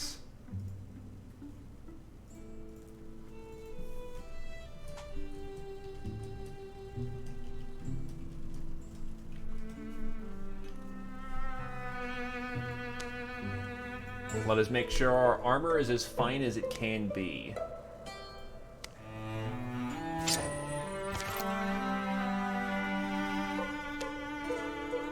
Because ostensibly, that's what we're looking at here.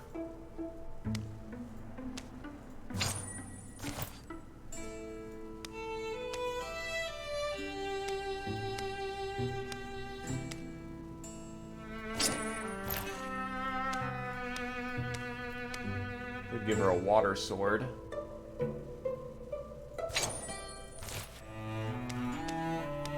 Max level crossbow.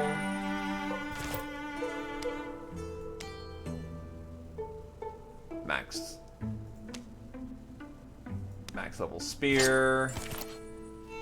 There is no piece of equipment that we do not have fully equipped out. We are Ascendant. We are Fury. We are Death.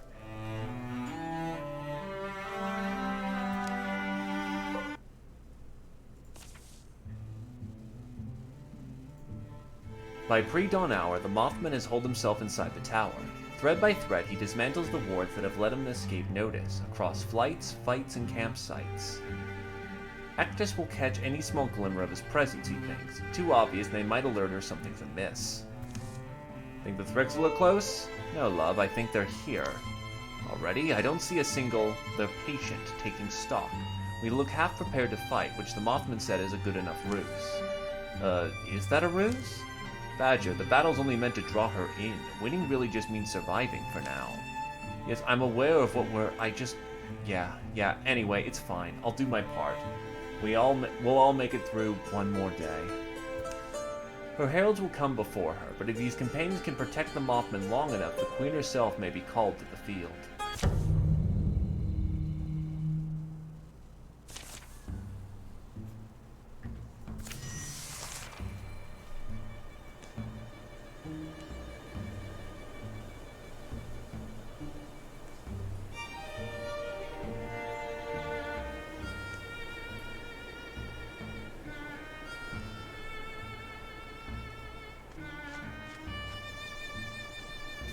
So first things first, you don't get to live. You are too much of a threat.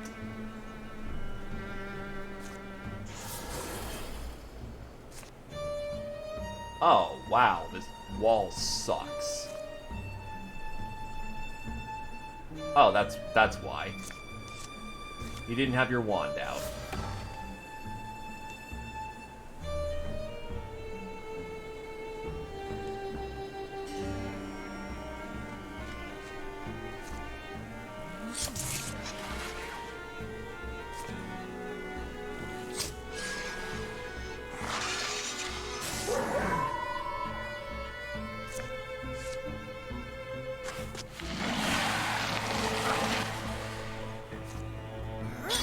Enemy count's kind of low for what we've been dealing with.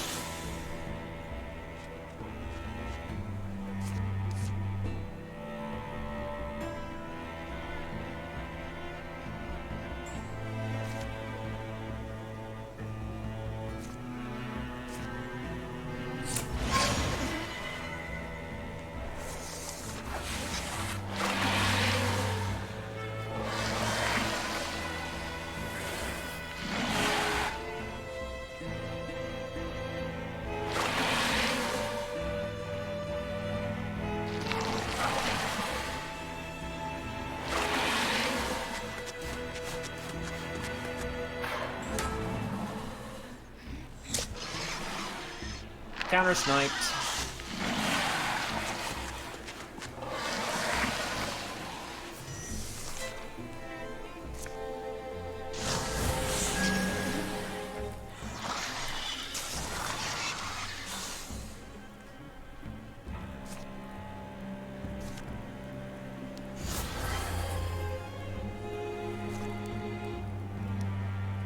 Splinter Blast, get rid of that armor. Shield Shear, and that might actually be enough to just, yep, kill. Hell yeah. And just pile up the bonus HP.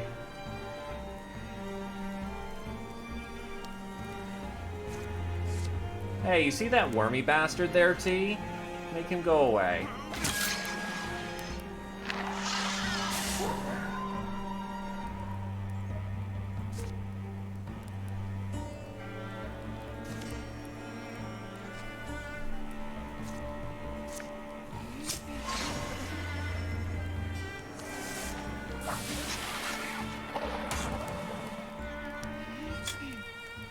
So you're dead by poison.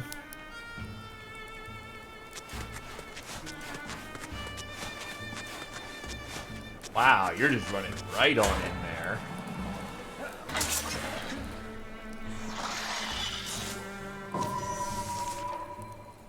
I applaud your bravery, but unfortunately, I need you to not be in there.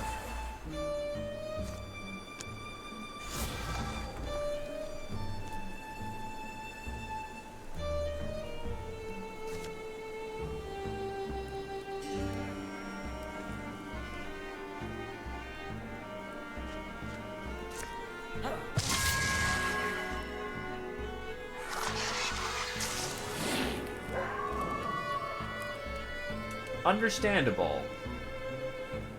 Thankfully, most of my forces are more predisposed to getting close anyway, so not a bad thing, all things considered.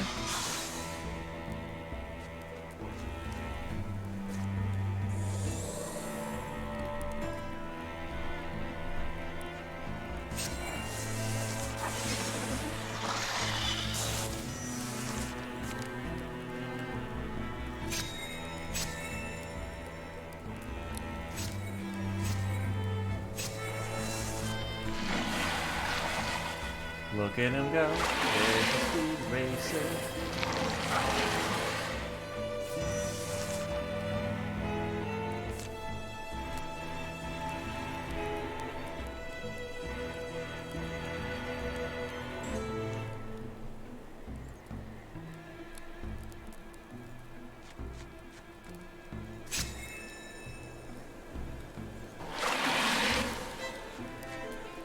Yeah, just out of my cone. Then we will be snakes in the grass. They will yet not know where we are. And yet when they figure it out, it will be far, far too late. I will, however, clock this guy over the head with a stone.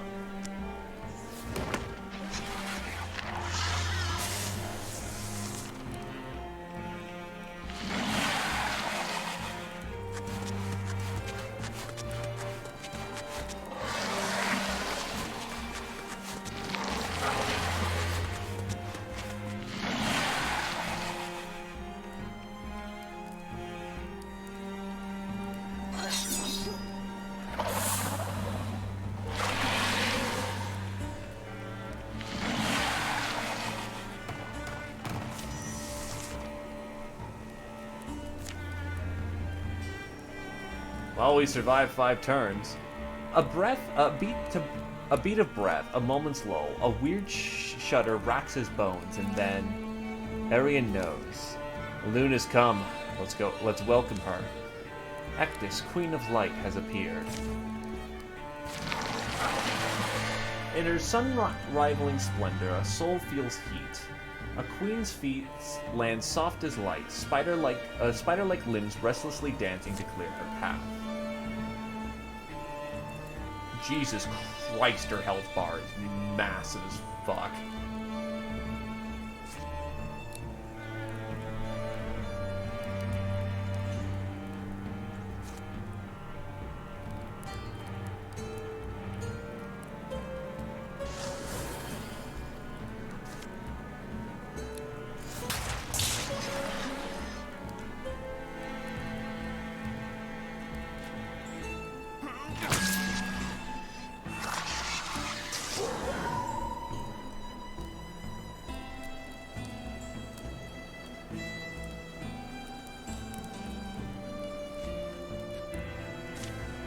She's tall and resplendent, the light pouring from her, an eminence too deep for a single gaze to fully sound, a color too luminous for an earthly spectrum to express. Even her voice seems to glow, chromatic and pulsing. Ah, there you are. My first marvel, but I admit my early work was imperfect. I'll fix you, Arian. Please stand aside for your future. Funny, everyone wants to fix me until they kiss me, and then they find out I'm only broken in the right ways. Ectis, we can still save each other, from however this fight ends. Poor Arian, you really wish for that, I can see it. That Mothman shed his weakening lamp on your heart, and you may find yourself fearing me, flinching, but my desires are pure and strong as the sun. When all my power unfurls to bring life to its next plateau, you will be allowed to come along. Then you'll take my hand, and you will tell me I was right. But now it's time to smear out the winged moth whose meddling has turned you from me. No, it's not him. Ectis, you're unquestionably wonderful. I mean, I'm not even anyone who can really tell you that. The heights of power you've reached, the way you get... What is that, transmutated, I've guessed? You're suffering into this beautiful, awesome form you wear. I admire all of that. But Aluna, the girl whose life was robbed from her, she's still suffering. You armored her and erased her feelings, but there was a lot in this world she probably loved, or would have grown to. I have no real right to talk, but I think it's true. So why? Why destroy it all? Enough, I hear all you say, and it only makes your human limits more obvious. All of you, like newborns, your eyes don't recognize the light. Have patience. That revelation too I now destined. Really, I'm only here to say this. Let my servants through. Oh, is that really all? You do seem to want the Mothman bad. Well, no, your bugs aren't getting near him, and neither are you. How can you hope to form a wall when you are so soft, so dull and shapeless, like smoke?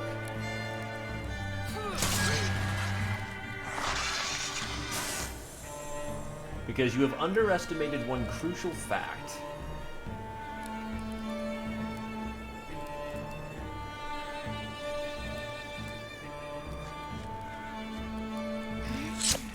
We have a badger.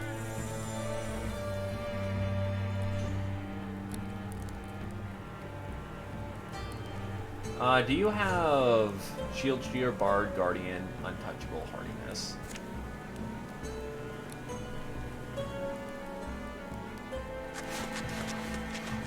Hold it here. Oh no, like... Badger's there to duel. You're there to destroy all enemies.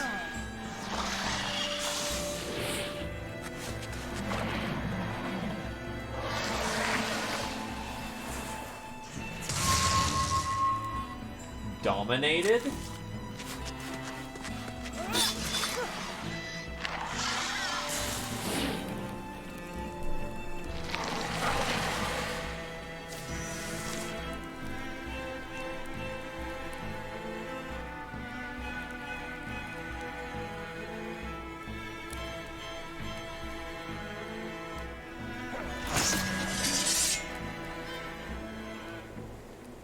Oh, so this thing has mind control. That's not fun.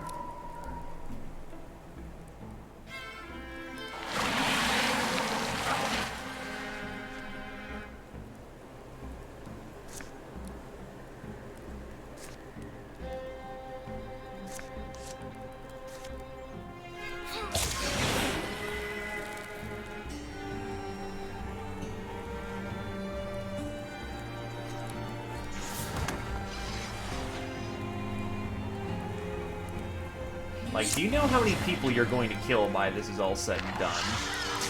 A fuck of a lot.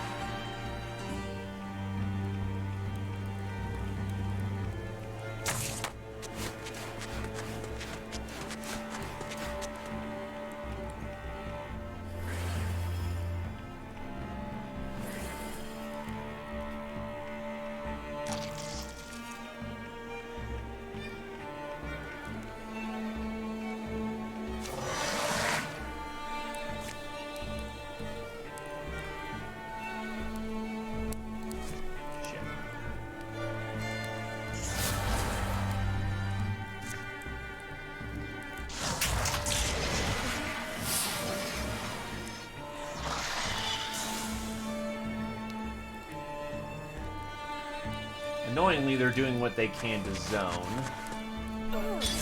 Thankfully, you have backup. That allows you to push in sharply.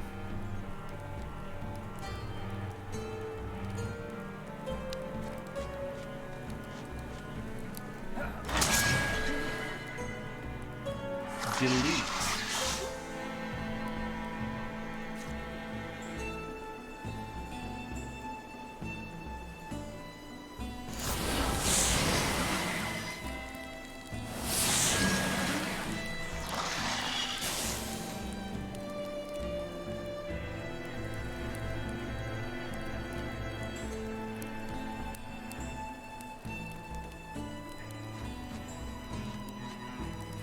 Anyway, with the field now much more cleaned out, you may actually have your chance. Well, what does irritated do? Oh, I'm gonna guess that's how likely she wants to push in. You may have your chance to actually kill the baddie for the win.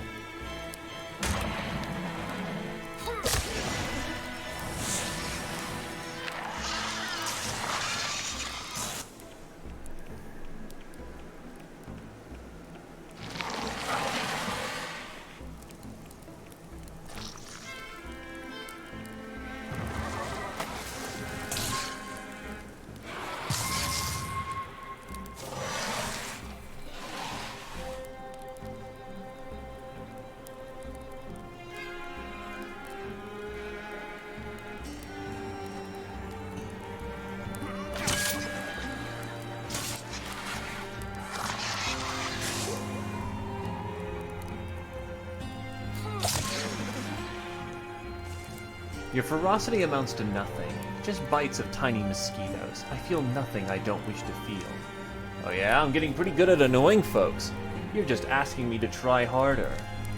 What hope do you have? To delay me? I suppose it's all you can do with your doomed life. Oh. She can fully heal. That's a bit concerning.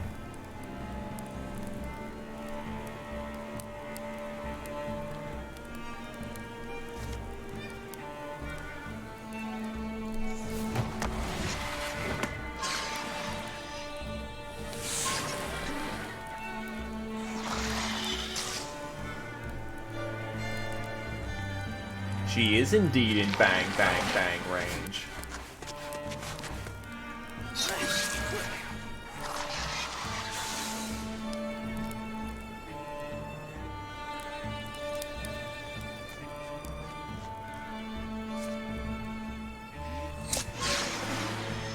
They're gonna die next round from poison.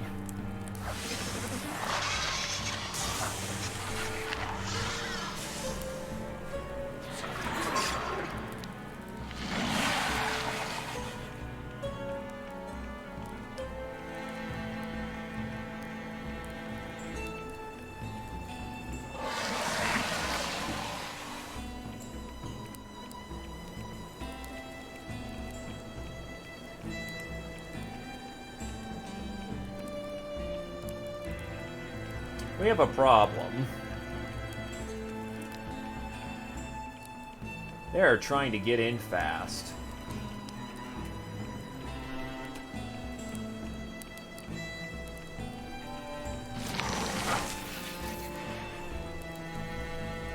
Alright, you, Tamer.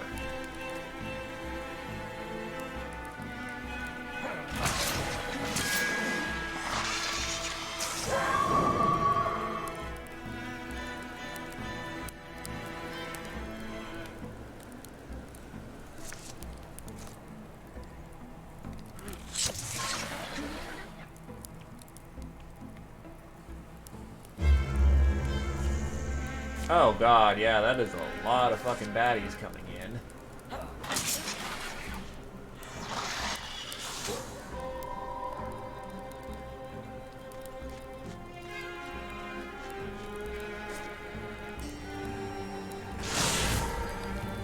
I am indeed up quite late, but I was also intending to end a campaign today. It just happens to have a longer than average end game.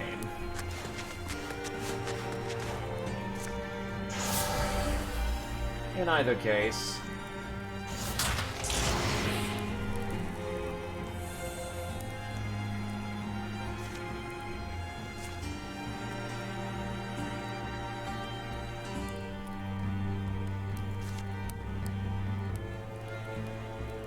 separate them with poison.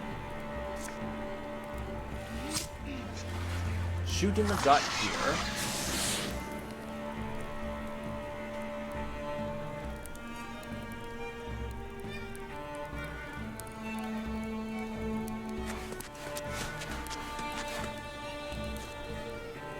You have been a bad dragon, you say?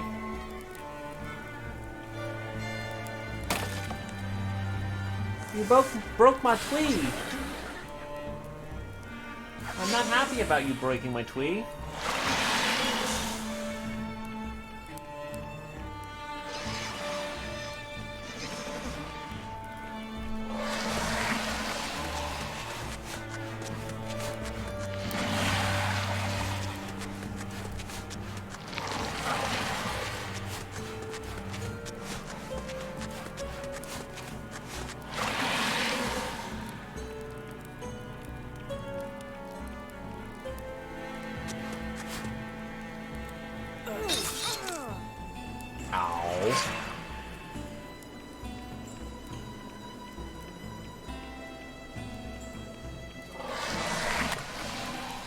That was a particularly nasty hit on Coda. Oh god, they're running on in real fast.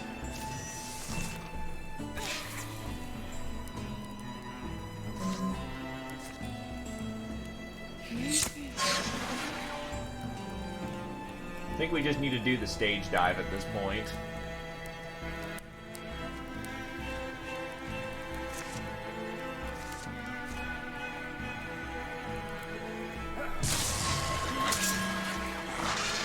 Never mind, I'm out of position with Tamer.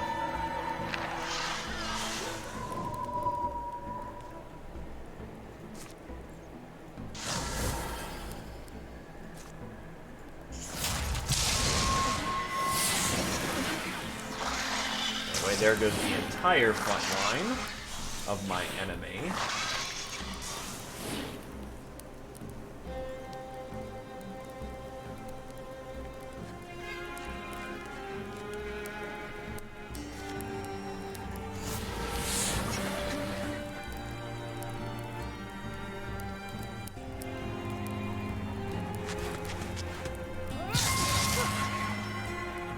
Get in there! Get in! Get in, get in, get in!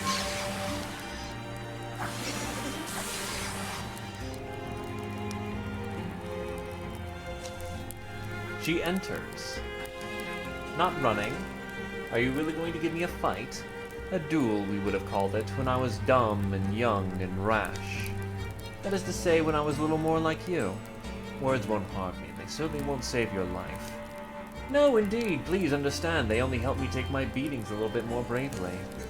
I came such a long way, devoted so much time, bent so many Thrixel forms to hunting you. Yes, you did. You look very intrepid. And what do you think now? Now? I think that I'm never getting out of here, am I? I am sorry.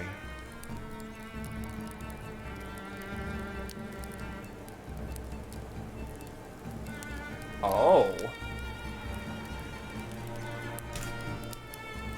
Forgiveness or death?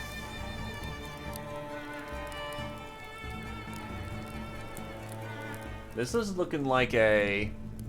either they fight to the death or they find peace.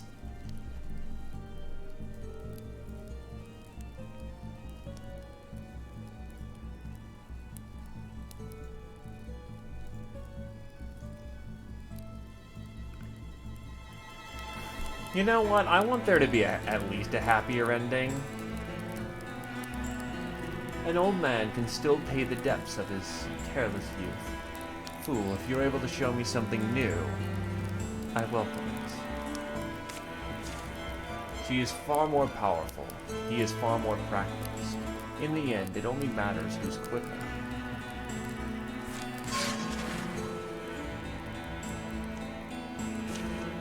Deafening color, blinding noises. The hall's interior descends into sensory chaos. Ice, ember, flash, shadow, braided into tethers. They bind and drag this world to its oblivion. Arian, I think we're meant to leave, now. But the Mothman! Looks like he's staying. He had to know. But they're going to kill him! Look! She's not going to be held! The Mothman's wild thrown magic sent he and Ectus careening into a spiral through time and thought. But in a fraction of an instant she had, Ectus scrabbed to pull her remaining Thrixel around. Now she steadies herself upon him, the way an aerial dancer might balance on the limbs of her flying partners. She begins to take mastery. I can feel her bending me. She could prevent us from closing that door. I don't know what's... Alright, hurry, we'll kill these drones and get out. The Thrixel encircle him, bladed legs outstretching. Dragon Tea and the others rush to form a wall around the Mothman. They cast out Ectus's underlings a final time.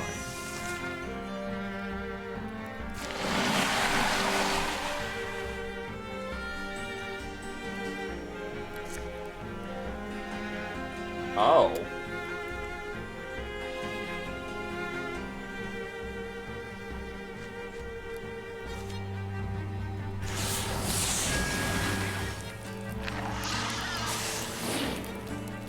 Still gotta fight.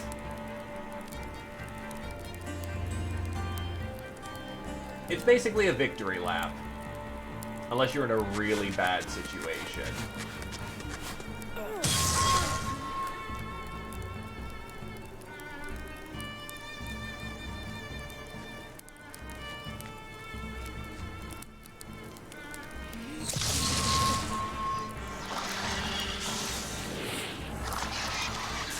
And there's nothing wrong with giving the player a victory lap at any time.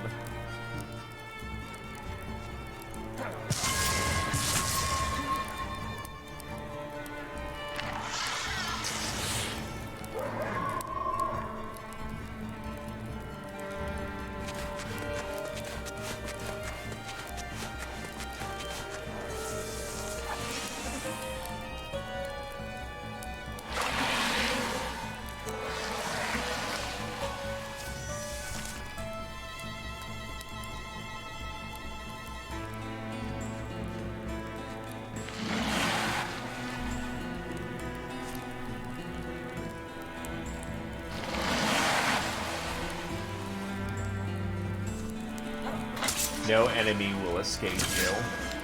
There is only death.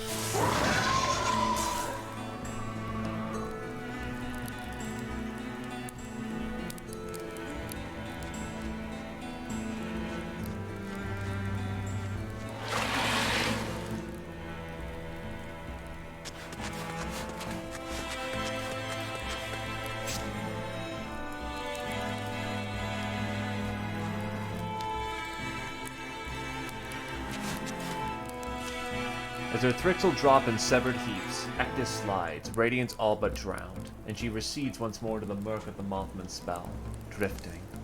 An eerie tranquil floods the hall. The flux of colors are slow and forceful, a lake tide.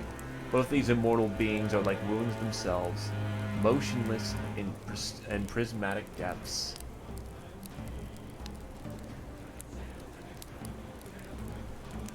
Not sure why that's been incredibly quiet, but thank you kindly, Z Opposer. 8 months.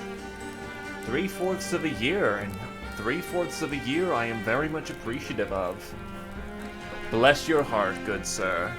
Bless your heart. They both lied to us. She's not invincible, and he's no coward. Time to go, Dragon Tea. Yeah. They emerge from the tower, heaving the door shut on rolling bitter miracle inside. Arian sets the bar in its brackets. The stones rumble. Faint gloss rolls along their surfaces. The Tower of Lock seems to firm. Arian, any smart ideas left?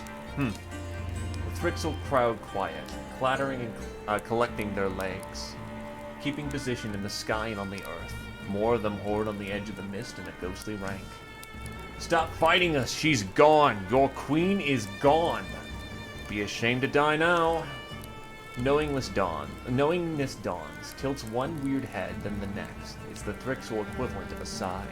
Not audible, but visible in the way their forms relax and expand. The rigidity of their purpose fades. As one, they turn from the tower's face. Back towards their own place, perhaps they go.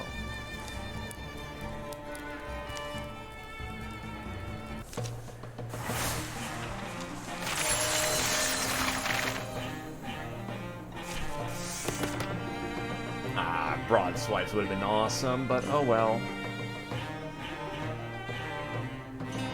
I'll go with broad swipes, though, for the future. Arian is now a bronze horn. Give him soul splitting. And yeah, sorry to kind of not be the most responsive. This is literally just the end of the end. Which, by the way, Z Opposer, you did make it, by the way. They linger around the tower days and nights, proving to themselves that nothing's coming out. Each finds a moment or two to offer whatever private words make sense to them. The fourth such day, they decide suddenly as a group to go. The sun's already low when they embark. It'll be 20 years before anyone returns to the Tower of Locks. Badge will guide a team of volunteers into those mountains, finding the door still barred and intact, and she'll lead a monumental task of burying the place. And that's more or less how things finish. You can't recall every turn of every page or path. Step by step, trails meet and split, and are traced in moonlight in songs that follow. Still, as many wonders we see on the road, home is often what we long for by road's end. Well, home was never a perfect place. Squelch! We were never perfect people. We felt responsibility for things we couldn't change. We made foolish choices in the moonlight and carried the weight of them ever after. Some of us were only unlucky enough to fall into a story. Some chose our paths, not knowing where they'd take us, how deep we'd go into the wilderness beyond all we believed. Some carried on in the ashes of love. We claimed all that we could from the wreck of childhood, all left but the ghosts behind. Yes, and some only survive in yarns. The tales of how this moon rose are as plentiful as the nights we gather, but we'll gather and tell you them all. Because through the tale and time, memories of old becomes the dreams of the young. Memories and dreams, those lightless gleams that our masks seek unfinding. They'll take us from tables and summon us home, warmly felt and never fading.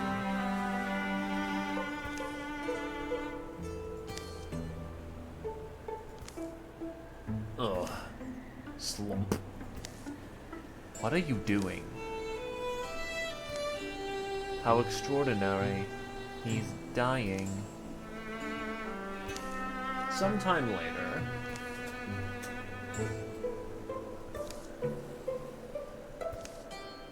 Huh. Your life's been exhaustingly comfortable. And none of my comforts well earned. You might understand then why even a gallant man's conscience weighs heavily. All I understand is that you lack proper appreciation. For saving my life, I cannot be sure I should thank you for it. Not that. Anyway, I'll likely kill you myself when I'm sick of you. No. You show no appreciation for the gifts we've been given. given. I believe the cost of these gifts is what I eventually soured on. We lost our ties to everyone, lost our families, even our own flesh. The Thrixel, poor aimless dreamers, tangled or wrangled us into their world, and it struck first as misfortune. And yet, for our sacrifice, we may have been able to live as equal to any wonder, any goddess or god, king or queen. And for such imaginative beings, it was startling for me to discover the Thrixel had no concept of what a nightmare truly was, until I showed them. Do you understand? Call me a moth in your web, dear Ectus. I am compelled. What are you saying? I speak of our natures, human and Thrixel, and the dominance of one over the other. Thrixel exists without desire. Their world, where their mind's whims are made manifest, is balanced precisely because they don't wish. A human heart, however, like mine, we are composed entirely of wishing, of wanting. In Terrafract, it makes us all commanding. I suppose I knew as much already. I know you did. That's what frustrated me. You had seen and known all that I got to know, and yet you refused to make anything of it. I didn't wish necessarily to rule this world, but I didn't feel like the world deserved any better. Let someone stop me if they could. And they did? Yes, they did. You did. So why do I find you so disappointingly joyless without the smug triumph I would have expected? Ah, well, the thing I did not anticipate was that I would survive.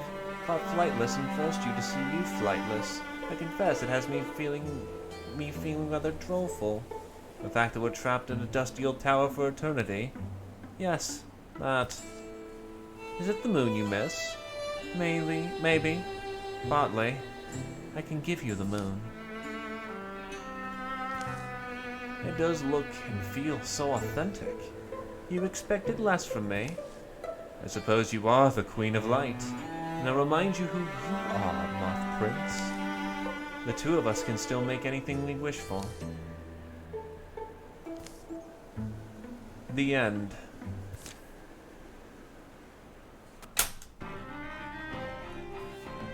It's done.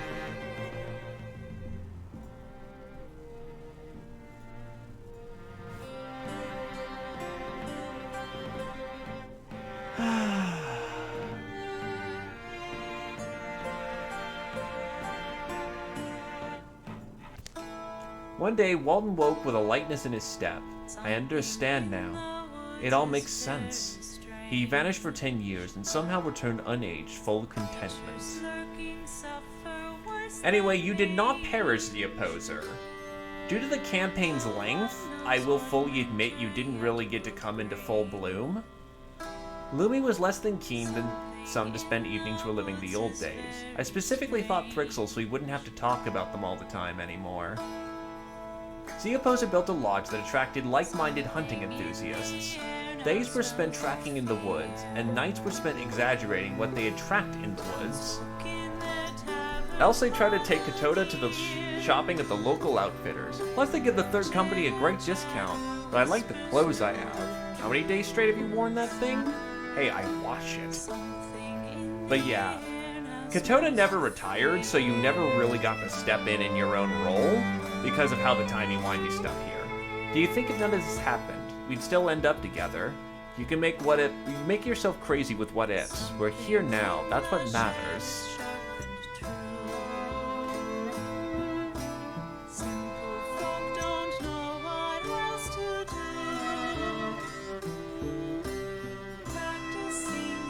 One of Cloudbell's Tannery's first challenges was when Elsa asked him to tan the hide of a buffalo twice as large as anyone had ever seen.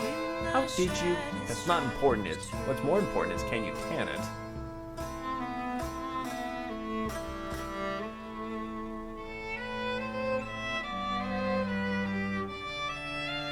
Elsa gathered as many of the company's stories as she could and enlisted Walson to illustrate them. The art's gonna sell this thing. No pressure, though. Arian got to see the sun rise up in every morning. Wouldn't you rather sleep in? I'm a moth. I need lamp.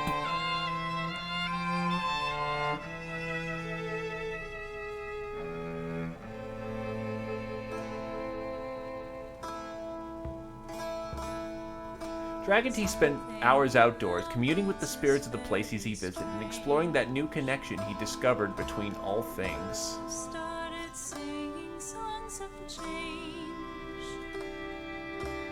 No one knows what springtime yet will bring. Something Dragon Tea showed up one day as a new god of tick bites. I know you want to ask. Don't. How did just don't? Well, you missed the ending of the campaign, Badger.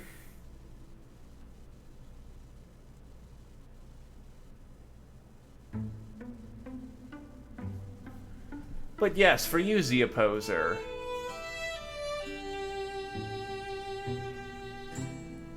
First, bring them all in. So, I don't think it goes without any question that Dragon Tamer gets brought up to the next tier. He was brought in. If he's cool with being a blue boy, no one's going to argue Dragon Tea being the first promotion tier.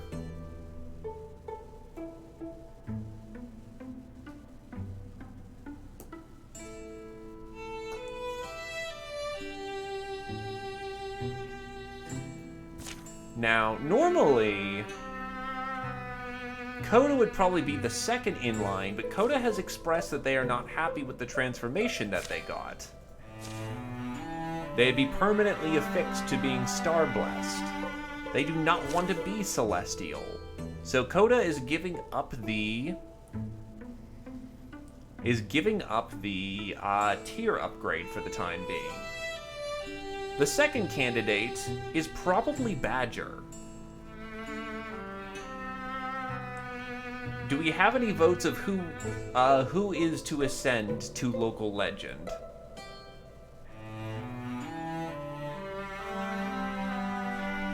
Otherwise, just from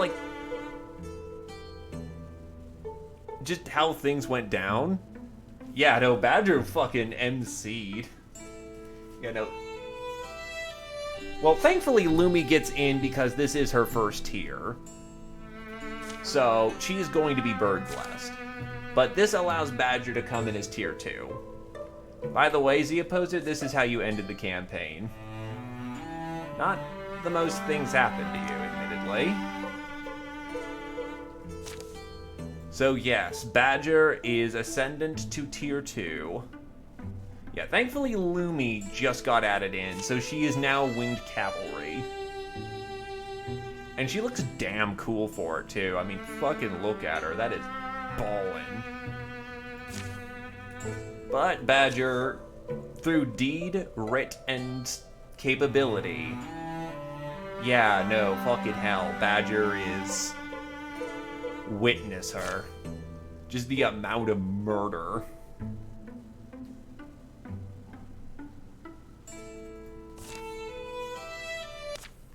And that is it. That is every campaign that has been taken care of.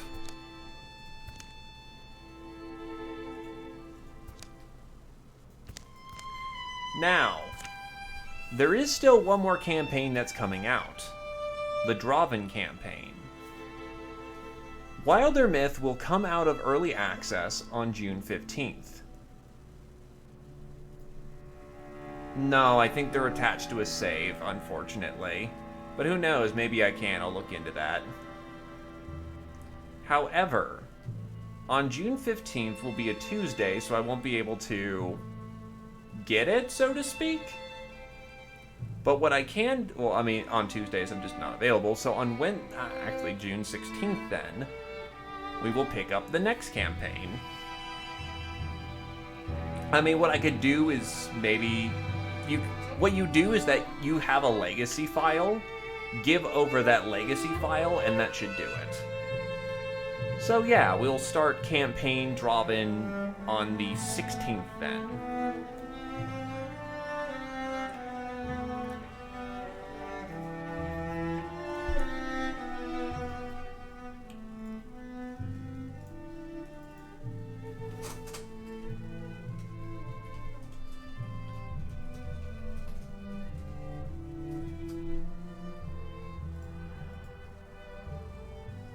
Well, I was about to... I was about to actually show that off. So first things first, it has to load.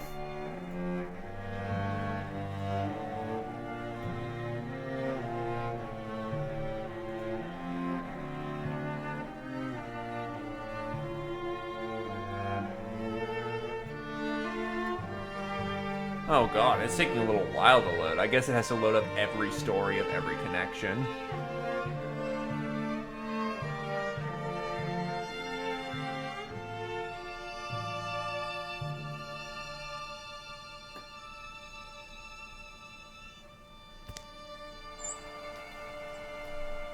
All right.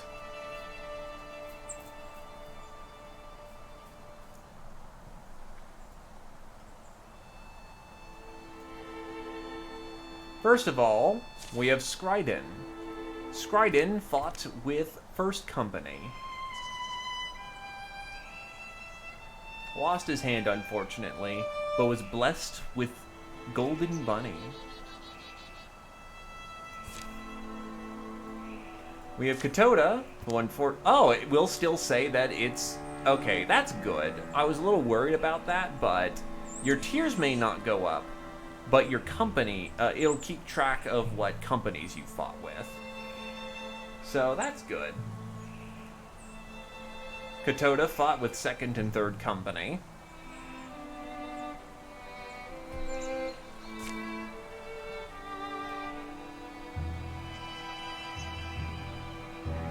Yeah, so basically if you don't go up a tier, the adventure, quote-unquote, anything that happened to him doesn't happen. But otherwise, it still records their history.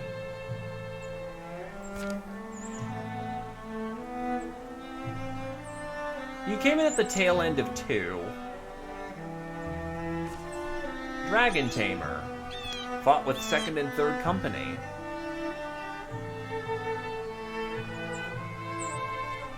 He became blue, abadi babu die, dabu be adu die, adadi dabu bye, da be adu bye, and is the only person in the entirety of all the runs so far to make it to the final 7th rank, Blackhorn.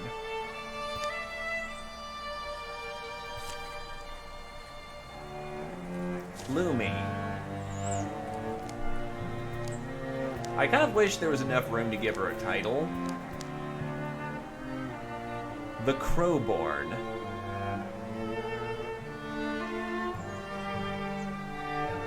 Basically just turned into a fucking winged cavalry of death.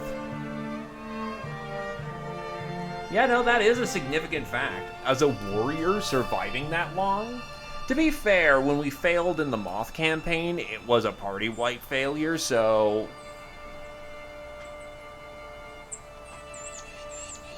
Yeah.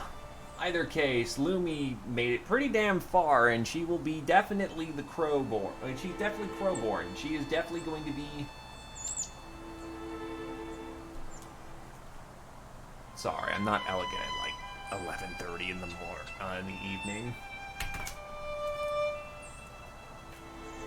She is the Black Angel of Death.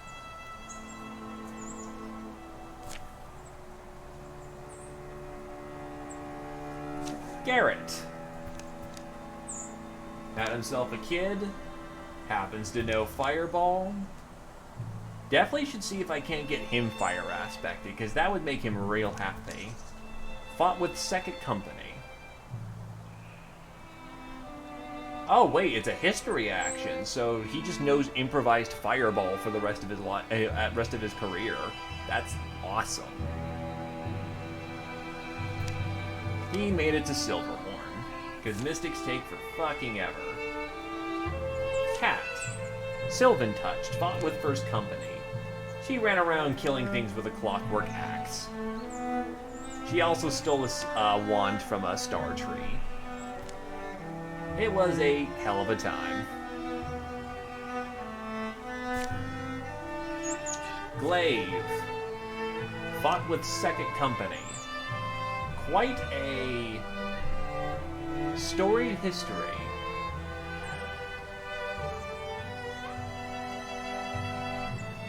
He is the Wolf Man, and quite a scary one at that. A duelist and a capable fighter. Yeah, the White Wolf of Second Company. That's a pretty damn good way to put it.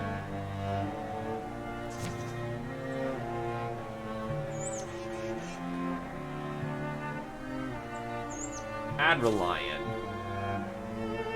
Yes, she does. Because she no longer has legs, now her legs are made of fire, she also keeps the fire blast and the warding from her legs, so she just has permanent +2 warding. She's slightly slower than the human average because of her legs, but they're so fucking minuscule it doesn't even matter.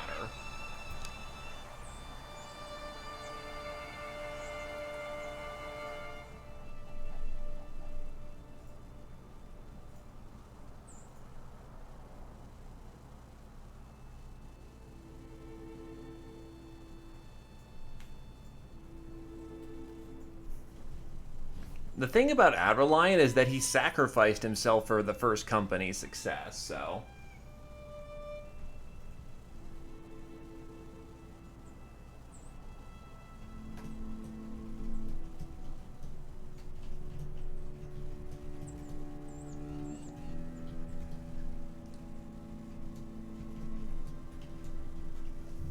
But yes, the fact he made it to 69 is hilarious. Oh god, no, he's not forgotten. If anything, we were trying to get Adrelion back for Third Company, but he just never was able to get there, unfortunately. But he's still an absolute badass. Nataru fought with Second Company, actually. And she did quite well. Deep under a thunder-split mountain, she stumbled on the ancient temple to Damroot. Oh yeah, that's right!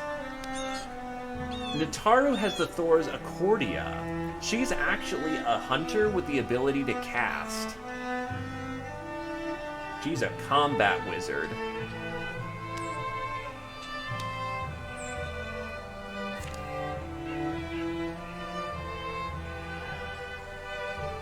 We have Dragon Tamer, who fought with Third and Second Company. Bang, bang, bang! And the bad guys are all dead.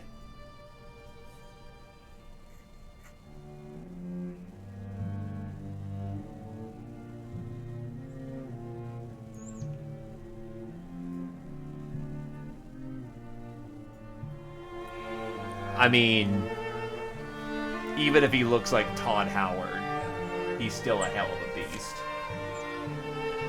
Titan, the Stormlord. He's actually a Tier 2 who fought with First Company, one of the ones who was made Ascendant during that time. Let's just say, Badger, remember how you were the torch? Titan was the lightning bolts for everybody, and did quite a good job of holding up the team when he was needed. Z-Opposer didn't get to do too much during Third Company, but he came in during Third Company. I would be more Thor if he came in with a hammer and killed people in melee. No, he was more like Zeus, throwing bolts of lightning and just saying, "Fuck you" for existing.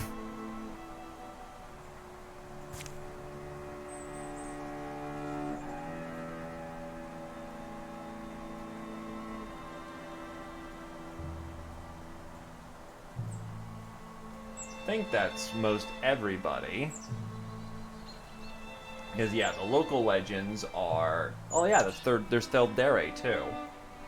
Theldere, Master of Machines, fought with First and Second Company.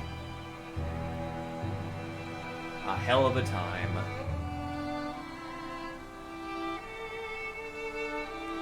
Gave in to the cult of the Mechanicus, and further wishes to become one with the machine. Oh no, he gets his own special thing, because he's Tier 3. Speaking of... Alatavio. God fucking damn. Fought First and Second Company. Blessed by the forest. face the pools of revision, mind controlled by a Thrixel, reconnecting with his long-lost mother, stealing the Crag Eagle twice.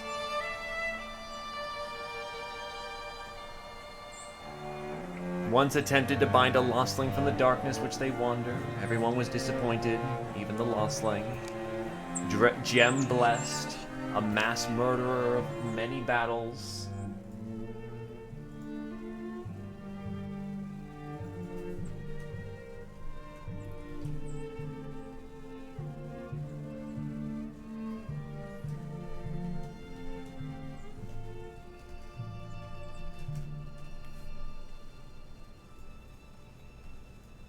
Needless to say, yeah, Alaptavo came in humbly, came out like a fucking wrecking ball. And the only reason why he doesn't have his nice cloak is he had to go do another adventure. He is made of crystal. His will is of iron. He is absolutely the local, not even a local legend, the fabled adventurer of the companies.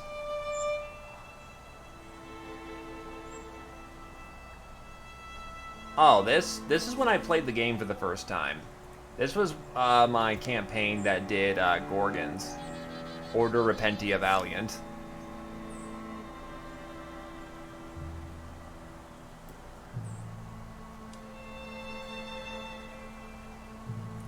I mean, look at this shit.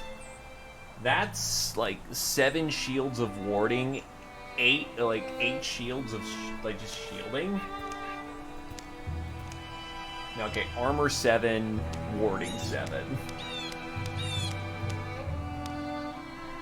Just fucking hell.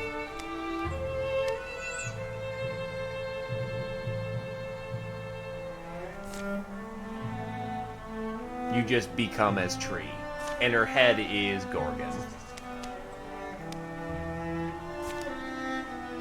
Never goes anywhere, unfortunately. So, I have the Great Sword of Grass, the Dueling Sword of Water, the Axe of Fire, the Great Axe of Stone, the Great Spear of Blue, of Water, the Bow of Green, every staff except Grass, and the Wand of Water.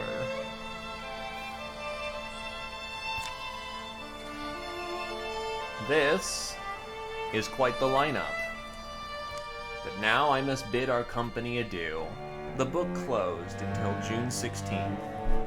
So that we may handle yet another story. In either case, thanks for coming on down. Sorry this ran so fucking late. And have a good... Actually, that is a good title screen. Jesus. The main MC, Badger Witness Me, the leader of Third Company and the leader of Second Company.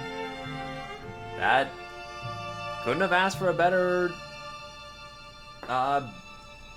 Could have asked for a better title screen. In either case, bye.